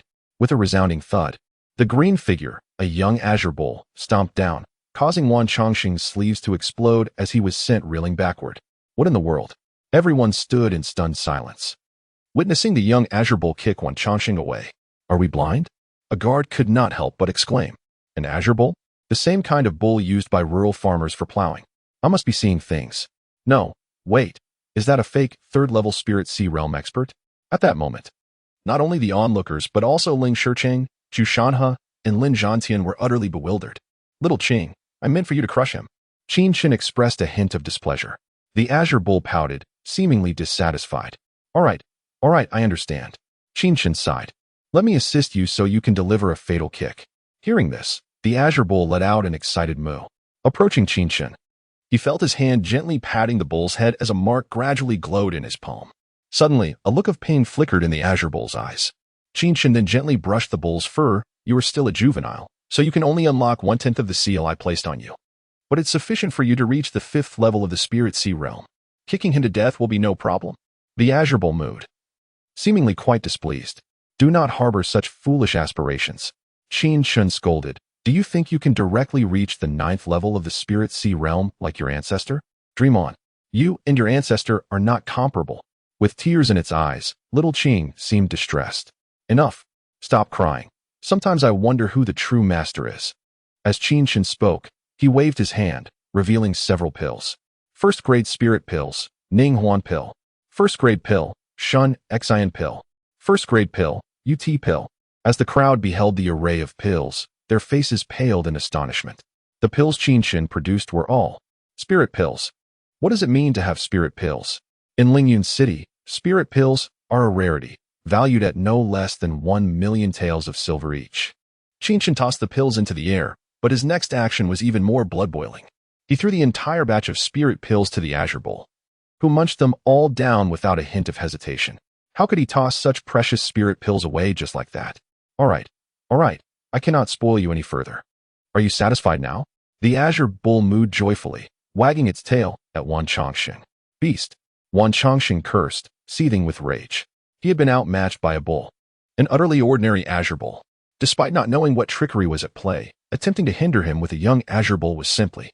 Before Wan Chongqing could finish his thoughts, the Azure Bull let out a powerful moo, launching itself forward. With a mighty kick, its hooves struck Wan Chongqing's face. Boom! Wan Chongqing raised his arms to block, yet the tremendous force sent him crashing backward, toppling walls as he struggled to regain his footing. The power of that kick was astonishing. Witnessing this scene, the others swallowed hard. This was a force that could obliterate anyone. A third-level Spirit Sea Realm Master was sent flying by a single kick from an Azure Bull. How could anyone else withstand such might? Ling Shiqing, Chu Shanha, and Lin Zhantian were utterly dumbfounded. A third-level Spirit Sea Realm Master, Wan Chongqing, was being chased by a young Azure Bull and could not escape. What on earth was happening? Have you all enjoyed the spectacle? A calm voice suddenly rang out. Qin Chen rubbed his hands together, the heavenly seal dissipating, and his figure regained its freedom, his aura radiating strength. While he had not yet reached the ninth gate realm, his body had undergone substantial enhancement and fortification. The pressure from the heavenly seal had maximized his latent potential, and the interactions of the techniques he absorbed honed his abilities further. Moreover, Qin Chen was in no rush to enter the ninth gate realm. He needed to prepare a bit more. Perhaps reaching the imperial capital before advancing to the gate of heaven would be more suitable. Qin Chen, you are shameless. Shameless? I merely enlisted the help of a young Azure Bull while you summoned 3 Spirit Sea Realm warriors. Who is truly shameless here? Chu Shanha's expression turned fearful. Qin Chen has developed a killing intent against us. I advise you to stand down. Chu Shanha warned, you must know that Ningshi has already reached the imperial capital, entering the Celestial Academy, and will soon break through to the Spirit Sea Realm. If you dare to act against my Chu family, spare me your threats. Qin Chen interjected abruptly. Just then, a shriek pierced the air as a figure hurtled toward Qin Chen, landing at his feet. The Azure Bull hurriedly followed, pinning the figure beneath its hoofs. At this moment, the once imposing Wan Chongqing was utterly subdued by the Azure Bull, devoid of any power to resist. Chapter 54. The Plunder. Qin Chen. This affair has nothing to do with me. Let me go. At this moment, Wan Chongqing had entirely lost the imposing demeanor of a formidable expert, instead wearing a forced smile. I assure you, if you release me, the Longdian Alliance will not hold a grudge. Do you truly believe you are in a position to negotiate? Qin Chen ignored him completely, summoning a slender rod that flew into his hand. He paid no heed to Wan Chongqing, his gaze fixed upon Ling Shiqing, Chu Shanha, and Lin Zhantian. Chu Shanha, even if your daughter were to attain the first realm of the Spirit Sea, or even the third, I, Qin Chen, would still carry out my threat. With a swift thrust, the slender rod pierced Wan Chongqing's back, blood gushing forth. Rest assured, after your demise, Chu Ningshi will accompany you. After all, my fiancé, he is quite filial. Upon hearing this, a flicker of regret flashed through Chu Shanha's heart. When Ling Shiqing had approached him for collaboration, he had been momentarily tempted and had agreed. Little did he know he was now facing a dead end. Given Qin Chen's prodigious talent, even without the Stargate, he would undoubtedly become a top-tier powerhouse, rivaling Ling Tian. But now, it was too late for regret. In an instant, all traces of remorse vanished from Chu Shanha's eyes. With no retreat left, he could only fight to the bitter end. Are you regretting it? Qin Chen smiled faintly, withdrawing the slender rod and launching himself into action. With a swift thrust, Chu Shanha, at the ninth realm, had no time to react. To him, it was utterly insignificant. Blood erupted as the wooden rod pierced through his chest. Damn it! Both Ling Shiqing and Lin Zhantian attempted to break free, but dared not move. Their will to battle had vanished entirely. The might of Qin Chen was far beyond their comprehension. How could they possibly contend with him? May you both find solace on the road to the underworld. Qin Chen's expression remained cold. Qin Chen, I will be waiting for you. Ling Shiqing shouted in fury. My son will avenge me. He will avenge the Ling family. The Qin family's downfall is imminent. Your concern is unnecessary. Qin Chen extracted the slender rod once more. At that moment, Ling Shiqing felt as though he were gazing upon a death warrant, his heart racing with dread. I said, wait for your son. I will ensure he accompanies you. I am not one to break my word. With a swift motion, Qin Chen's speed was beyond imagination, a staggering escalation of his power. In an instant, both Ling Shiqing and Lin Zhantian found their heads severed. Qin Chen wiped the slender rod clean, gripping it tightly. Xiaoqing, assist me. Upon hearing this, Xiaoqing surged forward. In that moment, the forces of the three great families crumbled into disarray. Without their leader, and faced with the terrifying assault of the Azure Bull, they could not mount an effective counterattack and fled in panic. Qin Chen's voice rang out sharply. Members of the three great families will face no mercy. As for the outer clan guards, do not pursue them. Those willing to stay may do so. Those unwilling, depart. Understood. The Qin family guards responded in unison. Qin Songxing and Qin Yuanshan nodded in agreement. With Qin Chen issuing commands, they had no objections. Though the decree to eliminate the core members of the three great families appeared ruthless, failing to eradicate the roots would leave future troubles. A 16-year-old youth exhibiting such resolute determination on the path of martial arts was a cause for concern. Father, second uncle, here are 2 9-turn jade golden pills. Qin Chen smiled. If each of you takes one, reaching the Spirit Sea realm within a month should be achievable. And this elixir will also ensure your cultivation speed remains rapid within that realm. 9-turn jade golden pill? Qin Songxing was taken aback. He had never heard of such a name. Moreover, Qin Chen's words suggested it could assist Ninth Gate warriors in ascending to the Spirit Sea and maintain their cultivation speed within that realm. Chenner, where did you acquire these elixirs? With the previous demonstrations of potent elixirs, this was nothing short of a fortune. Did you forget, father? Qin Chen smiled lightly. This journey was at the behest of that great emperor. Within the Lingyun mountain range lies a secret treasure, of which I possess knowledge, not merely these elixirs. A secret treasure. Qin Songxing and Qin Yuanshan were utterly astonished. This was indeed a treasure trove. Qin Chen had truly turned misfortune into fortune. Father, disciples of the Qin family can also go there to cultivate. We shall discuss this matter in detail later. Qin Chen continued. We should deploy troops to guard the 4 city gates to prevent anyone from escaping, and it is time to raid their homes. Very well, Qin Songxing immediately declared. Third elder, you will lead 100 men to secure the southern gate. Fourth elder, you shall guard the northern gate. Second brother, you take the western gate. I will command the eastern gate. Qin Songxing meticulously arranged the plan, stating, there is no need to eradicate the outer clan guards entirely. However, the Ling, Chu, Shun, and Lin families must not be spared. Qin Chen nodded. At such a juncture, mercy was not an option. As for you, Qin Songxing gazed at Qin Chen. Me? Qin Chen was surprised. Isn't second brother here? He can lead the raid. I shall not go. Qin Chen, having rarely dealt with such troubles, wished to enjoy a moment of leisure and not concern himself with these matters. Your second brother has just recovered, and his strength is still lacking. I cannot rest easy without your oversight. All right. Qin Chen replied with exasperation. Xiaoqing, let us go. Upon hearing this, Xiaoqing joyfully called out and followed closely behind Qin Chen. Congratulations, clan leader. The third elder clasped his hands and smiled. Young master is destined for greatness. A true dragon among men. Indeed, Qin Yuanshan added, reflecting on the tremendous changes Qin Chen had undergone over the past month. Qin Songxing furrowed his brow, clutching the 9-turn jade golden pill.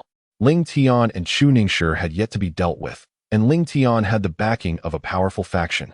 He had heard of the reputation of the Heavenly Sun Party. The Heavenly God Academy was the foremost institution in the northern Ming Empire, boasting immense strength. And it was rumored to harbor experts at the Heavenly Martial Realm.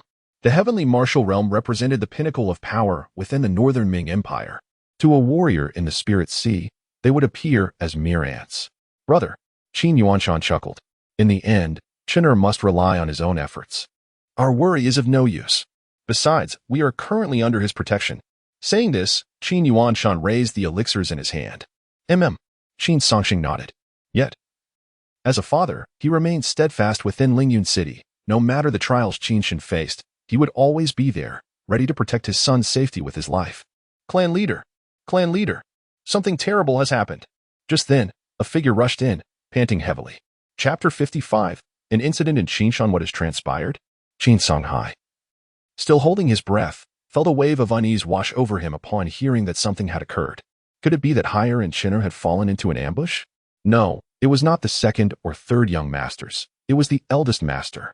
At that moment, a guard waved his hand, and a shimmering screen emerged. This was A spiritual message conveyed by the venerable fire ancestor. Qin Songshan's expression shifted alarmingly. Patriarch Qin. The light talisman erupted, revealing a figure clad in a striking crimson robe, his long hair flowing like flames.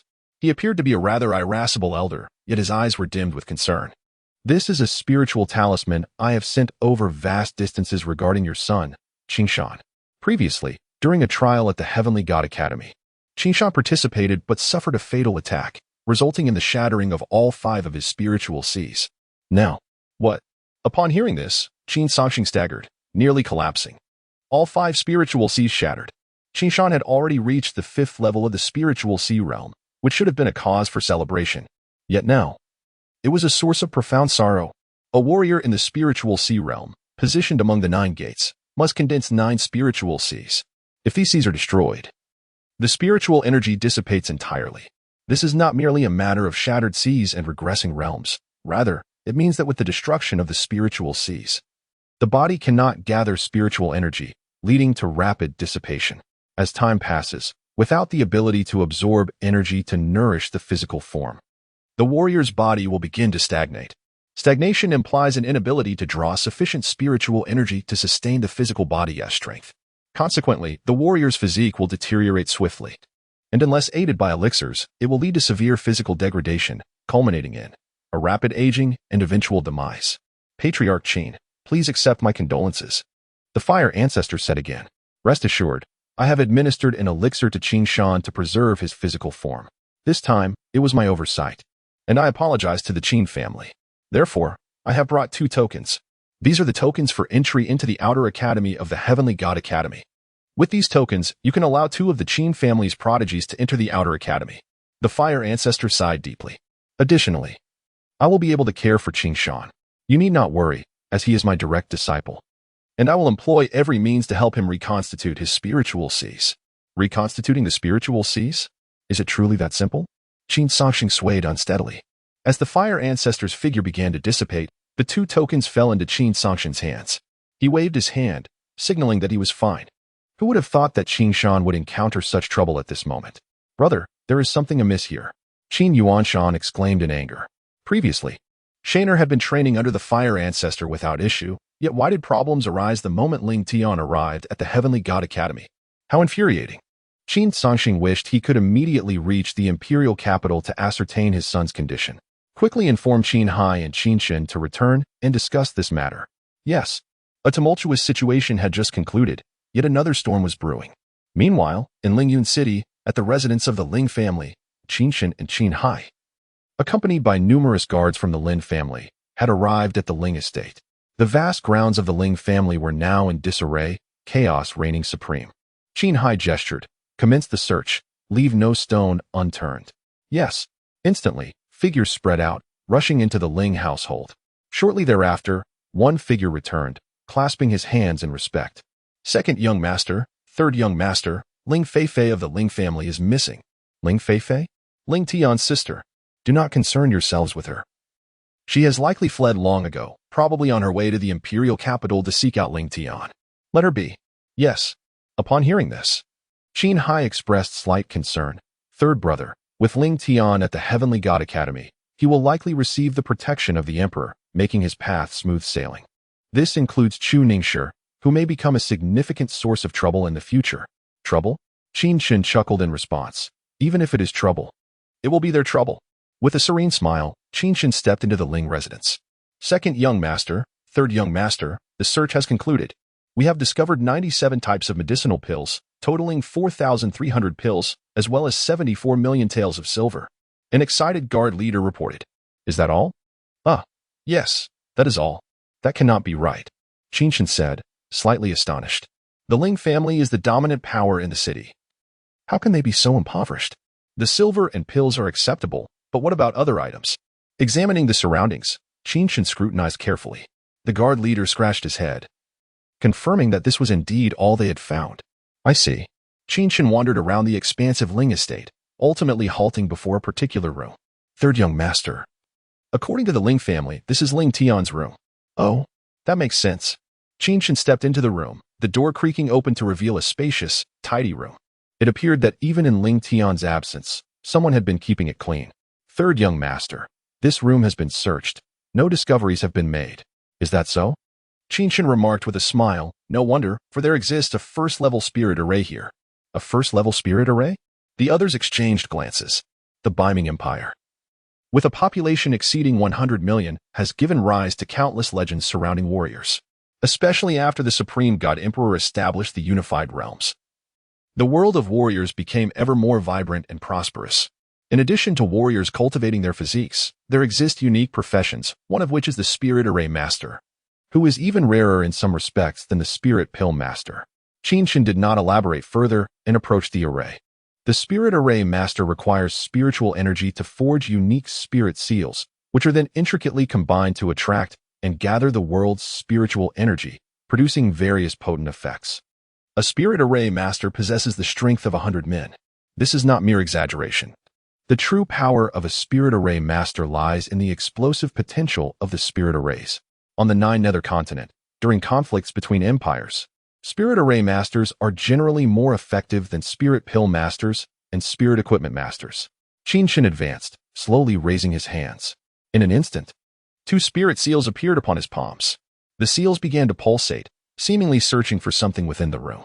Moments later, a humming sound resonated, and suddenly, the bed in Ling Tian's chamber began to levitate. Let us investigate, Qin Chen commanded. Several guards immediately rushed down the staircase hidden beneath the bed. Chapter 56, The Crime of Offense? Young Master. Suddenly, a guard poked his head in, brimming with excitement. The rare treasures within are worth at least 10 times those above. Qin Chen smiled faintly. However, Qin Hai and Qin Xin were utterly speechless. Was there anything in this world that Qin Chen could not accomplish? Qin Xin yearned to inquire whether Qin Chen was indeed an array master, yet he ultimately swallowed this foolish question. Bring it up. Yes. Shadows began to bustle about. Young master, what do you think this is? A guard approached, holding a round, lustrous crystal. The crystal was roughly the size of a thumb, emanating an aura of pure power. This is a spirit stone, Qin Chen replied nonchalantly. Spirit stone. At this revelation, the crowd collectively held their breath. They had only heard of spirit stones, few had actually seen one. In the entire Lingyun city, and even the entirety of the Biming Empire, there were scarcely any who cultivated using spirit stones. Yet, the myriad benefits of spirit stones were known to all martial artists. Spirit stones contained abundant spiritual energy, the purest form that could be directly absorbed by martial practitioners. This significantly eased the arduous task of drawing energy from the heavens and earth. It was said that disciples from prominent families and powerful factions cultivated with spirit stones, enabling them to effortlessly unlock the 9 gates.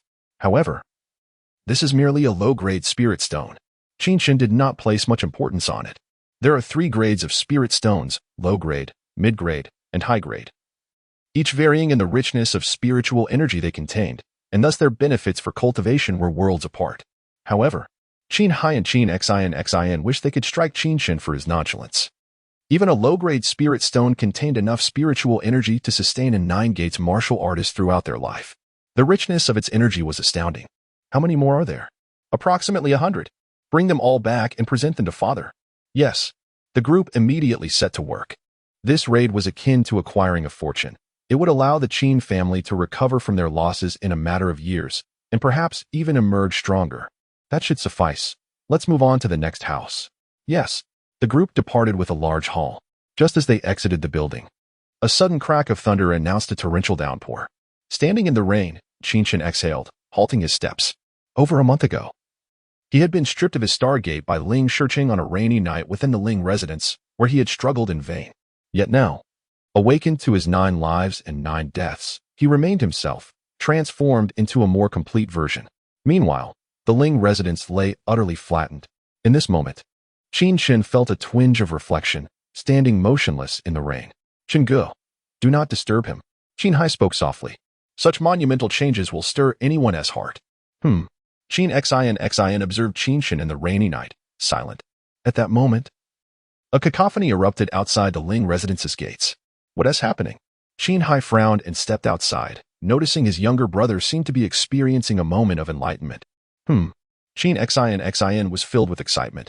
If Qin Chen took another step, he would reach the 9 gates Heaven Gate realm. Who could have imagined that a month ago, Qin Chen was merely at the 4 gates realm, and now he had transformed into a 9 gates martial artist. Outside the Ling residence, Tension crackled in the air as several figures brandished longswords, eyeing the guards of the Lin family with disdain. Su Shiming. I never expected that even the Su family in Lingyun City would be so ignorant. Truly a bunch of bumpkins, Wang Ke remarked, seemingly oblivious to the fact that they were not aware of the Wang family either. Two young men, clad in raincoats and wielding long swords, stood at the forefront, exchanging jests. The Lin family guards that charged forward were easily dispatched by the duo. Stop. At that moment, Qin Hai appeared. What are you doing? Second young master. These individuals claim they were caught in the rain and seek to stay the night. Stay the night? Qin Hai scrutinized the 5 or 6 people, frowning. This is now under the control of my Lin family. If you wish to stay, you may seek lodging at an inn in Lingyun City. Do you not know how to appreciate kindness? Su Shenming, drenched yet protected by his spiritual aura, remained unaffected by the rain. Clearly, he was at least an 8 Gates martial artist. We are disciples of the Heavenly God Academy. If you know what is good for you, let us in at once. Wang Ku added, his expression one of arrogance. Listen here, we are aware that your Lin family defeated several major families today. Since we are passing by, we might as well take something. If you open the door and welcome us, perhaps we will consider helping your Lin family ascend to greater heights. Otherwise, your Lin family will cease to exist. Oh, how can you ensure that our Lin family will ascend to greater heights? Just then, a calm voice resonated. Qin Chen stepped forward, his clothes dry from the vapor of spiritual energy, appearing revitalized. Kid, you don't know who I am, do you? Wang Ke sneered. Remember my name. I am Wang Ke from the Wang family in the capital. Wang Ke. Qin Chen shook his head.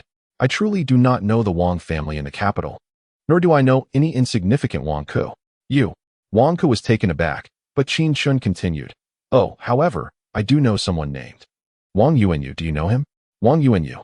Upon hearing this, Wang Ke's expression faltered as he quickly inquired, do you know where he is? Kid. Wang Yuanyu is the son of the patriarch of the Wang family, highly favored. He has been missing for half a month, and our Wang family has been unable to contact him. If you know where he is, just tell me, and I will absolve you of today's offense. Offense? Forgiven? Qin Chen chuckled inwardly. Sometimes, these dim-witted youths were endearingly foolish. He is in hell. Qin Chen replied coolly. What? Wang Ke's fists clenched tightly. Are you mocking me? Not at all. Qin Chen reiterated. He is genuinely in hell, and I personally sent him there. You killed him. Wang Ke gazed at Qin Chen, his eyes wide with terror. You dare to kill Wang Yuanyu? You've stirred up a great deal of trouble. Wang Ke exclaimed. Wang Yuanyu's status is exalted by killing him. You have offended the entire Wang family. The Wang family? Are they truly formidable? Qin Chen retorted, exasperated. Why waste breath on him? On the other side, Su Shiming could no longer contain himself and shouted, this guy is just a country bumpkin. He has no idea about the Su family or the Wang family in the capital. Qin Hai's brow furrowed deeply. Chapter 57. The 9 gates open. Although he had secluded himself for 3 years, it did not imply that he was utterly ignorant of the outside world. The Northern Underworld Empire boasted countless cities, with hundreds of county cities, the most prominent of which belonged to the imperial capital. Within the imperial capital, while the Celestial Academy held the greatest renown, it was, after all, a place of orthodoxy, devoid of any power divisions. Instead, it was the various noble families residing in the imperial capital that wielded significant influence.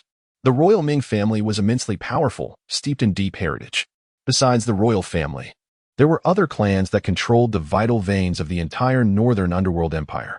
The Wang family was one of them, as was the Su family. Enough is enough. Wang Ke waved his hand, saying, if they are unwilling to allow us to enter and choose, then let us storm in directly. These fellows are nothing more than a group of frogs sitting in a well. Su Shenming and Wang Ke were both disciples of the Celestial Academy.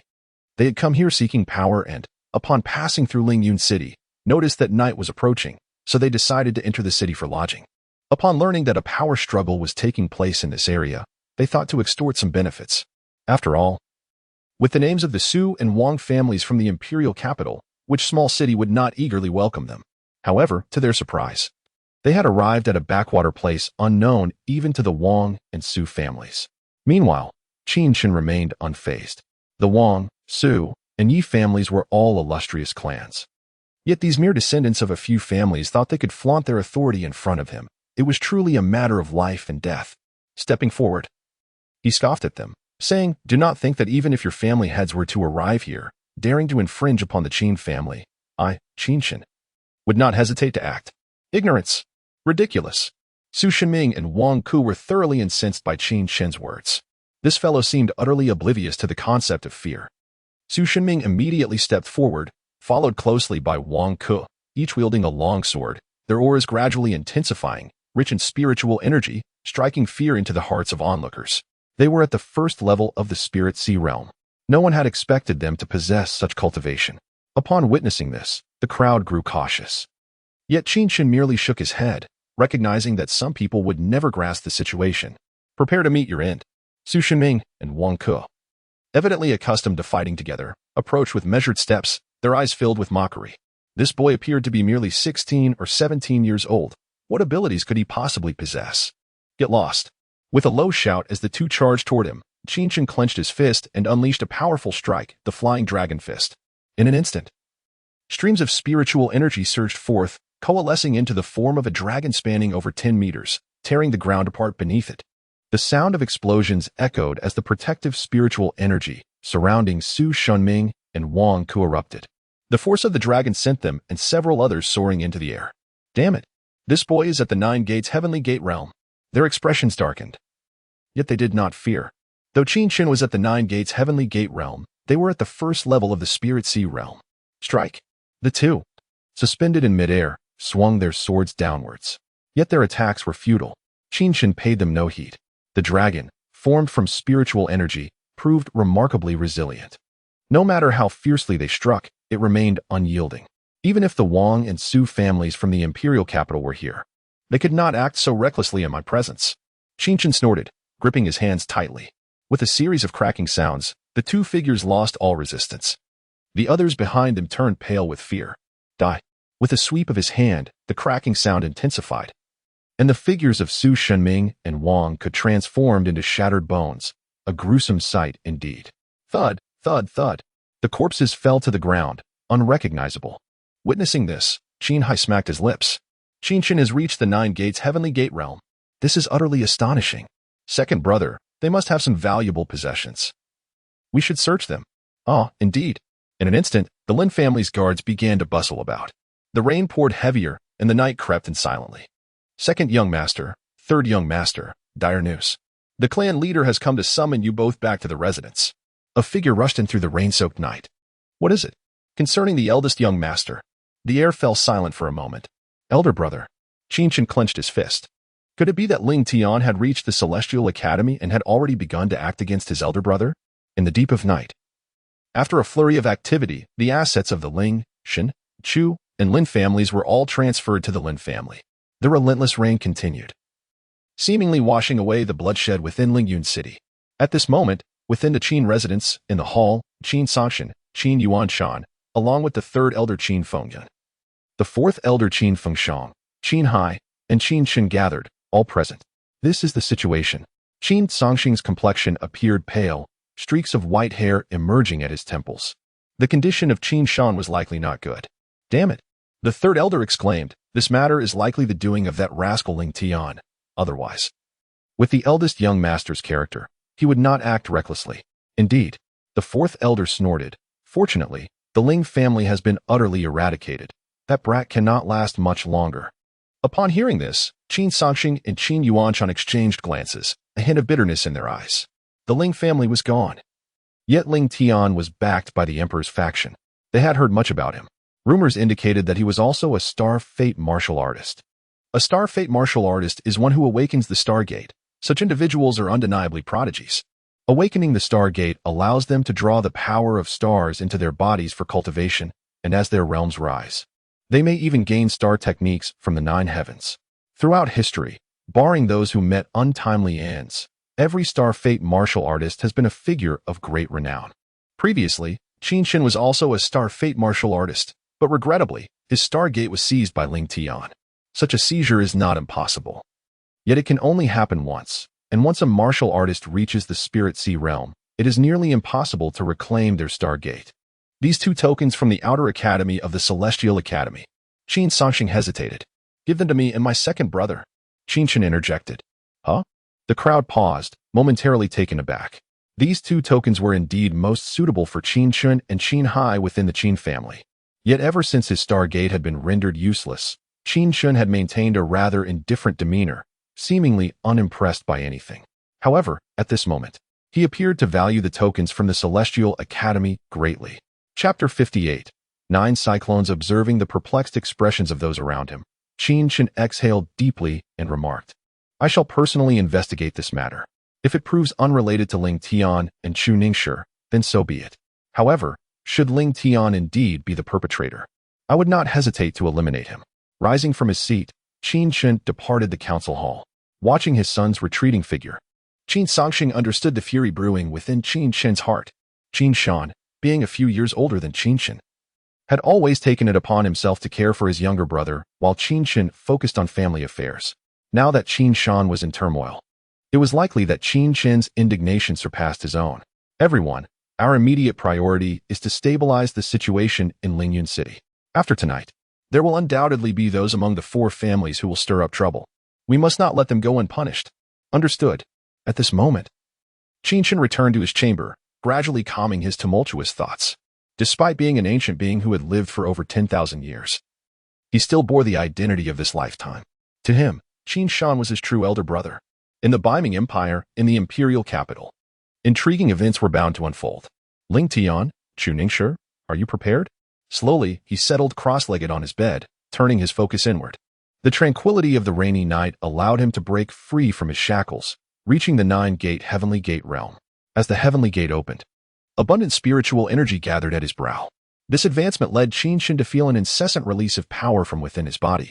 The 9-gate realm opened up his internal hands, arms, legs, organs, neck, waist, mouth, nose, ears, and the 9 treasure gates at his forehead, gathering spiritual energy to nourish his body. Upon successfully impacting the 9 gates, he would transition into the spiritual sea realm.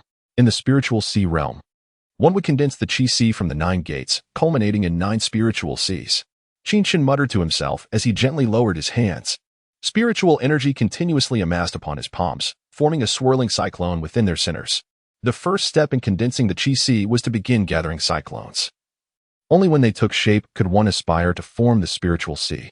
The spiritual sea, a vast ocean of spiritual energy, signified the depth of a martial artist's internal spiritual essence. It could be said that a martial artist at the first level of the spiritual sea realm was incomparable to 10 at the 9-gate Heavenly Gate realm. Gradually, a cyclone coalesced in Qin Chen's palm. However, suddenly, it erupted. Failure. Qin Chen furrowed his brow. He was intimately familiar with the process of transitioning from the 9-gate realm to the spiritual sea realm, almost as if he could recite it backwards. How could he fail? Once more, he attempted to condense the cyclone. Pop. A faint sound echoed within the room as he tried again. After several consecutive attempts that ended in failure, Qin Chen's frustration began to mount. Was it possible that practicing the Tiger Roar Dragon chant had heightened his body's demands for spiritual energy? Qin Chen steadied his mind. He opened his palms, and a cyclone emerged anew. He did not cease there, as another cyclone began to form within his palm. Over time, 7 cyclones manifested within his hands. Ultimately, he succeeded in achieving 9 cyclones. Gazing at the 9 swirling formations, Qin Chen felt an urge to curse. Damn it! If one required the condensation of 9 cyclones to form the spiritual sea, then the 9 gates would necessitate the gathering of 81 cyclones. This meant that reaching the 9th level of the spiritual sea realm would demand 9 times the effort of an ordinary person. The Tiger Roar Dragon chant had fortified his body to such an extent that the required intensity of spiritual energy had escalated. Qin Chen found himself quite vexed. As it stood, he would need to exert 9-fold efforts in the spiritual sea realm. Yet, the benefits were evident. The power he could unleash would be truly terrifying. Very well, if that is the case, let us see just how formidable my strength can become. With a deep breath, Qin Chen succumbed to slumber. For a period thereafter, Qin Chen remained in his chamber, tirelessly condensing the cyclones and ensuring their stability. Meanwhile, the entirety of Lingyun City was bustling with activity. The Qin family, amidst the struggle for supremacy, emerged victorious, effectively gaining control over nearly the entire city. Although there were occasional disturbances, the outcomes were invariably tragic for the instigators. On this day, as Qin Chen meditated with his eyes closed, 9 cyclones coalesced in each palm, continuously gathering spiritual energy. What Qin Chen needed to accomplish was to stabilize the 9 cyclones, merging them seamlessly within his hands. This was something he had never attempted before. Yet, he was eager to discover the immense power that ninefold spiritual energy could unleash. Boom! At that moment, a violent aura surged forth from the Qin residence, overwhelming all within with its formidable presence. Feeling this potent energy, Qin Chen halted his cultivation, a smile spreading across his face. Father, has he finally reached the spiritual sea realm? With a slight grin, he pushed open the door. Haha. Within the Qin estate, Qin Sangshan's face glowed with vitality as he projected his formidable spiritual energy, which was incomparable to that of the nine-gate heavenly gate realm. Congratulations, Patriarch. Around him, numerous figures were filled with excitement. A spiritual sea warrior. To Lingyun City, a martial artist of this caliber was akin to an emperor. Now that a master of the spiritual sea realm had emerged within the Qin residence, it was likely that no one in Lingyun City would dare to provoke them. Father has reached the first level of the spiritual sea realm? Qin Chen stepped outside. Upon seeing Qin Chen, the crowd's gaze was imbued with a newfound respect. With the Eight Gates realm, he could vanquish a first-level spiritual sea warrior. Now, having achieved the 9 gates, a first-level spiritual sea warrior would be utterly insignificant in his grasp. Thanks to your 9-turn jade gold pill, I can still feel its effects coursing through my meridians. Indeed, the 9-turn jade gold pill is as potent as expected. Qin Chen nodded. In that case, it is time for me to take my leave. Leave? Upon hearing this, the expressions of those present dimmed slightly. Eldest son Qin Shan had suffered grave injuries in the imperial capital. Although the old ancestor of flames was watching over him, his life remained in jeopardy. Father, Qin Chen spoke directly. Among the 10 or so individuals present, all were core members of the Qin family, making this an opportune moment to discuss certain matters. Here, I have prepared elixirs, detailing their types and effects. As Qin Chen spoke, he waved his hand, and numerous jars appeared, at least a dozen. These jars appeared rather unassuming. Yet the faint fragrance emanating from them caused everyone's eyes to widen in astonishment. These are all elixirs? Qin Sangshan was taken aback.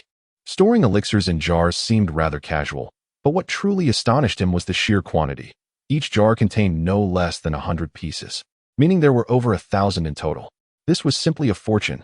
Chapter 59. The departure. These elixirs are sufficient to lay a solid foundation for the young talents within the family, while also elevating the warriors at the 7th and 8th realms to the 9th. Qin Chen said leisurely. Upon witnessing this scene, Qin Sangshan could not help but reproach Qin Chen in his heart. An innocent man suffers for his riches, with such a multitude of elixirs displayed before everyone. Should the news leak, it would spell disaster for the Qin family. Qin Chen continued, these elixirs are merely a fraction, nothing significant. Father may distribute them among the family. However, I must emphasize that although these elixirs may seem trivial to me, in the eyes of others, they hold immense value. Therefore, discretion is paramount. I trust you understand. Rest assured, third young master, a captain of the guard said, cupping his hands. We shall take a solemn oath. If even a whisper escapes, we shall meet a terrible fate. Exactly. If this matter leaks, the Qin family will be devoured before we have even grown stronger. It is wise to prosper quietly. Qin Chen nodded. I hope you remember the words spoken today, otherwise, I believe you are aware of my methods. Upon hearing this, and recalling Qin Chen's prowess, as well as the formidable azure bull that accompanied him, the crowd understood. Even a third-level spirit sea warrior. Could Qin Chen not eliminate with ease? Qin Chen was not oblivious to the principle of guarding wealth against the outside world, on one hand. These elixirs were not substantial wealth to him, and on the other, even if they were to be exposed, he had no fear of theft. Moreover, he could use the opportunity to discern the loyal from the treacherous. All right, enough. Everyone disperse. Qin Sangshan waved his hand. There are many matters to attend to in Lingyun City. Each must attend to their own affairs. Rewards will not be lacking. Yes. Gradually, only Qin Sangshan, Qin Yuanshan, and Qin Chen remained in the courtyard. Father, in the coming days, you must accompany me to the Lingyun mountain range. There are matters I need to discuss with you. Afterward, I will set out with second brother to the imperial capital. What matters require us to go to the Lingyun mountain range? Qin Sangshan inquired, puzzled. Qin Chen smiled but remained silent. In the following period, Qin Chen led Qin Sangshan and Qin Yuanshan to the depths of the Lingyun mountain range. This place was once hastily constructed by him to assist his disciples in nurturing their successors.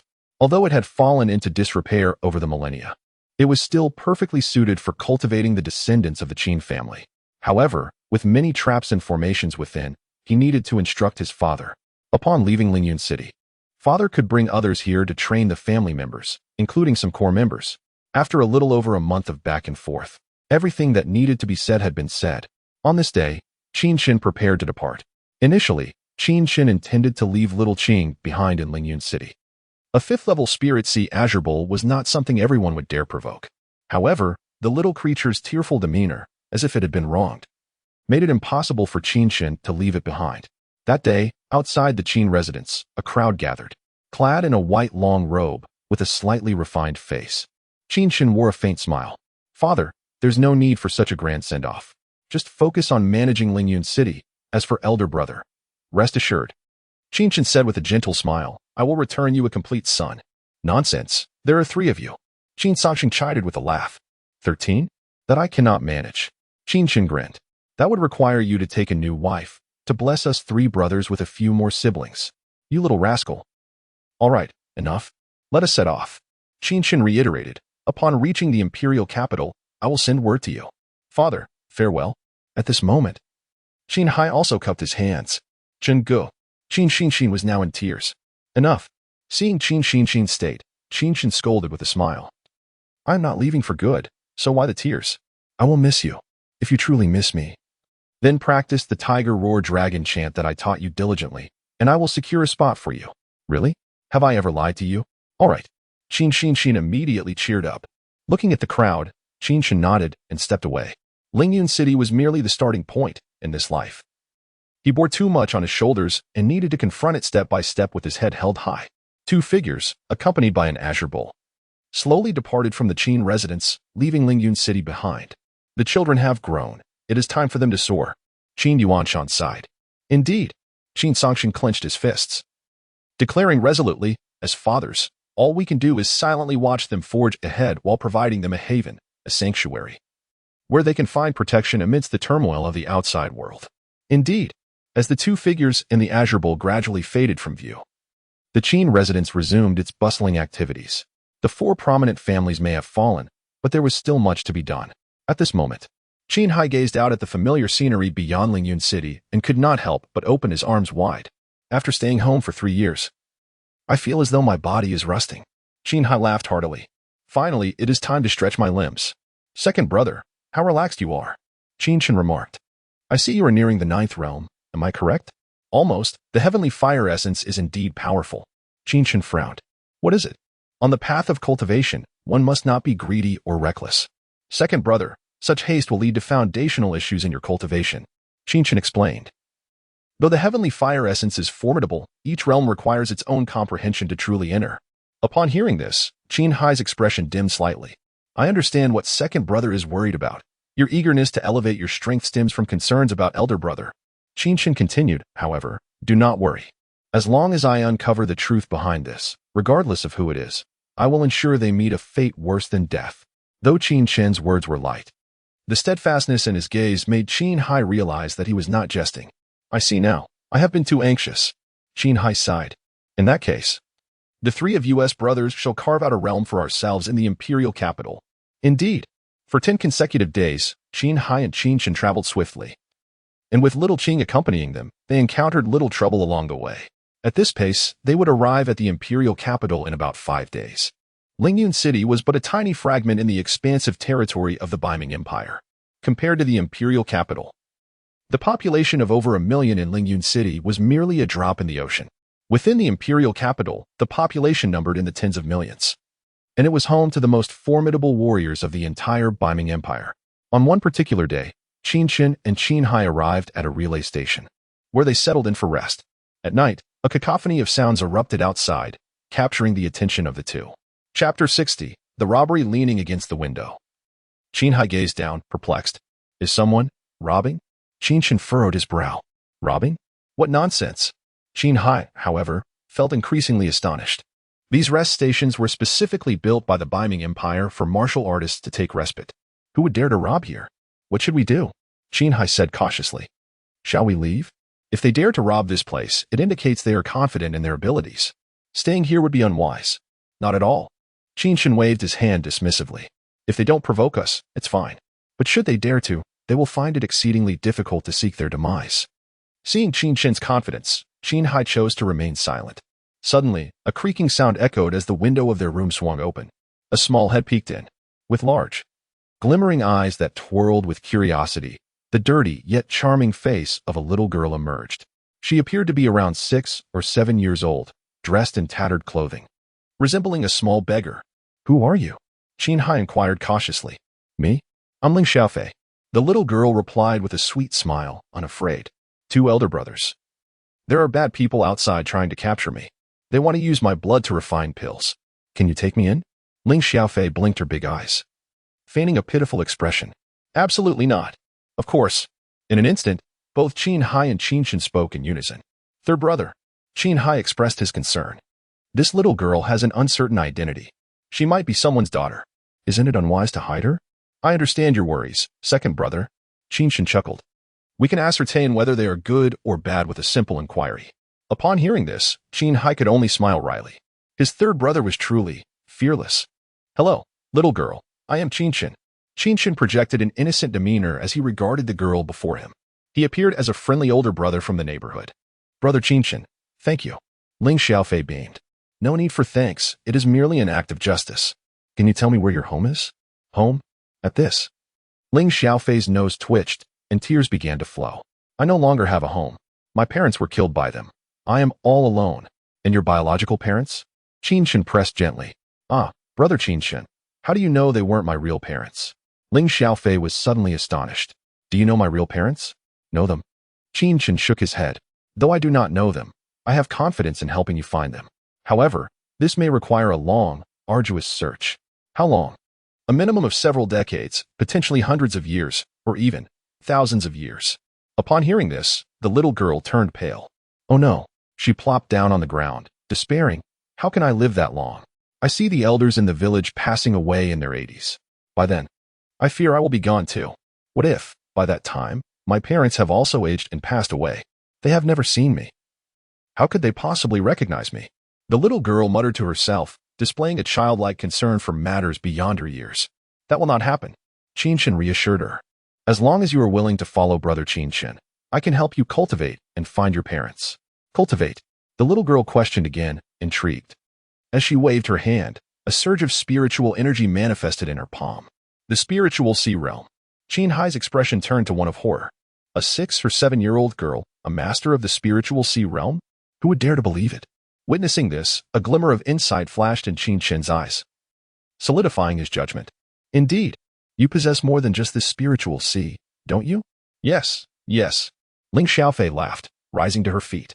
Suddenly, 9 spirals of spiritual energy appeared around her body. At this moment, Qin Hai felt his body stiffen, nearly collapsing to the ground. 9th level of the spiritual sea realm. What on earth? Qin Hai sensed that his entire worldview had been shattered since birth. It is not merely the 9th level of the spiritual sea realm. Qin Chen laughed. This little girl has indeed condensed 9 spirals of spiritual energy. Yet she cannot control them. Fascinating, truly fascinating. Who would have thought we would encounter the descendant of the 9 nether vermilion bird here? The 9 nether vermilion bird? What is that? Qin Hai discovered that his third brother was becoming increasingly unfathomable. Meanwhile, the commotion below grew louder, and the crowd could no longer rest. Some weaker individuals were directly dragged out of the station. At this time, among the 100 masked figures below, the 2 leaders exuded a profound aura, unmistakably powerful masters of the spiritual sea realm. "Brother, we have nearly pulled everyone out. But there are 3 rooms we cannot force open." "Oh." The leader in black furrowed his brow. "Then break them open forcefully. We must find that little girl. We are masquerading as bandits, which violates the laws of the Baiming Empire. If we fail to capture her, our lives will be forfeit." "Understood." Immediately, a dozen figures transformed into 3 groups, ascending to the 2nd floor of the station. Bang, bang. However, just then, the door of a room on the left side of the 2nd floor burst open, and several black-clad individuals were instantly struck down, plummeting to the ground. "Who dares to disturb my cultivation?"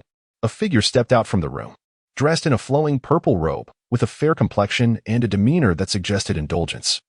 He gave the impression of someone steeped in excess. "Do you not see the insignia of the chief family from Qin County?" The young man stretched lazily, glancing down with a yawn. "Robbing? You dare to rob the Baiming Empire's rest station? You truly have no fear of death. Hurry and scram before I lose my temper." The chief family of Qin County. Upon hearing this name, The leading man's expression shifted. The black-clad leader immediately clasped his hands, saying, "We did not intend to disturb this young master's rest. May I ask which member of the chief family you are? Do you doubt me?" The young man in purple pounded his shoulder. The chief family, Qihao. At this declaration, the black-clad leader trembled. Qin County, a populous city within the Beiming Empire, was renowned across the realm. The chief family, having established connections with the ruling family through marriage, had rapidly risen to prominence, becoming a prominent new family in the capital. Encountering a young master from the chief family in this humble station was indeed unexpected. "Young Master Qihao, please forgive us. My subordinates acted rashly and disturbed your cultivation. We deserve death. Get lost." Qihao waved his hand dismissively, displaying his growing impatience. Chapter 61. At my place, young Master Qihao. My subordinate has been entrusted by our master to seek a young girl. If we fail, we shall face dire consequences. I apologize for troubling you, young Master Qihao. Once we locate the individual, we shall take our leave immediately. The man in black once again clasped his hands and said, "I have heard that young Master Qihao possesses extraordinary talent and is set to arrive in the imperial capital to enter the Celestial Academy. We extend our heartfelt congratulations." Clearly, the flattery from the man in black was well executed. "Very well," Qihao nodded and remarked. "I am eager to discern whether you are genuinely in search of someone or merely seeking to provoke me." Upon hearing this, the man in black exhaled a sigh of relief. Should Qihao dismiss them, they would be compelled to leave, regardless of their intentions. As Qihao's words fell, he remained silent. At that moment, a creaking sound pierced the air, and a door on the right side swung open. An elderly man accompanied by a young girl emerged. The elder wore a stoic expression, surveying the crowd without uttering a word, while the girl, merely 18, sparkled with intelligence, clad in a tasteful light blue dress, cinched at the waist with a colorful ribbon. Her slender figure was breathtakingly evident. Her face, devoid of makeup, was strikingly beautiful, nearly taking one's breath away. Yet, she radiated no trace of spiritual energy, appearing as an ordinary person. "I do not have the person you seek," the young woman spoke. Her voice as melodious as silver bells, delightfully pleasing to the ear. Just then, another creak echoed as a door in the middle opened. Qin Chen stood by the railing, hands clasped behind his back, gazing below. "Are you searching for a girl around 7 or 8 years of age?" Qin Chen smiled faintly. "Indeed, that is correct." The man in black responded, "Oh, I have her right here." With that, Qin Chen waved his hand, and Ling Xiaofei stepped forward. "Brother Qin Chen, you wouldn't be selling me, would you?" "Certainly not. If I were to sell you, would I dress you so beautifully?" In that brief moment, the little girl had washed her face, revealing a delicate and exquisite visage that was truly endearing. "Young Master Qin Chen," the man in black interjected, "this girl is the daughter of my master's personal steward. She has run away from home, and the steward is quite anxious, sending us to find her. We implore you, young Master Qin Chen, to return this girl to us." "Oh, is that so?" Qin Chen turned his gaze to Ling Xiaofei. "That is not true." Ling Xiaofei huffed, clutching a piece of baked cake, and whispered, "This person is lying. He doesn't even know my name." "Oh?" Qin Chen turned to address the man below, stating, "Since she is the stewardess' child, I presume you know her name?" Upon hearing this, the man in black's expression shifted. He had merely been tasked with locating the girl and had no knowledge of her name. Not aware of the name, Qin Chen chuckled. "If you do not know her name and yet come to search, dressed like a bandit, it appears this girl is not the child of your steward. Thus I am unable to assist you. Brother Qin Chen, you are truly clever." Ling Xiaofei laughed. "Brother, let us not bother with all this. Let us just take her." One of the men in black could no longer contain himself and stepped forward aggressively towards the second floor. "Leave," Qin Hai scoffed, launching a punch. Bang! The man in black, at the 7th gate of the Dead Door realm, spat blood and stumbled back, collapsing to the ground, his chest scorched, his eyes rolling back, clearly on the verge of death. At the 8th gate of the Startling Door realm, the elder following the young woman gasped in astonishment. "How dare you still attempt to seize her? Do you not even know your stewardess' daughter's name? It is evident she is not the person you seek. You seek death, boy." The man in black recognized that Qin Chen was clearly toying with him, and in his fury, he stepped forward. 8 sealing palms. With a strike, 8 waves of energy surged forth, aiming to engulf Qin Chen entirely. At the 9th gate, Qin Chen smiled internally, standing at the railing, and with a swift kick, he propelled himself forward. Now at the 9th gate, his strength had reached 400 horses, and with the application of the wind spirit body technique, his power was doubled. This single kick contained a force of at least 500 horses, an unimaginable might that even the most formidable practitioners at the ninth gate could not rival. In an instant, the 8 waves of energy were dispersed by Qin Chen's kick, and the man in black, propelled back by the residual force, was struck away. At the ninth gate of the celestial door realm, the elder gasped again. The man in black coughed up blood, his mask falling away to reveal a resolute middle-aged face. Qin Chen, I shall remember your name. The man in black, in a flash, attempted to retreat with his companions. Having come this far, why leave? Qin Chen declared, striking out with his palm, energy coalescing into an arrow that pierced the man in black's back. With a soft thud, the protective energy surrounding the man in black shattered like tofu, and he collapsed, lifeless. The remaining assailants, pale with fear, fled in panic. Witnessing this, the elder's eyes narrowed.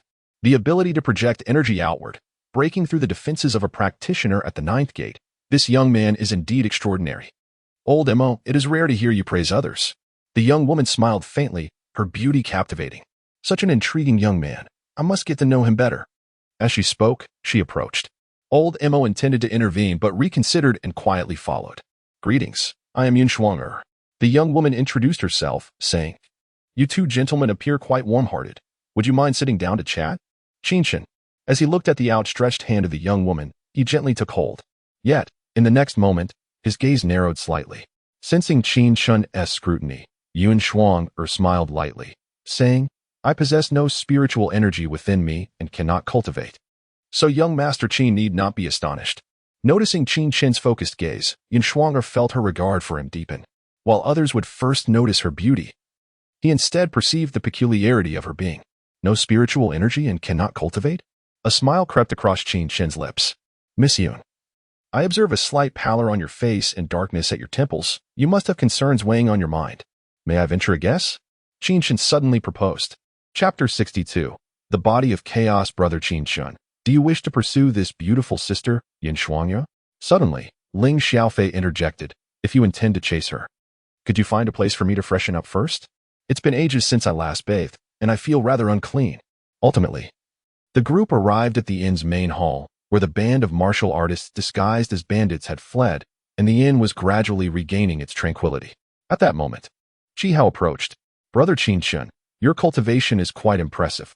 I truly admire it, Chi Hao said with a smile, addressing Qin Chen. Yet his gaze was fixated on Yun Shuanger. He had little interest in Qin Chen. Rather, he was drawn to Yun Shuanger, whose pure and elegant beauty made his heart race. Yun Shuanger, what a splendid name, Chi Hao remarked, looking at her with appreciation. Miss, you are truly a natural beauty. I am Chi Hao from the Qi family of Tianshui County. I look forward to your guidance. He extended his hand, but Yun Shuanger chose to ignore it, instead turning her gaze to Qin Chen. Young Master Qin, you mentioned that I have some worries? Yun Shuanger spoke softly. I wonder if you could discern what troubles me? I possess the ability to read faces. Qin Chen replied nonchalantly, smiling as he added, though I am unaware of your destination. I know that you seek a remedy for a hidden ailment. Upon hearing this, Yun Shuanger's eyes widened in surprise. Indeed, she was a star fate martial artist. Yet she possessed a mortal body, mortal soul, and mortal fate, rendering her nearly devoid of affinity for spiritual energy, thereby preventing her from cultivating. Such a pity. The moment these words left his lips, Yun Shuanger's expression shifted. The elder Mo beside her regarded Qin Chen with caution, his eyes betraying a mix of wariness and hostility. How did you come to know this? Mo asked in a low voice. I told you, I can read faces.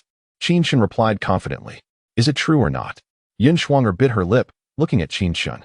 Young Master Qin, if you do not mind, may we converse in my room? Of course. Qin Chen replied eagerly. They both rose to leave, leaving Chi Hao behind. Watching their figures depart together, Chi Hao's expression darkened. Who is this fellow? He seems like a charlatan. Chi Hao coldly commanded, Captain Shen Feng, investigate this matter for me. Young Master, our purpose here is to reach the imperial capital and pass the examination at the Celestial Academy. Your cousin, Miss Yi, is already waiting. Just do the investigation as I instructed, and stop wasting words. Chi Hao snapped impatiently. This fellow is merely a novice trying to show off his abilities in front of me. In the room, Elder Mo watched Qin Chen warily. Fear not. Before an expert of your caliber in the Spirit Sea realm, I shall act with caution. Qin Chen smiled at Yun Shuanger, saying, I understand that your body is indeed mortal, your fate mortal, and your soul mortal, which explains the lack of affinity for spiritual energy. While you may awaken the Stargate through spiritual energy, you cannot cultivate. It is akin to possessing a treasure but being unable to unlock it. Since you have discerned this, do you have a solution? Solutions abound. Qin Chen continued, in truth, your constitution is not merely mortal. This notion is a misguided belief instilled by those ignorant individuals around you. Really? A look of astonishment crossed Yun Shuang'er's face. Is my physique perhaps a spiritual body? No. It is neither a spiritual body nor any of those bizarre classifications like sacred body, royal body, or imperial body. Qin Chen shook his head. Then what is it? Yun Shuang'er was utterly perplexed. Have you ever heard of certain legends? Qin Chen replied calmly, originally, this world was not as it is now, but rather a collection of isolated small worlds. Later, a deity unified the realms, bringing the world into a singular existence. This moment marked the beginning of a new era. The time before this unification is known as the chaotic period. Qin Chen stood, placing his hands behind him, and proclaimed, your constitution is that of the body of chaos. The body of chaos is not merely a unique constitution. It is unique because it existed before the chaos. The body of chaos absorbs powerful primordial energy, not spiritual energy. Thus it is natural that your body exhibits no affinity for spiritual energy. Primordial energy? True essence? Yun Shuang'er's expression darkened. I have perused ancient texts that record the path of human martial artists, but we now dwell in a world of spiritual energy. Where can I find true essence to cultivate? Who says you must rely on true essence for cultivation? Do you possess a method? Indeed. Qin Chen smiled lightly. Upon hearing this, Yun Shuang'er's spirits lifted. Throughout her life, she had been unable to cultivate. Whenever she attempted to envelop her body in spiritual energy, it dissipated almost instantly. Her body had a negative affinity for spiritual energy, a dilemma even her father could not resolve. Her current journey to the imperial capital was to consult a distant relative for any special methods. Excellent. You have a solution. Yun Shuang'er exclaimed joyfully. What is it? Well, Qin Chen smiled lightly. I can share the method, but you must agree to one condition. What condition? Become my maid. Qin Chen stated nonchalantly. Preposterous. Just as Qin Chen finished speaking, Elder Imo immediately interjected, young man, do not presume that a few words can sway my lady. You are not worthy of her servitude. Oh, Qin Chen raised an eyebrow and replied, I asked her, not you. Were it not for her rare body of chaos, I would have wasted my breath explaining this to you. Well, Yun Shuang'er sighed, even if I agree, my father would never permit it. Then it is settled. Qin Chen stood, dusting off his garments. If that is the case, there is nothing more to discuss. Ah, Brother Qin Chen. Yun Shuang'er seemed to want to say more, but at that moment, Ling Xiaofei, having finished her wash, entered the room. The petite figure, merely 7 or 8 years old, sported a ponytail, and her delicate features were as pristine as unblemished jade. This little one, when grown, would undoubtedly be a beauty capable of bringing nations to ruin. Indeed. You smell delightful. Qin Chen ruffled the little girl's hair and said with a smile, let us go. Hey, have you struck a deal with this beautiful sister? It seems like it didn't go well. Is it that she thinks you are unworthy of her? Hearing this, Qin Chen could not help but smile wryly. Yes, indeed. She finds me lacking. I have been overly sentimental. Then allow me to assist you.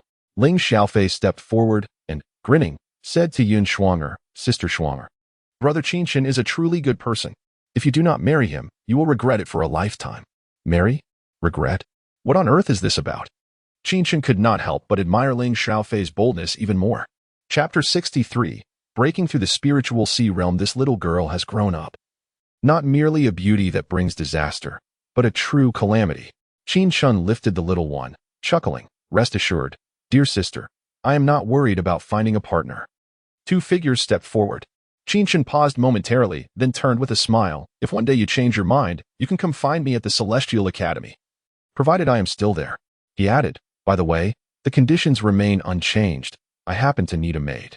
However, if you delay, I shall no longer require your services. Upon hearing this, Old Imo nearly erupted in indignation. Miss, this fellow is far too arrogant. Old Imo scoffed. Merely at the 9th gate level, and he dares to be so presumptuous, even suggesting that the miss serve as his maid. I forget it. Yun Shuang'er smiled. I find this person rather interesting. He mentioned that if she changes her mind, she could find him at the Celestial Academy? How fortuitous. As we are also headed there to seek Uncle Lin, we can accompany him. Mississippi. Enough, Old Mo. My mind is made up. Yun Shuang'er yawned. I am exhausted from our travels. You should rest early as well. Understood. Meanwhile, on the other side, Qin Chen had returned to his room. Brother Qin Chen, Sister Shuang'er is so beautiful. Why would you want her to be your maid? No wonder she refused. Ling Xiaofei exclaimed, assuming an air of maturity as she critiqued the situation. Because she is only qualified to be my maid. Although she is rumored to be a rare chaos body. That is all she qualifies for. Brother Qin Chen, you are truly impressive. Ling Xiaofei feigned ignorance, yet showed her admiration. All right. We must continue our journey tomorrow. Those people might come again, so you should rest quickly. I want to sleep with you, Brother Qin Chen, Ling Xiaofei declared. Clinging to his legs, I'm scared alone. Is that all right? Brother Qin Chen, even with the memories of 9 lifetimes awakening within him, Qin Chen found himself unable to resist the little girl's plea. Fine, you can sleep on the bed. Yay. Ling Xiaofei jumped onto the bed, pulling the blanket over herself and lying down. Qin Chen let out a wry smile, shaking his head as he sat cross-legged beside the bed. Before long, Ling Xiaofei was sound asleep. Qin Chen exhaled deeply. It is truly remarkable that a descendant of the 9 nether vermilion bird has found its way to the 9 nether continent. It seems that many events must have transpired there over these past millennia. Releasing a breath of stale air, Qin Chen placed his hands on his knees, palms facing upwards.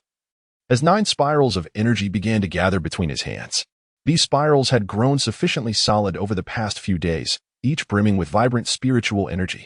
Gradually, Qin Chen consumed a spiritual pill, the 9-turned jade golden pill. This unique elixir greatly benefits 9th Gate warriors in opening their 9 spiritual seas. As the pill was ingested, a surge of spiritual energy flooded his body. In an instant, 9 spirals of energy reappeared in the palms of his hands. Merge, he commanded softly, directing all 9 spirals into his palms. A low humming sound resonated as the spirals repelled each other, generating powerful backlash against Qin Chen's body. This struggle shall not be permitted. Qin Chen waved his hand, unleashing formidable spiritual energy from the 9 gates, suppressing the rebellion of the 18 spirals. Merge, he commanded again, as the 9 spirals gradually began to coalesce. Slowly, a spiritual sea began to form between his hands, resembling a vortex gathering in the depths of the ocean. Stabilize.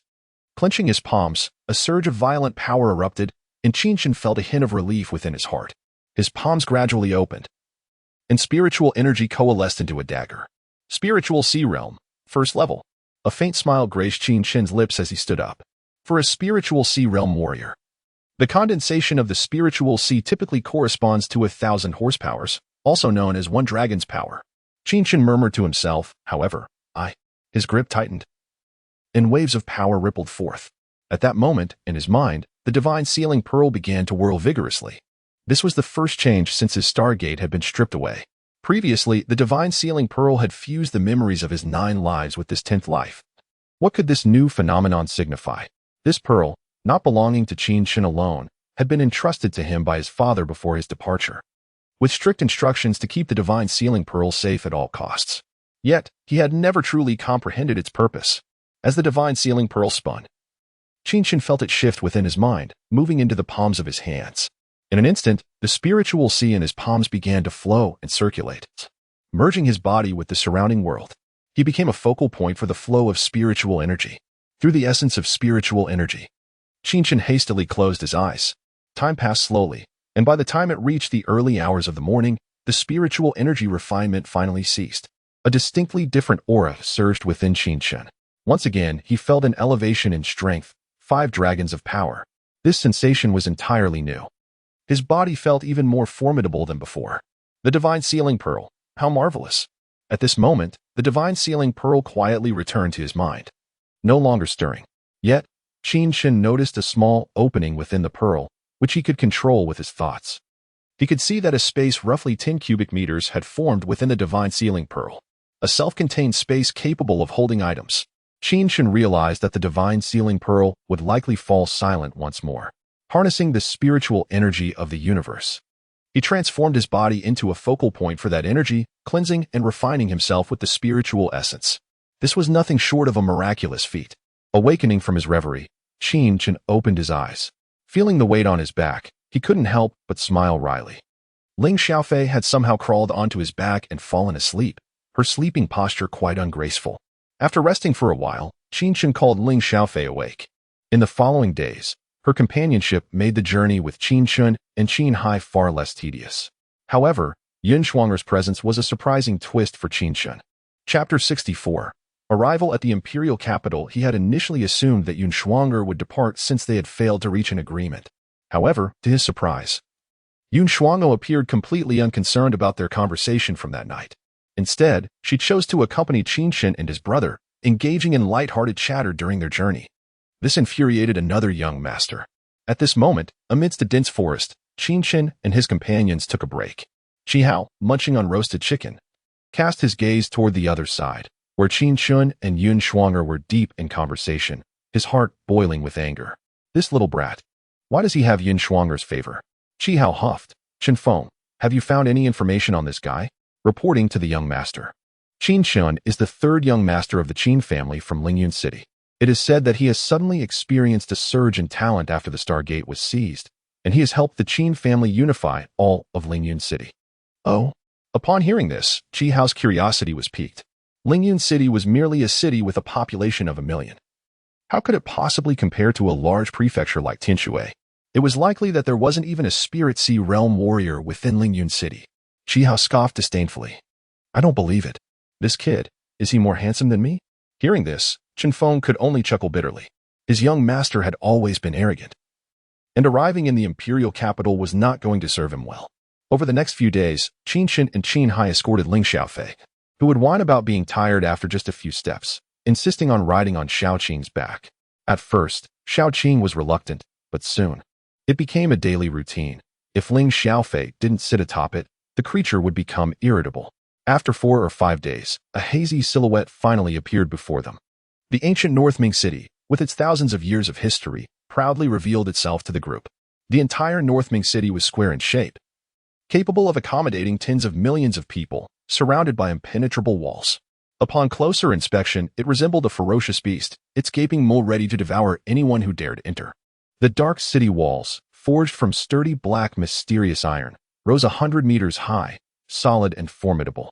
The city gate they faced was several dozen meters wide, flanked by royal guards of the North Ming Empire. Finally, they had arrived. Qin Chen exhaled deeply and said slowly, the imperial capital, this time, will surely witness a transformation. The group pressed onward. Even though they had seen the outline of North Ming City, it still took them half a day to reach the city gate. Upon entering, each individual was required to pay 100 taels of silver. Once inside, Qin Hai was dazzled, looking around in bewilderment. He had long heard that North Ming City was akin to a nation within a nation, and now he could see that it was indeed so. The bustling streets could easily accommodate 16 carriages side by side without issue. At this moment, the scene was truly one of constant movement, with people coming and going in a never-ending stream. Country bumpkins. Qi Hao sneered. Is this your first time in the imperial capital? Do you know where you're going to stay? Recently, the Celestial Academy has begun enrolling students from outside. And now is the peak time. If you don't book in advance, you won't find a place to stay at all. Looking at Qin Hai and Qin Chen, Qi Hao wore a dismissive expression. These two were nothing more than country bumpkins, and it was their first time in the imperial capital. They probably had no idea where to stay. Finding accommodation now would be as difficult as scaling the heavens. So, young Master Qi has already secured accommodations? Qin Hai remarked, visibly displeased. Throughout the journey, Yun Shuang'er had followed them, which was fine, as no one would complain about the company of a beautiful woman. However, this Qi Hao was relentless, sticking around and making sarcastic remarks along the way. While Qin Chen had a good temper and didn't mind, Qin Hai found it increasingly unbearable. Of course, Qi Hao proclaimed proudly, my mother is the sister of the head of the Yi family. Even before I arrived, the Yi family had already arranged a room for me. After Qi Hao finished speaking, he turned to Yun Shuang'er and said, Miss Yun, I suppose you have no place to stay yet? Why not accompany me? I promise you will have a comfortable stay. Qin Chen waved his hand. Let us find a place to settle down before heading to the Celestial Academy. Agreed. Qin Hai, uninterested in Qi Hao, turned to leave. Young Master Qin, wait. Yun Shuang'er smiled gently, resembling a flower in full bloom, and said, it just so happens that I need a place to stay as well. She did not accept Qi Hao's invitation. Qin Chen nodded, not opposing her decision. Deep down, he valued Yun Shuang'er. This admiration stemmed solely from her potential. It would be a shame to let her unique physique go to waste. With proper cultivation, she would undoubtedly become a formidable empress in the future. Ziqing Jie. At that moment, an excited voice suddenly rang out. Qi Hao nearly leaped up, shouting with glee, "Did you see? Did you see? My cousin is here to pick me up." Yi Ziqing, the most renowned beauty in the imperial capital. Upon hearing this, Qin Hai's eyes reflected a mix of indignation and disbelief. The Yi family was one of the prominent families in the North Ming Empire, and Yi Ziqing was a name well known for her exceptional beauty and prowess. "Hey, let me tell you. My cousin has awakened her royal physique and reached the 4th level of the Spirit Sea realm, making her a key focus at the Celestial Academy. Right now, she is the most celebrated beauty in the entire imperial capital," Qi Hao boasted, brimming with pride as he waved enthusiastically at the approaching group. "Cousin," Qi Hao called out, "why did it take you so long to arrive? Didn't you say you'd be here 5 days ago?" Yi Ziqing, exuding an aura of grace, resembled a serene lotus unaffected by the muck of the world, though a trace of sorrow lingered on her exquisite face. "Ah, cousin. I encountered a few delays on the way. Please don't take offense." Qi Hao rushed to her side and continued, "Cousin, have the accommodations been arranged? I have a friend, Miss Yin Shuanger, whom I met on the road. Could you arrange a room for her as well?" Qi Hao's eyes sparkled as he spoke, frequently glancing at Qin Chen, as if to imply, "Hick, can you compare with me?" However, as he spoke, Qi Hao suddenly sensed something was amiss. Yi Ziqing's gaze was not directed at the Yin Shuanger he was introducing, but rather towards Qin Chen standing nearby. "Cousin, they are just 2 country bumpkins. There's nothing special about them," Qi Hao urged. "Are you even listening to me, cousin?" "Silence." Yi Ziqing shot Qi Hao a cold glare, her voice ringing with authority. Instantly, Qi Hao fell silent. Though Yi Ziqing was his cousin, there was a vast chasm between them. With her royal physique awakened, she was destined to become a formidable figure in the North Ming Empire, while he was nothing in comparison.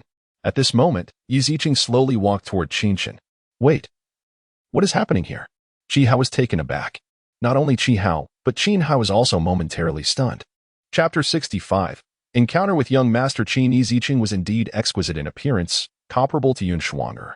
The difference between the two lay in their demeanor. Yi Ziqing exuded a serene elegance tinged with a hint of aloofness, while Yin Shuanger radiated a lively spirit. Upon careful comparison, both women were equally enchanting, albeit of different styles. However, this stunning beauty, a paragon of grace, was someone Qin Hai swore he had never encountered before, and his younger brother could not possibly know her either. Yet now, this enchanting lady was approaching him. What could this mean? "Ziqing, I have the honor of meeting young Master Qin."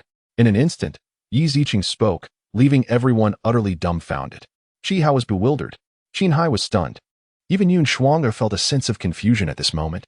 It was crucial to note that Yi Ziqing did not greet Qin Chen in the manner customary for imperial ladies, but rather bowed to him as a servant would. "I thought you had no intention of acknowledging me as your master," Qin Chen remarked nonchalantly. "It seems that your Yi family is quite remarkable in the Baiming Empire." Upon hearing this, Yi Ziqing could only smile wryly within. Remarkable? In Qin Chen's eyes, it seemed there was hardly anything that was not remarkable. Young Master Qin. Young Master Qin. Behind Yi Ziqing, the elderly figure, along with Yi Liang, Yi Shuang, and Yi Feng, stepped forward respectfully. The display of prowess and skill by Qin Chen in the Abyss Valley had left them in awe. Upon reflection, it was downright terrifying. Upon seeing Qin Chen again, they were filled with reverence. "Since young Master Qin has come to the imperial capital, allow me to arrange your accommodation," Yi Ziqing offered. "I have already reserved a room for young Master Qin at the Fengye Tavern." Fengye Tavern. Qi Hao's eyelids twitched. Fengye Tavern was the most opulent establishment under the Yi family's banner in the entire imperial capital, rarely frequented even by Yi family members. Its luxury ranked among the top 3 in the Baiming Empire. Yi Ziqing had arranged for Qin Chen to stay there? What a jest! "Did you know I was coming?" Qin Chen inquired. "After our last parting, I sent someone to keep an eye on young Master Qin's movements," Yi Ziqing replied respectfully. "However, when I sent someone to the Qin residence, due to the chaos, my subordinates failed to act and assist the Qin family. I accept full responsibility as a servant, and I beseech young Master Qin to punish me. Punishment is unnecessary. It is not a significant matter." Upon hearing this, Yi Ziqing exhaled in relief. "Please, young Master Qin, allow me to escort you to the Fengye Tavern," Yi Ziqing reiterated. "That is out of the question." At that moment, a voice rich in magnetism interjected.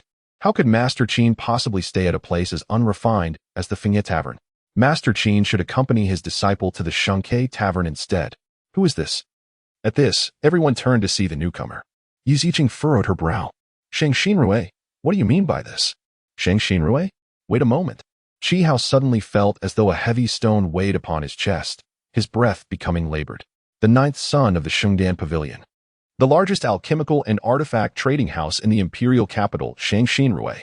Could it truly be him? His name was widely known throughout the Baiming Empire.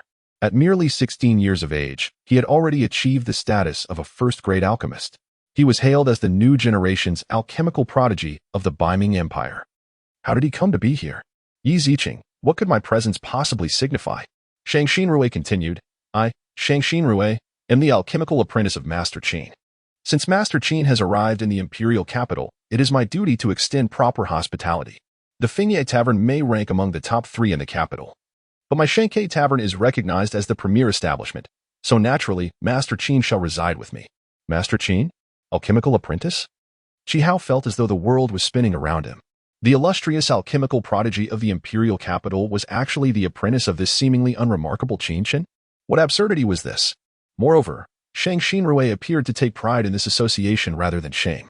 Meanwhile, Qin Hai trembled with excitement, his body quaking. Though he did not comprehend the entirety of the situation, it was clear that his younger brother was indeed a concealed gem, a paragon of beauty from the imperial capital, an alchemical prodigy. One was Qin Chen's servant while the other was his apprentice. Could anything be more astonishing than this? Disregarding Yi Ziqing, Shang Xinrui turned to Qin Chen, offering a respectful salute. Master Qin. Just call me Qin Chen. Referring to me as Master Qin makes me feel rather old. Yes, young Master Qin. Shang Xinrui responded, cupping his hands in acknowledgement. Suddenly, he turned to the few individuals behind him and commanded, bring him forth. Yes. Immediately, 2 warriors escorted a figure forward and tossed him before Qin Chen. Young master, this Duja has brazenly departed from Lingyun City, leaving the Qin family in peril, and today I have captured him for you to decide his fate. Duja, now in rags and visibly battered, pleaded, young master, spare me. I hurried to the capital to report to young Master Sheng upon noticing your absence. I had no idea that the Ling family would act against you. Please, young master, spare my life. At that moment, there was no trace of the dignity of a top-tier alchemist. He was merely a pitiful figure, weeping and begging for mercy. This matter was relayed to me by Du Siyuan. It is not his fault. Your actions, however, seem rather excessive. Excessive? Not at all. Shang Xinrui interjected. Had it not been for young Master Qin's formidable strength, capable of slaying a Spirit Sea realm cultivator with an 8 Gates realm skill, I fear I would not be in the presence of young Master Qin today. Slaying a Spirit Sea realm cultivator with an 8 Gates realm skill? The expressions of Yun Shuanger, Imo Lao, Qi Hao, and the others shifted dramatically. Qi Hao felt his heart turn cold. He had been contemplating ways to eliminate Qin Chen along the way to prevent this individual from overshadowing him. How fortunate he hadn't acted. Otherwise, his guards at the Spirit Sea realm and 8 Gates realm would have ended up as fish food. Release him. Master Du is quite effective in Lingyun City. My father has a multitude of matters to attend to, and he should be able to collaborate well with Master Du. Did you hear that? Shang Xinrui kicked Duja. Snorting, you should be thanking young Master Qin for sparing your life. Thank you, young Master Qin. Thank you, young Master Qin. Duja, at this moment, felt as though he had returned from the brink of death. He realized that since Qin Chen had been absent recently, and Du Siyuan had maintained a good rapport with Qin Xin, perhaps Qin Chen's leniency today was largely due to this. Otherwise, he would undoubtedly face death today. Shang Xinrui's concern for Qin Chen outweighed even his own life. If Qin Chen were to perish, Shang Xinrui would have no means to extract the poison, leaving him with no escape. Before that death, their lives would undoubtedly be forfeit as well. Young Master Qin, the matter is resolved. Shall we proceed to the Shinkai Tavern? Shang Xinrui urged. Shang Xinrui, you ought to consider the order of precedence. Yi Ziqing interjected, her brows furrowing. At this point, the two appeared to be in a subtle standoff, a spark of tension igniting between them. Chapter 66. Wind Leaf Tavern. This scene was truly difficult for the few present to accept. 2 legendary talents were currently embroiled in a dispute over accommodations for Qin Chen in the imperial capital of Baiming. Who would dare to believe such a tale if it spread? Enough of your bickering. Qin Chen interjected, prompting the two to fall silent. Xiao Fei, wherever you wish to stay, that shall be it. I like this beautiful sister. Brother Qin Chen, since Sister Shuang doesn't want to marry you, you should marry her. Ling Xiaofei exclaimed, her words startling everyone. Qin Chen sighed helplessly. Was this little girl thinking too much? To create an opportunity for you. I shall stay with the beautiful sister. With that, Qin Chen remarked, then it shall be Wine Leaf Tavern. Let us go. He turned to Yi Ziqing and spoke. Understood. Yi Ziqing led the way. At this moment, Shang Xinrui's expression was one of sorrow. Is it really such a big deal just to find a place to stay? Have you found the 9-petal spirit blue flower yet? Not yet. It's exceedingly difficult to locate. Shang Xinrui replied with a pained expression. In that case, let's find a time for me to assist you in refining another antidote. Qin Chen said nonchalantly. The 9-petal spirit blue flower can be used to concoct the 9 spirit blue pill, which will eliminate the toxic flames in one fell swoop. However, I can also help you refine other pills, albeit it will take 3 months to gradually expel the poison from your body. Great. Shang Xinrui nodded eagerly. At this moment, he did not care about the time. He simply wished for the poison to be resolved. Yet, upon closer reflection, he sensed another implication in Qin Chen's words. Qin Chen's alchemical skills had seemingly improved once more.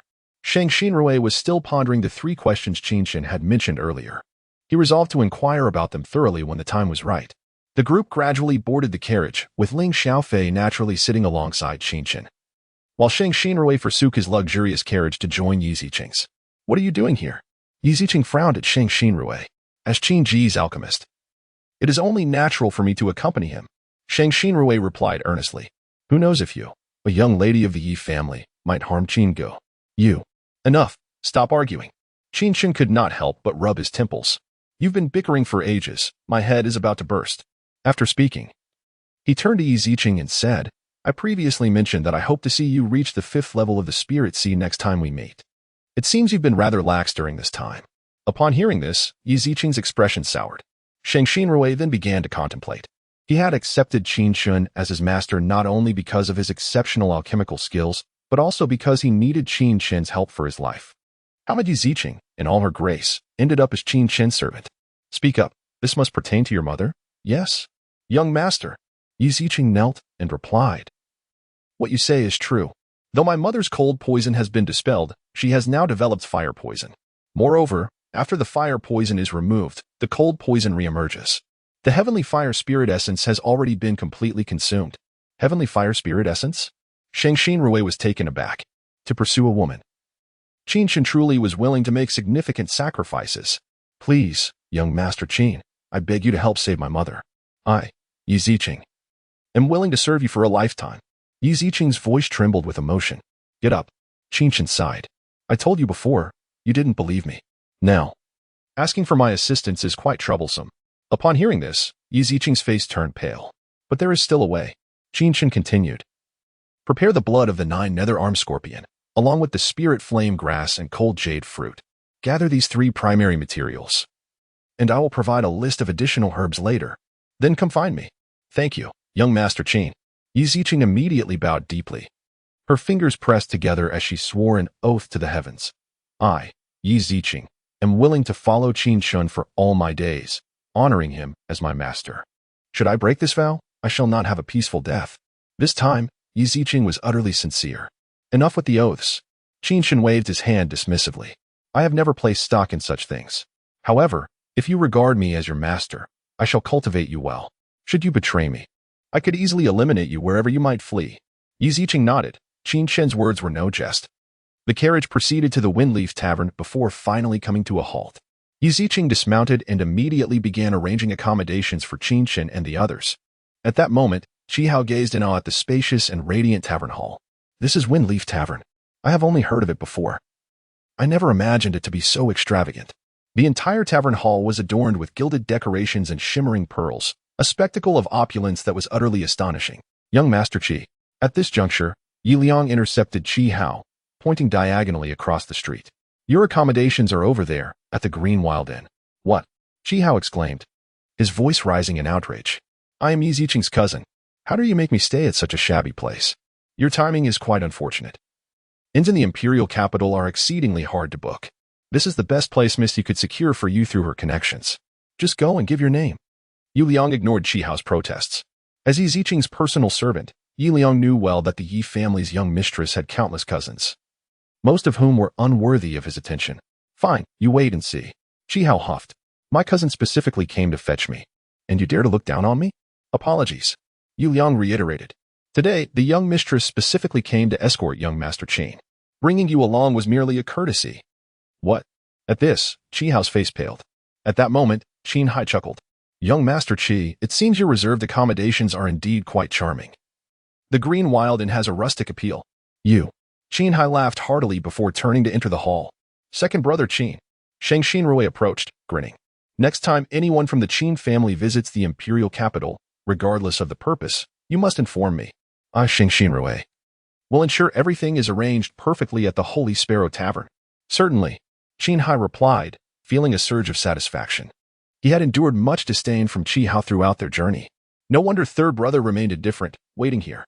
Had Qin Chen known what Qin Hai was thinking, he could only have smiled wryly. This was truly a misunderstanding. He had never anticipated that Yi Ziqing and Shang Xinrui would come to fetch him, let alone consider such a luxurious tavern.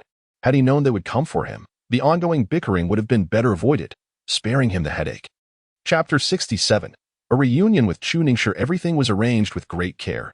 Yi Ziqing had indeed put in considerable effort, selecting the most opulent room at the Fingye restaurant.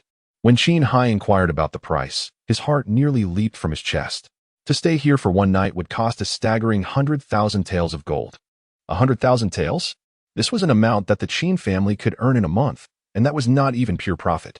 The capital truly was a place where every inch of land was worth its weight in gold. Ling Xiaofei was overjoyed, her smile radiant in the room. However, Shang Xinrui muttered under his breath, what is this luxurious room? It cannot compare to the Tianhao room at my Shanghai restaurant. With a shift in his gaze, he added, Brother Qin, you must be famished after your journey. Let us dine at Shanghai restaurant. Their chef is the finest in the entire capital, and they serve exquisite spirit beast meat. Spirit beast meat? Ling Xiaofei exclaimed, her delight palpable. Excellent, Brother Qin, let us go. All right, since Xiaofei insists, we shall go. Shang Xinrui realized that to win Qin Chen's favor, he first needed to please this young lady by his side. The group then set off once more, heading to Shanghai restaurant. Upon arriving at Shanghai restaurant, they were once again astonished. Shang Xinrui had indeed spoken the truth. Shanghai restaurant appeared even more lavish than Fingye restaurant, with the welcoming staff comprising first-rate beauties. Young Master Jiao, an anxious steward rushed forward. I failed to meet you at the entrance and did not extend a proper welcome. My apologies. Lu, find me the best room. I must entertain esteemed guests. Yes, I will take care of it immediately. There's no need, Qin Chen replied, surveying the bustling hall.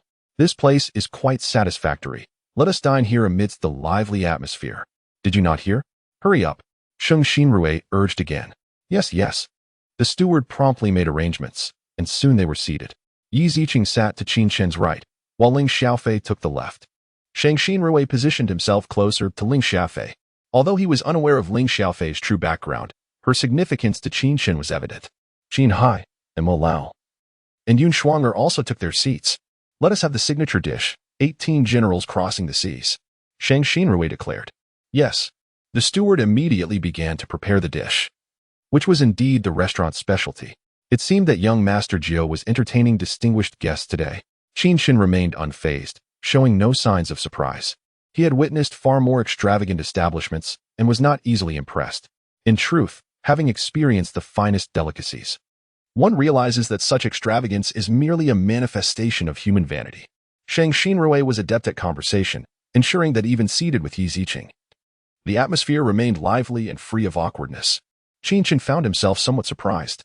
Yun Shuang'er and Mo Lao, on the other hand, appeared unfazed, as if accustomed to such opulence, indicating that Yun Shuang'er was of no ordinary status.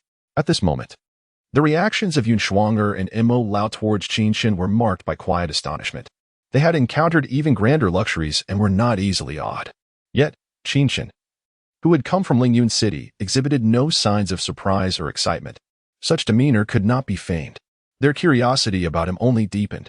As the group settled in, several figures approached from outside the restaurant. Chu Junior sister, this is the most luxurious restaurant in the entire capital, renowned for its accommodations and cuisine. A young man clad in a flowing azure robe, appearing around 20 years of age, remarked with a charming smile. Indeed, Junior sister Chu.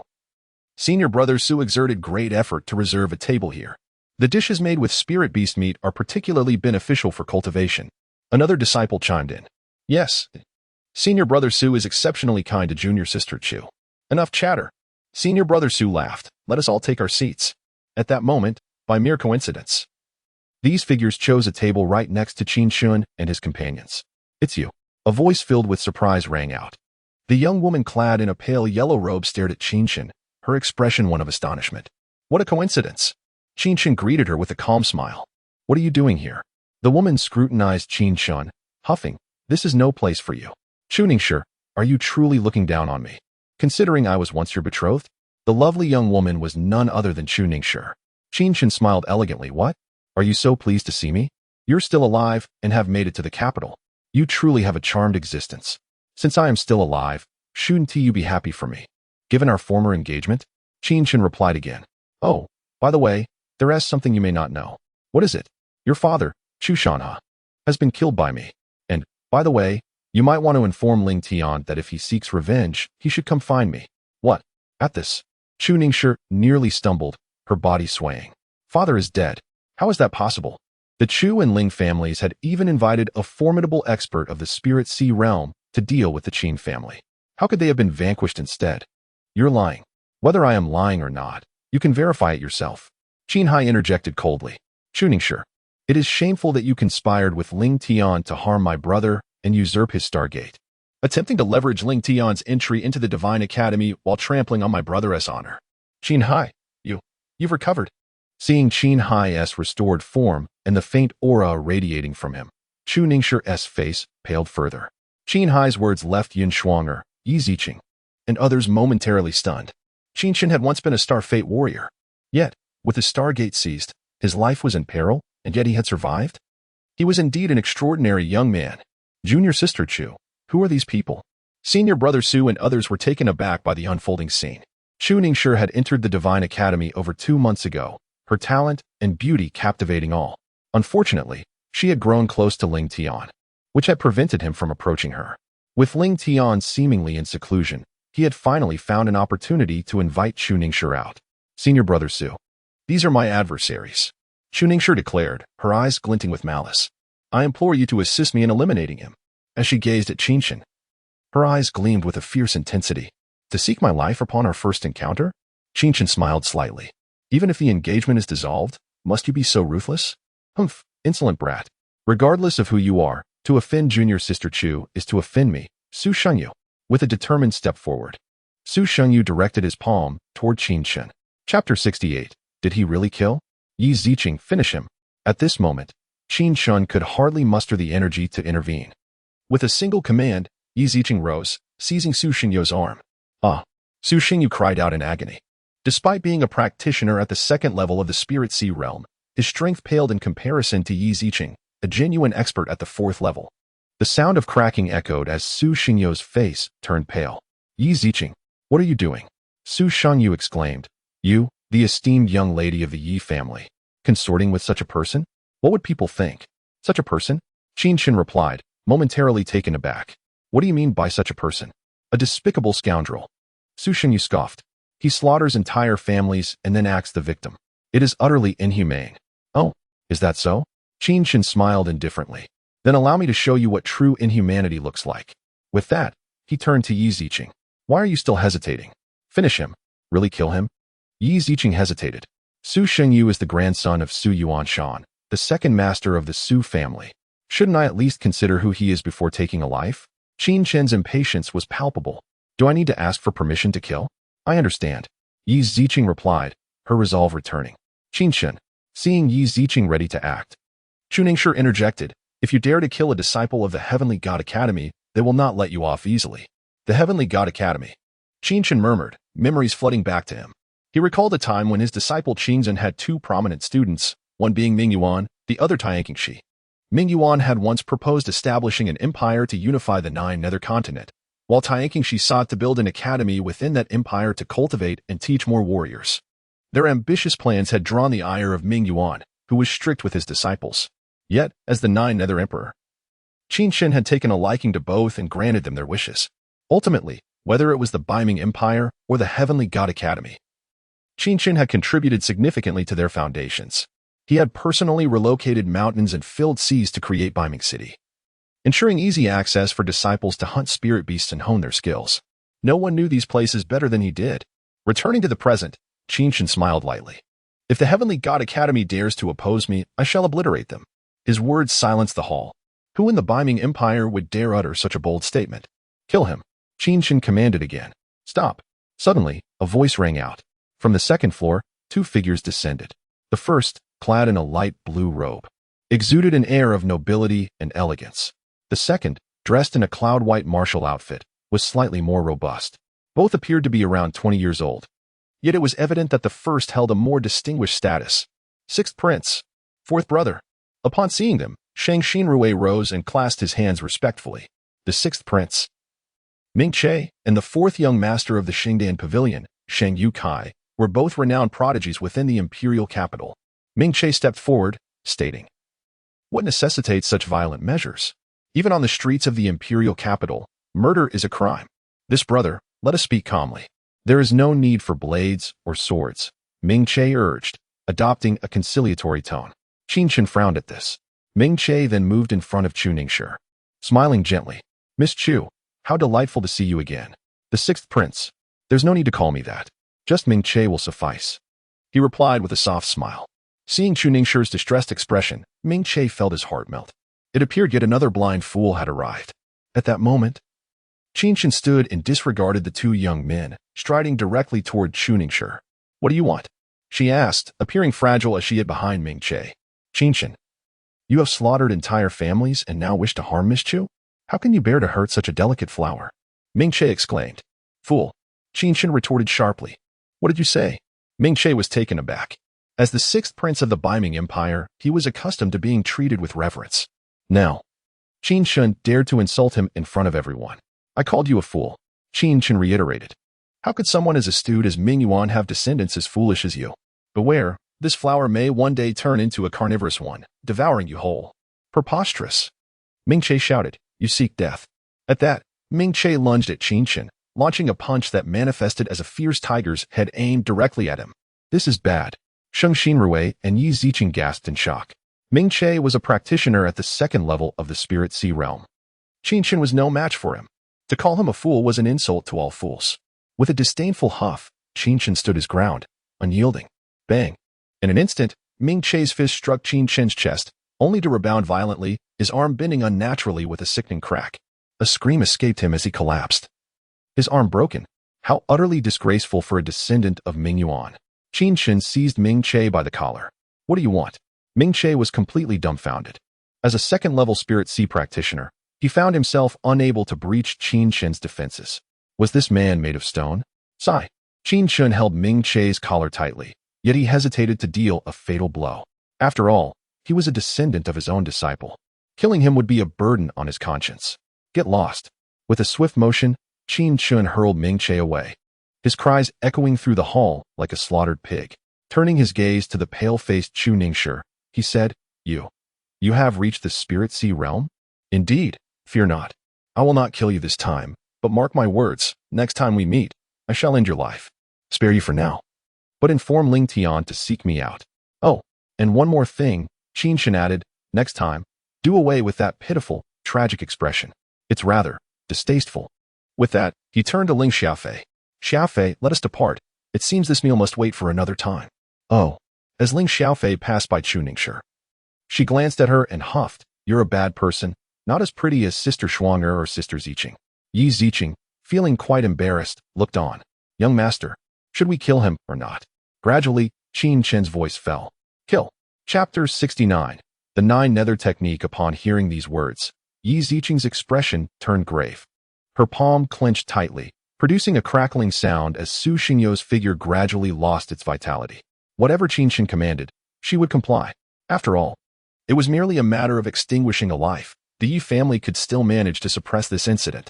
At this moment, Chu Ningshi was utterly dumbfounded. Qin Chen had not only survived but obliterated the Chu and Ling families, and moreover, he had ascended to the Spirit Sea realm. This was simply astonishing. Furthermore, why was Yi Ziqing so obedient to Qin Chen? What had transpired over the past 2 months? This matter must be reported to Ling Tian without delay. Chu Ningxi's heart was filled with dread, lingering for a long time. You had better provide me with an explanation regarding this matter. Shang Yun turned to his ninth brother, his voice stern. You should understand the significance of the sixth prince's identity. Upon hearing this, Shang Xinrui could only manage a bitter smile. He had never anticipated that Qin Chen would be so domineering. Even more surprising was that Qin Chen had actually reached the first level of the Spirit Sea realm. Such a pace was exceedingly rapid. He recalled their last encounter when Qin Chen seemed to be at the fourth gate realm. In just 2 months, his cultivation had skyrocketed. At this moment, Yun Shuang'er and Mo Lao exchanged glances, both astonished. What a remarkable young man. Mo Lao squinted his eyes and remarked, "This lad either possesses genuine backing or is utterly foolish." "What do you think, Mo Lao?" Yun Shuang'er replied with a light smile. "He is captivating. With his temperament, peace will not prevail in Biming City. We shall wait and see." I too am quite eager to witness what unfolds. As Qin Chen stepped out of the tavern, he gazed at the streets where Ming Che was lamenting, unable to suppress a sigh. Time had passed unexpectedly. He never imagined that the descendant of Ming Yuan would end up in such a state. He wondered if Ming Yuan would be enraged enough to spout blood upon seeing this. Ming Yuan and Tian Qingshi were indeed among his most outstanding disciples. Yet now it seemed that time could truly erase everything. Accompanied by Ling Xiaofei, Qin Chen returned directly to Fengye Tavern. After Yi Ziqing bid her farewell, she departed. The day had left Qin Chen feeling quite fatigued. Upon reaching their room, Ling Xiaofei eagerly snatched up the snacks on the table and began to munch, which amused Qin Chen greatly. "Xiaofei, do you wish to see your parents?" "Absolutely," Ling Xiaofei replied, her mouth half full. "I really want to ask them why they abandoned me."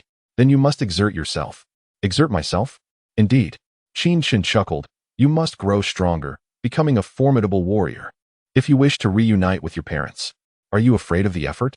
"Not at all." Xiaofei clenched her delicate fist and declared, "Once I grow powerful enough to locate my biological parents, I will demand an explanation for their abandonment. If they fail to provide a satisfactory answer, I shall use my fists to make them." "Very well." Qin Chen nodded. "In that case, I shall teach you how to cultivate right now." "Great."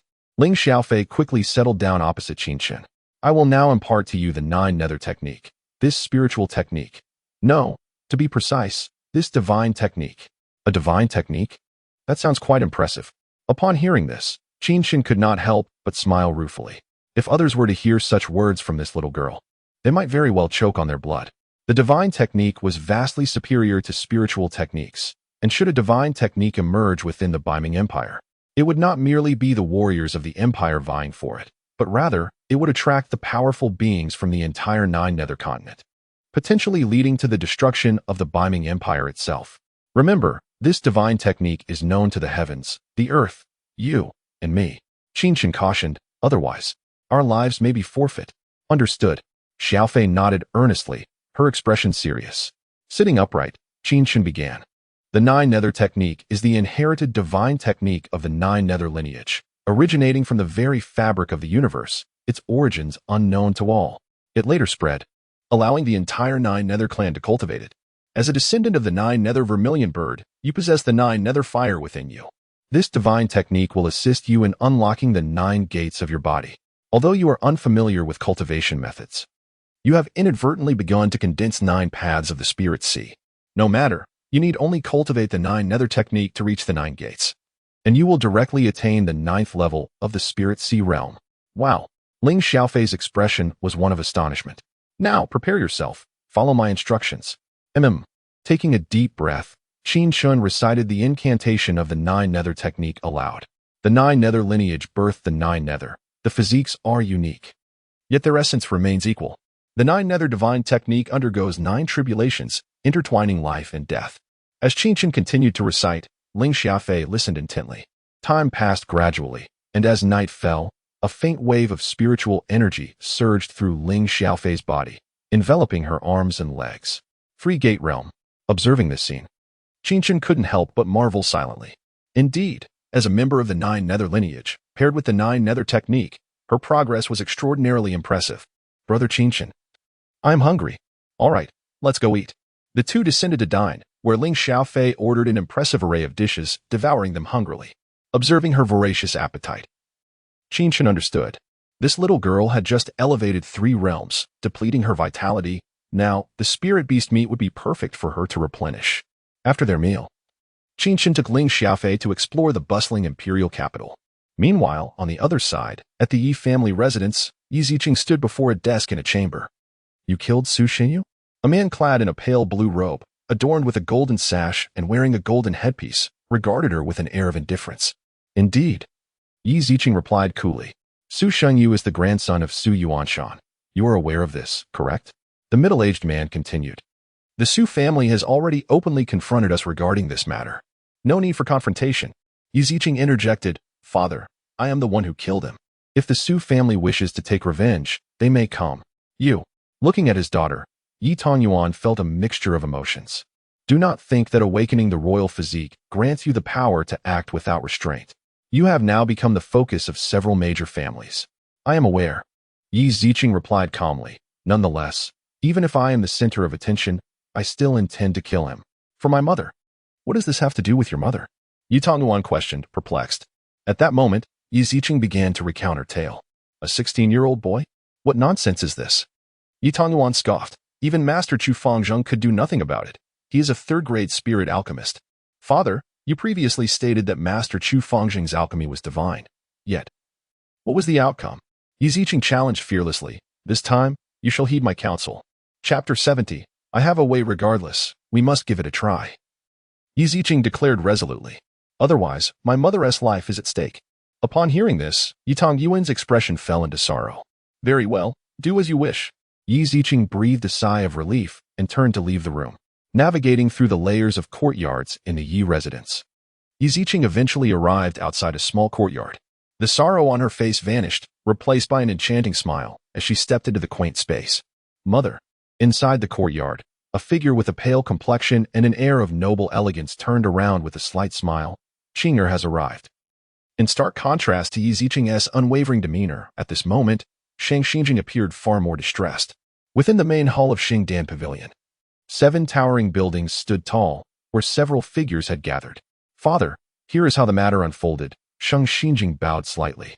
Ninth brother's friend has been exceedingly arrogant, compelling Yi Ziqing to kill Su Shiyu, and even personally severing the arm of the 6th prince, Ming Che. Father. The 6th prince was representing the empire in our negotiations for the purchase of spirit pills and spiritual artifacts. With 9th brother's friend causing such chaos, how can we proceed? Shang Yukai looked at Shang Xinjing with a scowl.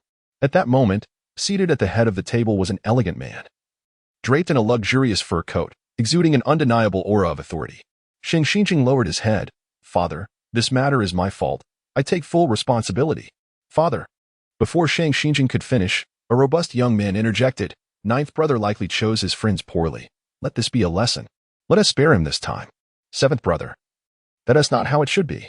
Shang Yukai reiterated. If any of the 9 sons of Shangdan Pavilion commits an error, should we not impose punishment? Where would the rules stand? 4th brother, why must you be so harsh? We are all brothers here.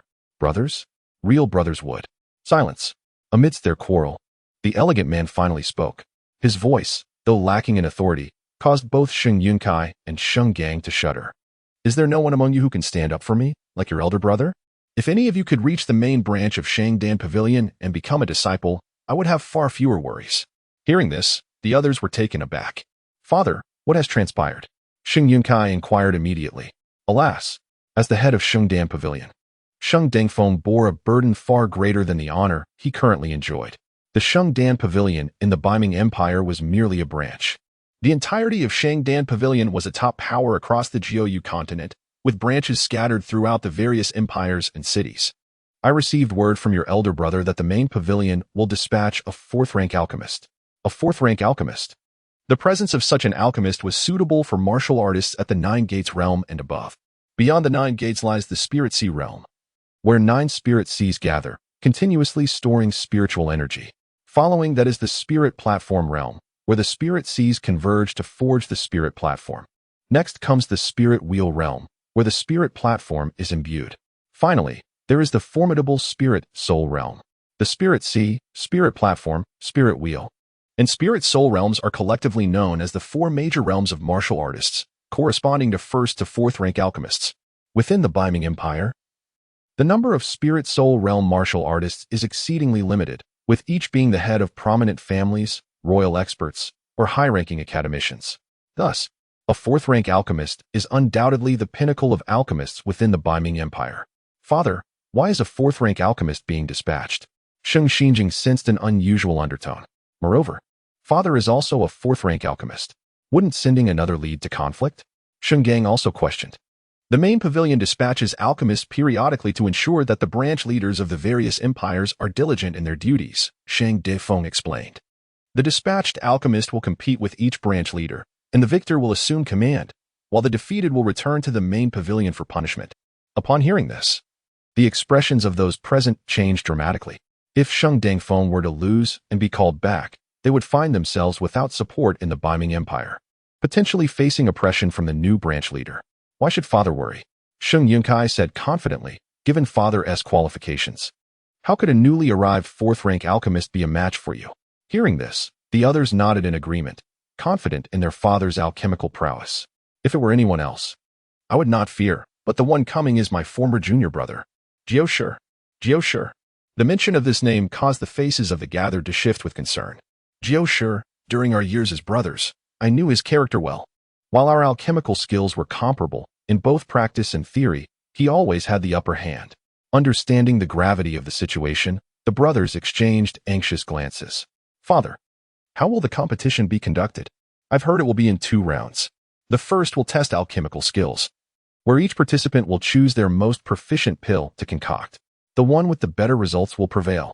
The second will involve questioning, where each will pose 3 questions to the other. The one who answers more correctly will win. As Sheng Dangfeng finished speaking, he sighed deeply.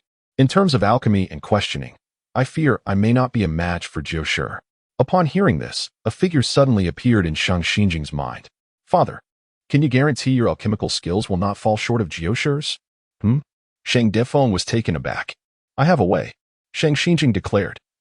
As long as Father can ensure your alchemical skills remain on par with Jiao Shi, I am confident I can help you secure victory. At these words, Sheng Dingfeng's expression brightened. Rare, do you truly have a plan? Indeed.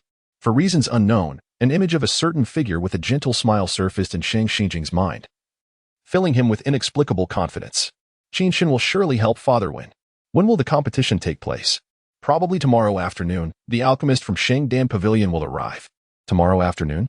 Sheng Xinjing was taken aback, looking at his father. This is bad.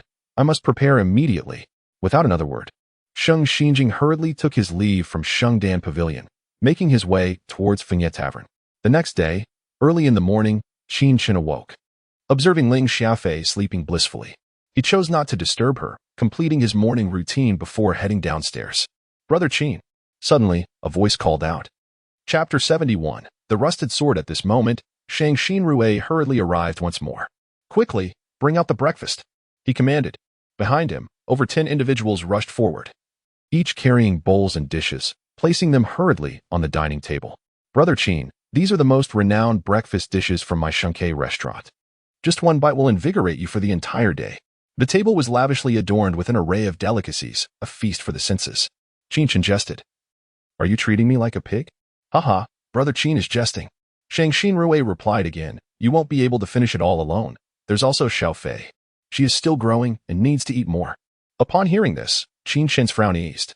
Noticing this, Shang Xinrui realized he had struck a chord with Qin Chen. He had learned that Ling Xiao Fei was a girl Qin Chen had encountered on his journey, having known her for only a few days. Yet, Qin Chen held her in high regard, akin to how one would treat a younger sister. Thus, while Qin Chen might dismiss certain matters, he was genuinely concerned about Ling Xiao Fei. Flattery without cause is either a sign of deceit or ulterior motives. Qin Chen said slowly, so, what is it you wish to discuss? Brother Qin. Shang Xinrui began, my elder brother has encountered difficulties within the Heavenly God Academy, and there are only 10 days left until they commence enrollment. It is inconvenient for Brother Qin to enter the academy right now, but you can prepare to help my brother find a solution. Upon hearing this, Qin Chen raised an eyebrow. You rushed here this early for this matter? Shang Xinrui gave an awkward smile. Please, just tell me what you need. You know I dislike beating around the bush. It truly cannot be concealed from you, Brother Qin. Shang Xinrui bowed deeply. This matter concerns the lives of my entire Xing family, so I must shamelessly ask for your assistance. He then recounted what his father had mentioned the previous night. So, you wish for me to assist your father in answering those 3 questions? Precisely. Shang Xinrui gazed at Qin Chen with eager anticipation. Very well, Qin Chen nodded slowly, but remember, these 3 questions will represent my commitment to you. Of course, naturally. Although Shang Xinrui was reluctant, The stakes for the Sheng family's foundation at the Shengdan Pavilion were too high for him to hesitate. This afternoon, then? Indeed. Then, I will concoct a detoxifying elixir for you and also select some medicinal herbs at the Shengdan Pavilion. Excellent. Shang Xinrui exclaimed eagerly, time is of the essence. Let us be off. At this, Qin Chen frowned slightly. Ahem. Shang Xinrui, with an awkward smile, replied, wait until Xiao Fei wakes up before we go. Shang Xinrui. Qin Chen suddenly spoke. Your disciple is here. I recognize your talent in alchemy, but that does not mean I hold you in high regard. If you continue to indulge in these trivialities, I can elevate you to the status of a grandmaster, or I can make you. Your disciple would not dare. Shang Xinrui responded, bowing deeply, I willingly wish to be under Brother Qin's tutelage as an alchemical apprentice. This matter concerns my family's lives. I had no choice but to act as I did. However, my respect for you is sincere. That is best. Qin Chen waved his hand, signaling Shang Xinrui to sit down. Since that is the case, let us directly assist your father in enhancing his alchemical skills. After all, succeeding in both alchemy and examination would yield better results. Thank you, Brother Qin. Shang Xinrui's heart soared with joy. With Qin Chen's intervention, this matter was certain to succeed. I have stated before that I value your talent in alchemy, but I do not wish for such matters to become a daily occurrence. Absolutely. Qin Chen indeed had no leisure to concern himself with such matters. The success or failure of Sheng Defeng was of no consequence to him.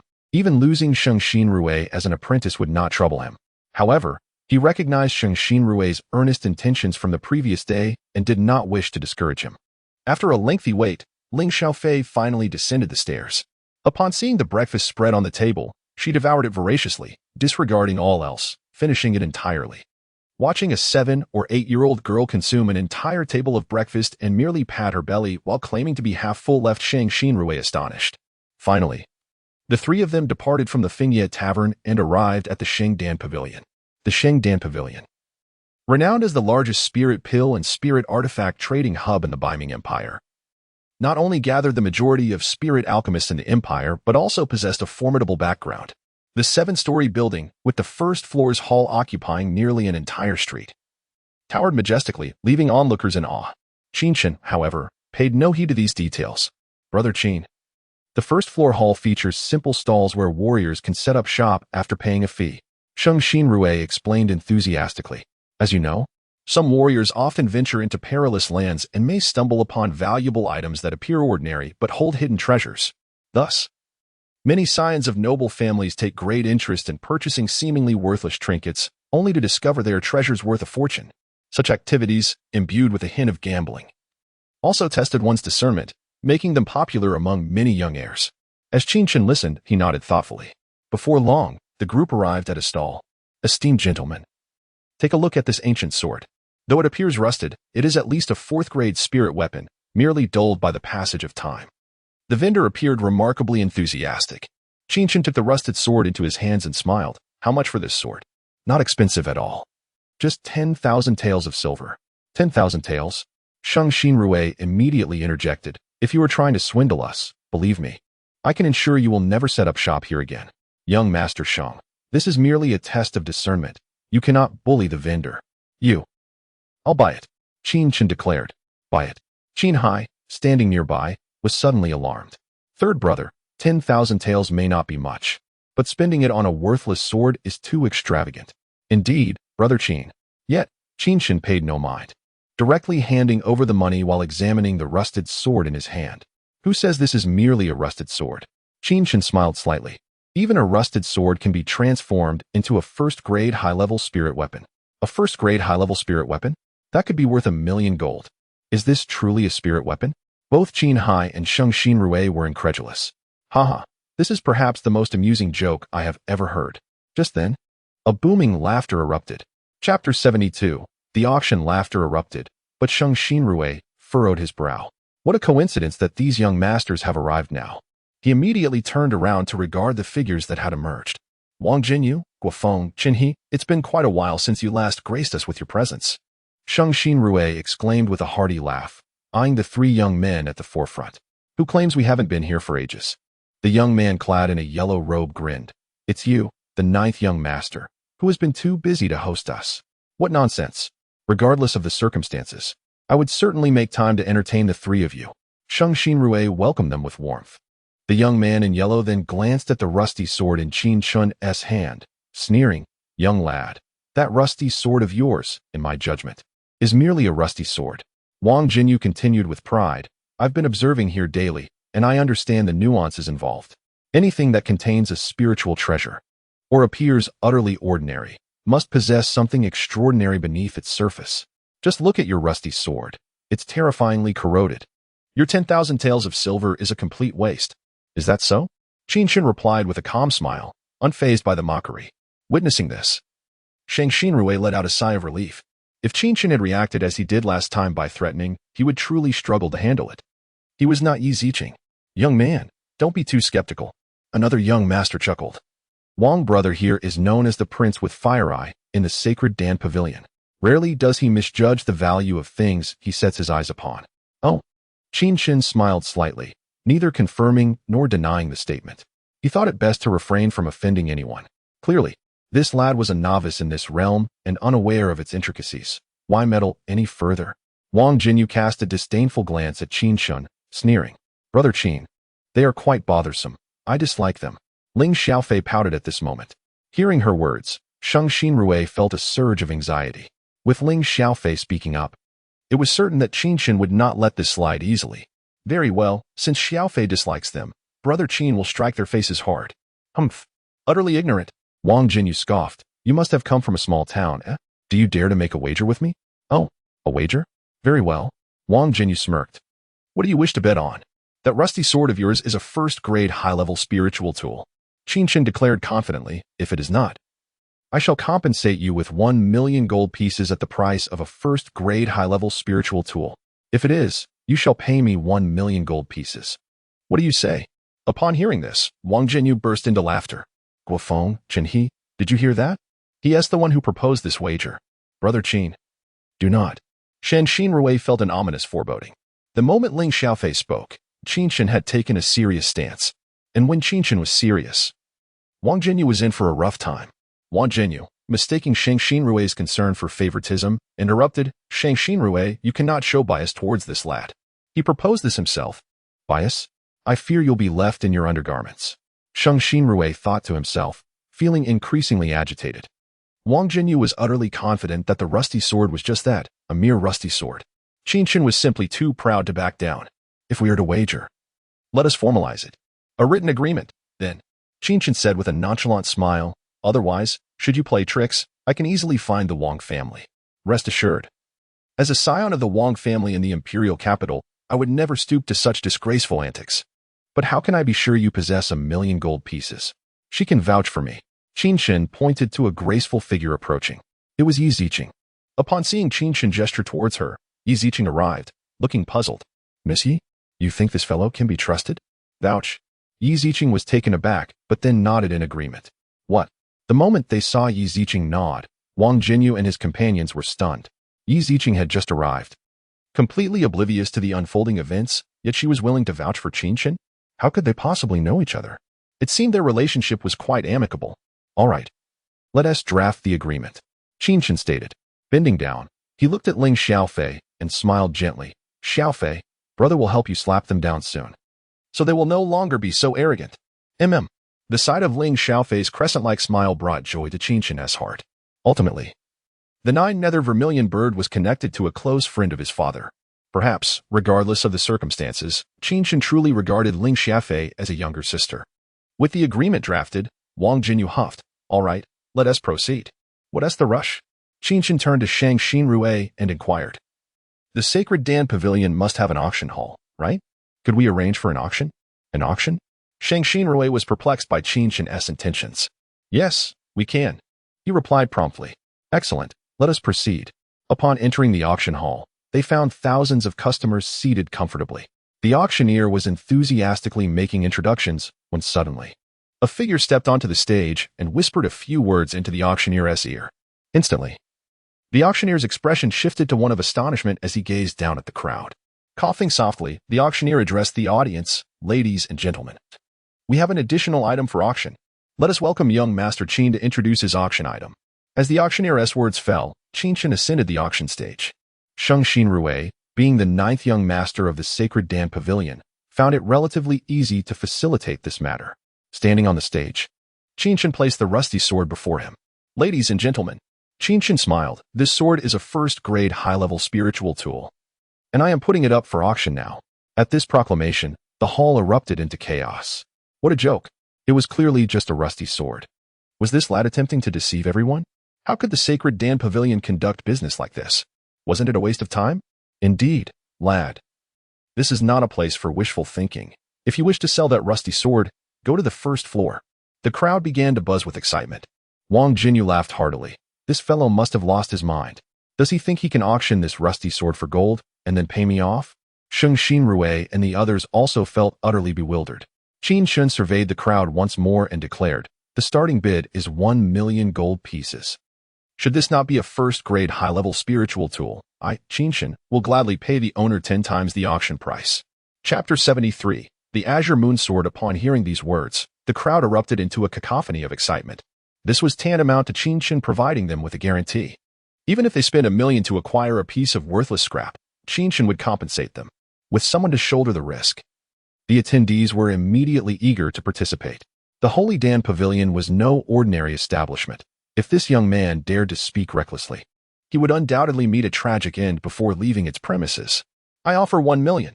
A voice suddenly rang out at that moment. Regardless, if this was truly not a high-grade, first-tier spirit weapon, Qin Chen would still reimburse me. The Holy Dan Pavilion would not tarnish its own reputation.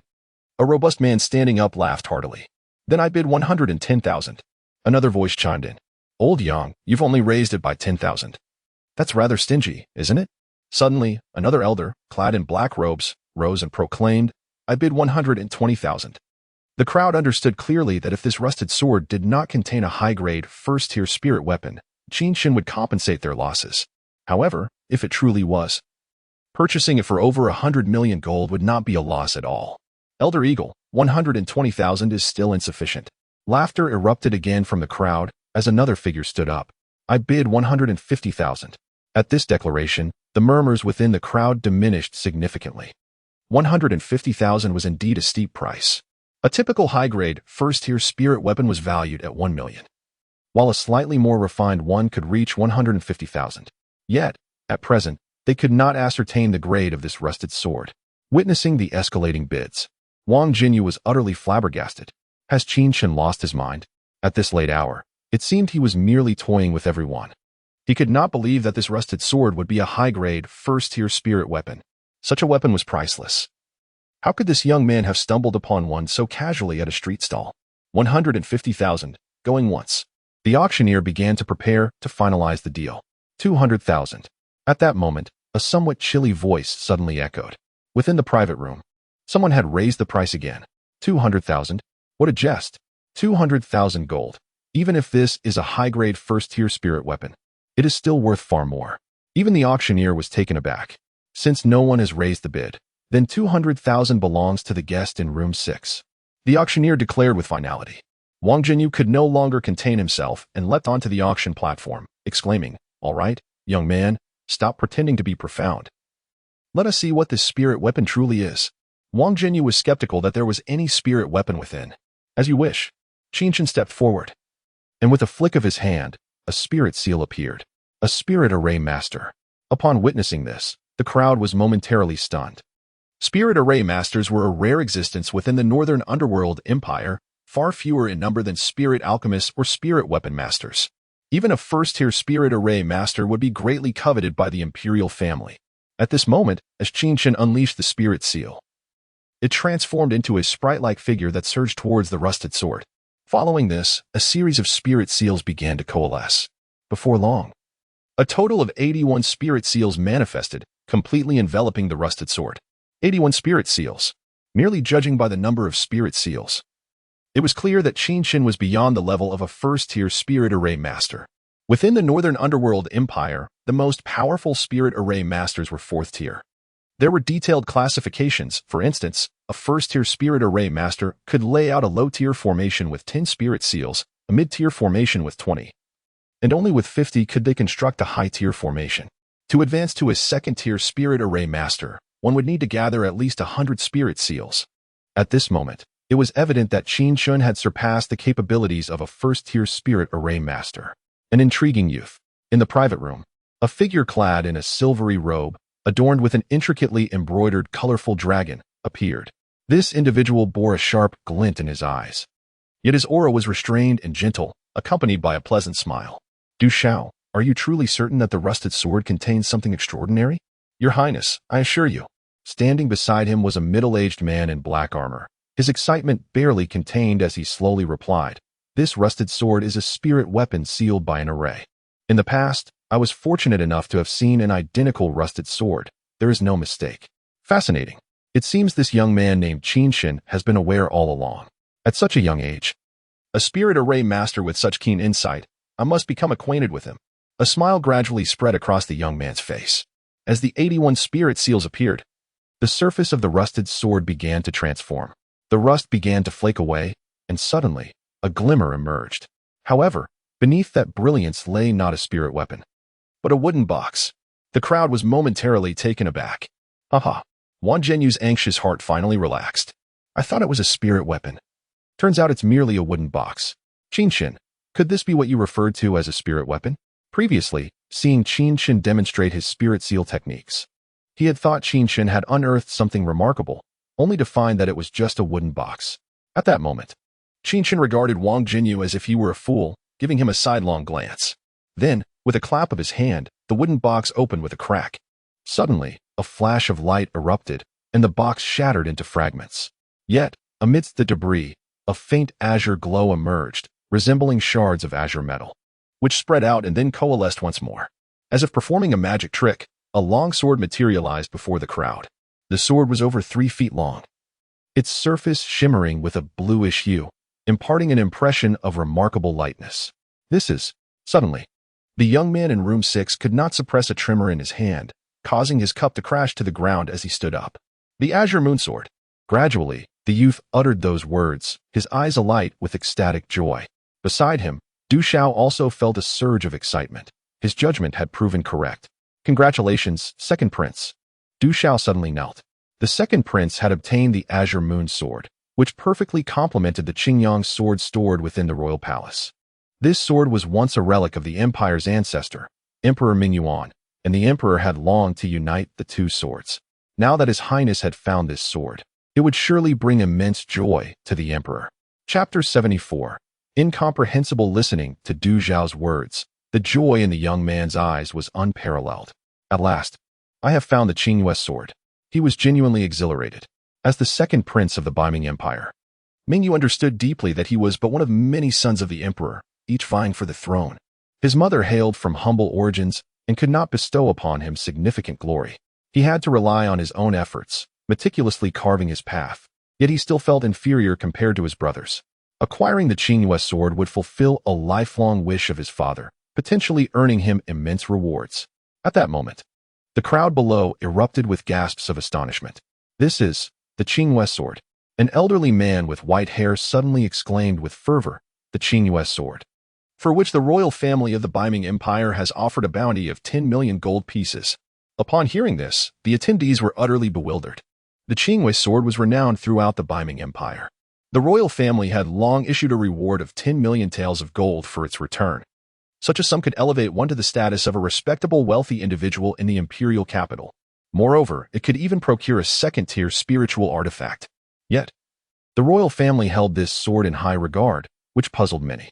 Now it seemed that a great number of people in the empire still valued this matter greatly. In an instant, many gazes turned fiery upon sighting the sword, for it was worth 10 million taels of gold. At this moment, Wang Jianyu's face had turned ashen. The rusty sword concealed a hidden mystery. Yet, how could Qin Chen, a mere first-level practitioner of the spiritual sea, discern any secrets? Everyone knew that this sword was a high-grade first-tier spiritual artifact. Ignoring the astonished gazes of the crowd, Qin Chen declared, Wang Jianyu, the written agreement is established. Pay me 1 million taels of gold. Wang Jianyu wanted to renege, but he found it impossible. However, even for a scion of the Wang family, producing 1 million taels of gold all at once was no easy feat. I will certainly deliver it within 7 days. Wang Jianyu huffed, his complexion slightly pale. Very well. Qin Chen replied calmly. Sheng Xinrui, Please open an account for me at your Shengdan pavilion, and have young Master Wang deposit the gold there.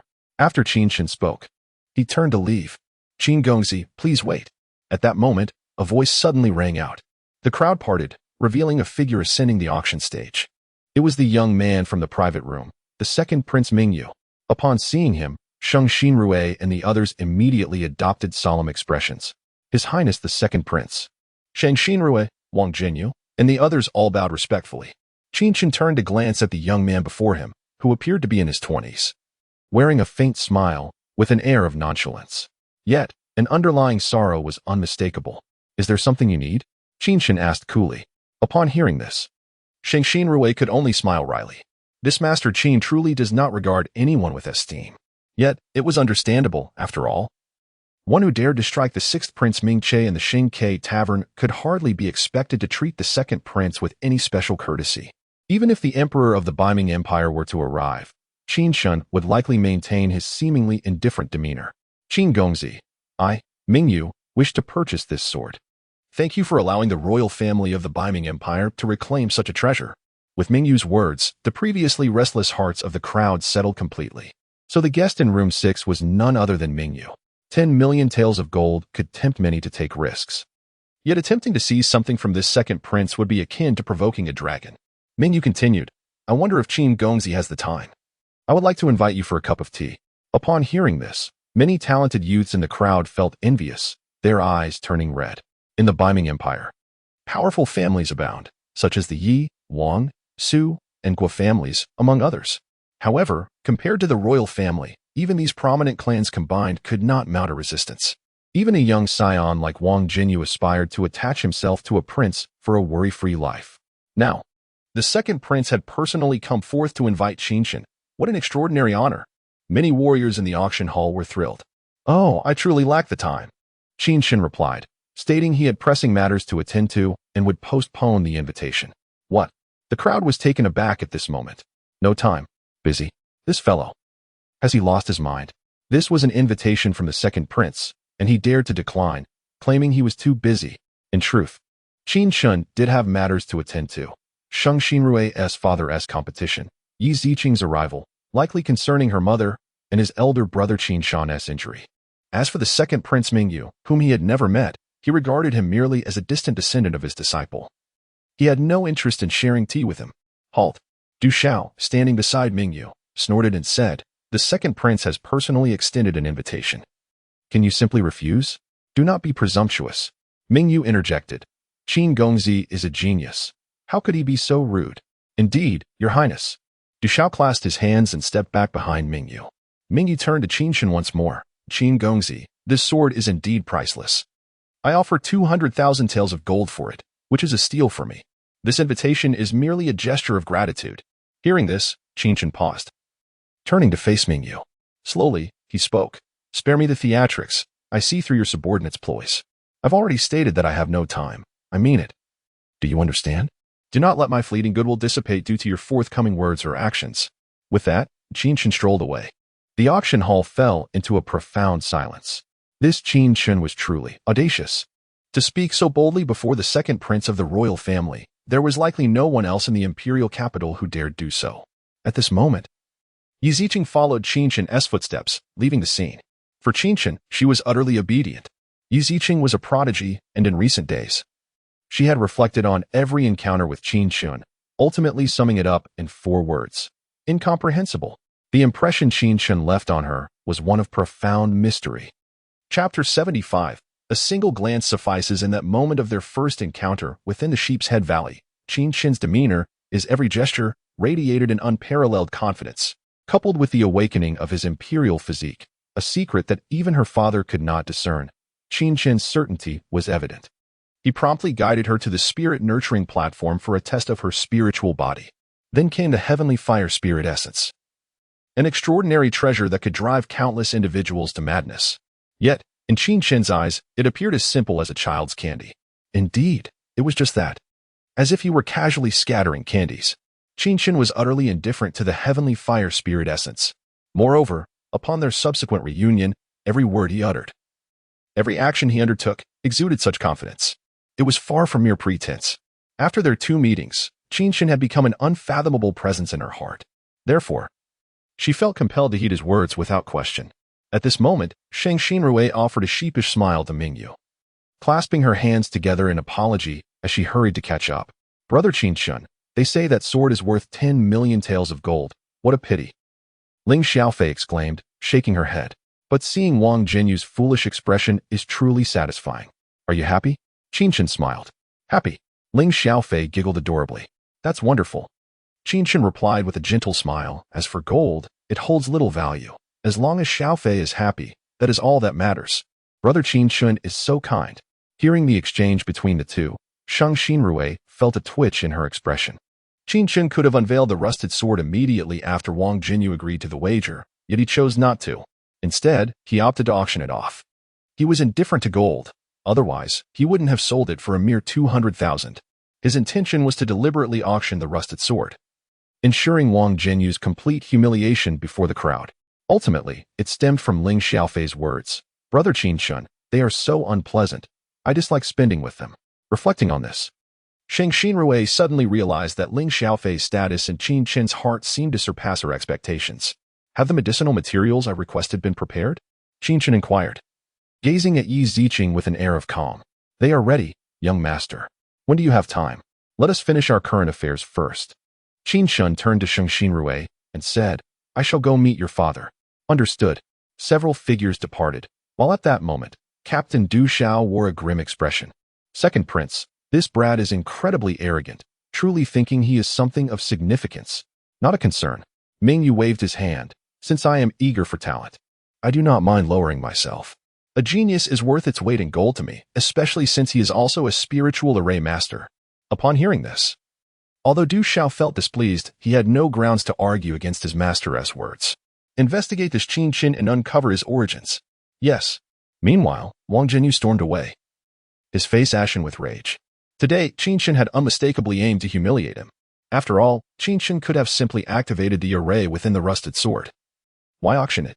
It was evident that Qin Chen was intent on teaching him a lesson. A noble scion of the Wang family, reduced to being schooled by an unknown youth.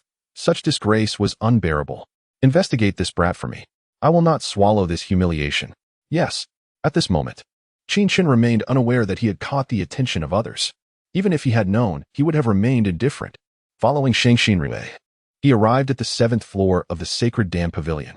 This 7th floor was regarded as the heart of the pavilion. Apart from its core personnel, no others were permitted entry. Father. Upon entering, Shang Xinrui immediately adopted a more respectful demeanor upon seeing Sheng Dangfeng.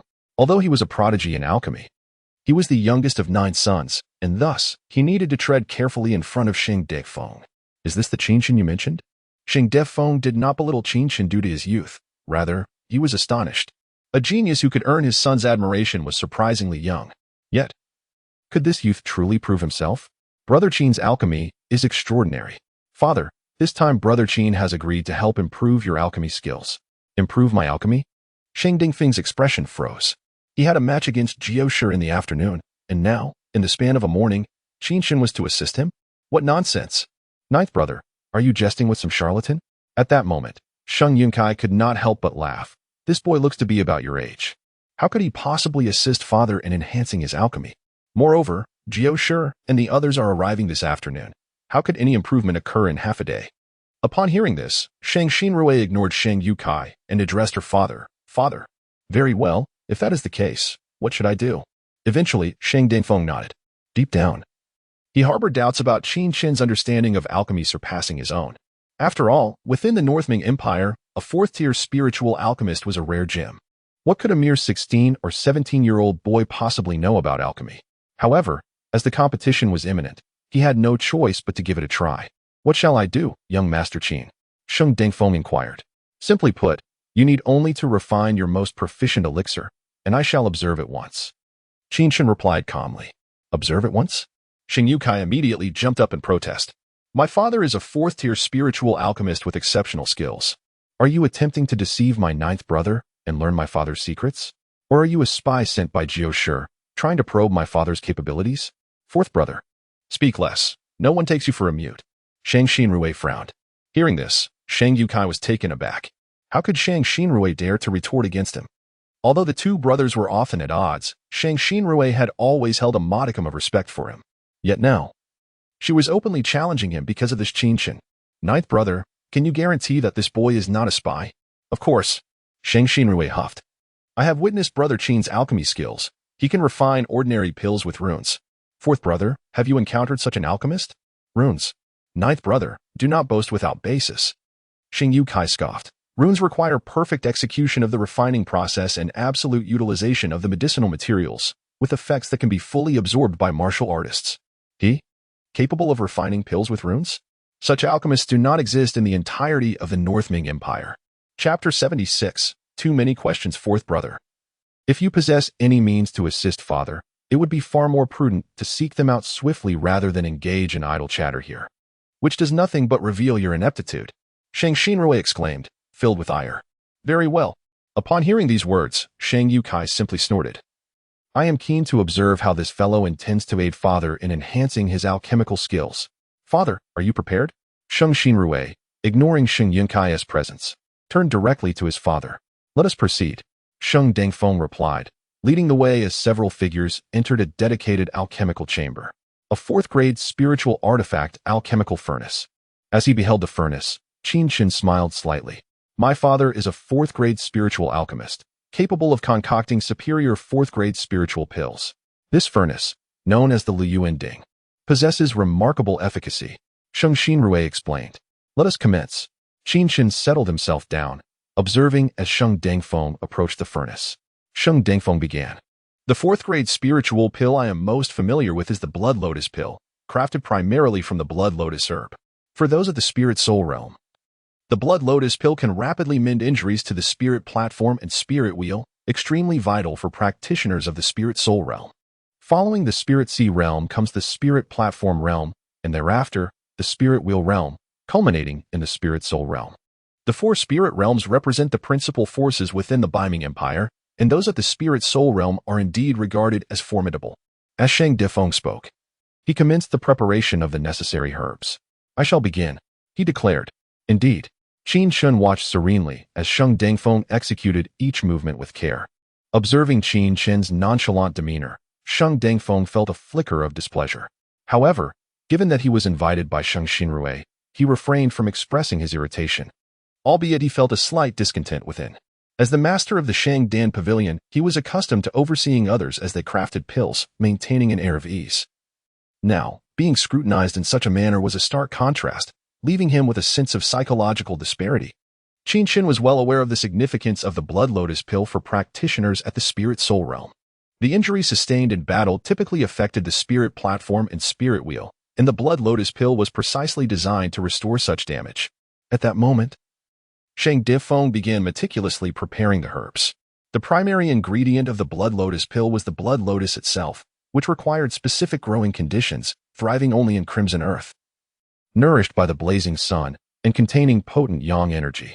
With utmost caution, Sheng Dengfeng utilized alchemical fire to refine the Blood Lotus, proceeding with deliberate care, fully aware of the stakes involved.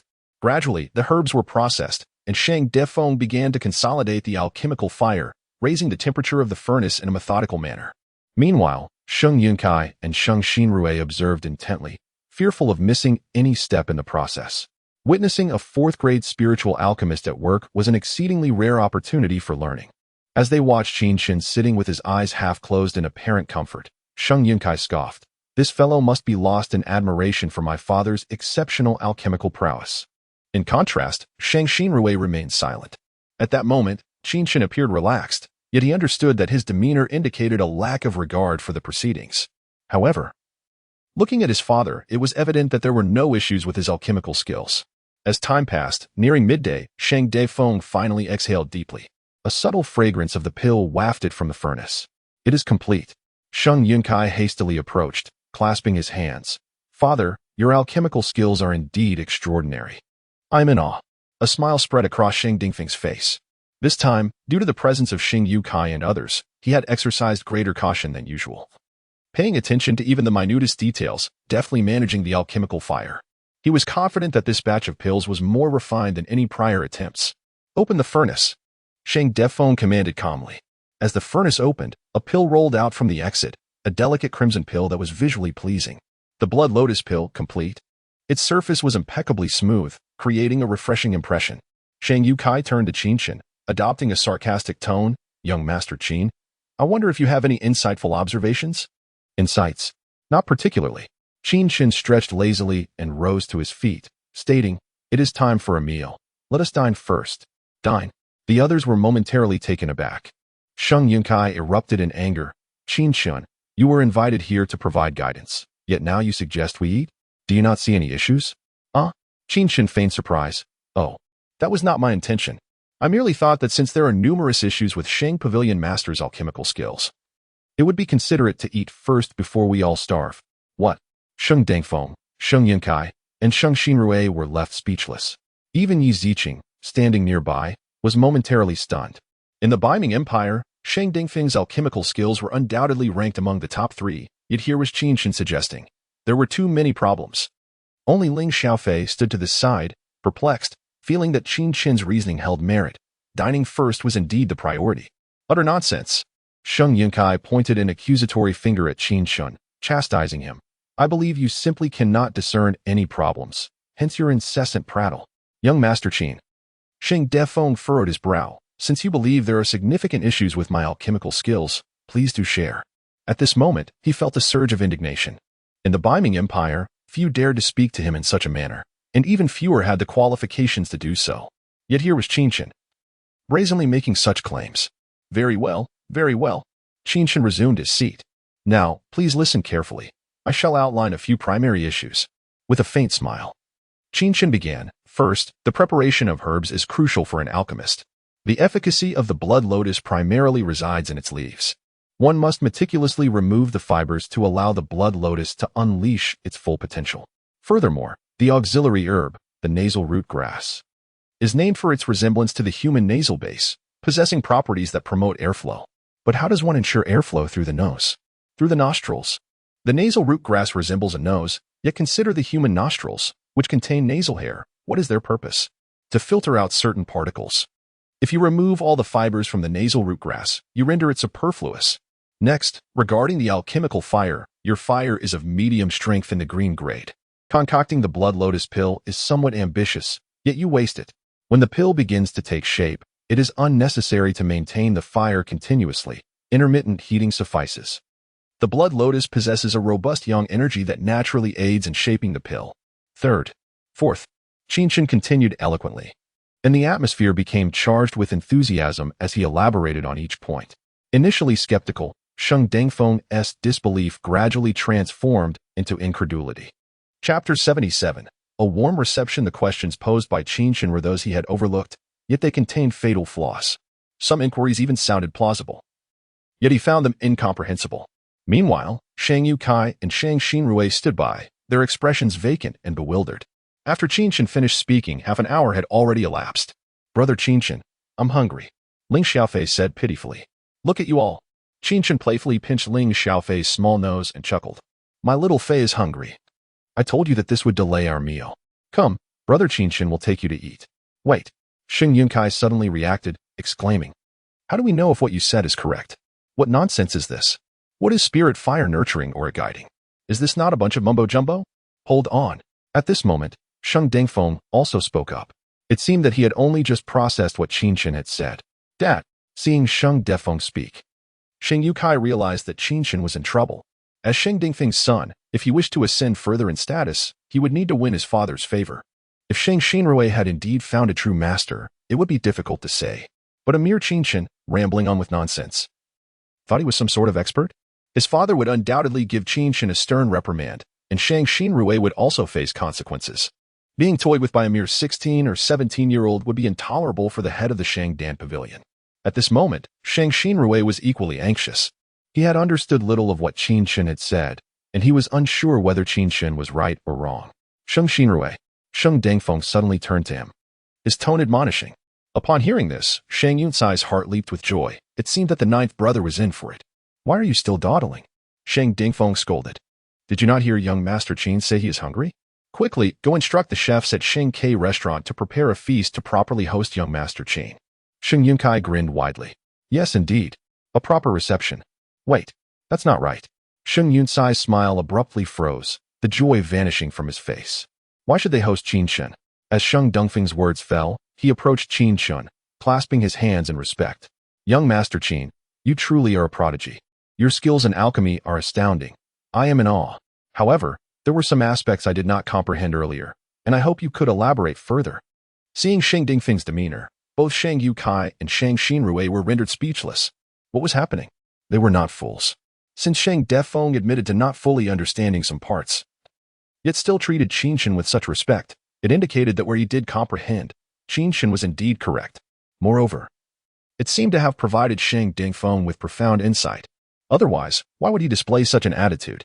Could it be that this fellow truly spoke the truth? The brothers were utterly bewildered.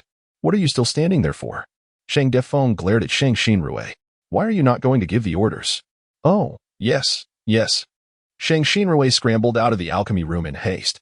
He had succeeded, although he had forfeited the promise of 3 questions to Qin Chen. He had bet right this time.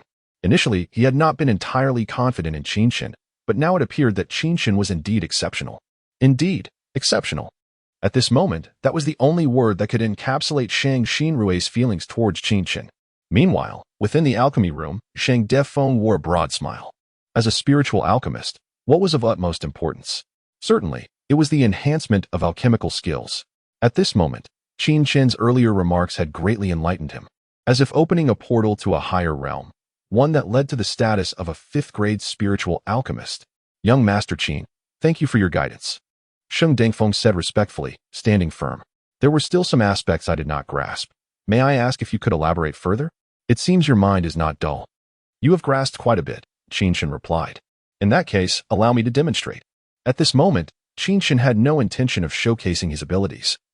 And with his current cultivation at the 1st level of the Spirit Sea, he could not concoct a 4th-grade spiritual pill. However, he could certainly offer Shang Defeng some pointers, such as the preparation and cleansing of medicinal materials, the manipulation of spirit fire, and the control of heat, skills that were fundamental for any alchemist. After speaking for so long, Qin Chen felt a surge of desire to practice his alchemy, as it had been quite a while since he had last done so. With a wave of his hand, a flame of spirit fire appeared, emanating from within him and converging in his palm. At that moment, Shang Xinrui, who had just returned, halted in his tracks upon seeing the brilliance in Qin Chen's hand. Intermediate orange-level spirit fire. Shang Xinrui was momentarily stunned. The last time they met, Qin Chen had possessed a low-level red fire and had used it to elevate to an intermediate level. Yet now, in less than 2 months, he had advanced to an intermediate orange fire, a remarkable leap in level. This was astonishingly swift. Qin Chen, observing the remaining blood lotus, picked one up and said, "The threads of the blood lotus must be carefully extracted, layer by layer, to ensure that the lotus remains completely intact." As Qin Chen's words fell, he waved his hand, causing the spirit fire to disperse among his fingers. Instantly, the flame transformed into delicate threads, permeating the intricate patterns within the blood lotus, gradually expanding. "Gather," Qin Chen commanded softly, waving his hand once more. In an instant, the spirit fire returned, and not a single strand of the lotus threads was left behind. An expert skill is evident in their execution. Previously, everyone had observed Shang Defeng painstakingly peeling the lotus, yet now Qin Chen had seamlessly penetrated from the center. Sheng Dingfeng perceived even more. He understood that this method brought immense benefits, allowing for the near-perfect preservation of the medicinal properties of the blood lotus.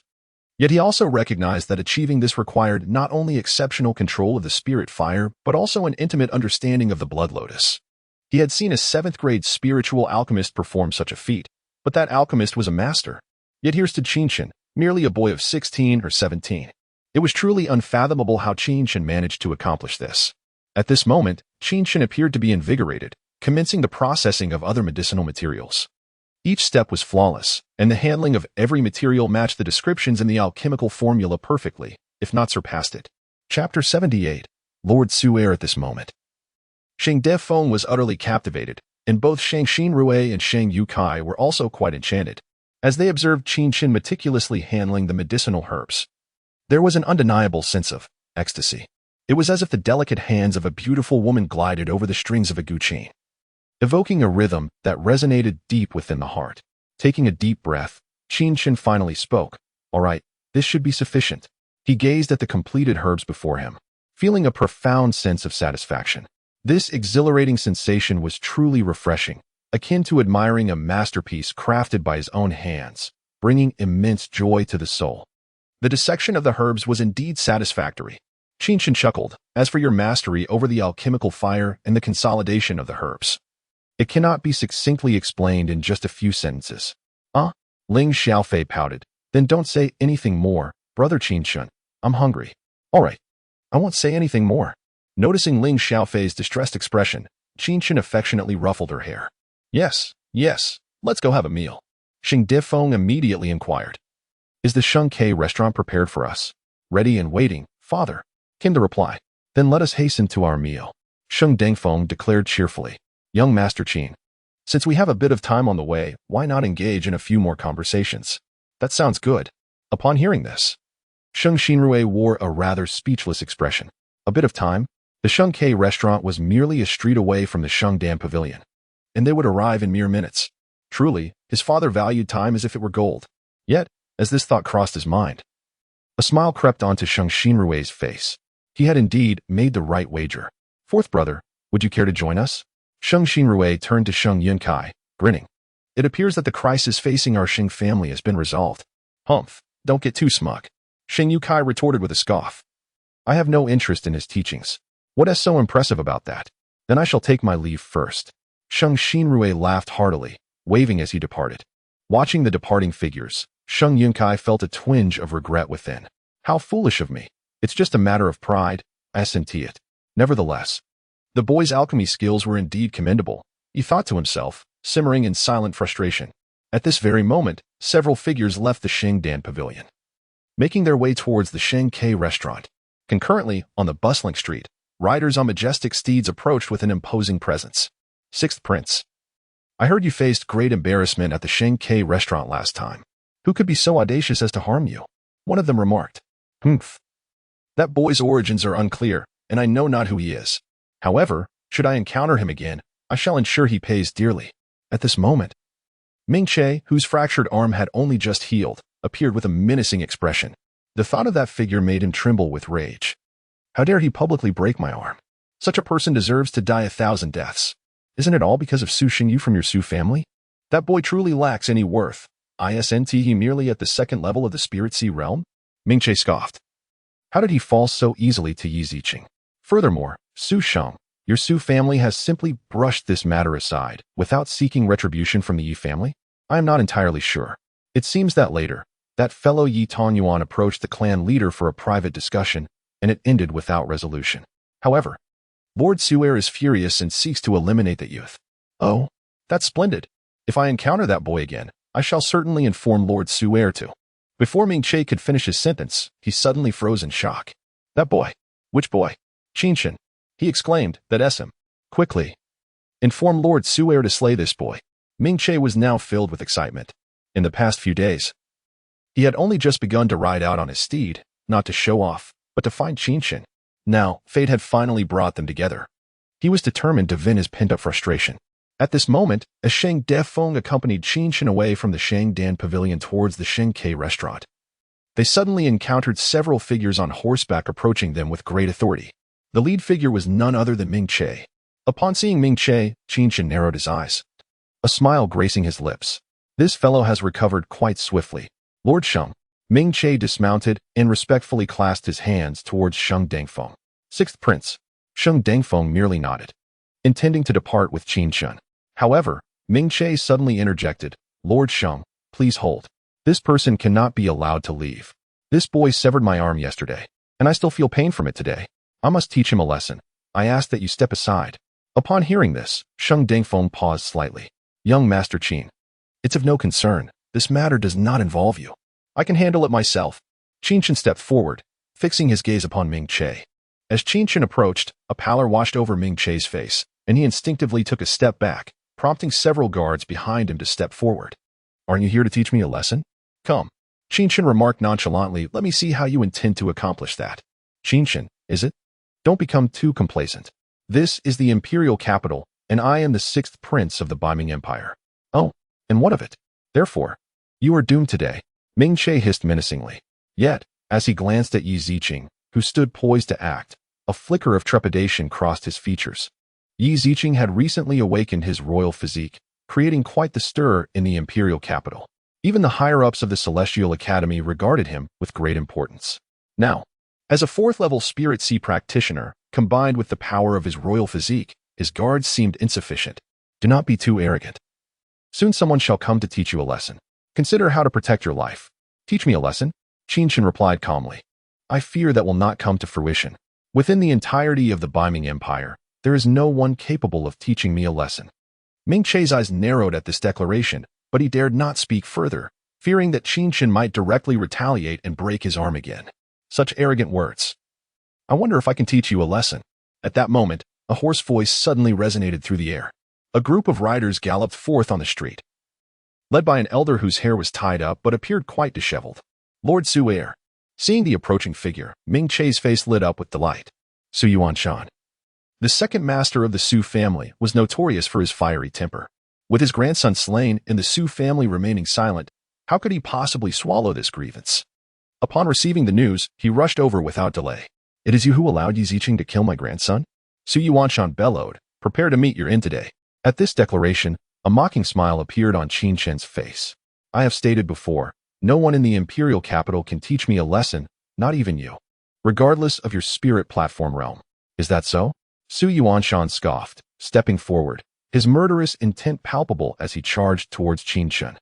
Chapter 79. Suspended in midair upon witnessing the scene, Yi Ziqing's expression turned cold as she prepared to advance. You are no match for him now, just observe. Qin Chen advised, stepping forward decisively. His palm clenched tightly as spiritual seals radiated from him, causing the very ground beneath to pulsate as if summoned by some unseen force. Su Yuanshan, do you consider Shengdan Peak as mere air? At that moment, a figure materialized directly before Qin Chen, launching a powerful punch. Boom. As the two figures collided, Su Yuanshan's face paled, blood spewing forth as he staggered back in disarray. Shengdan Peak had struck without mercy. Although he was indeed a fourth-tier alchemist, he was also a formidable spirit realm expert. What do you mean by this, Shengdan Peak? Su Yuanshan seethed with fury. Faced with Shengdan Peak, he was clearly outmatched. You have gone too far, Su Yuanshan. Shengdan Peak declared. Young Master Qin Chen is a valued guest of our Shengdan Pavilion. How dare you lay a finger on him? Su Yuanshan's expression froze at those words. Qin Chen, a guest of Shengdan Pavilion? What a jest. He had thoroughly investigated. And Qin Chen was merely a young master from a family in Lingyun City. As Shengdan Peak took action, the momentum that Qin Chen had been gradually gathering began to dissipate. He had indicated that there was no need for him to act. It appeared that Shengdan Peak doubted his ability to resolve the situation. In the entire Baiming City and within the Heavenly God Academy, no one understood the secrets of this place better than he did. His words were not mere bluster. In this realm, he was unparalleled. However, since Shengdan Peak had intervened, he chose to remain silent. Su Yuanshan, should you dare to harm Qin Chen, you will be making an enemy of Shengdan Pavilion. Do you believe I can ensure that your Su family will find it impossible to procure any herbs within Shengdan Pavilion? Shengdan Peak asserted with authority. Hearing this, Su Yuanshan's expression darkened. Though he was referred to as the second master of the Su family, he belonged to a collateral branch. If he truly offended Shengdan Pavilion, resulting in his family being unable to trade there, he feared that the family head would forsake him to mend relations with Shengdan Pavilion. Shengdan Pavilion controlled the lifeblood of herb and metal trade in the Baiming Empire. Yet, gazing at Qin Chen, the very murderer of his grandson, he found it difficult to swallow his indignation. Very well. Su Yuanshan paused, then spoke. Qin Chen, I hope you remain this fortunate forever. To which Qin Chen merely smiled faintly, unfazed. Fortunate? Whose luck it is, remains to be seen. Su Yuanshan, a fierce presence, found himself powerless to act, retreating in utter disgrace. At that moment, Ming Che was utterly bewildered. How could this be? During their last encounter, Yi Ziqing willingly assisted Qin Chen. Yet now, the master of Shengdan Pavilion was personally safeguarding him? Who exactly was this individual? Young Master Qin, should you encounter any troubles in the future, feel free to visit Shengdan Pavilion to seek me out. Within this imperial city, let us see who dares to bully you. Shengdan Peak proclaimed with confidence. The success or failure of the afternoon rested entirely on Qin Chen's shoulders. To him, Qin Chen was a treasure beyond compare. Worth more than gold. Brother Qin, I am starving. Ling Xiaofei complained with a distressed expression. Very well, let us go dine. Qin Chen smiled gently, taking her hand as they left. Yet, just a few steps out, he suddenly halted. Yi Ziqing, present. Take that fellow and hang him from the eaves of Shengdan Pavilion. Without hesitation, Yi Ziqing stepped forward. Qin Chen, you dare? I am, Before Ming Che could finish, a piercing scream erupted as he was lifted into the air, suspended above the eaves of Shengdan Pavilion. The spectators around were left utterly dumbfounded. Who was this person to act so recklessly? Shengdan Peak was equally astonished. Just previously, Sheng Yun had informed him, but he had been skeptical. Now, it was undeniable. Qin Chen truly dared to do anything. The group arrived at the Shenkei restaurant, where a lavish spread awaited them. Without a moment's pause, Ling Xiaofei began to eat. Shuden Peak, however, sat cautiously beside Qin Chen. If you have any questions, speak freely, Qin Chen invited. Yes, thank you, young Master Qin. Shuden Peak was eager to voice the multitude of queries swirling in his mind. As Qin Chen spoke, he readily answered each inquiry. Sheng Xinrui, listening from the side, felt somewhat lost yet grasped the essence of Qin Chen's words. Although he couldn't comprehend every detail, what he did understand resonated with a profound truth. It felt peculiar, as if the youth beside them was not merely a 16 or 17-year-old lad, but rather a master deeply versed in alchemy for millennia, perhaps even a grandmaster alchemist. That should suffice. Qin Chen concluded. You have exceeded the limit of 3 questions. Feeling somewhat embarrassed, Sheng Xinrui fell silent. All right, your junior should be arriving this afternoon, correct? Qin Chen remarked, glancing at Shuden Peak. Following your instructions, your alchemical skills should lead to victory. As for the examination, rest assured, young Master Qin. Shuden Peak interjected hurriedly. The 3 questions for the examination will each have a day for consideration, and we can consult others as needed. I will record the 3 queries from Jiushi and present them to you, young Master Qin. Very well. Qin Chen affectionately regarded Ling Xiaofei. Have you finished eating? Once you're done, we must attend to important matters. Important matters? Shengdan Peak questioned, casting a puzzled glance at Sheng Xinrui. Father, as I previously mentioned, it concerns Qin's elder brother. Oh, Shengdan Peak immediately turned to Sheng Xinrui, admonishing, how are you managing your affairs? Young Master Qin's elder brother's life is at stake. We must prioritize him. What? Enough with the exclamations. Hurry up. Shuden Peak scolded. Should you delay? You will bear the consequences. Understood. Sheng Xinrui quickly stood, realizing that his father had adopted a different demeanor than before. Remember, when young Master Qin selects herbs within Shengdan Pavilion, all expenses will be recorded under my account. Do you understand? Got it, father. As Qin Chen took Ling Xiaofei's hand and departed the private room, he found the dynamic between Shengdan Peak and Sheng Xinrui quite intriguing. However, this arrangement suited him just fine, alleviating him of unnecessary troubles. In stark contrast to Qin Chen being revered by the Xing family, Ming Che was now utterly incensed. How infuriating! He exclaimed, flinging a delicate porcelain cup to the ground, shattering it into fragments. Chapter 80. Master Jiang Rong. Ming Che bellowed in fury. This Qin Chen is utterly detestable. Last time he broke my arm. And now he has the audacity to let Yi Ziqing leave me hanging from the eaves of the Holy Dan Pavilion. Where shall I place the dignity of the 6th prince? That Yi Ziqing constantly protects him. And even that Sheng Dengfeng is willing to sever ties with Su Yuanshan to safeguard him. What on earth is this boy capable of? Ming Che was thoroughly infuriated. As the 6th prince of the empire, he had never endured such humiliation. The 6th prince, a figure of considerable gravitas, was being disregarded by that Qin Chen, who showed no respect for the Guo family or himself. At this moment, Su Sheng respectfully suggested, doesn't the 6th prince have Commander Qi Wei of the Imperial Guard under his command? His son, Qi Dongming, is a centurion. And I recall he is at the 4th level of the Spirit Sea. Let him bring some Imperial Guards to ambush Qin Chen. Excellent. Ming Che replied sinisterly. This wretched boy dares to insult me. I shall see to it that he pays with his life. Su Sheng smirked at these words.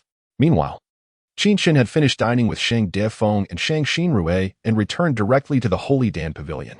Qin Chen pondered over his elder brother's injuries. The Spirit Sea had been destroyed, which to others seemed a death sentence. However, for Qin Chen, it was not insurmountable. 8th grade and 9th grade spiritual pills could easily remedy the situation. Yet, his current strength was limited, preventing him from crafting them. Within the imperial capital, the highest-ranked alchemist was merely at the 4th grade. He needed to devise a plan to restore his brother's Spirit Sea using lower-grade pills. Ultimately, Qin Chen settled on 3 types of pills: the Breaking Spirit Pill, the shaping spirit pill, and the returning spirit pill. Each of these formulas was classified as a first-grade superior pill, yet their effects were vastly different. The breaking spirit pill destroyed the cultivator's spirit sea and meridians.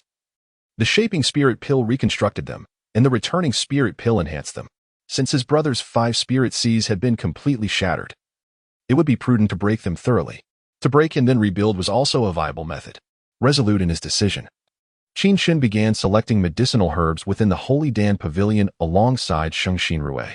The ingredients for the 3 pills were not particularly rare. Rather, the value lay in the formulas.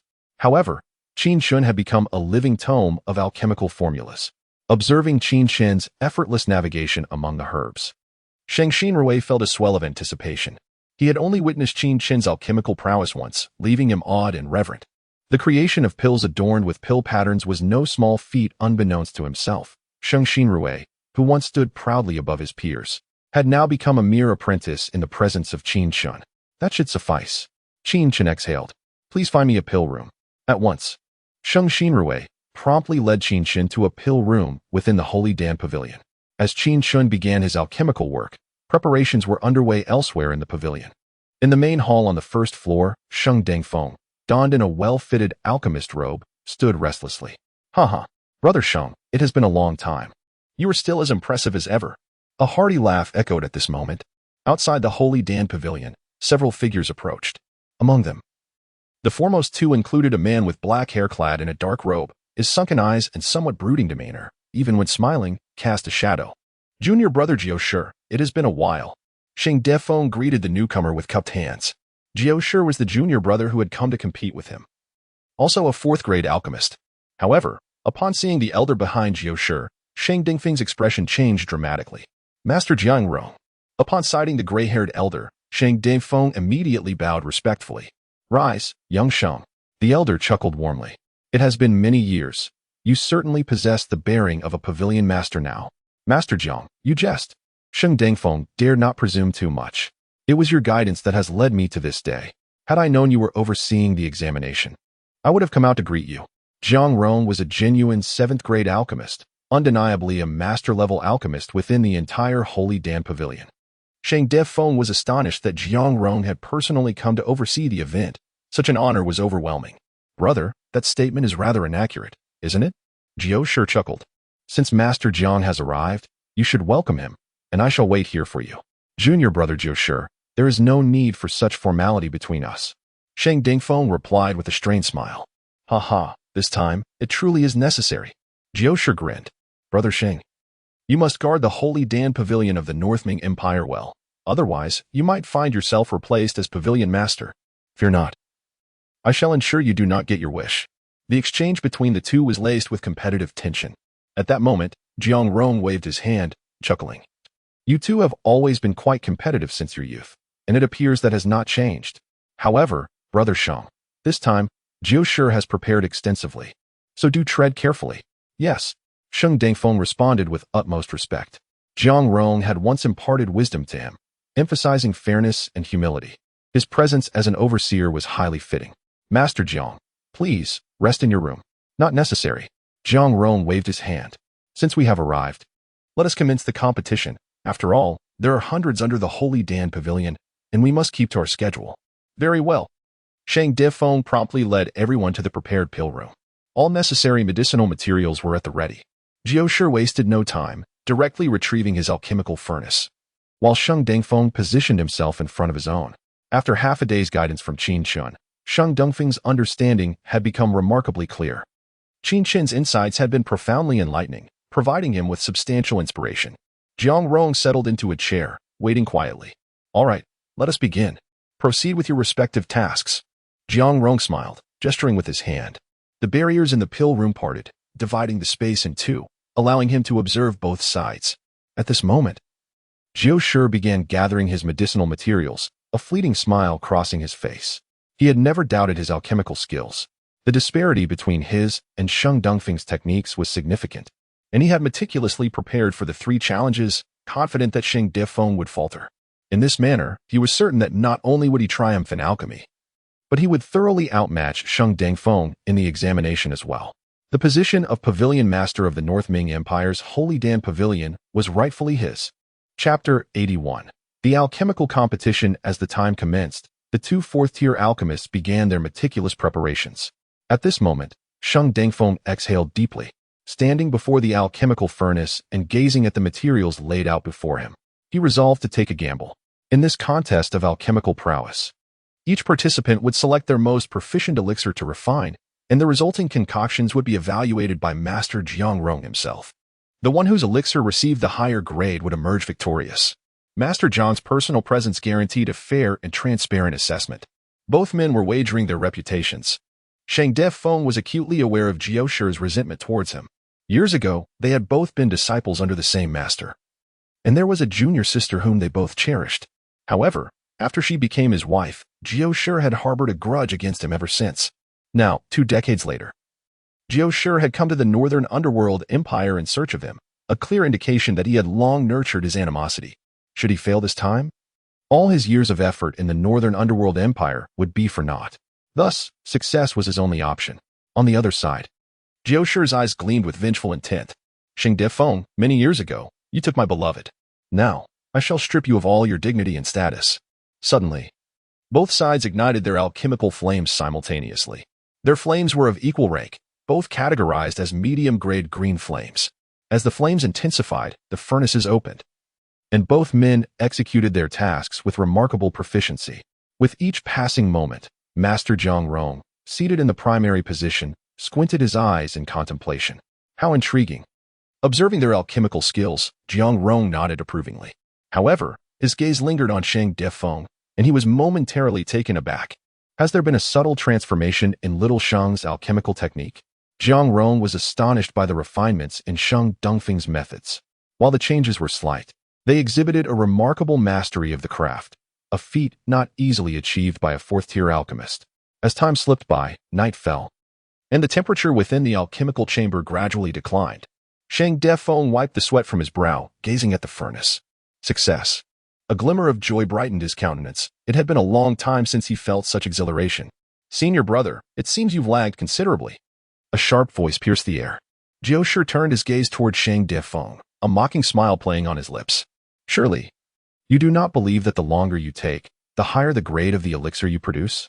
We shall soon find out, Sheng Dengfeng replied, maintaining a calm demeanor while his eyes sparkled with confidence.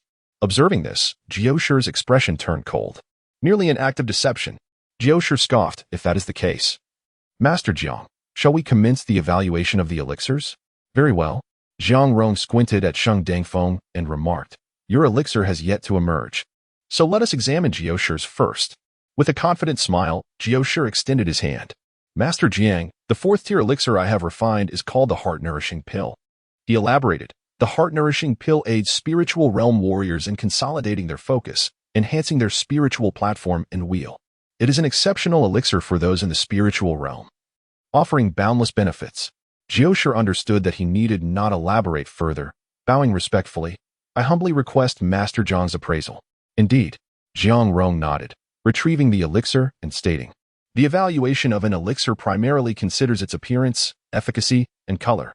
He examined the heart-nourishing pill, noting its vibrant hue and opulent appearance. This particular pill is of commendable quality, he remarked. As for its efficacy, Jiang Rong paused, tapping his fingers lightly, and continued. It retains approximately 55% of its medicinal properties. Quite impressive. According to the grading scale of 1 to 9, this elixir merits a comprehensive rating of 7. A comprehensive rating of 7. Hearing such praise from Master Jiang was a rare honor. Jiao Shi clenched his fists, suppressing his excitement. Thank you, Master Jiang, for your esteemed evaluation.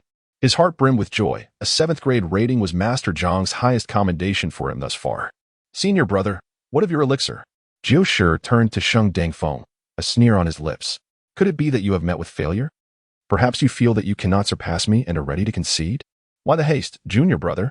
Sheng Dengfeng approached his furnace with a smile. The outcome is yet to be determined. With that, he opened the furnace. Instantly, a rich aroma wafted through the air. This is the Golden Crow Pill. Master Jiang's expression shifted to one of astonishment. Sheng Dengfeng, you actually refined a 5th-tier elixir? Jiang Rong was taken aback. Although it was merely a lower-grade 5th-tier elixir, Its successful creation indicated that Shang Defeng was now qualified to be recognized as a true fifth-tier alchemist. Jiang Rong felt a surge of delight. As the chief alchemist elder of the Sacred Alchemy Pavilion, the emergence of another fifth-tier alchemist was a momentous occasion. Meanwhile, Jioshi's countenance darkened. How can this be? Sheng Dongfeng's alchemical skills are clearly inferior to mine. How could he have possibly advanced to the fifth tier before me? Master Jiang. Jioshu interjected, his voice grave. Even if Sheng Dongfeng has concocted a fifth-tier elixir, it is merely of the lower grade, and it may not surpass my heart-nourishing pill in evaluation. Upon hearing this, Jiang Rong acknowledged the truth in Jioshu's statement. While Shang Defeng had indeed created a fifth-tier elixir, it did not necessarily imply it would receive a higher rating than Jioshu's upper-grade heart-nourishing pill. I shall take a closer look. Jiang Rong stepped forward to inspect the Golden Crow pill. This elixir, a fifth-tier creation, possessed significant restorative properties for warriors beyond the fourth spiritual realm. Holding the pill in his hand, Jiang Rong scrutinized it meticulously, observing its many peculiarities. Although it exhibited imperfections, numerous aspects were handled with great finesse. Jiang Rong's expression fluctuated. Master, what do you think? Jioshu inquired eagerly. Gradually, Jiang Rong's gaze shifted between Jioshu and Sheng Defeng before he spoke. This elixir merits a rating of 7. At these words, Jioshu's body trembled. How can this be? Sheng Defeng has not only refined a fifth-tier elixir, but has also received a 7th-grade evaluation. Equal to that of my heart-nourishing pill? This is utterly impossible. Jioshu's face paled as he protested, Master Jiang, please examine it once more. How could his alchemical skills have suddenly improved? Prior to this, he had investigated and found that Sheng Dongfeng's abilities were undeniably inferior to his own, both being fourth-tier alchemists. How could he suddenly ascend to the rank of a fifth-tier alchemist, and moreover, produce an elixir with an evaluation equal to that of his own fourth-tier creation? Chapter 82. The astonishing skill. You mean to say that I show favoritism towards Sheng Defeng? Master Jiang Rong's expression darkened. He had always conducted himself with a sense of composure and impartiality within the Sacred Pill Pavilion. Hearing Jioshu's insinuation, he could not help but feel displeased. My apologies. Master Jiang, that was not my intention. Jioshu hastily replied, I merely find it hard to believe how swiftly Sheng Dongfeng has progressed. Then perhaps you should reflect upon your own shortcomings, Jiang Rong retorted. You cannot deem it unfair simply because you lost the first round of the written examination. You are right, Master Jiang. Jioshu clenched his fist, suppressing his indignation. Jiang Rong was a 7th-tier alchemist, holding considerable authority within the Sacred Pill Pavilion. While Jioshu was merely a 4th-tier alchemist, their statuses were simply not comparable. Very well, in this first round of competition, Sheng Defeng has emerged victorious. And he has also ascended to the rank of 5th-tier alchemist. I shall certainly report this to the pavilion master and ensure he is rewarded, Jiang Rong announced. Do not be disheartened, Jioshu. Jiang Rong reassured him. This is merely the first round. There will be subsequent questioning. If you can excel, it is not impossible to turn the tide. Gradually, Master Jiang's gaze fell upon the Golden Crow pill, and he marveled. This 5th-tier elixir indeed possesses numerous aspects worthy of investigation, yet its flaws are far too pronounced. Upon hearing this, Sheng Dongfeng's brow twitched. During this refining process, he had made several subtle adjustments based on the guidance provided by Qin Chen, which enabled him to successfully concoct the 5th-tier elixir. Reflecting on Qin Chen's insights, he realized they were remarkably astute, pinpointing the issues with his elixir and exposing the shortcomings he had carried for many years. Sheng Defeng felt a surge of joy. His son had truly struck gold this time. Upon returning home, he must express his heartfelt gratitude to Qin Chen. This individual was indeed a genius. Meanwhile, Jiang Rong was filled with numerous doubts. The refinement of this Golden Crow pill was undeniably perplexing. Some of the details handled were so extraordinary that they left even him astonished. It seemed he would need to take the time to inquire further with Sheng Dongfeng. At the same time, Jioshu felt a twinge of regret. He had never imagined that Sheng Defeng would attain the rank of 5th-tier alchemist. This was truly inconceivable. Now, let us proceed to the next phase of the competition, the questioning segment. You may each pose questions to one another. Jiang Rong stated calmly. You will each have a night to contemplate your inquiries. You may consult ancient texts or seek the advice of others, though I suspect, given your proficiency in alchemy, there is little in the Northern Underworld Empire that could assist you. Here, Jioshu waved his hand, producing 3 envelopes of white paper before Sheng Dongfeng. These 3 questions are to be answered thoroughly. Sheng Dongfeng was quite pleased, handing over his 3 questions to Jioshu. However, Qiushi's expression turned cold, and his demeanor darkened. Meanwhile, Qin Chen exhaled a sigh of relief, wiping the sweat from his brow. Broken spirit pill, shaping spirit pill, restoring spirit pill. Saint Xian Rui was utterly convinced. Qin Chen had ignited the alchemical furnace 3 times in one breath, successfully refining 3 types of spirit pills in the span of an afternoon. This was nothing short of astonishing. Yet, the reality of the situation stood before them. Yi Ziqing's brows unfurled, her beauty becoming even more radiant. Qin Chen's alchemical skills were indeed remarkable. Though she was not well versed in alchemy, she could at least discern that Qin Chen's abilities were extraordinary. Throw them away, Qin Chen declared, rising from his seat with a nonchalant tone. All right, Saint Xian Rui responded, only to suddenly freeze, his hands trembling as he held the tray of elixirs. What? Throw them away? Are you joking? Why would we discard the 3 spirit pills that took an entire afternoon to refine? They are exemplary in both hue and efficacy. Seeing Saint Xian Rui's astonishment, Qin Chen replied coolly, while my alchemical flame has reached a medium orange level, sufficient for producing intermediate first-tier spirit pills. These 3 elixirs are all of the pinnacle first-tier caliber. Given my current flame level, there are bound to be some issues in their refinement. Dispose of them. I shall refine them anew in a few days. Upon hearing this, Saint Xian Rui immediately understood. Qin Chen was dissatisfied with the 3 spirit pills he had concocted. What does it mean to be extraordinary? This is what it means. The ability to nonchalantly dismiss what others would consider treasures is the most lethal form of arrogance. At that moment, Qin Chen regarded the 3 spirit pills as unremarkable, unworthy of his skill. Yes, I understand. Saint Xian Rui held the 3 spirit pills, his heart filled with admiration. What defines a genius? This is the essence of genius. Moreover, Qin Chen's actions stemmed from a genuine sense of pride. He felt that the spirit pills he had refined did not meet his standards, and thus, he felt no regret in discarding them. Holding the 3 spirit pills, Saint Xian Rui felt a mix of anxiety and admiration. Before knowing Qin Chen, he had considered himself a talent in alchemy. However, now, in comparison to Qin Chen, he found himself woefully inadequate. What a mere pretender he had been, there are indeed others beyond the horizon, and compared to Qin Chen, he was but a frog in a well. Xian Rui, what are you doing? At that moment, a voice interrupted Saint Xian Rui's thoughts. Father. Upon seeing his father along with Qiushi and Master Jiang Rong, he realized that the first round of assessment had concluded, judging by his father's beaming smile. They must have won. Eh? Broken spirit pill, shaping spirit pill, restoring spirit pill? Upon noticing the 3 transparent vials containing the elixirs, Master Jiang Rong's expression suddenly shifted to one of excitement. Without regard for decorum, he approached, exclaiming, these 3 first-tier spirit pills have long since been lost to history. How could anyone possibly refine them? My goodness!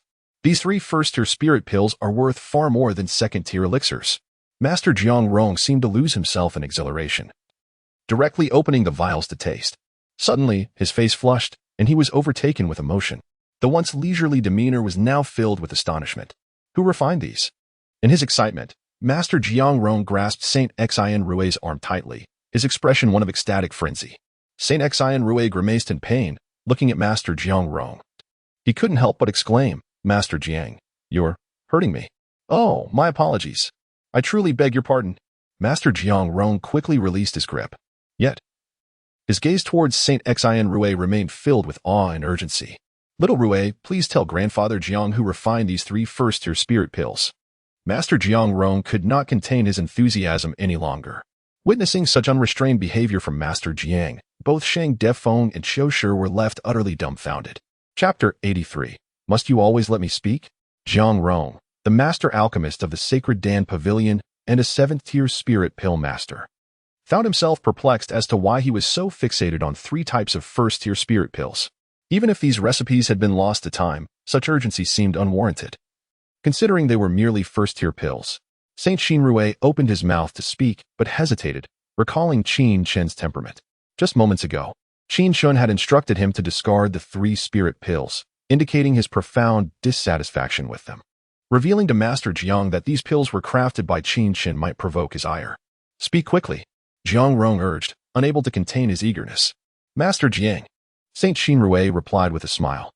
These 3 spirit pills were obtained by a wandering knight who ventured into an ancient cave and sold them to us at the Sacred Dan Pavilion. I do not know who crafted them. Upon hearing this, a hint of disappointment crossed Jiang Rong's face. Observing this, Jiao immediately inquired, Master Jiang, why do you place such great importance on mere first-tier spirit pills? First-tier spirit pills? Jiang Rong sighed. These three types of pills are far more significant than you realize. He elaborated. Each of these spirit pills complements the others and is specifically designed to aid martial artists in the spirit sea realm in restoring their spirit seas. They are exceptionally rare. You must savor their essence. As Jiang Rong spoke, Saint Dengfeng and Jiao stepped forward to examine the fine powder carefully. Gradually, their expressions transformed as they began to comprehend its value. Jiang Rong then stated, if I were to assess these pills, I would rate them at least a 9th tier. 9th tier. Upon hearing this, the two exchanged glances, their astonishment palpable, yet they nodded in agreement. From the perspective of first-tier spirit pills, they indeed merited such a high rating. These pills likely originated from the hands of esteemed alchemists thousands of years ago, and with the passage of time, many recipes have vanished, marking a significant loss for the alchemical world. At this revelation, Saint Xinrui's expression turned peculiar. I would like one of these pills for myself. I shall study it closely. Master Jiang exclaimed with admiration. Ru'er, did you not hear what Master Jiang just said? Saint Dengfeng admonished. Oh, right. Saint Xinrui quickly retrieved one of each of the 3 spirit pills and presented them to Jiang Rong. Witnessing Master Jiang's careful demeanor made Saint Xinrui feel rather awkward. Gradually, Master Jiang appeared lost in thought as he stepped away, prompting Jiao to hastily follow. Saint Dengfeng let out a sigh of relief. Are you foolish, boy? Saint Dengfeng scolded. What is it, father? Saint Xinrui replied, bewildered. These 3 spirit pills are exceptional for restoring the spirit sea. Why would you bring them out instead of safeguarding them? Saint Dengfeng chastised.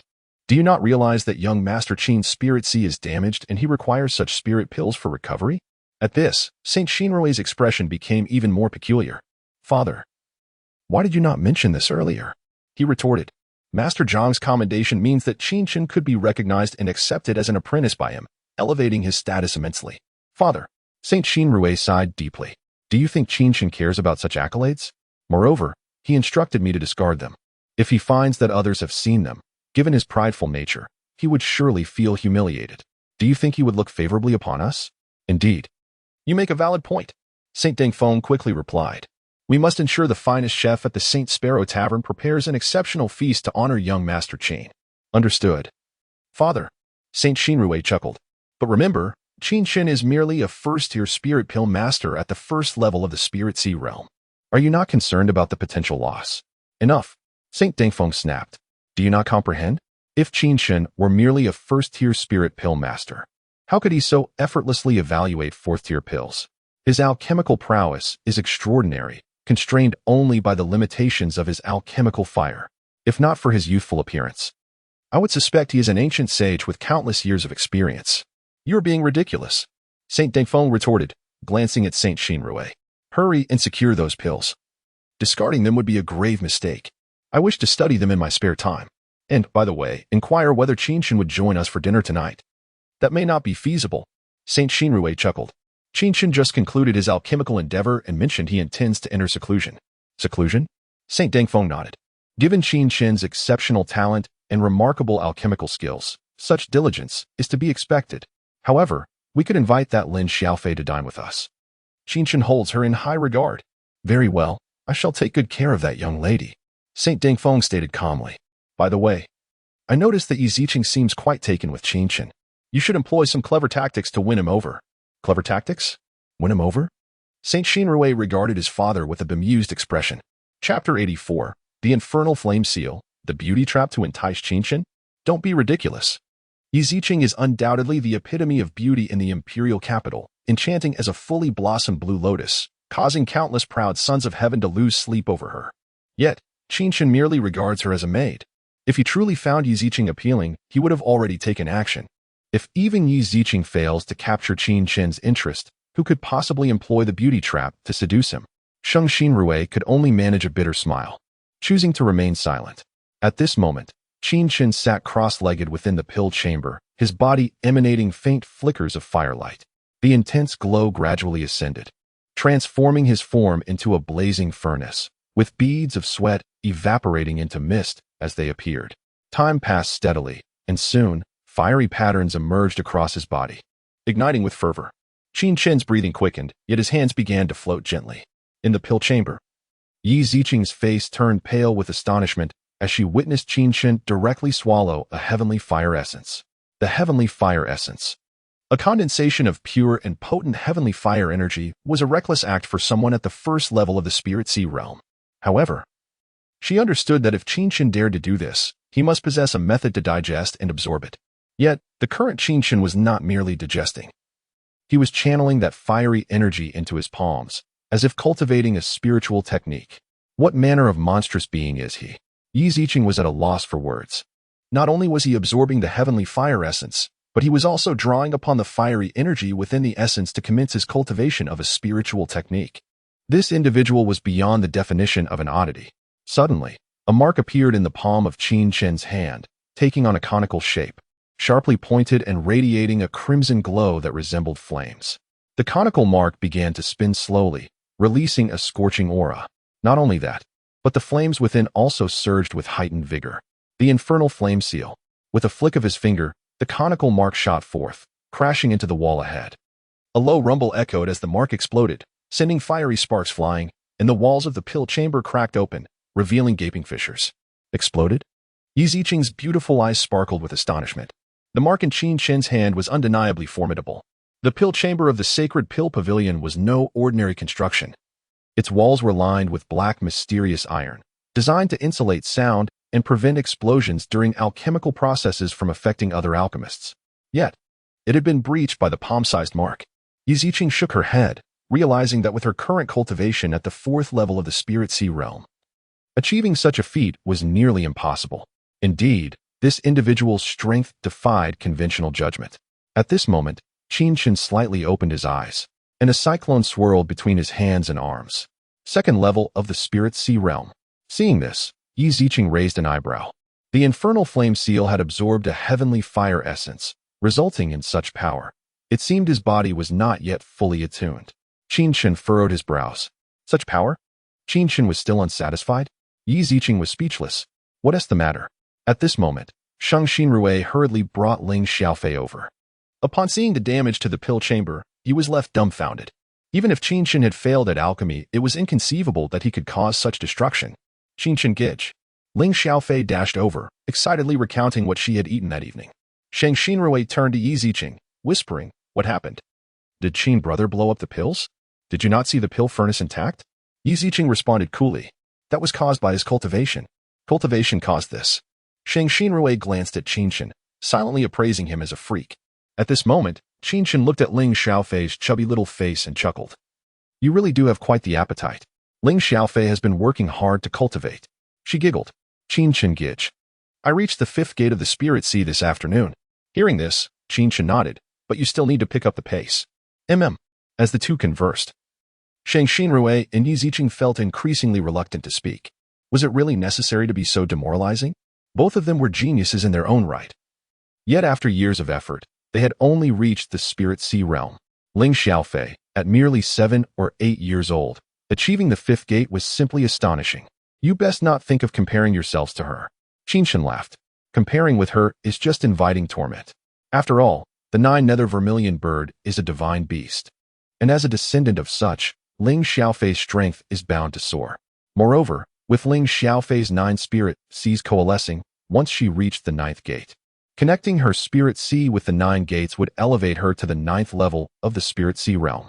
Ordinary individuals could never accomplish this, but for her, as a 9-nether vermilion bird, it was no surprise to Qin Chen. Not wishing to linger on the topic, Qin Chen clenched his hands. Yi Ziqing, have you prepared the medicinal materials? Yes. Then tomorrow, take me to see your mother. I shall assess the situation before deciding on the appropriate remedies. Certainly. Sheng Xinrui stepped forward eagerly. Master Qin, please, what is it? Sheng Xinrui smiled. My father has reached the 5th rank of alchemist and is waiting for you outside. Waiting for me? Qin Chen felt little astonishment at Xing Daifeng achieving the 5th rank of alchemist. After all, in his past lives, he had once surpassed the 9th rank to become an alchemy emperor. Their conversation yesterday had been pivotal. Yet Xing Daifeng remained oblivious that he had received guidance from an emperor-level figure. Throughout history, those of such stature had always stood at the pinnacle of the world. To receive teachings from an emperor-level alchemy emperor, even for a single day, would be a lifelong boon. Furthermore, having lingered for a long time at the fourth rank. This breakthrough represented a moment of enlightenment. With a creak, the door to the pill chamber swung open, and Shang Defeng stepped forward, cupping his hands in greetings. Young Master Qin, greetings. Master Shang. Shang Defeng chuckled. Young Master Qin, the night is deep, and you have yet to dine.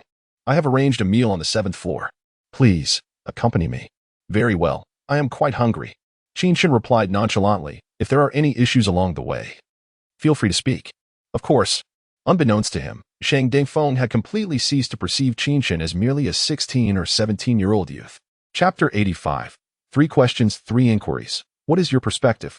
At this moment, within the 7th level of the Sacred Alchemy Pavilion, Qin Chen sat at the dining table, gazing at the sumptuous dishes before him, and began to eat without regard for his image. The first question pertains to the recipe for the Qi Hui pill. I am aware of it. However, substituting the Qi Yuan flower with the Qi Yuan fruit is utterly infeasible. Such a substitution would render the medicinal properties of the Qi Hui pill excessively mild. The second question concerns the efficacy of the Bi-Xian pill, which is indeed quite remarkable. If one were to consider alternatives, only the Bai Mai pill and the Ding Xian pill could suffice. Yet, these 2 alternatives carry significant drawbacks. So I sense an issue with this query. As for the third, I remain perplexed. Shang Defeng had meticulously examined the 3 questions posed to him by Jiu Shi, pondering them for quite some time. Yet he could not shake the feeling that there was something amiss with all 3. Thus, he had been waiting outside Qin Chen's door for his emergence. When Qin Chen inquired about his thoughts, he naturally conveyed his honest opinion. In the presence of Qin Chen, he understood that playing tricks would not endear him. It seems that you, my junior brother, are indeed somewhat more capable. Qin Chen spoke in a leisurely manner. If your answers are as stated, then you are entirely mistaken. Upon hearing this, Shang Defeng was taken aback. He was confident that although he could not discern the intricacies of the third question, he was certain his responses to the first and second were accurate. How could Qin Chen claim they were all incorrect? Shang Defeng felt a twinge of disbelief. After all, he was a 4th-tier alchemist, and starting today, he would be a 5th-tier alchemist. Do not be disheartened. Qin Chen continued. It appears that you, my junior brother, have indeed put in considerable effort to counter me. First, regarding the first question, can the Qi Yuan flower be replaced with the Qi Yuan fruit in the formulation of the Qi Hui pill? In truth, it can. However, it is essential to incorporate the Baijian grass to enhance the efficacy of the Qi Yuan flower. The Baijian grass is exceedingly rare, and most would not consider such a substitution. Upon hearing this, Shang Dongfeng's expression shifted. Qin Chen was indeed correct. The Baijian grass possesses a potent gathering effect, ranking as a 4th-tier herb, and is thus precious. Therefore, utilizing it in the formulation of the Qi Hui pill would be extravagant and unwarranted. Yet he had not contemplated this aspect. Moreover, such an alteration to the recipe would only be conceived by a 5th-tier alchemist. A 4th-tier alchemist would never dare to entertain such thoughts. As for the second question, the Bi-Xian pill can indeed be substituted with the Bai Mai pill and the Ding Xian pill. However, to replace a 4th-tier pill with 2 3rd-tier ones without any change in efficacy necessitates the addition of another pill, the Qi Ling pill. Qin Chen stated calmly. The Qi Ling pill's effects can stabilize the meridians and spirit sea. On this foundation, if one then consumes the Bai Mai pill and the Ding Xian pill, the result will be identical to that of the Bi-Xian pill. In fact, it may even be superior. Qin Chen smiled faintly. Regarding the third question, can the alchemical flame flow in reverse? Qin Chen seemed to recall something from long ago and slowly replied. It is possible. However, this requires a spirit-body alchemist to accomplish. Otherwise, anyone else attempting such a feat would undoubtedly meet a grim fate. In the realm of martial artists, certain unique physiques, classified according to their exceptional strength, are known as spirit bodies, sacred bodies, king bodies, emperor bodies, and imperial bodies, as well as the mysterious divine bodies. Practitioners with these extraordinary physiques cultivate at an accelerated pace and possess remarkable strength, similar to star fate practitioners who open stargates to harness stellar power. Those with special physiques are favored by the heavens. As Qin Chen reminisced, he felt a wave of nostalgia wash over him. The Supreme Divine Emperor unified myriad realms and races, establishing a world without barriers, fostering harmony among all beings, flourishing trade, and showcasing a scene of co-prosperity among various races. This backdrop allowed all races to thrive and prosper. The number of alchemists, spiritual artificers, and array masters increased significantly. and the emergence of practitioners with unique physiques and star fate practitioners occurred within this context. Yet, with the disappearance of the Supreme Divine Emperor, certain individuals among the myriad races began to act out of line. Qin Chen exhaled, retracting his thoughts. Practitioners with special physiques inherently possess superior and rapid cultivation speeds, their talents eclipsing others. Their robust physiques lead to meridians that differ from ordinary practitioners. Only those with spirit bodies or higher-tier special physiques can cause the alchemical flame to flow in reverse within their bodies, and for such practitioners, this reverse flow can even enhance their bodily refinement. At this moment, Qin Chen sighed, remarking, "It seems that you, my junior brother, have indeed experienced remarkable fortune." The first and second questions merely required a bit of cunning. However, the third question is one that no one would confidently assert could be answered, unless they were an ancient relic who had lived for millennia and possessed knowledge of the surviving lineage of alchemical techniques. Otherwise, no one else could possibly know this. One thing is clear, this geoshare likely stumbled upon some hidden place, gaining insights to challenge Shang Defeng. Very well, you may now answer the three questions truthfully. Qin Chen smiled lightly, glancing at the remnants of the banquet laid before him, and added with a grin, "Today, I find myself quite famished." Upon hearing this, Shang Defeng immediately turned to Shang Xinrui, quickly summoned the chefs from the Sacred Sparrow Tavern to bring another feast of spiritual beast meat, and ensure it is of the finest quality. Yes, yes. At this moment, Qin Chen waved his hand, saying, "There is no need for you to wait here any longer. Simply reflect on whether what I said earlier holds truth." Indeed, Shang Defeng felt enlightened by Qin Chen's words and hurriedly departed, deep in thought about what Qin Chen had just conveyed. As the night deepened, Shang Xinrui dashed through the streets of Baiming City, filled with exhilaration. His heart blossomed with joy.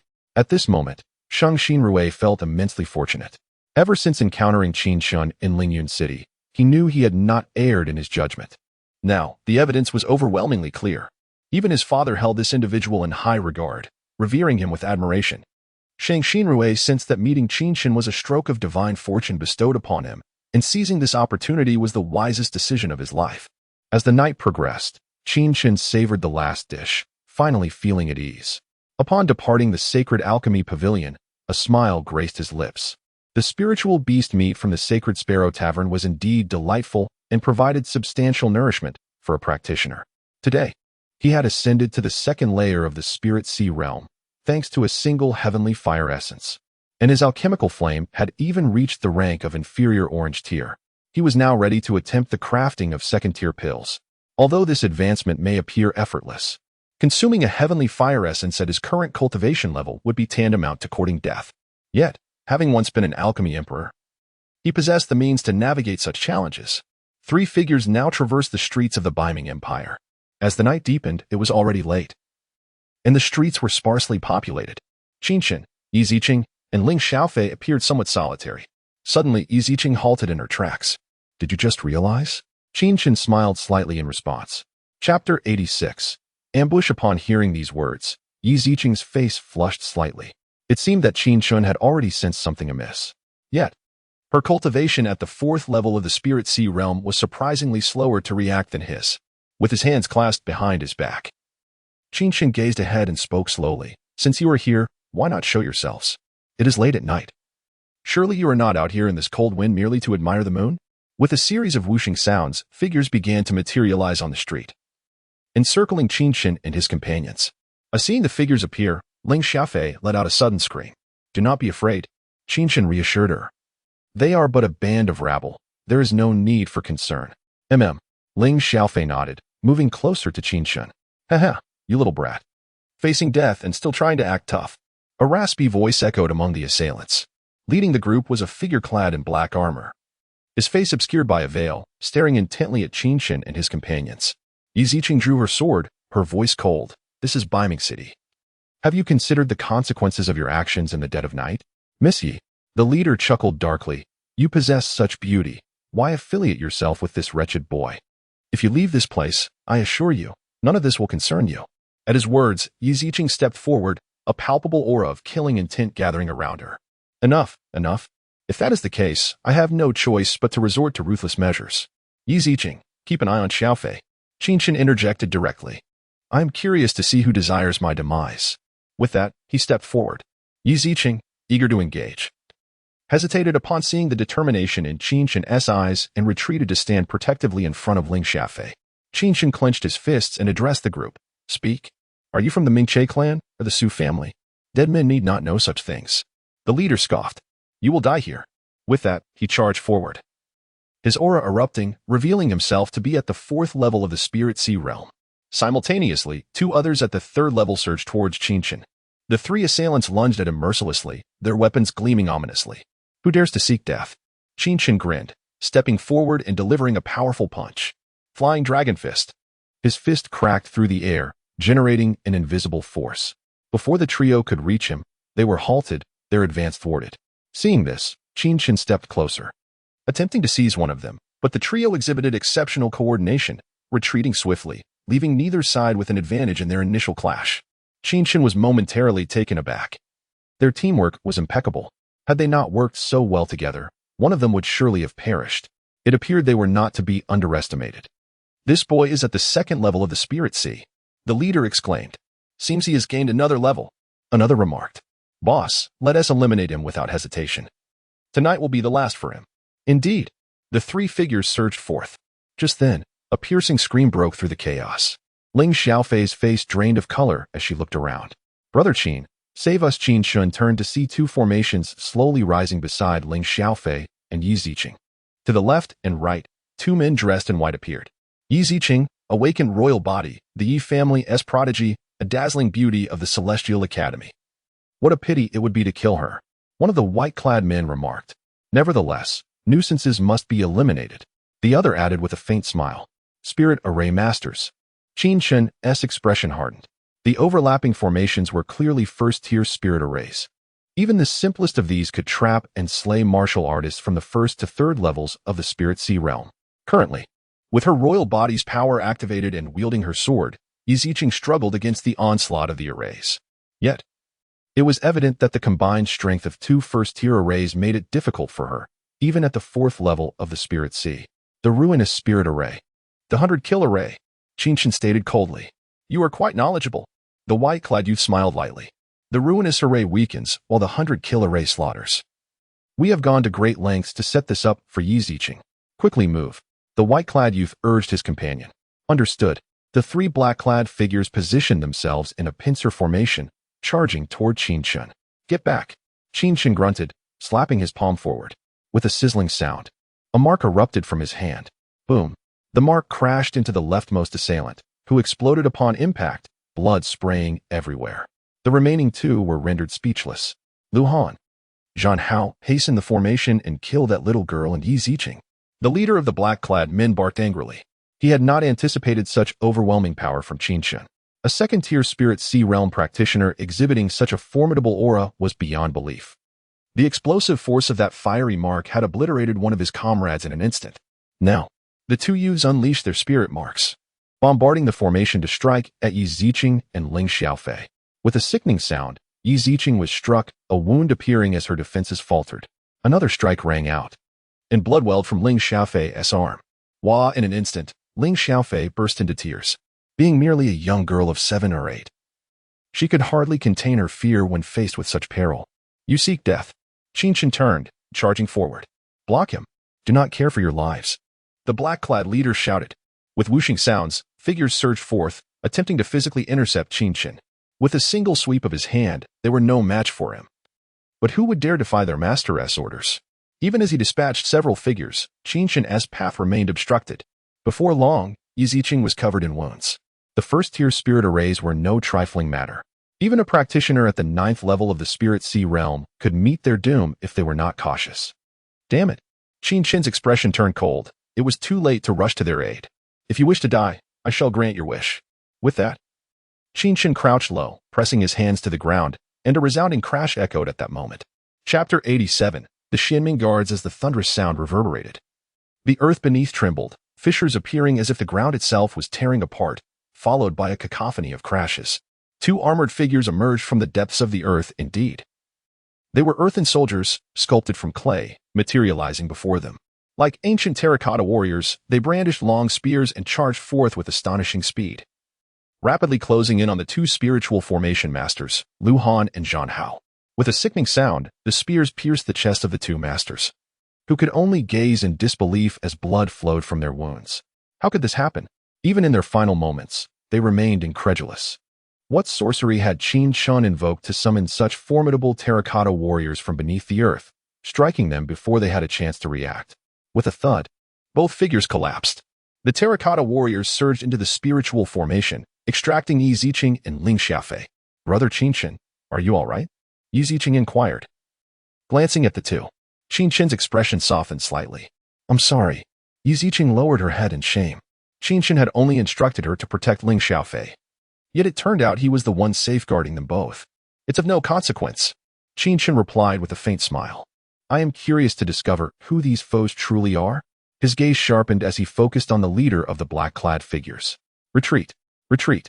The leader's face paled, sweat beading on his forehead. The two first-tier spiritual formation masters had been ruthlessly slain by Qin Chen. This adversary was truly unstoppable. Moreover, the terracotta warriors that had manifested were overwhelmingly powerful. Can we escape? Qin Chen crouched low, striking the ground once more, and a series of spiritual seals vanished into the earth. In an instant, two more terracotta warriors erupted from the ground. The sound echoed as one warrior seized the black-clad leader, hurling him back to the ground with a thud, where he landed at Qin Chen's feet. The veil covering his face fell away, revealing a panicked visage. Qi Dongming. Yi Ziqing gasped in astonishment. Do you recognize him? Indeed. Within the northern underworld imperial city, there are hundreds of thousands of imperial guards under various commanders. His father is one of those commanders, Qi Wei, who was said to have secretly allied with the sixth prince, Ming Che. Upon hearing this, Qin Chen's countenance darkened. Ming Che. With a swift kick, he stomped down onto Qi Dongming's chest, causing him to spew blood and internal organs.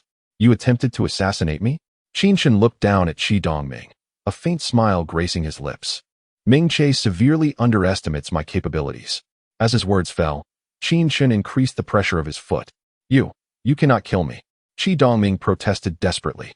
I am the son of Commander Qi Wei, a captain of the Imperial Guards.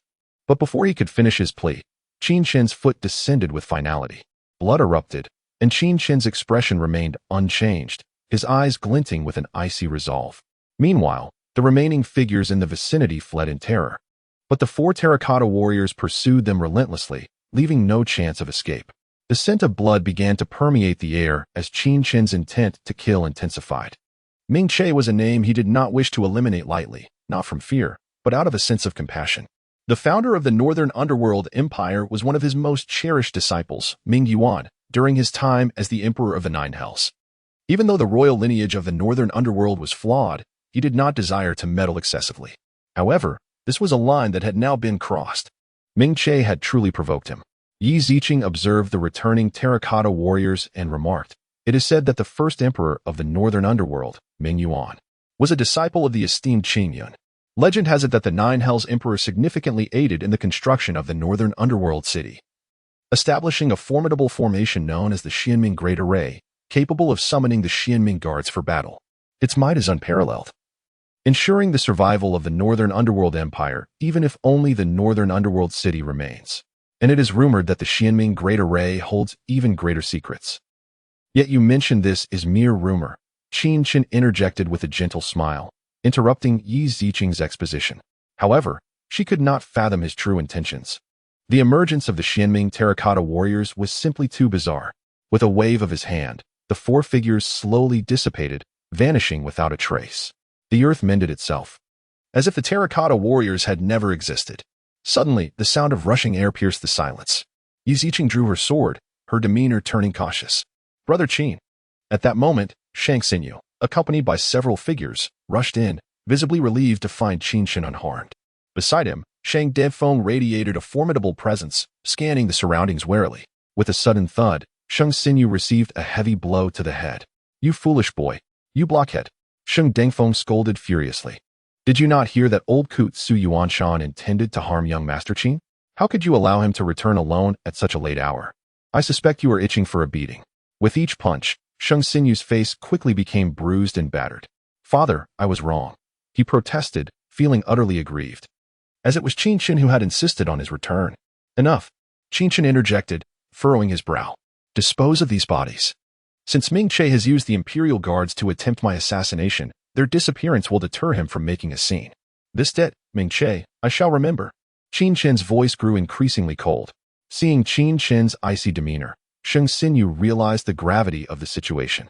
He was not one to shy away from confrontation, even against a prince or an emperor. At that moment, an unexpected sound echoed through the air. "Miss Yi," Sheng Xinyu exclaimed, startled. Yi Ziqing's complexion had turned pale, and she suddenly collapsed to the ground. Qin Chen rushed forward to support her, noting her changing complexion with concern. She has been poisoned. Chapter 88. The awkwardness of mutual glances within the formation, a noxious gas lingered ominously. Qin Chen's expression darkened as he commanded, "Return to the sacred Dan Pavilion." Understood. Shang Defeng and his son Shang Xinrui promptly sprang into action. Qin Chen lifted Yi Ziqing and entered the sacred Dan Pavilion, making his way to a medicinal chamber. "Fetch me a wooden tub, along with 5 flavor grass, sweet cabbage fungus, and purple incense grass." Qin Chen rapidly listed over a dozen medicinal ingredients. Stunned, Shang Dingfeng inquired, "What poison has Miss Yi been afflicted with?" "The poison of the purple yuan toad." "The purple yuan toad?"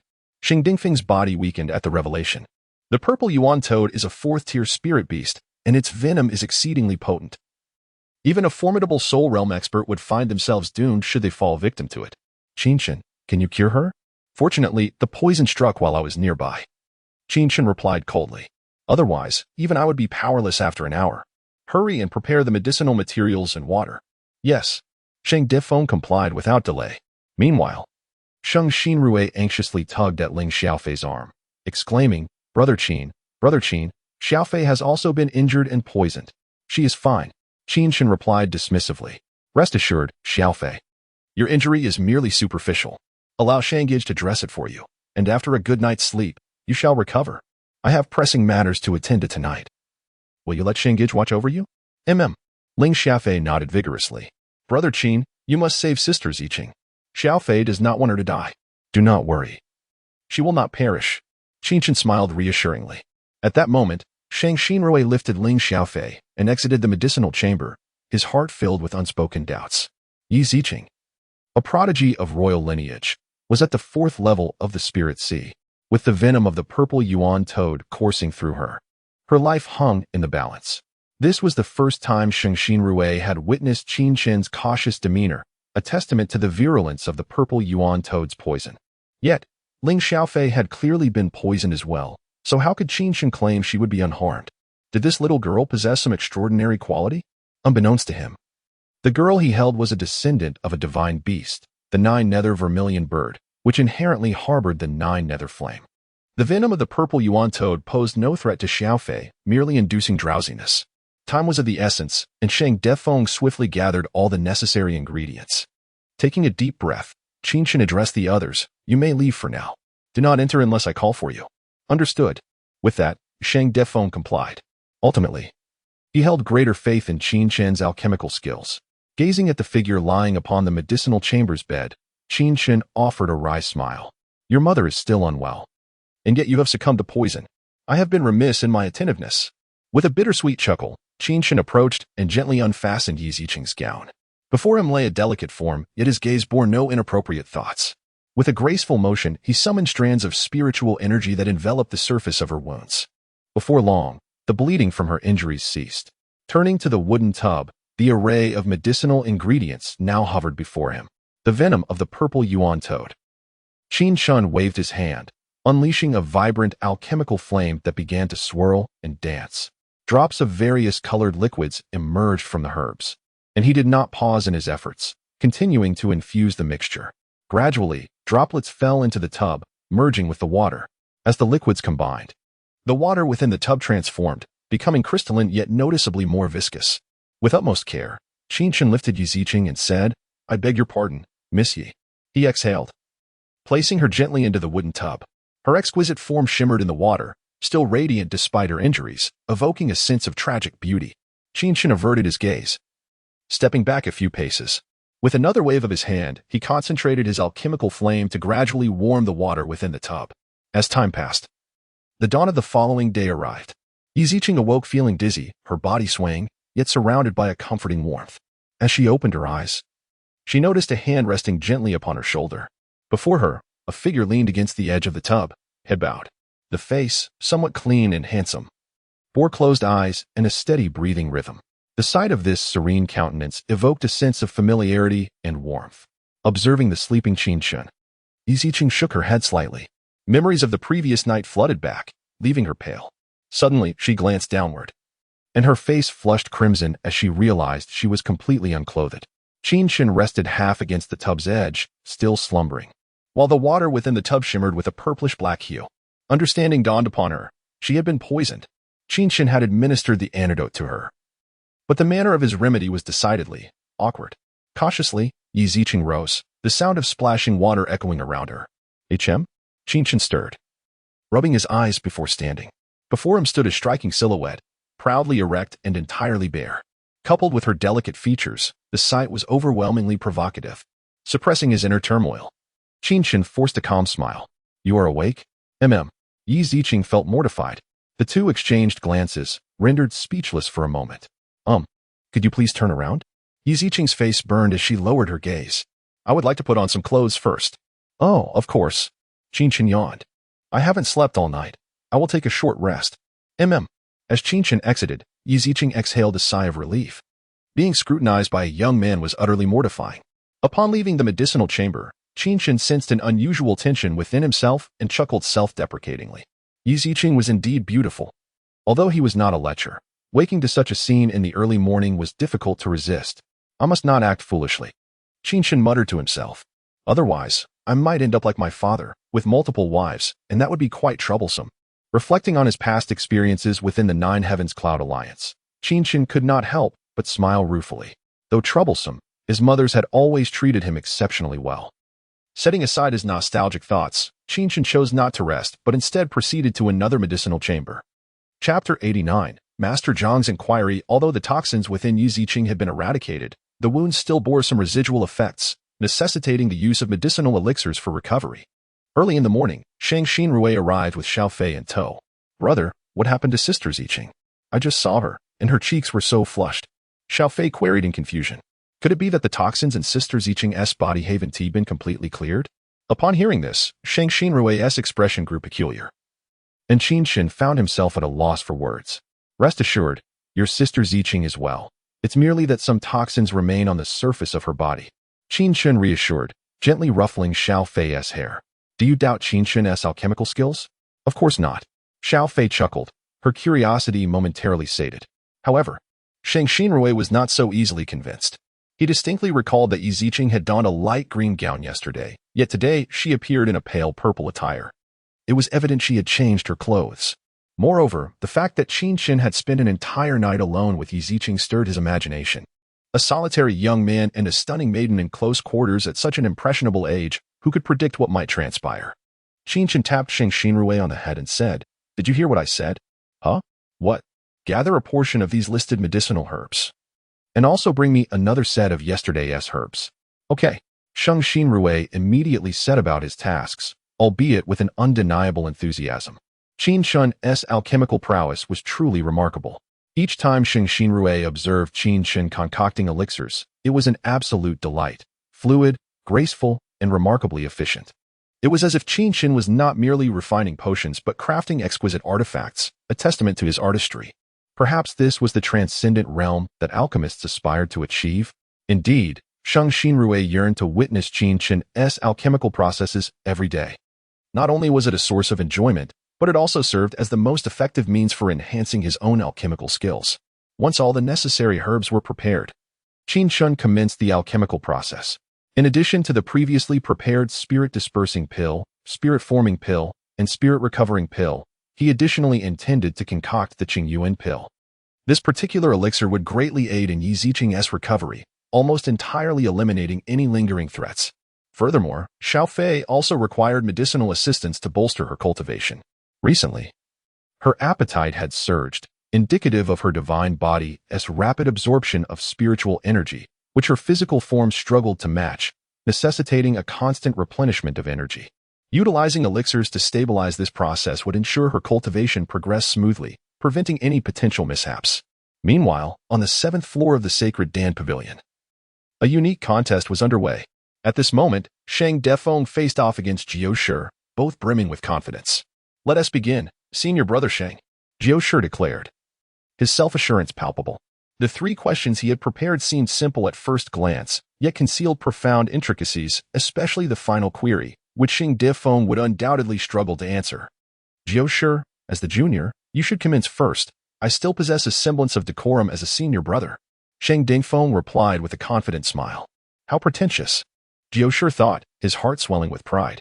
He remained unconvinced that Shang Defeng could satisfactorily address all three questions.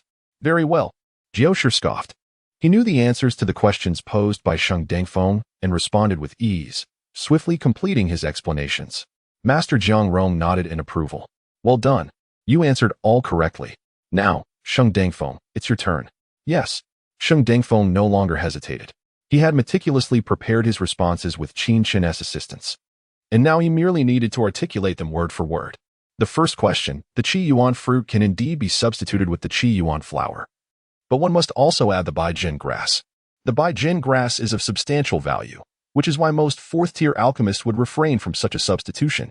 The second question, the Bai Xian pill can indeed be replaced by the Bai Mai pill and the Ding Xian pill. Furthermore, one must also incorporate the Qi Ling pill. The combined effects of these three elixirs would mirror that of the Bai Xian pill. However, using all three would ultimately exert more influence on the practitioner's body, which is why it is rarely done. As for the final question, Shang Defeng stated calmly, the alchemical fire can be reversed. However, only those with a special constitution, such as a spiritual body or an even more exceptional physique, can achieve this. With a single breath, Shang Defeng articulated his answers and looked at Jiao Shi with a smile. "Jiao Shi, was I correct, or am I mistaken?" Jiao Shi's expression shifted to one of disbelief. How could Shang Defeng have possibly answered all correctly? It was utterly implausible. He had spent considerable time preparing those three questions. There was no conceivable way Shang Defeng could have gotten them right, particularly the last one. At this moment, Master Jiang Rong regarded Shang Defeng with a look of astonishment. Seeing him again, it was clear that Shang Defeng had undergone significant transformation. Not only had his alchemical skills deepened, but his theoretical understanding had also become remarkably profound. "I refuse to accept this," Jiao Shi huffed. "Master Jiang, Shang Defeng must have cheated. There surely exists a fifth-tier alchemist within the Northern Underworld Empire, or perhaps even higher-ranked alchemists." "Enough," Jiang Rong interjected, furrowing his brow. "In this assessment, you two are evenly matched. Jiao Shi, Shang Defeng's alchemical skills surpass yours. You have lost this challenge." Turning to Shang Defeng, Jiang Rong smiled faintly. "Well done, Shang Defeng. You shall continue as the head of the Sacred Dan Pavilion in the Northern Underworld Empire. Furthermore, upon your return, I shall recommend your promotion to fifth-tier alchemist, for you are truly a rare talent." "Thank you for your kind words, Master Jiang." Shang Defeng bowed respectfully. This trial had finally been passed. Just a couple of days prior, he had been filled with trepidation, however. The events of the past few days had been nothing short of extraordinary. Qin Chen was genuinely remarkable. "Master Jiang," Jiao Shi interjected, still unwilling to concede. Seeing Jiao Shi's defiance, Jiang Rong's expression darkened. "You have lost this challenge. A loss is a loss. Do you understand?" "I understand, Master," Jiao Shi replied, bowing slightly before withdrawing. Yet his expression betrayed a hint of malice, revealing that he did not genuinely believe he had been defeated. Gradually, the room was left with only Jiang Rong and Shang Defeng. "Speak," Jiang Rong finally said, his tone grave. Upon hearing this, Shang Defeng's complexion paled. He forced a smile and replied, "Master Jiang, what is there to discuss? Enough with the pretense." Jiang Rong insisted sternly. "Where is that master now?" "Master? Which master?" Shang Defeng feigned ignorance. "You little rascal," Jiang Rong chided with a laugh. "Those three elixirs you concocted, I meticulously examined them upon my return. They were not the result of long-standing practice, but rather freshly made that day. If I lacked the discernment to recognize this, I would not be worthy of the title of seventh-tier alchemist. Moreover, your alchemical techniques have undergone significant changes. Is it possible to alter habits cultivated over many years without guidance?" Jiang Rong's gaze scrutinized Shang Defeng intently. Chapter 90. Seeking consent upon hearing these words. A fleeting look of panic crossed Shang Defeng's eyes. Revealing Qin Chen's identity might provoke his displeasure, which would undoubtedly lead to complications. However, if he chose silence, he would never pass Master Jiang Rong's scrutiny. Sheng Dengfeng, having once been under my tutelage, should be well aware of my disposition. Master Jiang Rong reiterated. I merely wish to meet this master and seek his guidance. There is no ulterior motive. Your victory is well-deserved, after all. A fifth-tier alchemist is highly regarded by the sacred alchemy pavilion. If you refuse my humble request, I shall have to leave it to Jiao. Jiang Rong ultimately conceded. Feeling helpless, he had spent the previous night studying the 3 types of elixirs and discovered they were freshly concocted rather than ancient recipes, indicating the presence of a master alchemist within the sacred alchemy pavilion. After a sleepless night, witnessing Sheng Dingfeng's responses only solidified his belief that an advanced alchemist stood behind him. Master Jiang. Sheng Dengfeng clasped his hands respectfully and said, May I consult my junior and seek the other's consent? At these words, Jiang Rong's expression brightened. Excellent. He nodded eagerly, longing to meet the master capable of refining long-lost elixirs. Engaging in discourse with such a master would undoubtedly be an immensely gratifying experience. However, Sheng Dengfeng felt an unsettling anxiety within. Qin Chen was proud by nature, and exposing him could very well offend him. Yet, offending Master Jiang Rong would jeopardize his standing within the sacred alchemy pavilion. With a trepid heart, Sheng Dengfeng approached the alchemy chamber where Qin Chen resided. Young Master Qin. Master Jiang Rong wishes to meet you. Sheng Dengfeng smiled obsequiously, aware that it was you who supported me from behind. Meet him? Qin Chen frowned slightly, then replied. Very well, I happen to need his assistance with a matter. If I recall correctly, he is a 7th-tier alchemist, is he not? That should suffice. Upon hearing this, Sheng Dengfeng's expression froze. A 7th-tier alchemist? Just sufficient? What did Qin Chen intend to do? Let him come. Excellent. Regardless of the circumstances. Qin Chen's agreement was a positive development. Sheng Dengfeng promptly summoned Master Jiang Rong. Before long, 2 figures entered after knocking. Jiang Rong appeared dignified, while Qin Chen sat before the alchemy furnace, seemingly deep in thought. Jiang Rong surveyed the room, noting a young woman named Shang Xinrui standing to one side, while a little girl sat on the bed, seemingly practicing. A young boy sat cross-legged on the floor, lost in contemplation. Here we are, Sheng Dengfeng announced respectfully. However, upon seeing the scene within the room, Jiang Rong's expression shifted in surprise. Sheng Dengfeng, are you mocking me? Jiang Rong huffed, somewhat irritated. I merely wish to meet that master. If you had no intention of allowing me to see him, why bring me here? Unjust. Sheng Dengfeng replied helplessly, Master Jiang. The master you seek is none other than young Master Qin Chen. He pointed to Qin Chen for clarification. Him? Jiang Rong stared at Qin Chen, his eyes nearly bulging out. A boy who appeared no older than 16 or 17. A master? What a jest. Sheng Dengfeng silently cursed in his heart. It was you who spoke of a master. I never claimed to have one backing me. Naturally, he dared not voice this aloud. Jiang Rong regarded Sheng Dengfeng with evident skepticism. The 3 types of elixirs were indeed produced by young Master Qin, and it was he who helped me solve 3 problems, leading to my advancement to the 5th tier, all thanks to our enlightening conversation. I assure you, every word is true. Sheng Dengfeng insisted earnestly. Jiang Rong's disbelief deepened. Master Jiang. Upon seeing Jiang Rong, Qin Chen rose and smiled gently. Shall we sit down and converse? At Qin Chen's words, both He Ziqing and Shang Xinrui looked on in astonishment. Regardless of the company he kept, Qin Chen always maintained an air of indifference, yet now, facing Master Jiang, he appeared notably more courteous. Those 3 elixirs, did you truly concoct them? Indeed, Qin Chen replied, gesturing toward the alchemy furnace, with a wave of his hand. The furnace opened, emitting bubbling sounds as elixirs began to swirl forth, revealing one of the 3 types, the revitalizing elixir. Jiang Rong's face lit up with excitement as he gazed at Qin Chen, his eyes shining with admiration. If it were indeed Qin Chen who had created them, how had he acquired the recipes? The 2 sat across from one another, exchanging glances. Meanwhile, Sheng Dengfeng signaled for Shang Xinrui and Yi Ziqing to leave the alchemy chamber.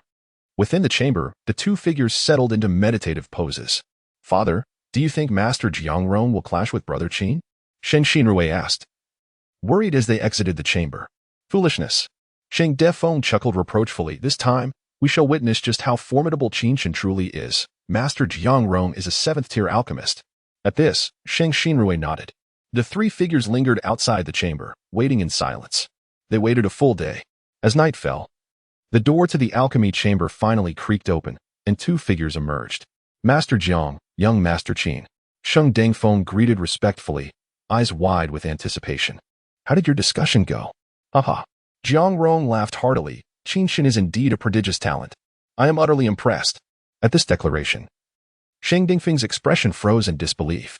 Master Jiang Rong employed the term impressed. He genuinely admired Qin Chen from the depths of his heart. Sheng Defeng cast his gaze back to Qin Chen, utterly at a loss for words. What hidden depths does this fellow possess?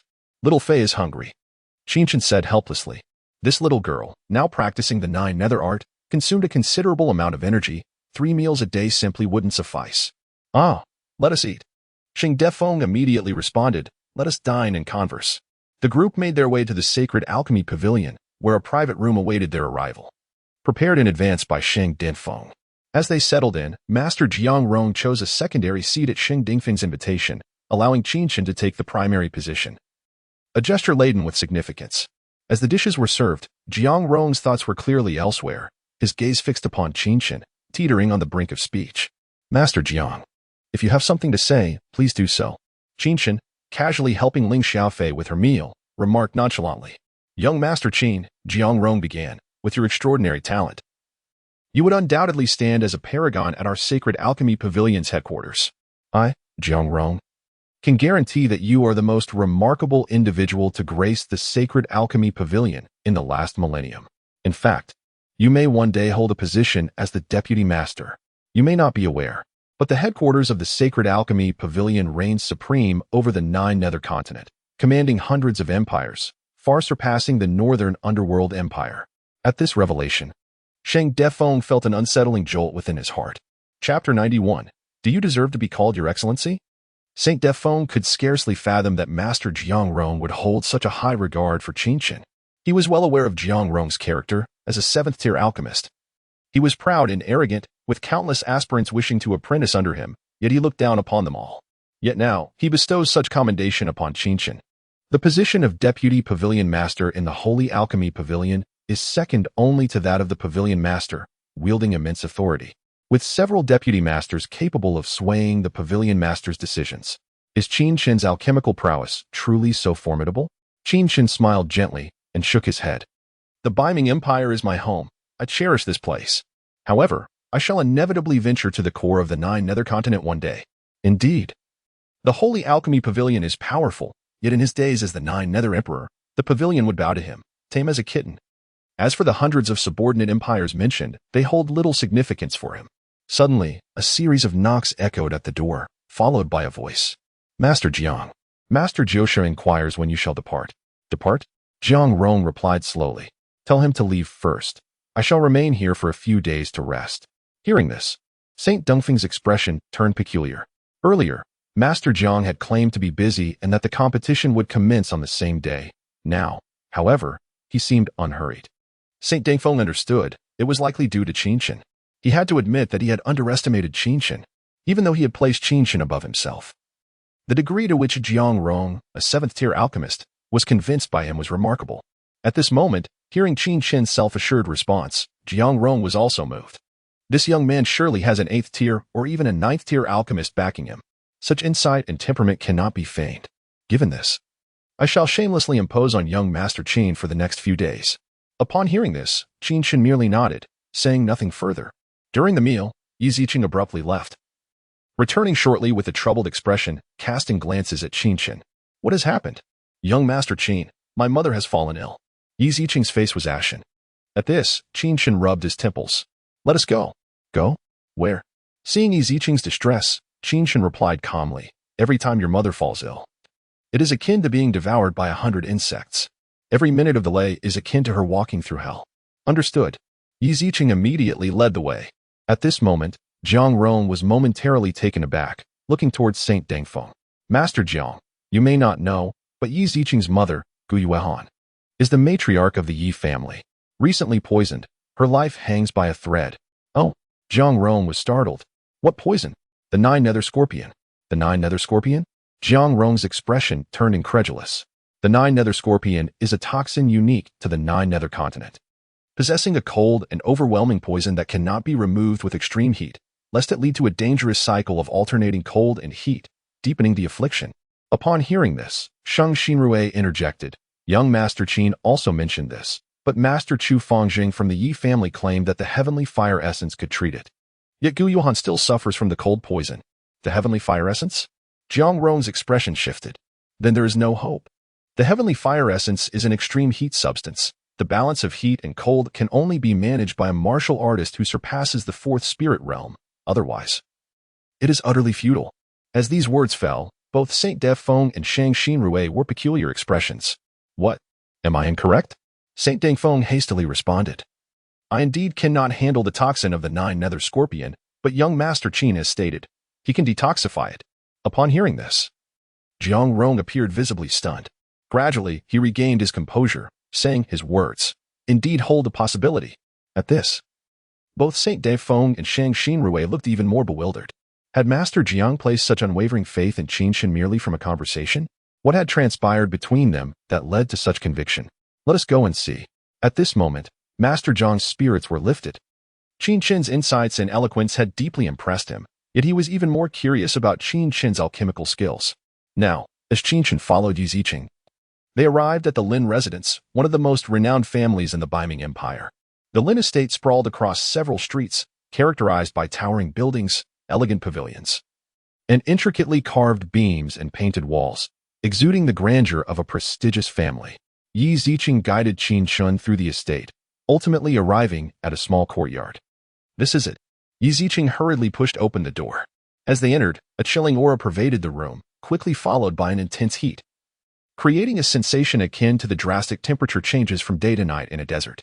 In the chamber, a figure lay upon a bed, emanating the alternating cold and heat. Beside the bed stood a middle-aged man with graying hair, appearing vigorous as he calmly checked the pulse. Next to him, a robust middle-aged man awaited anxiously. Father, Yi Ziqing greeted the man with a respectful bow. Ziqing, is this the Qin Chen you mentioned? The middle-aged man scrutinized Qin Chen. Yi Ziqing had previously spoken of Qin Chen to him, yet he had not anticipated that Qin Chen would be so youthful. Patriarchy. Your wife's cold poison has fully erupted. Only a fifth-tier alchemical pill, the flame jade pill, can suppress it. The middle-aged man with graying hair declared. If we cannot procure this pill within 3 days, I shall be at my wit's end. Upon hearing this, Yi Tongyuan immediately stated, Our Lin family acquired a flame jade pill years ago. I shall retrieve it at once. As his words fell, Yi Tongyuan turned to leave. Patriarchy, I advise you to reconsider if you wish for your wife to survive a few more days. A calm voice interrupted, bringing silence to the room. Gradually, the middle-aged man with all white hair turned to Qin Chen. And you are? He inquired. This is not a place for you to speak. Qin Chen cast a sidelong glance at the man, smiling as he replied, I presume you are Master Chu Fengjing, the one who sought the heavenly fire essence from Ziqing? Indeed, that is I, Your Excellency. Qin Chen chuckled, replying with a hint of sarcasm. Do you truly believe you are worthy of such a title? Chapter 92. What does it matter to you? Upon hearing these words, Yi Tongyuan furrowed his brow. Did I say something wrong? Qin Chen chuckled softly. You once claimed that relying on the essence of heavenly fire could cure this lady's cold poison. Yet what is the outcome? Now, you wish to use the 5th-grade pill, flame jade pill, to suppress the cold poison? What do you know, you little brat who hasn't even grown hair? Chu Fengjing scoffed. The poison of the 9-nether-armed scorpion is incredibly domineering. Once the cold poison enters the body, it is exceedingly difficult to eliminate. Only the essence of heavenly fire can resolve it. Its fiery aura is equally overpowering. The two can neutralize each other perfectly. The issue does not lie with the main entity, but rather stems from changes within Lady Ye's body. Changes? Qin Chen laughed derisively. Is it not that within her internal organs, a yin-yang vortex has formed, causing disruptions? Once Lady Yi moves or her emotions are stirred, the poison will flare up. At these words, Yi Ziqing's beautiful eyes flickered. This was information she had never disclosed to Qin Chen. So what? She retorted, foolishness. Qin Chen shot back. What do you know? The root cause is that the energy within Lady Ye's body is in disarray. Both the essence of heavenly fire and the cold poison are exceedingly tyrannical substances, while they may neutralize each other. You have overlooked the limits of what the human body can endure, you fool. You dare insult me? And why shouldn't I? Qin Chen replied again. Do you truly believe that the flame jade pill can suppress it? Of course it can. Chu Fengjing insisted. Enough of this nonsense, Qin Chen continued. You are, after all, a 3rd-grade alchemist. You should understand that the effect of the flame jade pill merely forces the potential within Lady Ye's body to the surface, suppressing the cold and hot poisons. Moreover, this suppression will further diminish her lifespan and deplete her foundational strength. Master Chu, you cannot be unaware of this, can you? Nonsense. Seeing the unfriendly gazes from Yi Tongyuan and Yi Ziqing, Chu Fangjing's confidence wavered as he shouted, "This is utter nonsense. Clan leader Yi, you trust a third-grade alchemist over me, a seasoned practitioner? Can you trust Qin Gongzi's words? What about mine?" A hearty laugh interrupted, and the crowd froze. Outside, figures approached, led by Master Jiang Rong. Master Jiang Rong. Upon seeing the newcomer, Yi Tongyuan was taken aback. Although Jiang Rong did not reside in the Baiming Empire year-round, Yi Tongyuan clearly remembered his face. They had met once before when Jiang Rong was promoted to a 7th-grade alchemist. "Do you recognize me?" Jiang Rong looked at Yi Tongyuan, slightly surprised. "Master Jiang, we crossed paths once, during your elevation to a 7th-grade alchemist," Yi Tongyuan said, slightly flustered. "However, you likely do not remember me." Jiang Rong. On the other side, Chu Fangjing's expression shifted. Jiang Rong was a renowned alchemist across the 9 nether continent, a 7th-grade alchemist who surpassed Chu Fangjing by leagues. Their levels of cultivation and realms were incomparable. Jiang Rong glanced at Qin Chen, smiled gently, and said, "Forgive my interruption, but you are Master Chu Fangjing, correct? The poison of the 9 nether-armed scorpion is indeed deeply cold in nature, yet the fiery essence of heavenly fire is equally vigorous. The two can neutralize each other. However, have you considered the lady's constitution? A 4th-tier martial artist cannot withstand the immense suppression from such contrasting poisons. I believe you're overly simplistic in your thinking." Hearing this, Chu Fangjing's face darkened. Moreover, what Qin Gongzi mentioned earlier, using the flame jade pill to suppress, merely depletes the lady's current vitality, ultimately leading to her demise. At these words, Yi Tongyuan's expression turned cold. "Master Chu Fangjing, are you conspiring against my wife?" Yi Tongyuan's aura surged, exuding the overwhelming pressure of the spirit soul realm. Aye. Chu Fangjing stammered. "This matter has nothing to do with me. Even Master Jiang Rong cannot resolve the 9 nether-armed scorpion's poison. My use of the essence of heavenly fire is merely to extend the lady's life a bit longer." Upon hearing this, Yi Tongyuan turned to Jiang Rong. Jiang Rong nodded solemnly, stating, "With my 7th-grade alchemical skills, unless one possesses strength beyond the spirit soul realm, otherwise." As these words fell, Yi Tongyuan's expression darkened. "If even Master Jiang Rong said so, then, Clan leader Yi, you see, if even Master Jiang Rong cannot assist, then what I can do is already my utmost limit." Chu Fangjing exhaled in relief. "Who says there is no way to resolve this?" At this moment, Qin Chen spoke up suddenly. Hearing this, Chu Fangjing shot him a disdainful look, scoffing, "Master Jiang Rong has declared there is no solution, and you think you have one? You little brat, do you believe you are more capable than Master Jiang Rong? Can you shut that noisy mouth of yours?" Qin Chen retorted, uninterested in Chu Fangjing's provocations. This man seemed utterly indifferent to whether the person he was treating lived or died. Moreover, even if the poison were neutralized, extending life did not necessitate the essence of heavenly fire. Seeing Qin Chen's demeanor, Jiang Rong suddenly said earnestly, "Indeed, I may be incapable, but Qin Gongzi might possess a solution." This declaration momentarily stunned everyone present. Who was Jiang Rong? A renowned 7th-grade alchemist, and he had just spoken such words? As the leader of the Yi family, Yi Tongyuan quickly grasped the implications. It seemed Jiang Rong held a favorable view of Qin Chen. His daughter had mentioned that Qin Chen's alchemical skills were extraordinary. It now appeared that Master Jiang Rong agreed. "Very well," Chu Fangjing declared suddenly. "Since you claim to have a solution, then treat Lady Yi. Stop pretending to be impressive here. What does it matter to you whether I can treat her or not?" Qin Chen waved his hand dismissively. "If you are incapable, then do not obstruct me here." Hearing this, Chu Fangjing was nearly enraged to the point of explosion. As a 3rd-grade alchemist in the Baiming Imperial City, he was revered wherever he went. Yet today, before Qin Chen, he felt utterly disregarded. This fellow, how audacious. Humph. If you can cure Lady Yi, I, Chu Fangjing, will bow down and call you Master Qin. If you fail, then you shall serve me as a servant for life. Upon hearing this, a faint smile graced Qin Chen's lips. A face eager to be slapped, presented right before him. How could he resist? "Very well," Qin Chen replied with a calm smile. "Seeing you so eager to kneel, I, Qin Chen, accept your challenge." Chapter 93. The more, the merrier, as the words fell. An air of strangeness enveloped the room. Jiang Rong was aware that Qin Chen possessed extraordinary insights, evidently surpassing him. However, he also recognized that Qin Chen was merely at the spirit sea level, and his alchemical fire was of the inferior orange grade, sufficient only for concocting low-grade spirit pills. Yet, the poison afflicting Madame Yi was clearly beyond the remedy of a mere low-grade spirit pill. At this moment, Yi Tongyuan was in a state of inner turmoil, as the matter concerned his wife's life, which weighed heavily on his mind. Conversely, Yi Ziqing's beautiful eyes sparkled with a glimmer of hope. She had witnessed Qin Chen's commitment to his words and knew that if he asserted he could help, then he undoubtedly could. With that, Qin Chen approached the bed. As his hand gently reached out, he beheld the woman lying there.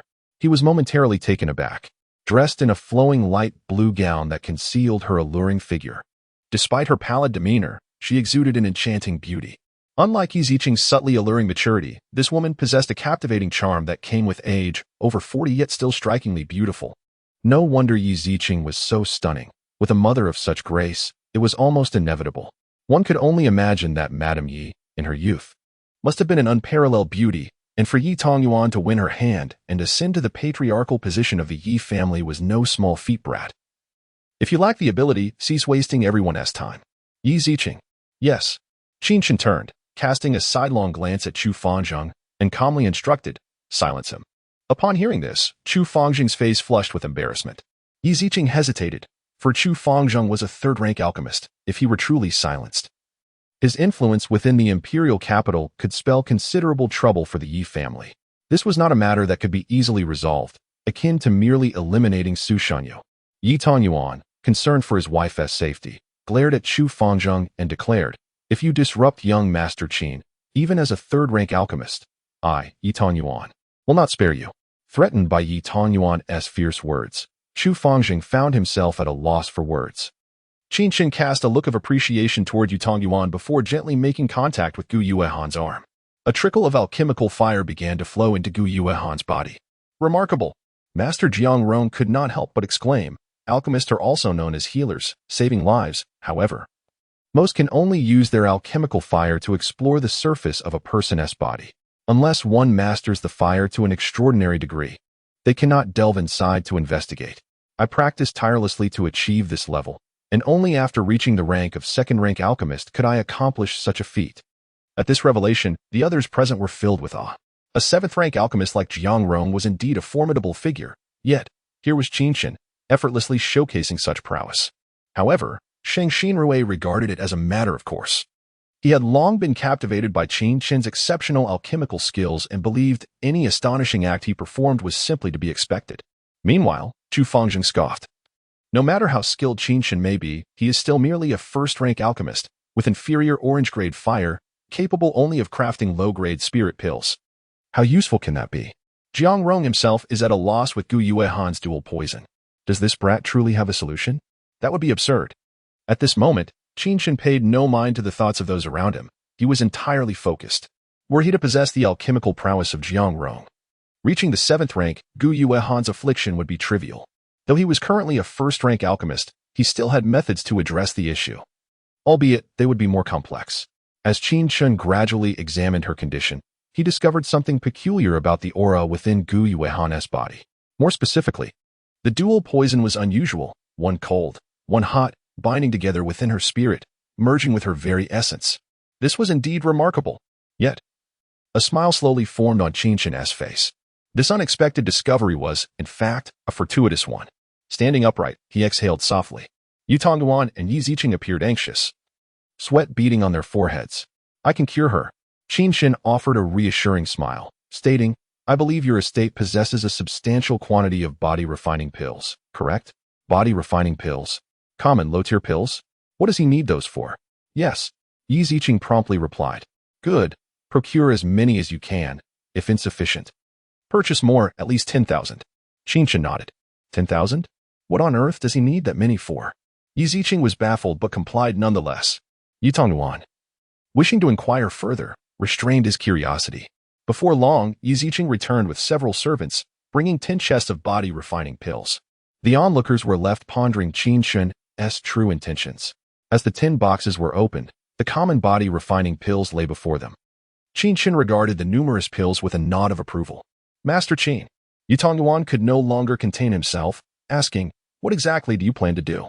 In truth, he was not alone in his curiosity, the others also yearned to know. A method to save her, Qin Chen replied matter-of-factly. Body refining pills can heal? Are you not aware? At this, Yi Tongyuan was rendered speechless. He certainly understood that body refining pills were beneficial only to novice martial artists, for those at the spirit soul level. Among the 4 strongest realms, body refining pills were utterly useless. Just watch closely, Qin Chen said, dismissing the need for further explanation. Gradually, he waved his hand. And one by one, the body refining pills transformed into powder under the refinement of his alchemical fire. Gradually, a faint green glow began to rise from within the powder. This is a component of the green flame grass used to concoct body refining pills. Master Jiang Rong was taken aback. At that moment, everyone realized that the green flame grass was an essential ingredient in the production of body refining pills. This herb was quite common and not particularly valuable. Its primary function was to regulate, as body refining pills could be slightly overpowering for novice martial artists, and the green flame grass served to counterbalance this potency. What was Qin Chen attempting to achieve? Amidst the astonishment of the crowd, he gradually infused the strands of green essence into Gu Yuehan's mouth. This process continued for a full hour before it concluded, during which the body refining pills had been entirely rendered ineffective. Almost done. Qin Chen exhaled gently. Almost done? What do you mean by that? The crowd was once again taken aback. Brat, it seems you are merely trying to deceive everyone. Chu Fangzheng could no longer hold his tongue. Chapter 94. Rage and humiliation. Qin Chen, shrouded in mystery, feigned sophistication, yet even Master Jiang Rong had declared himself powerless. How could this fellow possibly possess a solution? I knew it all along. You are certainly deceiving us. Chu Fangzheng bellowed. What is this nonsense about refining body-tempering pills? Do you truly believe that the effects of the green flame grass can awaken madame? This is preposterous. Your grandiose show is nothing more than a facade. You are completely devoid of confidence and merely floundering. At that moment, Chu Fangzheng's face flushed with indignation. He had been suppressing his anger, but now, witnessing Qin Chen's display of prowess while Gu Yuehan lay motionless on the bed, it was evident that nothing had changed. This young man was clearly adept at acting, yet he had no real assurance of success. Observing Chu Fangzheng's frantic demeanor, Qin Chen regarded him with a peculiar expression. Why do you look at me so? If I were in your position, Qin Chen chuckled, I would simply wait and not leap to conclusions, especially since. Suddenly, a melodious voice interrupted him. Light and pleasant, laced with a hint of magnetism that was soothing to the ears. Mother, Yuehan. Both Yi Tongyuan and Yi Ziqing were filled with excitement. The figure on the bed, turned away from Qin Chen, began to rise slowly. It was indeed Gu Yuehan. At that moment, the pallor on Gu Yuehan's face had vanished, replaced by a regal and mature charm, her allure undiminished, captivating all who beheld her. Yi, Madam Yi, upon witnessing Gu Yuehan rise, transformed in both demeanor and appearance, Chu Fangzheng was left speechless. Chu Fangzheng. Qin Chen smiled slightly, one hand behind his back and the other gesturing gracefully. It seems it is time for you to fulfill your promise, perhaps by kneeling and addressing me as Master Qin. At this proclamation, Chu Fangzheng's expression turned ashen. Impossible, he retorted. You must have employed sinister techniques, summoning Madame Yu's internal toxins while depleting her vitality. Is that so? Qin Chen replied, shaking his head. I sense the toxins within me have indeed vanished. Gu Yuehan exclaimed in astonishment. She was acutely aware of her own body. The toxins that once plagued her were now conspicuously absent. This cannot be true. How is this possible? Chu Fangzheng was utterly bewildered. This was simply inconceivable. Well then, it seems our business here is concluded. Qin Chen remarked with a smile. Chu Fangzheng, it is time for you to fulfill your promise. In an instant, Chu Fangzheng's eyes blazed with fury as he spat. It is you. You have certainly employed trickery. With a swift motion, Chu Fangzheng's hand transformed into a claw, lunging toward Qin Chen. The air crackled with an intense, fiery aura as a fierce energy erupted, reminiscent of a raging inferno. His fingers were engulfed in a fierce flame, making it impossible to approach him. Be careful. Be careful. Be careful. In nearly the same breath, Master Jiang Rong, Yi Tongguan, and Sheng Dangfeng surged forward, intent on stopping the enraged Chu Fangzheng. Master Jiang Rong had previously been deeply impressed by Qin Chen's discourse, and now, witnessing his alchemical prowess, he felt an affinity akin to that of kindred spirits. Yi Tongguan could not bear to see his wife's savior harmed before his very eyes, while Sheng Dangfeng recognized the profound potential Qin Chen possessed, which could greatly benefit them in the northern underworld empire. Yet, Chu Fangzheng was prepared. Standing perilously close to Qin Chen, and despite the formidable strength of the three, They were too late to intervene. Seeing the unfolding scene, Qin Chen suddenly spoke up. It seems you have indeed reserved the heavenly fire essence for your own cultivation. Shaking his head, he sighed, why go through such lengths? A simple bow and a respectful address as Master Qin could have extended your time here. In the next moment, Qin Chen pointed his finger, channeling his energy into a concentrated strike. The imprint struck squarely at the center of Chu Fangzheng's palm. The onlookers were left in shock. Chu Fangzheng, despite being a master of the spirit platform realm, was being so casually dealt with by Qin Chen of the spirit sea realm, it was akin to courting death. However, within the blink of an eye, an astounding spectacle unfolded.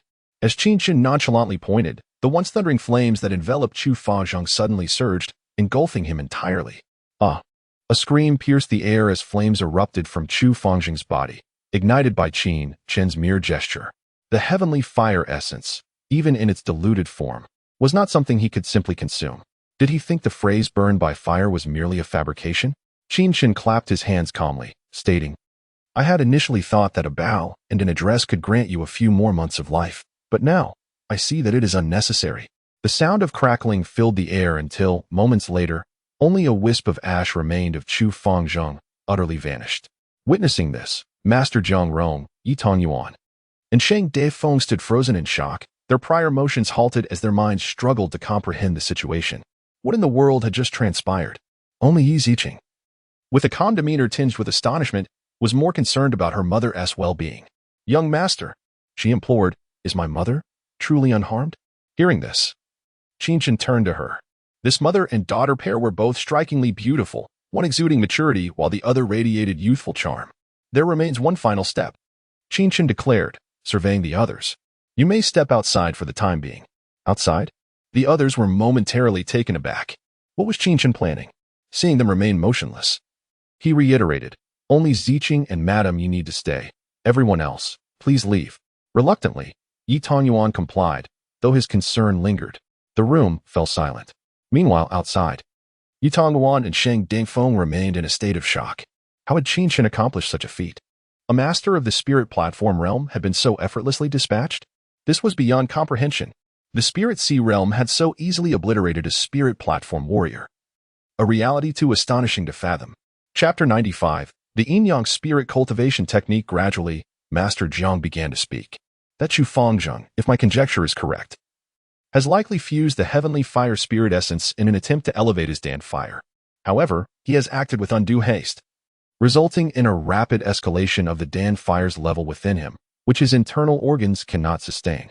Previously, he could suppress it, but once he deployed the spirit technique, the Dan fire became tumultuous. Qin Chen seized upon the fragile point that triggered his spirit technique, penetrating directly to the foundation of his Dan fire, causing a trace of spiritual energy to disrupt its stability. It was akin to the final straw that broke the camel's back, transforming Chu Fangzheng's internal Dan fire into a roaring tempest, ultimately leading to his demise by combustion. Upon hearing this, the others finally comprehended the gravity of the situation. Nevertheless, they remained shaken. While it was easy for Master Jiang to articulate such insights, executing them was an endeavor of 100 or 1,000 times greater difficulty. They themselves could not perceive this, yet Qin Chen seemed to have foreseen it long before. His discernment, temperament, and audacity were far beyond what one would expect from a mere 16-year-old. At that moment, Shang Xinrui was consumed by peculiar thoughts. Previously, Qin Chen had expelled them from the Dan chamber, yet he had remained to treat Yi Ziqing's injuries, a process rife with mystery.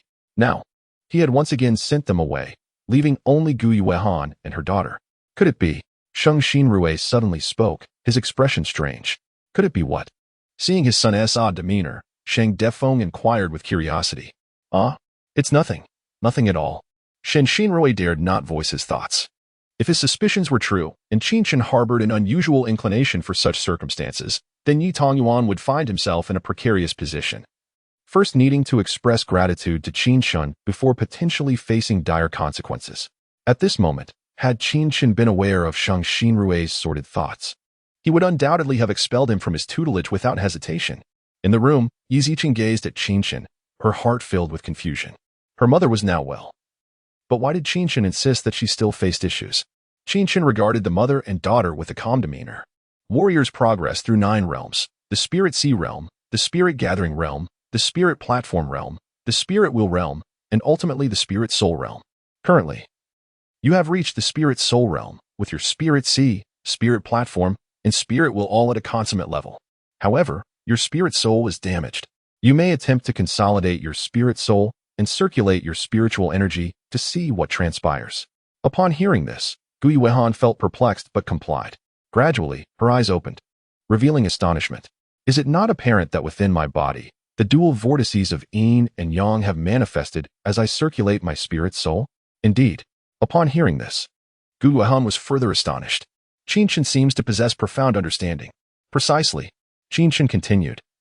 The cold poison of the nine nether scorpion and the fiery poison of the heavenly fire spirit essence have intertwined within you, resulting in an extraordinary transformation. I have merely converted these two toxins into two forms of power residing within you. However, should you unleash the might of your spirit soul, these two powers will intervene. Upon hearing this, Yi Ziqing's expression shifted slightly. Qin Chen implied that while her mother had healed, her strength would suffer significant impairment. This represented a considerable loss for the Yi family, especially for her father as the patriarch of the clan. The absence of such a capable ally would render many matters increasingly challenging. Surely, you must possess a solution, right? Yi Ziqing inquired with a hint of trepidation. After all, Qin Chen had uncovered her imperial physique and had even rescued her mother from the brink of death. It now seemed she was asking too much of him. Of course. I have a solution, Qin Chen replied, settling down to face the mother and daughter. However, you must vow that this matter shall remain strictly confidential, even from your father. Upon hearing this, Yi Ziqing's expression changed. Previously, when Qin Chen had aided her in unlocking her imperial physique, he had not been so solemn. Now, however, he was incredibly earnest. All right, Yi Ziqing responded promptly. Seeing her daughter's determination, Gui Wehan also nodded in agreement. The mother and daughter immediately took their oaths. Qin Chen nodded in approval. In times past, the Nine Nether Emperor had many disciples, and amongst them was one named the Yin-Yang Saint. The Yin-Yang Saint possessed an exceptional Yin-Yang constitution and initially practiced a technique known as the Yin-Yang Spirit Cultivation Technique. This technique, a fourth-tier spirit technique, was the foundational method for the Yin-Yang Saint to master his constitution. Its power lies not in its sheer force, but in its exemplary regulation of Yin-Yang attributes. The cold and heat toxins within you coalesce into dual vortices, akin to yin and yang. By cultivating this technique, you can consolidate those vortices, amplifying its power tenfold or more upon deployment. As Qin Chen spoke, he seemed to drift into reminiscence. This land, known as the Nine Nether Continent, was where he had first traversed in his past life. The continent bore his name, encapsulating countless endeavors and aspirations. Numerous disciples had taken root here, evolving into generations of formidable beings. The founding emperor of the Baiming Empire, Emperor Mingyuan, and the founder of the Celestial Academy, Master Tianqingshi, were among them. This Yin-Yang Saint was also one of his disciples. Yin Dian.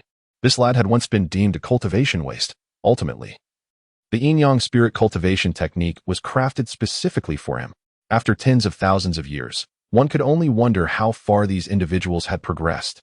As Qin Chen's gaze returned to the present, he declared, the Yin-Yang spirit cultivation technique consists of 4 tiers, and I shall now impart the first tier to your mother.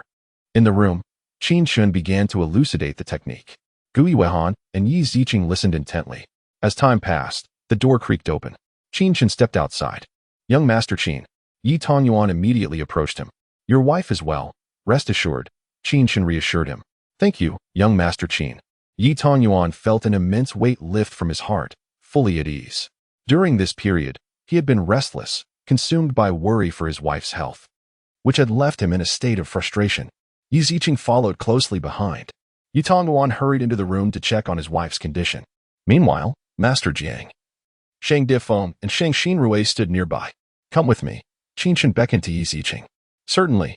The two figures traversed the expansive Yi residence with Master Jiang, Shang Difeng, and Shang Xinrui cautiously trailing behind. You have reached the 5th level of the Spirit Sea Realm, have you not? Qin Chen inquired, casting a glance at Yi Ziqing. Chapter 96. Swordsmanship does not suit you. Yi Ziqing nodded obediently, her demeanor charming enough to elicit gasps of admiration from the proud elites of the imperial city. Although her arrival was slightly delayed, it was understandable. Qin Chen reiterated, I have said before, as long as you willingly stay by my side as a maid and respectfully address me as young master, I shall ensure you do not suffer any loss. He continued. You possess the 9 transformations Linglong body. This royal physique is inherently capable of continuous transformation, enhancing the martial artist's physical prowess. However, without the proper methods, the intensity of this transformation would diminish significantly. I shall now impart to you a spiritual technique. Qin Chen gazed intently at Yi Ziqing and declared, the 9 transformations Jade Body Technique. Upon hearing this, Yi Ziqing's expression turned peculiar. What? Is there a problem? She asked. How did you acquire the 9 transformations Jade Body Technique? Yi Ziqing found it difficult to comprehend. The 9 transformations Linglong body, cultivated through the 9 transformations Jade Body Technique, is indeed the optimal path, as my father once investigated. However, this technique is a 9th-tier spiritual technique. Currently, not only within the Northern Underworld Empire, but throughout the Jiuyou continent, 9th-tier spiritual techniques are nearly non-existent, let alone such profound and esoteric skills. Are you questioning me? Of course not. Yi Ziqing lowered her head, adding, it's just that I truly cannot understand. Indeed, she struggled to grasp the reality. Qin Chen was merely a 16-year-old youth who had spent the last 16 years living with the Lin family. Aside from awakening the Stargate and becoming a Star Fate martial artist, he did not possess any remarkable traits. Moreover, his Stargate had been stripped away. Yet now, Qin Chen's strength appeared, increasingly terrifying. He radiated an otherworldly aura, resembling an ancient spirit rather than a mere boy. Were it not for his current state, which seemed to align with his own nature, she would genuinely suspect he had been possessed by some entity. Do not inquire into what should remain unasked. Qin Chen stated plainly, I will impart the first level of the 9 transformations Jade Body Technique to you now. Once you reach the spirit platform realm, you may begin cultivating the second level. Oh, and by the way, you should refrain from practicing swordsmanship. Qin Chen insisted earnestly, swordsmanship truly does not suit you. Yi Ziqing felt a twinge of defiance at his words. In the imperial city, her swordsmanship was renowned, with countless prodigies falling before her blade. Yet Qin Chen boldly asserted that swordsmanship was unsuitable for her, and not for the first time. Are you unconvinced? Qin Chen inquired indifferently. Give me the sword. Qin Chen extended his hand, and Yi Ziqing relinquished her long sword to him. A first-tier spiritual weapon, quite commendable, Qin Chen remarked as he took the sword. With a swift motion, the sword emitted a resonant hum. Then, with a decisive wave of his hand, a tree, roughly the thickness of a bowl, trembled slightly before them. Leaves cascaded down as Qin Chen remained rooted in place, wielding the long sword, which he then swung with precision. The sound of slicing through the air echoed as the long sword transformed into streams of piercing sword energy, instantly launching forth. Gradually, the ground cracked open, revealing streaks of brilliance upon the earth. The fallen leaves took on the shapes of human figures, strikingly resembling Yi Ziqing. Seeing this spectacle, Yi Ziqing was momentarily taken aback. The ability to control sword energy to such an extent was truly unfathomable. Even within the Heavenly God Academy, she had not encountered any mentor or elder capable of such a feat. This was the essence of true swordsmanship. Qin Chen sheathed the sword and stated, You are ill-suited for sword practice. Trust me, turn to the whip. The whip technique overcomes rigidity with flexibility, and your 9 transformations Linglong body aligns with this principle. Achieving the ultimate flexibility can dismantle all rigidity. This is something you must comprehend. At this moment, Yi Ziqing fell silent. Throughout her acquaintance with Qin Chen, she had yet to witness him speak a truth that he could not manifest. This alone served as validation for Qin Chen's assertions. Indeed, Yi Ziqing finally nodded in agreement. Ultimately, Qin Chen imparted the first level of the 9 transformations Jade Body Technique to Yi Ziqing, advising her not to rush before departing the Lin residence. On the bustling streets, Qin Chen and Jiang Rong walked side by side, with Shang Defeng and Shang Xinrui following closely behind. The day's events left father and son in a state of astonished reverence towards Qin Chen. The strength exhibited by a mere 16-year-old was wholly beyond their comprehension. Upon returning to the Shengdan Pavilion, Master Jiang Rong engaged Qin Chen in conversation, ostensibly discussing tea and philosophy, while subtly probing Qin Chen with questions he had long been unable to decipher. Qin Chen, however, did not mind. Despite his remarkable alchemical skills, many changes had occurred across the Jiuyou continent over the years, and he could glean valuable insights from Jiang Rong. Otherwise, he would have dismissed Jiang Rong long ago. As night fell, Qin Chen returned to the Fingye Tavern, where Ling Xiaofei was joyfully practicing the Jiuyou technique. According to her, during their previous encounter with danger, Qin Chen had employed unique methods to protect her. She declared that next time, she would come to safeguard him. Qin Chen merely smiled at this. Regardless of her true identity, whether she was indeed a descendant of the Jiuyou clan or perhaps related to the enigmatic Mo Shu, he could not ascertain. After all, he had been away from the Jiutian Yuming for several millennia, a span of time sufficient for countless events to unfold. Nevertheless, even if there remained only a possibility, he felt compelled to protect Xiaofei. As the night deepened, Ling Xiaofei had already drifted into a peaceful slumber. Qin Chen sat cross-legged upon the bed, gently closing his eyes. Having reached the second level of the Spirit Sea realm, he felt the spiritual energy within him continuously gathering, flowing in from the surroundings. Yet, Qin Chen found himself unsatisfied. Utilizing the power of the heavenly fire spirit essence, he had elevated his alchemical fire to the lower tier of the orange grade, but his cultivation also demanded advancement. The heavenly fire spirit essence possessed boundless potential, serving purposes beyond merely enhancing an alchemist's fire level.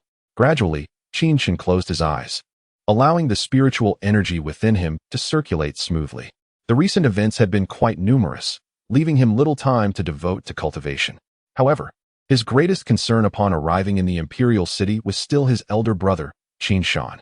The shattering of the Spirit Sea was a fate worse than death for a Spirit Sea realm martial artist.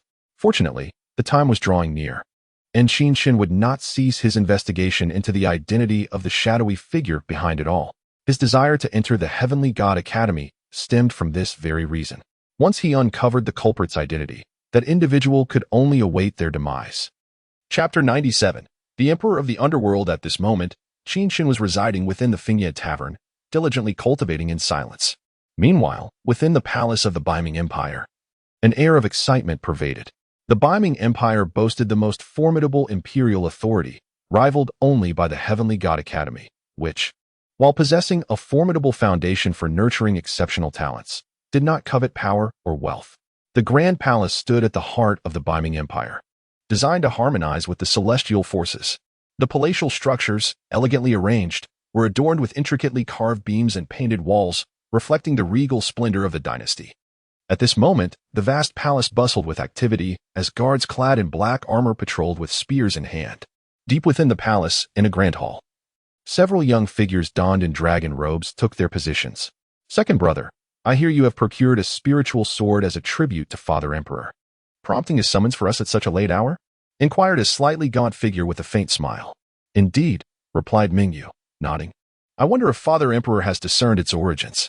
Your assertion is incorrect, second brother, interjected the pale-faced, somewhat arrogant sixth prince, Ming-che. Father Emperor is sagacious and formidable. Only the headmaster of the Heavenly God Academy, Tianan, could challenge his prowess. If he cannot perceive any hints, then it is likely no one can. Are you implying that Father Emperor lacks discernment? Mingyu's expression turned slightly frosty upon hearing this. The sixth prince, Ming-che, came from noble lineage, his mother being the current favored consort, second only to the empress, and his maternal family was quite influential within the Baiming Empire. Sixth brother, that is not my intention. However, the matter of the spiritual sword pertains to the secrets of our royal family, and Father Emperor must exercise caution to avoid any missteps. The secrets of the royal family? The other princes present were taken aback at this revelation. A spiritual sword is merely of the first-tier high grade. How can it be so enigmatic? Second brother, I cannot think of anyone more discerning than you. You. Enough, enough. I could hear the bickering between you two from afar. A cheerful voice echoed as a robust figure strode into the hall. With long hair tied back, a silver crown adorning his head, and golden boots on his feet, he exuded an air of authority, his features strong and his presence commanding. Eldest brother.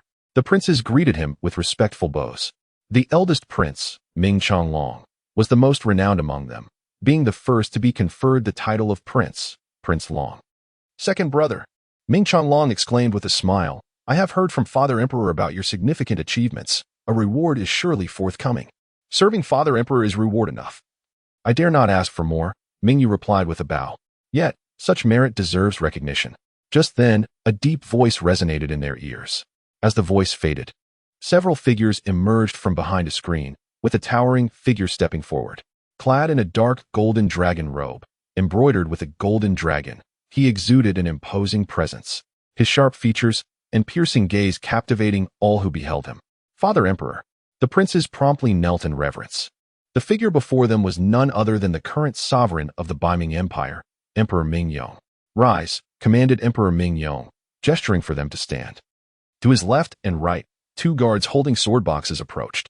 Mingyu has indeed rendered great service, Emperor Mingyong declared. He shall be conferred the title of Prince Yu. Prince Yu. The princes were astonished by this announcement. How could Emperor Mingyong bestow such a title upon Mingyu for merely retrieving a sword? In the Baiming Empire, only one prince had previously been granted the title of prince, Ming Changlong, who at 27 was a master of the Lingtai realm and had achieved great military accomplishments. No one questioned his title. However, Mingyu had no such merits. How could he receive such a grand reward for simply retrieving a sword? What was the true nature of this sword? Father Emperor, Ming Che interjected anxiously, second brother has merely retrieved a sword. To bestow him the title of prince may lead outsiders to what? Emperor Mingyong replied coolly. To believe you are overly fond of trifles, causing the surrounding nations to underestimate the Baiming Empire. Upon hearing this, Emperor Mingyong remained silent for a long moment. Finally, he spoke. Show them the swords. The guards promptly opened the sword boxes. This is the Qingyue sword, Ming Changlong exclaimed. The Qingyue sword was forged by the founding ancestor of our Baiming Empire, Emperor Mingyuan. Although it is a first-tier spiritual weapon, it is said to harbor a significant secret of our royal family. As the second sword box opened, another long sword was revealed. This, Ming Changlong was momentarily stunned. The Qingyang sword. His expression transformed with astonishment. No wonder Father Emperor bestows such a grand title upon second brother. The Qingyang sword. Ming Che's countenance also shifted. It was rumored that the Qingyang and Qingyue swords were crafted by the founding ancestor, Emperor Mingyuan, and concealed a profound secret. For millennia, successive emperors had sought to reunite these two swords, yet only in the era of Emperor Mingyong had they found the Qingyue sword. Now, the Qingyang sword had also been recovered. Realizing the significance, Ming Che understood that Mingyu's reward was indeed well-deserved. After all, the duality of the yin and yang swords held secrets crucial to the empire. Seeing the princes in silent awe, Emperor Mingyong continued, in fact, Mingyu presented this sword yesterday, but despite consulting the finest spiritual weapon craftsmen and array masters within the palace, we found nothing. You are all my sons, and I shall not conceal the truth from you, he said, gazing at the two swords with a sigh. In the past, our empire's founding ancestor, Emperor Mingyuan, was a disciple of the revered Qingyun master. The Qingyun master. The princes were taken aback. The Qingyun master was a legendary figure in the Jiuyo continent, rumored to be the disciple of the first great emperor, the Jiuyo emperor. Even today, tales of this figure persisted across the continent. None of the princes had anticipated that their ancestor would have such a connection to the legendary Qingyun master and the Jiuyo emperor. Chapter 98. The king of the underworld fist at that time. Our northern underworld empire occupied nearly half of the territory on the Nine Nether continent, surpassing even some ancient sects and noble families with millennia-long legacies. The northern underworld empire was indeed formidable, with even unparalleled masters of the earth martial realm, transcending the four great spirit realms existing within its ranks. For a time, the northern underworld empire and the royal Ming family basked in unparalleled glory. However, after the demise of the Emperor Mingyuan, and with the passage of generations, the national strength of our northern underworld empire has been in gradual decline. Now merely deserving to be called an empire, it is essential to remember that our ancestors once established the northern underworld kingdom, which commanded such respect that even the sects of the Nine Nether continent dared not encroach upon its territory. At this juncture, Emperor Mingyong exhibited a profound sense of solitude and helplessness. Maintaining a legacy is far more arduous than initiating one. If the younger generation becomes complacent, the foundations laid by our ancestors will vanish into thin air. The former Northern Underworld Kingdom and the present Northern Underworld Empire are worlds apart. Nowadays, the Nine Nether continent is teeming with sects, and the Northern Underworld Empire finds itself suppressed by these powerful factions, constantly offering tributes to survive. Time has a way of eroding everything over the course of thousands of years. With a heavy sigh, Mingyong continued, transitioning from strength to weakness is an easy path. And in this process, many of our royal family's ancient texts and treasures have been pillaged. In the early days of the empire, we had numerous 5th and 6th grade spirit techniques, but now, even a 4th grade spirit technique has become a treasured heirloom. Furthermore, there have been no masters surpassing the 4 great spirit realms emerging from the royal family, and the Northern Underworld Empire now occupies merely several hundred prefectures, covering an area of merely 10,000 miles. While 10,000 miles may sound expansive, In comparison to the entirety of the Nine Nether Continent, it is but a speck. The princes present felt a sense of lamentation upon hearing these words. In the current Northern Underworld Empire, Spirit Realm warriors are regarded as top-tier strength. Fourth-grade spirit techniques have become exorbitantly priced. Any family within the empire possessing a fourth-grade spirit technique would never part with it. This is sufficient to serve as the legacy of an entire family. Within this vast empire, a fourth-grade technique is already considered elite, akin to a spirit realm warrior. Exalted above all, Mingyong exhaled, reminiscing about the past, as a descendant of Emperor Mingyuan and the current emperor of the Northern Underworld Empire. He felt a deep sense of frustration for his unfulfilled ambitions. The Qingyang sword and the Qingwei sword were the two first-grade spirit swords left behind from that time. Mingyong continued, though they are first-grade spirit swords, they conceal within them a fourth-grade spirit technique, the King of the Underworld Fist. This technique, created by our ancestor, is particularly suited for our Ming lineage. Mastering this fourth-grade technique is comparable to that of a fifth-grade spirit technique. Upon hearing this, the princes present found their breaths quickening. The fourth-grade spirit technique, the King of the Underworld Fist, was already astonishing in itself. However, the fact that it was comparable to a fifth-grade technique was truly remarkable. What does fifth grade even signify? It represents the unparalleled might of the entire empire. Should the royal family master this, their strength would undoubtedly ascend to new heights, potentially unearthing a master surpassing the four great spirit realms within decades. Thus, the revival of the empire would be imminent. The princes gazed at Emperor Mingyong with fervent eyes. But do not rejoice prematurely. Emperor Mingyong cautioned bitterly. I have observed these two treasured swords, yet I lack the means to unlock their secrets. I am certain they are the Qingyang sword and the Qingwei sword passed down from our ancestors. Yet the mysteries within elude my understanding. His words were like a bucket of cold water doused over their excitement. It was akin to discovering a path to empower their empire, only to find that the gateway remained locked, with the key in their hands but no lock in sight. The purpose of gathering you here is precisely for this matter. Emperor Mingyong declared earnestly. Whoever can unlock the secrets within these two swords, I shall name them Crown Prince. Gasps of astonishment filled the chamber as the princes felt a chill run down their spines. To unveil the secrets of the treasured swords and uncover the cultivation method for the King of the Underworld Fist, this was an immense temptation. The position of Crown Prince had been the aspiration of these princes for years. Now, Emperor Mingyong had granted them an opportunity. 3 days from now, you may each seek assistance and bring them into the palace. Should you unlock the sword, I shall confer the title on the spot. The one who succeeds shall receive substantial rewards. With that, Emperor Mingyong waved his hand and departed. In the grand hall, the princes began to ponder deeply.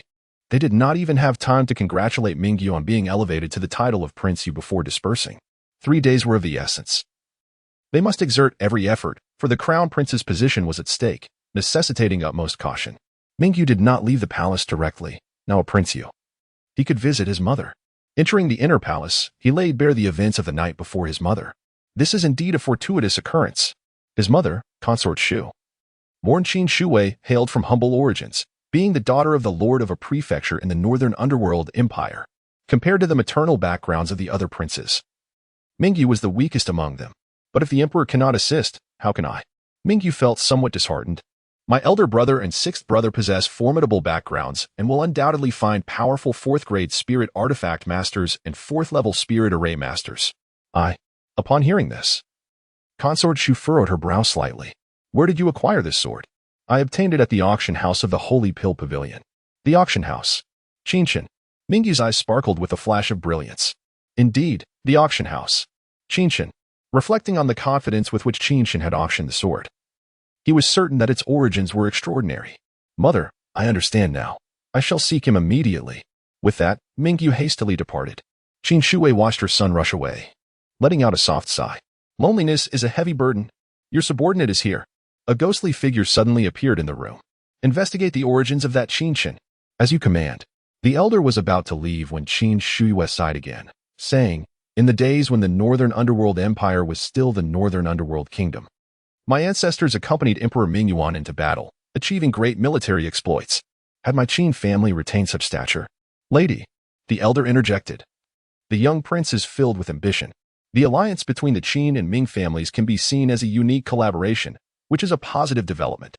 Indeed, Qin Shui replied, had the Zhuke scroll and the Xuanwu scroll of my Qin families for spirit incarnation still existed, we would not merely be a prefecture lord. We could have been as powerful as the Yi or Su families.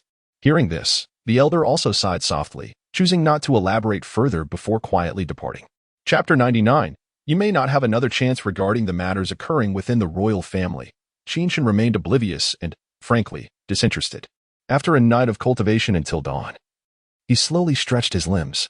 Xiaofei, having slept soundly through the night, observed Qin Chen's tireless efforts and clenched her small fists, vowing to strive diligently as well.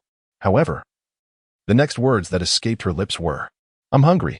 Early in the morning, two figures emerged from the Fingye Tavern. Xiaofei's palate had been spoiled by the delicacies of the Shenkei Tavern's master, rendering her unable to appreciate the fare at Fingye Tavern.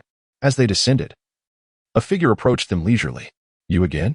Qin Chen's brow furrowed slightly upon recognizing the newcomer. "Young Master Qin." Mingyu, however, greeted him with a measure of respect, a faint smile gracing his lips. "I acknowledge my previous missteps. You have retrieved our royal family's lost treasure, and I ought to express my gratitude, rather than play petty tricks. Knowing you were in the wrong is sufficient. I do not require your apology." Qin Chen waved dismissively. "I am off to breakfast now, and I suggest you refrain from provoking my displeasure at this moment." "Why must you be like this?" huffed Captain Du, who stood nearby. "My prince is now the prince of you." "And what of the prince of you?" Qin Chen's eyes glimmered with disdain. "Your ancestor, the Emperor Mingyuan, established the Baiming royal family and single-handedly expanded the empire. Now, what remains of your Baiming kingdom? Generations have squandered their forebears' legacy, and yet you dare flaunt your status here? The term empire is merely a fade for your inability to relinquish the pride of your ancestors. You are but a nation now, far from being an empire, and even more distant from being a superior state or a frontier nation." Mingyu's visage turned awkward at this rebuke. Presently, the Nine Nether Continent was dominated by several major sects, undeniable sovereigns of the land. The nations that fell just short of these sects were deemed frontier nations. Had their ancestors not been so formidable, they would not stand even as these inferior nations today. Given the current state of the Baiming Empire, it could hardly be classified as an empire. It was a rather tenuous claim. Yet, Qin Chen spoke these words casually, leaving Mingyu astonished. Very few were aware of the Baiming Empire's millennia-long history, and for a mere 16-year-old like Qin Chen to possess such knowledge was indeed remarkable. Therefore, spare me the display of your princely identity. Even if the Baiming kingdom were as powerful as the Baiming frontier of old, you are unworthy. Qin Chen's words were exceedingly audacious. The once mighty Baiming Empire, known for its vast territories, had commanded respect across the Nine Nether Continent. Who would dare oppose it? To disregard such a legacy was nothing short of reckless hubris. Yet, for Qin Chen, this was the reality. The might of the Baiming frontier was merely a creation of his disciples, with his own efforts having quietly contributed to its prowess.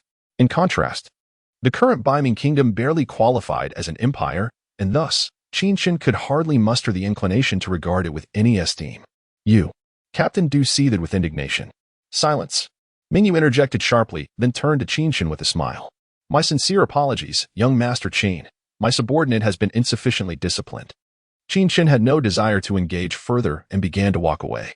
At that moment, several figures entered the scene. "Is that the prince of you? Why is he so obsequious to a mere commoner?" A voice rang out, drawing attention. A dozen figures approached, and upon witnessing this, Qin Chen raised an eyebrow. The foremost among them, clad in splendid attire exuding an air of superiority, approached with confidence. "Third brother, what brings you here?" The implication was clear. He too was a prince. Qin Chen remained silent, observing from the side. "Second brother, I have heard that your sword was procured from this fellow. I imagine he possesses some insights regarding it," the youth remarked, stepping forward with a slight smile. "Come with me." His tone brooked no dissent, carrying an unmistakable command. Qin Chen frowned at this. "Ming Xian, what do you mean by this?" Mingyu could not help but interject. "I came to invite young Master Qin for a conversation. What is your place in this?" Ming Xian laughed heartily. "Second brother, this fellow seems ungrateful. Perhaps it would be best to simply take him by force. If he resists, let him taste some hardship. Why must we extend an invitation? Even as a prince, must you still be so subservient?" "You." Ming Xian turned to Qin Chen, stating bluntly, "I believe I won't need to lift a finger, will I?"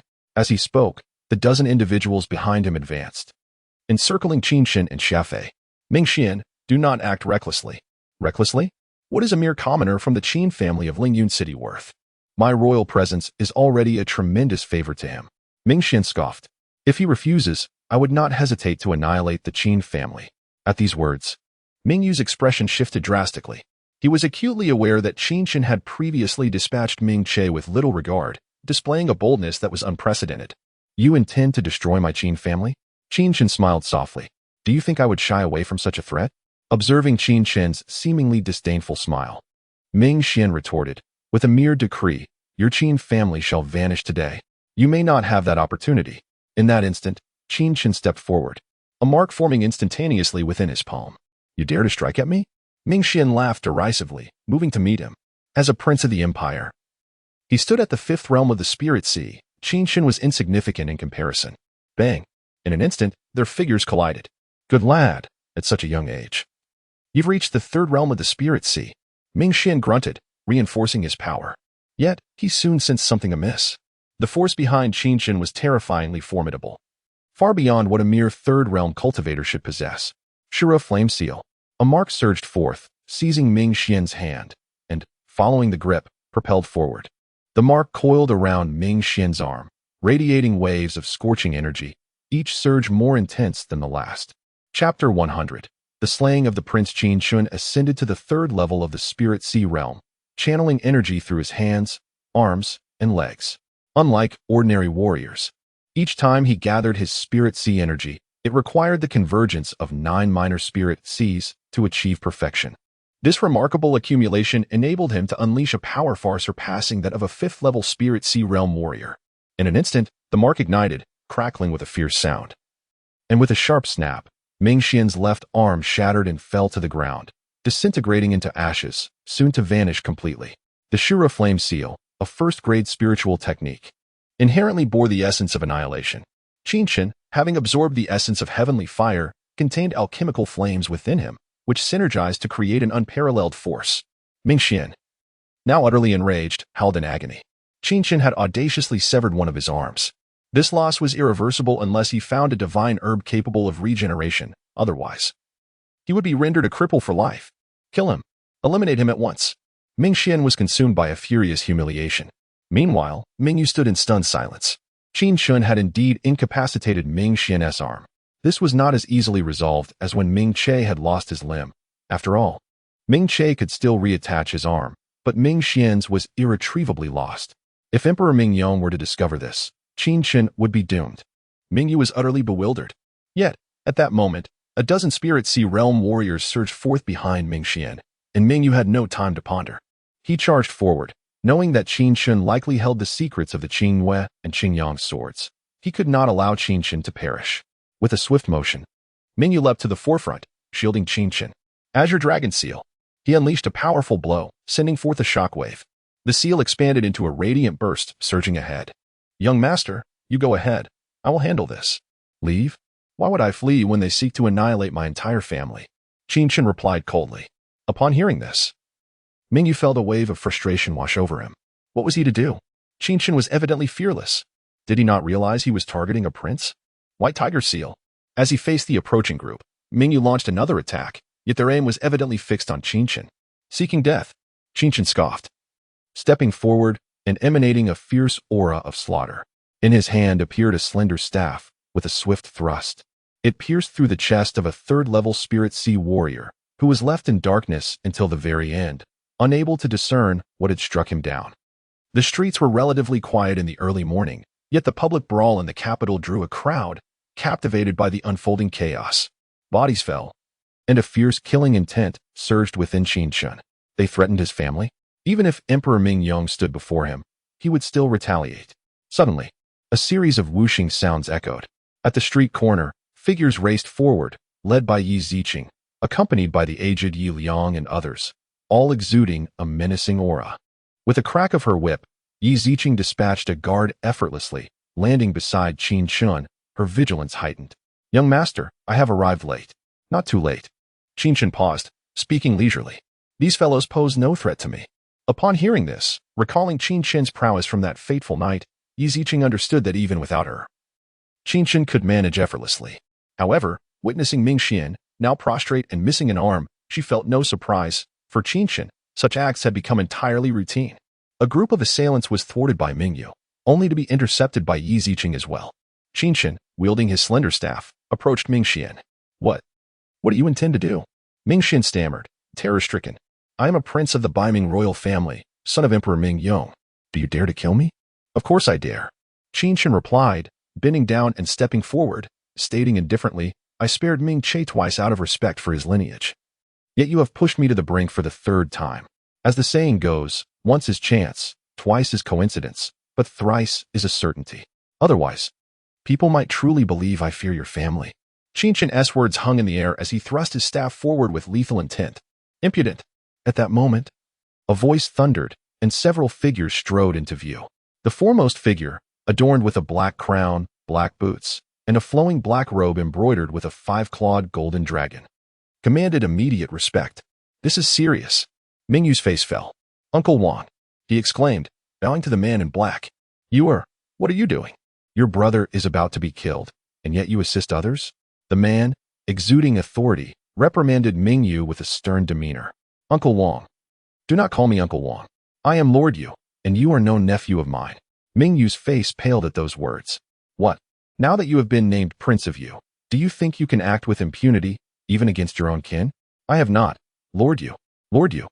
A formidable figure within the Baiming Empire, was the emperor's brother, his status unrivaled in the court. Under his reproach, Mingyu's countenance darkened. He was of lowly birth, his maternal line weak, and he was rarely regarded within the royal family. Lord Yu snorted, turning his gaze to Qin Chen. Regardless of Ming Xian's transgressions, you cannot slay a prince in public. By law, you deserve death. Hearing this, Yi Ziqing stood resolutely before Qin Chen, wielding her 3-zhang long whip. The young lady of the Yi family? Lord Yu scoffed. If your father were here, it would be different, but you, despite awakening your royal body, are still nothing notable. You may test that if you wish. Yi Ziqing replied coldly. At her words, Lord Yu shook his head, his attention returning to Qin Chen. If I were you, I would release him immediately. Lord Yu stated, his tone icy and laced with a murderous intent. At this moment, all eyes were fixed on Qin Chen. The situation had escalated beyond control. Qin Chen's intent to kill a prince could not be overlooked by Lord Yu. Surely, this would lead to Qin Chen's demise. With Lord Yu's appearance, Qin Chen pointed his slender staff at Ming Xian's throat. I despise nothing more than being threatened. With that, he plunged the staff through Ming Xian's neck, blood gushing uncontrollably. Chapter 101. The Escape? In an instant, everyone was utterly stunned. Ming Xian clutched his neck, yet the blood flowed uncontrollably. He wished to speak, but not a word escaped his lips. He could scarcely fathom that Qin Chen would truly dare to kill him. As a prince of the empire, not even Qin Chen, nor the prominent families of the Yi, Su, Wang, or Gua clans would dare to lay a hand on him, let alone assassinate him. Yet here was Qin Chen, brazenly taking his life before his uncle, the king. Life ebbed away slowly, and at that moment, Ming Xian was wholly deceased. A suffocating silence enveloped the scene. Mingyu's face turned ashen. It was over. Qin Chen had slain Ming Xian, the third prince. Even if he could unravel the secrets of the Qingyang sword and the Qingyue sword, he would still face inevitable death. No one could protect Qin Chen now. Qin Chen withdrew his slender rod, gazing at the lifeless body on the ground, and scoffed. If Ming Yuan knew that his descendants had fallen to such disgrace, he would surely be infuriated to death. Impudent. At that moment, a voice of fury erupted.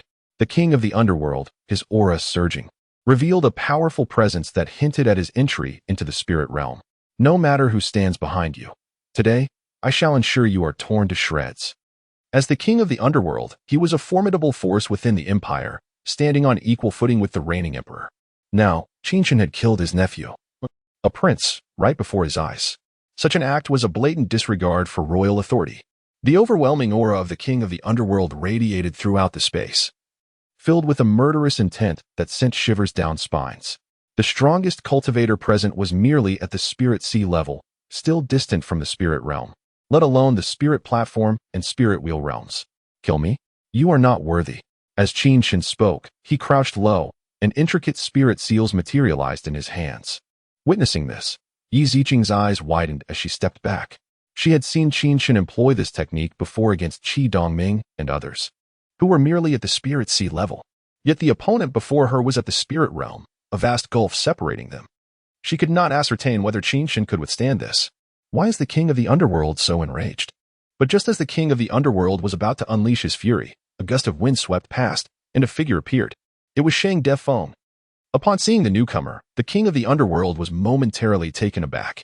Shang Defeng was the head of the sacred Dan Pavilion, whose influence extended throughout the empire.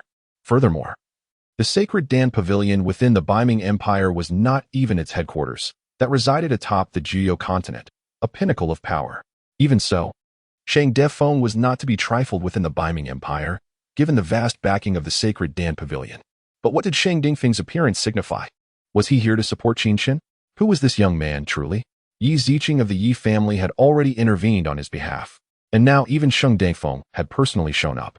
Master of the sacred pavilion, the king of the underworld stated solemnly, "This lad has killed a member of the royal family. He deserves 1,000 deaths. There is nothing to discuss here, I believe. Perhaps there is something to negotiate." Shang Dingfeng replied with a smile. The death of a prince, if it could pave the way for cooperation between the sacred Dan Pavilion and the royal family. What do you think? This statement stunned the king of the underworld. The sacred Dan Pavilion had long held a monopoly over the medicinal and spiritual weaponry trade in the Baiming Empire, severely impacting royal profits. Yet, their substantial influence made it impossible for the royal family to intervene.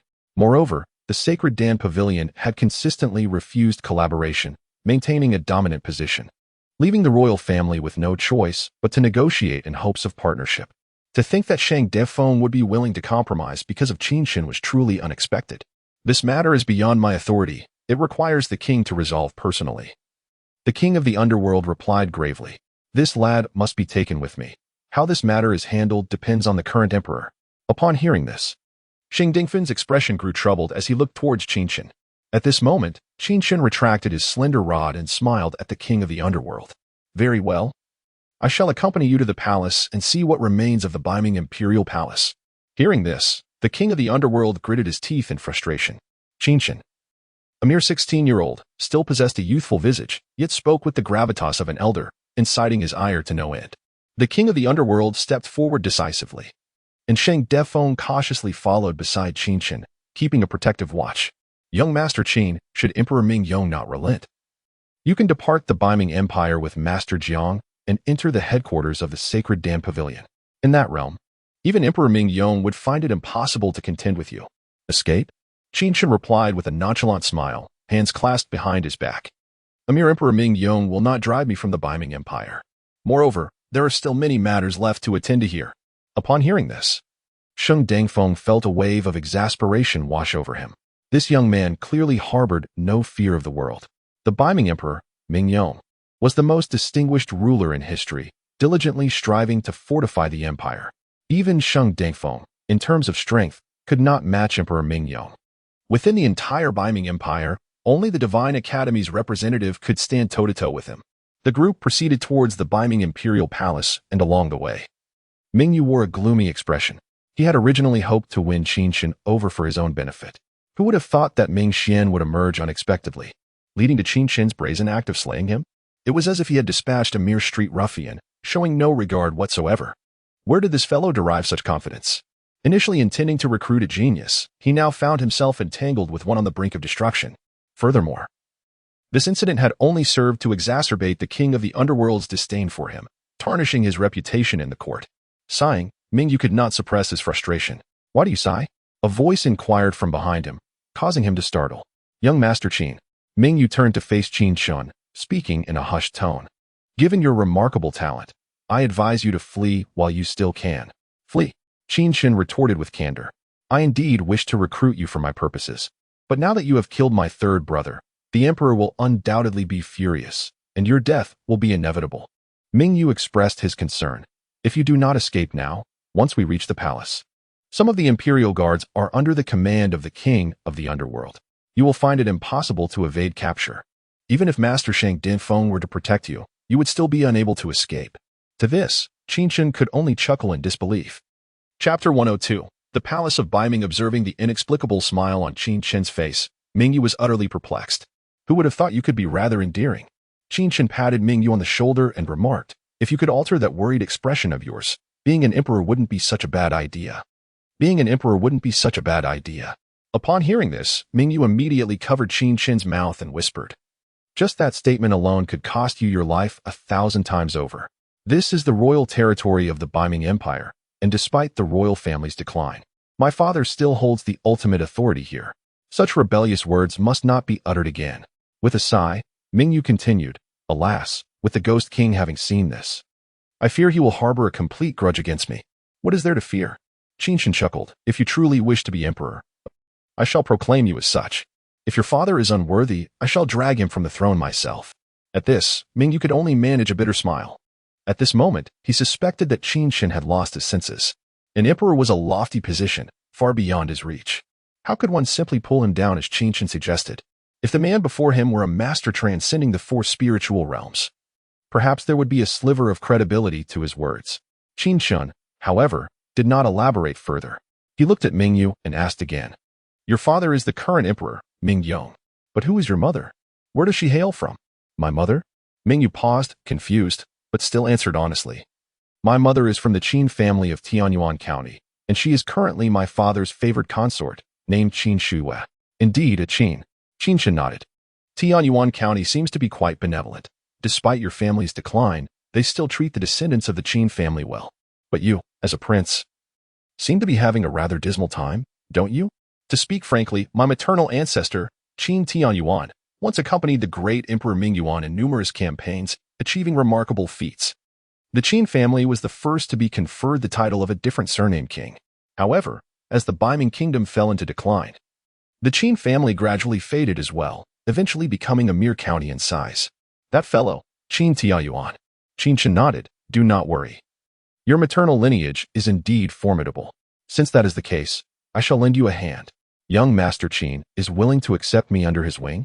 However, as these words fell, the surprise on Ming Yuan's face vanished, replaced by a sigh. Alas, it is too late now, young Master Qin. You cannot even protect your own life. Who told you that my life is in danger? Qin Chen chuckled lightly. Not only can I preserve my own life, but I can also ensure you become the crown prince. If your father is unworthy, I will dethrone him and install you as the new emperor. How does that sound? Upon hearing this, Mingyu felt as though the man before him was no longer Qin Chen, but rather a madman.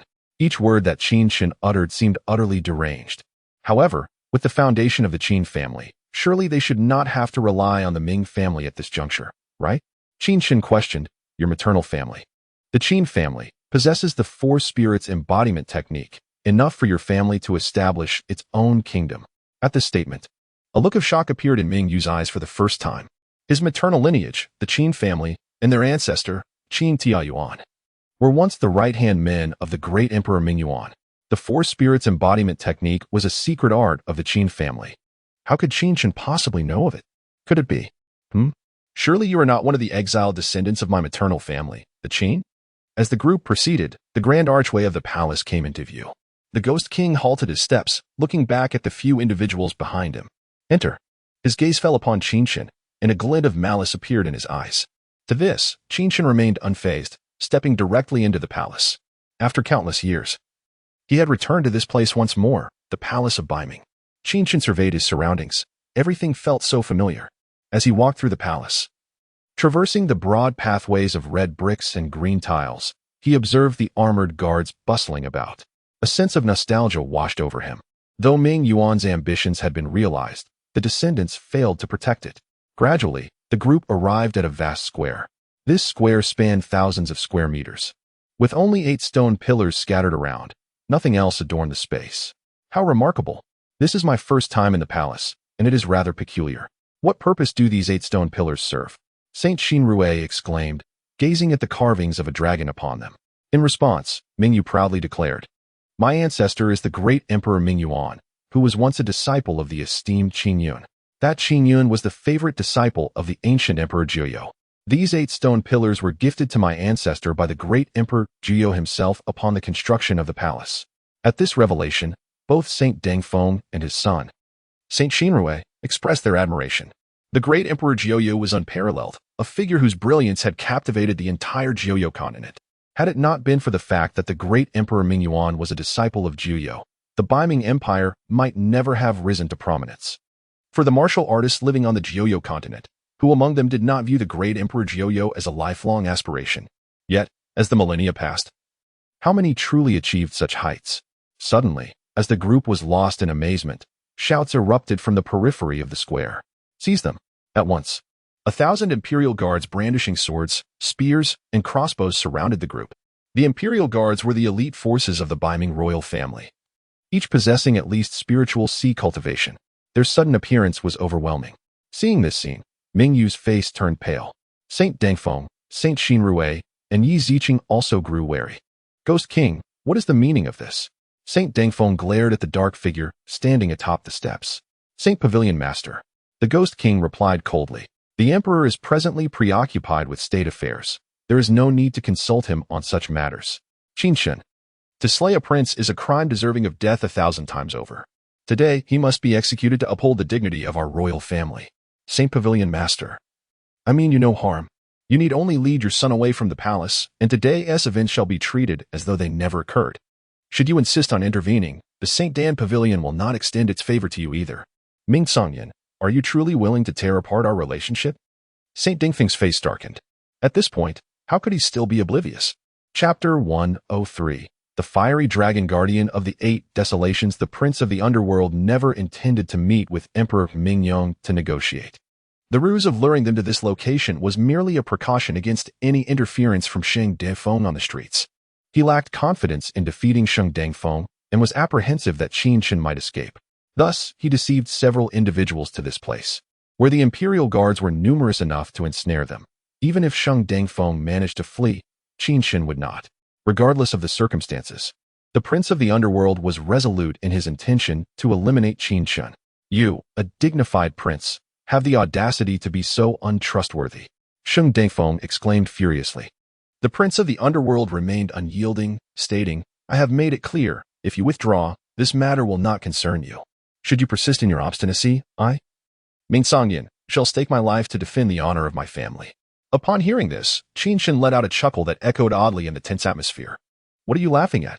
The prince glared at Qin Chen, his eyes filled with murderous intent. You claim imperial authority, yet your family's legacy, which has endured for millennia, is reduced to such a pitiful state. Do you truly wish to squander it completely? Qin Chen replied nonchalantly. Enough of your words, Qin. Ming Yu interjected, stepping forward. Uncle Wang, this matter should be reported to father. After all, with the sect master present, it would be unwise to provoke discord. Silence. The prince admonished. Just because you are a prince does not grant you the right to sway my opinions. Mingyu, should you remain obstinate, I would not hesitate to eliminate you as well. As he uttered those words, Mingyu's complexion turned pale. To be killed alongside his uncle was a dire prospect indeed. Ming Songyan, how arrogant you are. I shall see how you intend to confront me today. Sheng Dingfeng's eyes glinted with a deadly resolve. He was genuinely enraged. Even if Ming Songyun looked down upon Qin Chen, the latter's blatant disregard for him was intolerable. Sheng Dengfeng stepped forward, positioning himself protectively in front of Qin Chen. Today, he would test whether the prince of the underworld truly dared to take his life. At this moment, Ming Songyun was equally taken aback. He had not anticipated that Sheng Dengfeng would protect Qin Chen to such an extent. Who exactly was this individual to warrant such loyalty?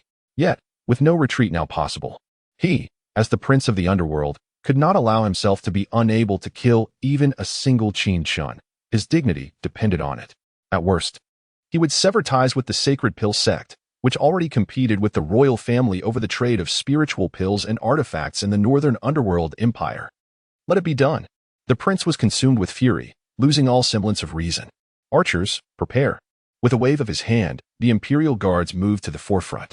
These archers were no ordinary hunters. They were of the spiritual sea realm, wielding arrows that were spiritual artifacts themselves. The force of their shot was beyond what an average spiritual sea cultivator could withstand, let alone a spiritual soul realm practitioner. Faced with thousands of arrows, even a slight miscalculation could lead to severe injury. At this moment, Sheng Dengfeng furrowed his brow. He had not expected the prince of the underworld to become so reckless. Was he truly unafraid of death? Sheng Dengfeng, I grant you 3 counts of time to consider, the prince declared solemnly. Should you refuse to leave, do not blame me, Ming Songyun, for being merciless. Try me. The two stood at an impasse, their gazes locked in a fierce confrontation. Yet at this crucial juncture, a voice suddenly pierced the air. Qin Chen stepped forward, addressing the prince. Have you made your decision? Are you prepared to face death and spare others the burden? The prince grinned maliciously. It is about time. You believe you can kill my royal kin and still live? Death? You. Qin Chen retorted with a smile, scorn dripping from his words. Ming Songyun, you are but a trifling prince. Do you dare to kill me? Do you even have the right? He scoffed. Even if Emperor Mingong were here, he would respectfully call me Master Qin. What are you? But a mere shadow. At this proclamation, everyone present was rendered speechless. Great one. There is a time for bravado. What moment is this to provoke Ming Songyun? Is this not courting death? Qin Chen's words evidently became the final straw for the prince of the underworld. Loose the arrows. Ming Songyun, in a fit of rage, disregarded all caution. If he did not slay Qin Chen, what remained of royal dignity? In an instant, arrows rained down like a plague of locusts. At this moment, everyone's expression shifted dramatically. Mingyu, Shang Xinrui, and Yi Ziqing encircled Qin Chen, readying themselves for the impending assault. Shang Defeng, standing protectively in front of the four, recognized the gravity of the situation. While he could defend himself, he had no assurance of their safety. This is troublesome. Shang Defeng commanded, Xinrui, shield Master Qin. If I meet with misfortune, seek Master Jiang. Father, what misfortune? However, Qin Chen stepped boldly forward, confronting the onslaught of arrows with a calm smile. If misfortune is to befall anyone, it shall be upon them. With that declaration, Qin Chen raised his hands, and 8 peculiar seals materialized within his palms. These were not the typical spiritual seals of formations nor the artifact seals for crafting. They were strange and arcane symbols. As they flew from his hands, they vanished in a flash, leaving everyone momentarily stunned. It is time for you, who have lain dormant for millennia, to reveal your true forms. Qin Chen murmured. The northern underworld royal lineage has waned, dimming your once resplendent glory. Guardian of the fiery dragon of the 8 desolations. With a low shout, a terrifying aura surged forth from the depths of the earth, followed by an intense heat converging around Qin Chen. The scorching energy enveloped him, and suddenly, 8 towering dark red iron pillars, each 100 meters tall and 10 meters thick, ignited with flames. As the flames flickered and the heat intensified, all eyes were drawn to the mesmerizing display. Guardian of the fiery dragon of the 8 desolations, punish all who dare show me disrespect, Qin Chen declared, pointing directly at Ming Songyun. Chapter 104. Death can be escaped, but living crimes are inescapable in an instant. The 8 iron pillars surrounding the square came alive with the intricate dragon carvings. The flames that once danced vibrantly around the 8 dragon pillars dimmed momentarily. Yet 8 fiery dragons emerged from thin air, each measuring over 100 meters in length and 10 meters in girth, exuding an overwhelming sense of pressure. This was a dragon. At that moment, Shang Defeng, Shang Xinyu, and Mingyu were struck with astonishment. Even Yi Ziqing, typically composed and indifferent, displayed a hint of surprise on her exquisite visage. Could this be the work of Qin Chen? 3 of the 8 fire dragons now hovered beside Qin Chen like obedient pets, radiating a lively aura. The searing flames capable of incinerating a spirit platform realm warrior seemed to diminish into mere flickers in his presence. Qin Chen gently caressed the dragon's head and chuckled, still as humanized as before. Meanwhile, the other 4 fire dragons roared ferociously, transforming incoming arrows into molten iron that cascaded to the ground. They then launched themselves towards the surrounding guards, unleashing fireballs that obliterated the 1,000-strong elite guards without leaving even a bone behind. The last fire dragon spiraled above the head of the King of Yu. I told you. Qin Chen, seated cross-legged atop the dragon's head, lightly brushed its horn and smiled nonchalantly. In my eyes, you, Ming Songyun, are nothing. Even if the Emperor Mingyong were to come and address me as young Master Qin, it would still be a breach of etiquette. You dare to kill me? Even that brat, the Emperor of the Abyss, wouldn't he dare to say such things. With a gentle wave of his hand, the fire dragon lunged down, aiming to devour the King of Yu. No, the King of Yu bellowed in horror, realizing that the 8 dragon pillars had remained dormant in the northern underworld palace for millennia. How could this be happening now? Yet, he had no time to ponder further. The scorching aura engulfed his thoughts, consuming everything. Impossible. At that moment, a voice imbued with authority resonated through the air. A figure appeared, stepping forth with a few flickers before landing in the square. However, the cry for intervention came too late. With a mere flick of his finger, Qin Chen commanded the fire dragon to swallow the King of Yu whole, the searing flames scorching every inch of his body. Father. Upon seeing the newcomer, Mingyu immediately knelt, clasping his hands in respect. This young Master Qin, considering my royal brother is a descendant of the Abyss Emperor, please, show mercy. Draped in a golden dragon robe, with hair tied back and a resolute expression, Emperor Mingyong exhibited no trace of his innate regal aura as he gazed at Qin Chen, his demeanor unexpectedly respectful, his tone laced with a hint of pleading. Mingyu's eyelids twitched. As the emperor of the northern underworld, Mingyong was known for his diligence and was arguably the most outstanding ruler of recent times. Yet, despite Ming Songyun's earlier arrogance, he now appeared as docile as a kitten in the presence of Emperor Mingyong. Mingyu swore he had never seen his father in such a manner since he had drawn breath. Leaning slightly forward, he clasped his hands, his tone sincere and conciliatory, adorned with a smile. Is this truly my father? Show mercy? Did he ever consider sparing me when he sought my life? Young Master Qin, should our ancestor be present, I fear he wouldn't wish for you to be angered. Qin Chen cast a sidelong glance at Mingyong and remarked, it seems you possess some discernment, knowing to plead on behalf of the abyss. However, your ancestor's face is a one-time offer. Turning to Ming Songyun, he declared, death can be escaped, but living crimes are inescapable. As he clenched his hand, the sound of cracking echoed. A chilling scream escaped Ming Songyun's lips, sending shivers down the spines of those present. In an instant, they witnessed the complete disintegration of his spirit, spiritual wheel, spirit platform, and spiritual sea, leaving him devoid of any spiritual energy. A formidable spirit realm warrior, reduced to nothingness. Xing Dingfeng's eyes twitched, filled with disbelief. What manner of person was Qin Chen? How could he wield such power? He had thought he had overestimated Qin Chen due to his son's influence, yet it appeared he had underestimated him all along. Meanwhile, Shang Xinyu was merely grateful, relieved by his choice to serve under Qin Chen as an alchemy disciple. For others, it might seem he was benefiting from this alchemy prodigy, but for Qin Chen, it was he who had the advantage. Yi Ziqing's eyes gleamed with admiration. This individual seemed capable of achieving anything, as if there were no limits to his abilities. Observing Ming Songyun fall, stripped of all power yet somehow spared, Emperor Mingyong breathed a sigh of relief. With a wave of his hand, a gentle force lifted Ming Songyun. The latter gazed at Qin Chen, now devoid of any ferocity, only sheer terror. Terrifying. Truly terrifying.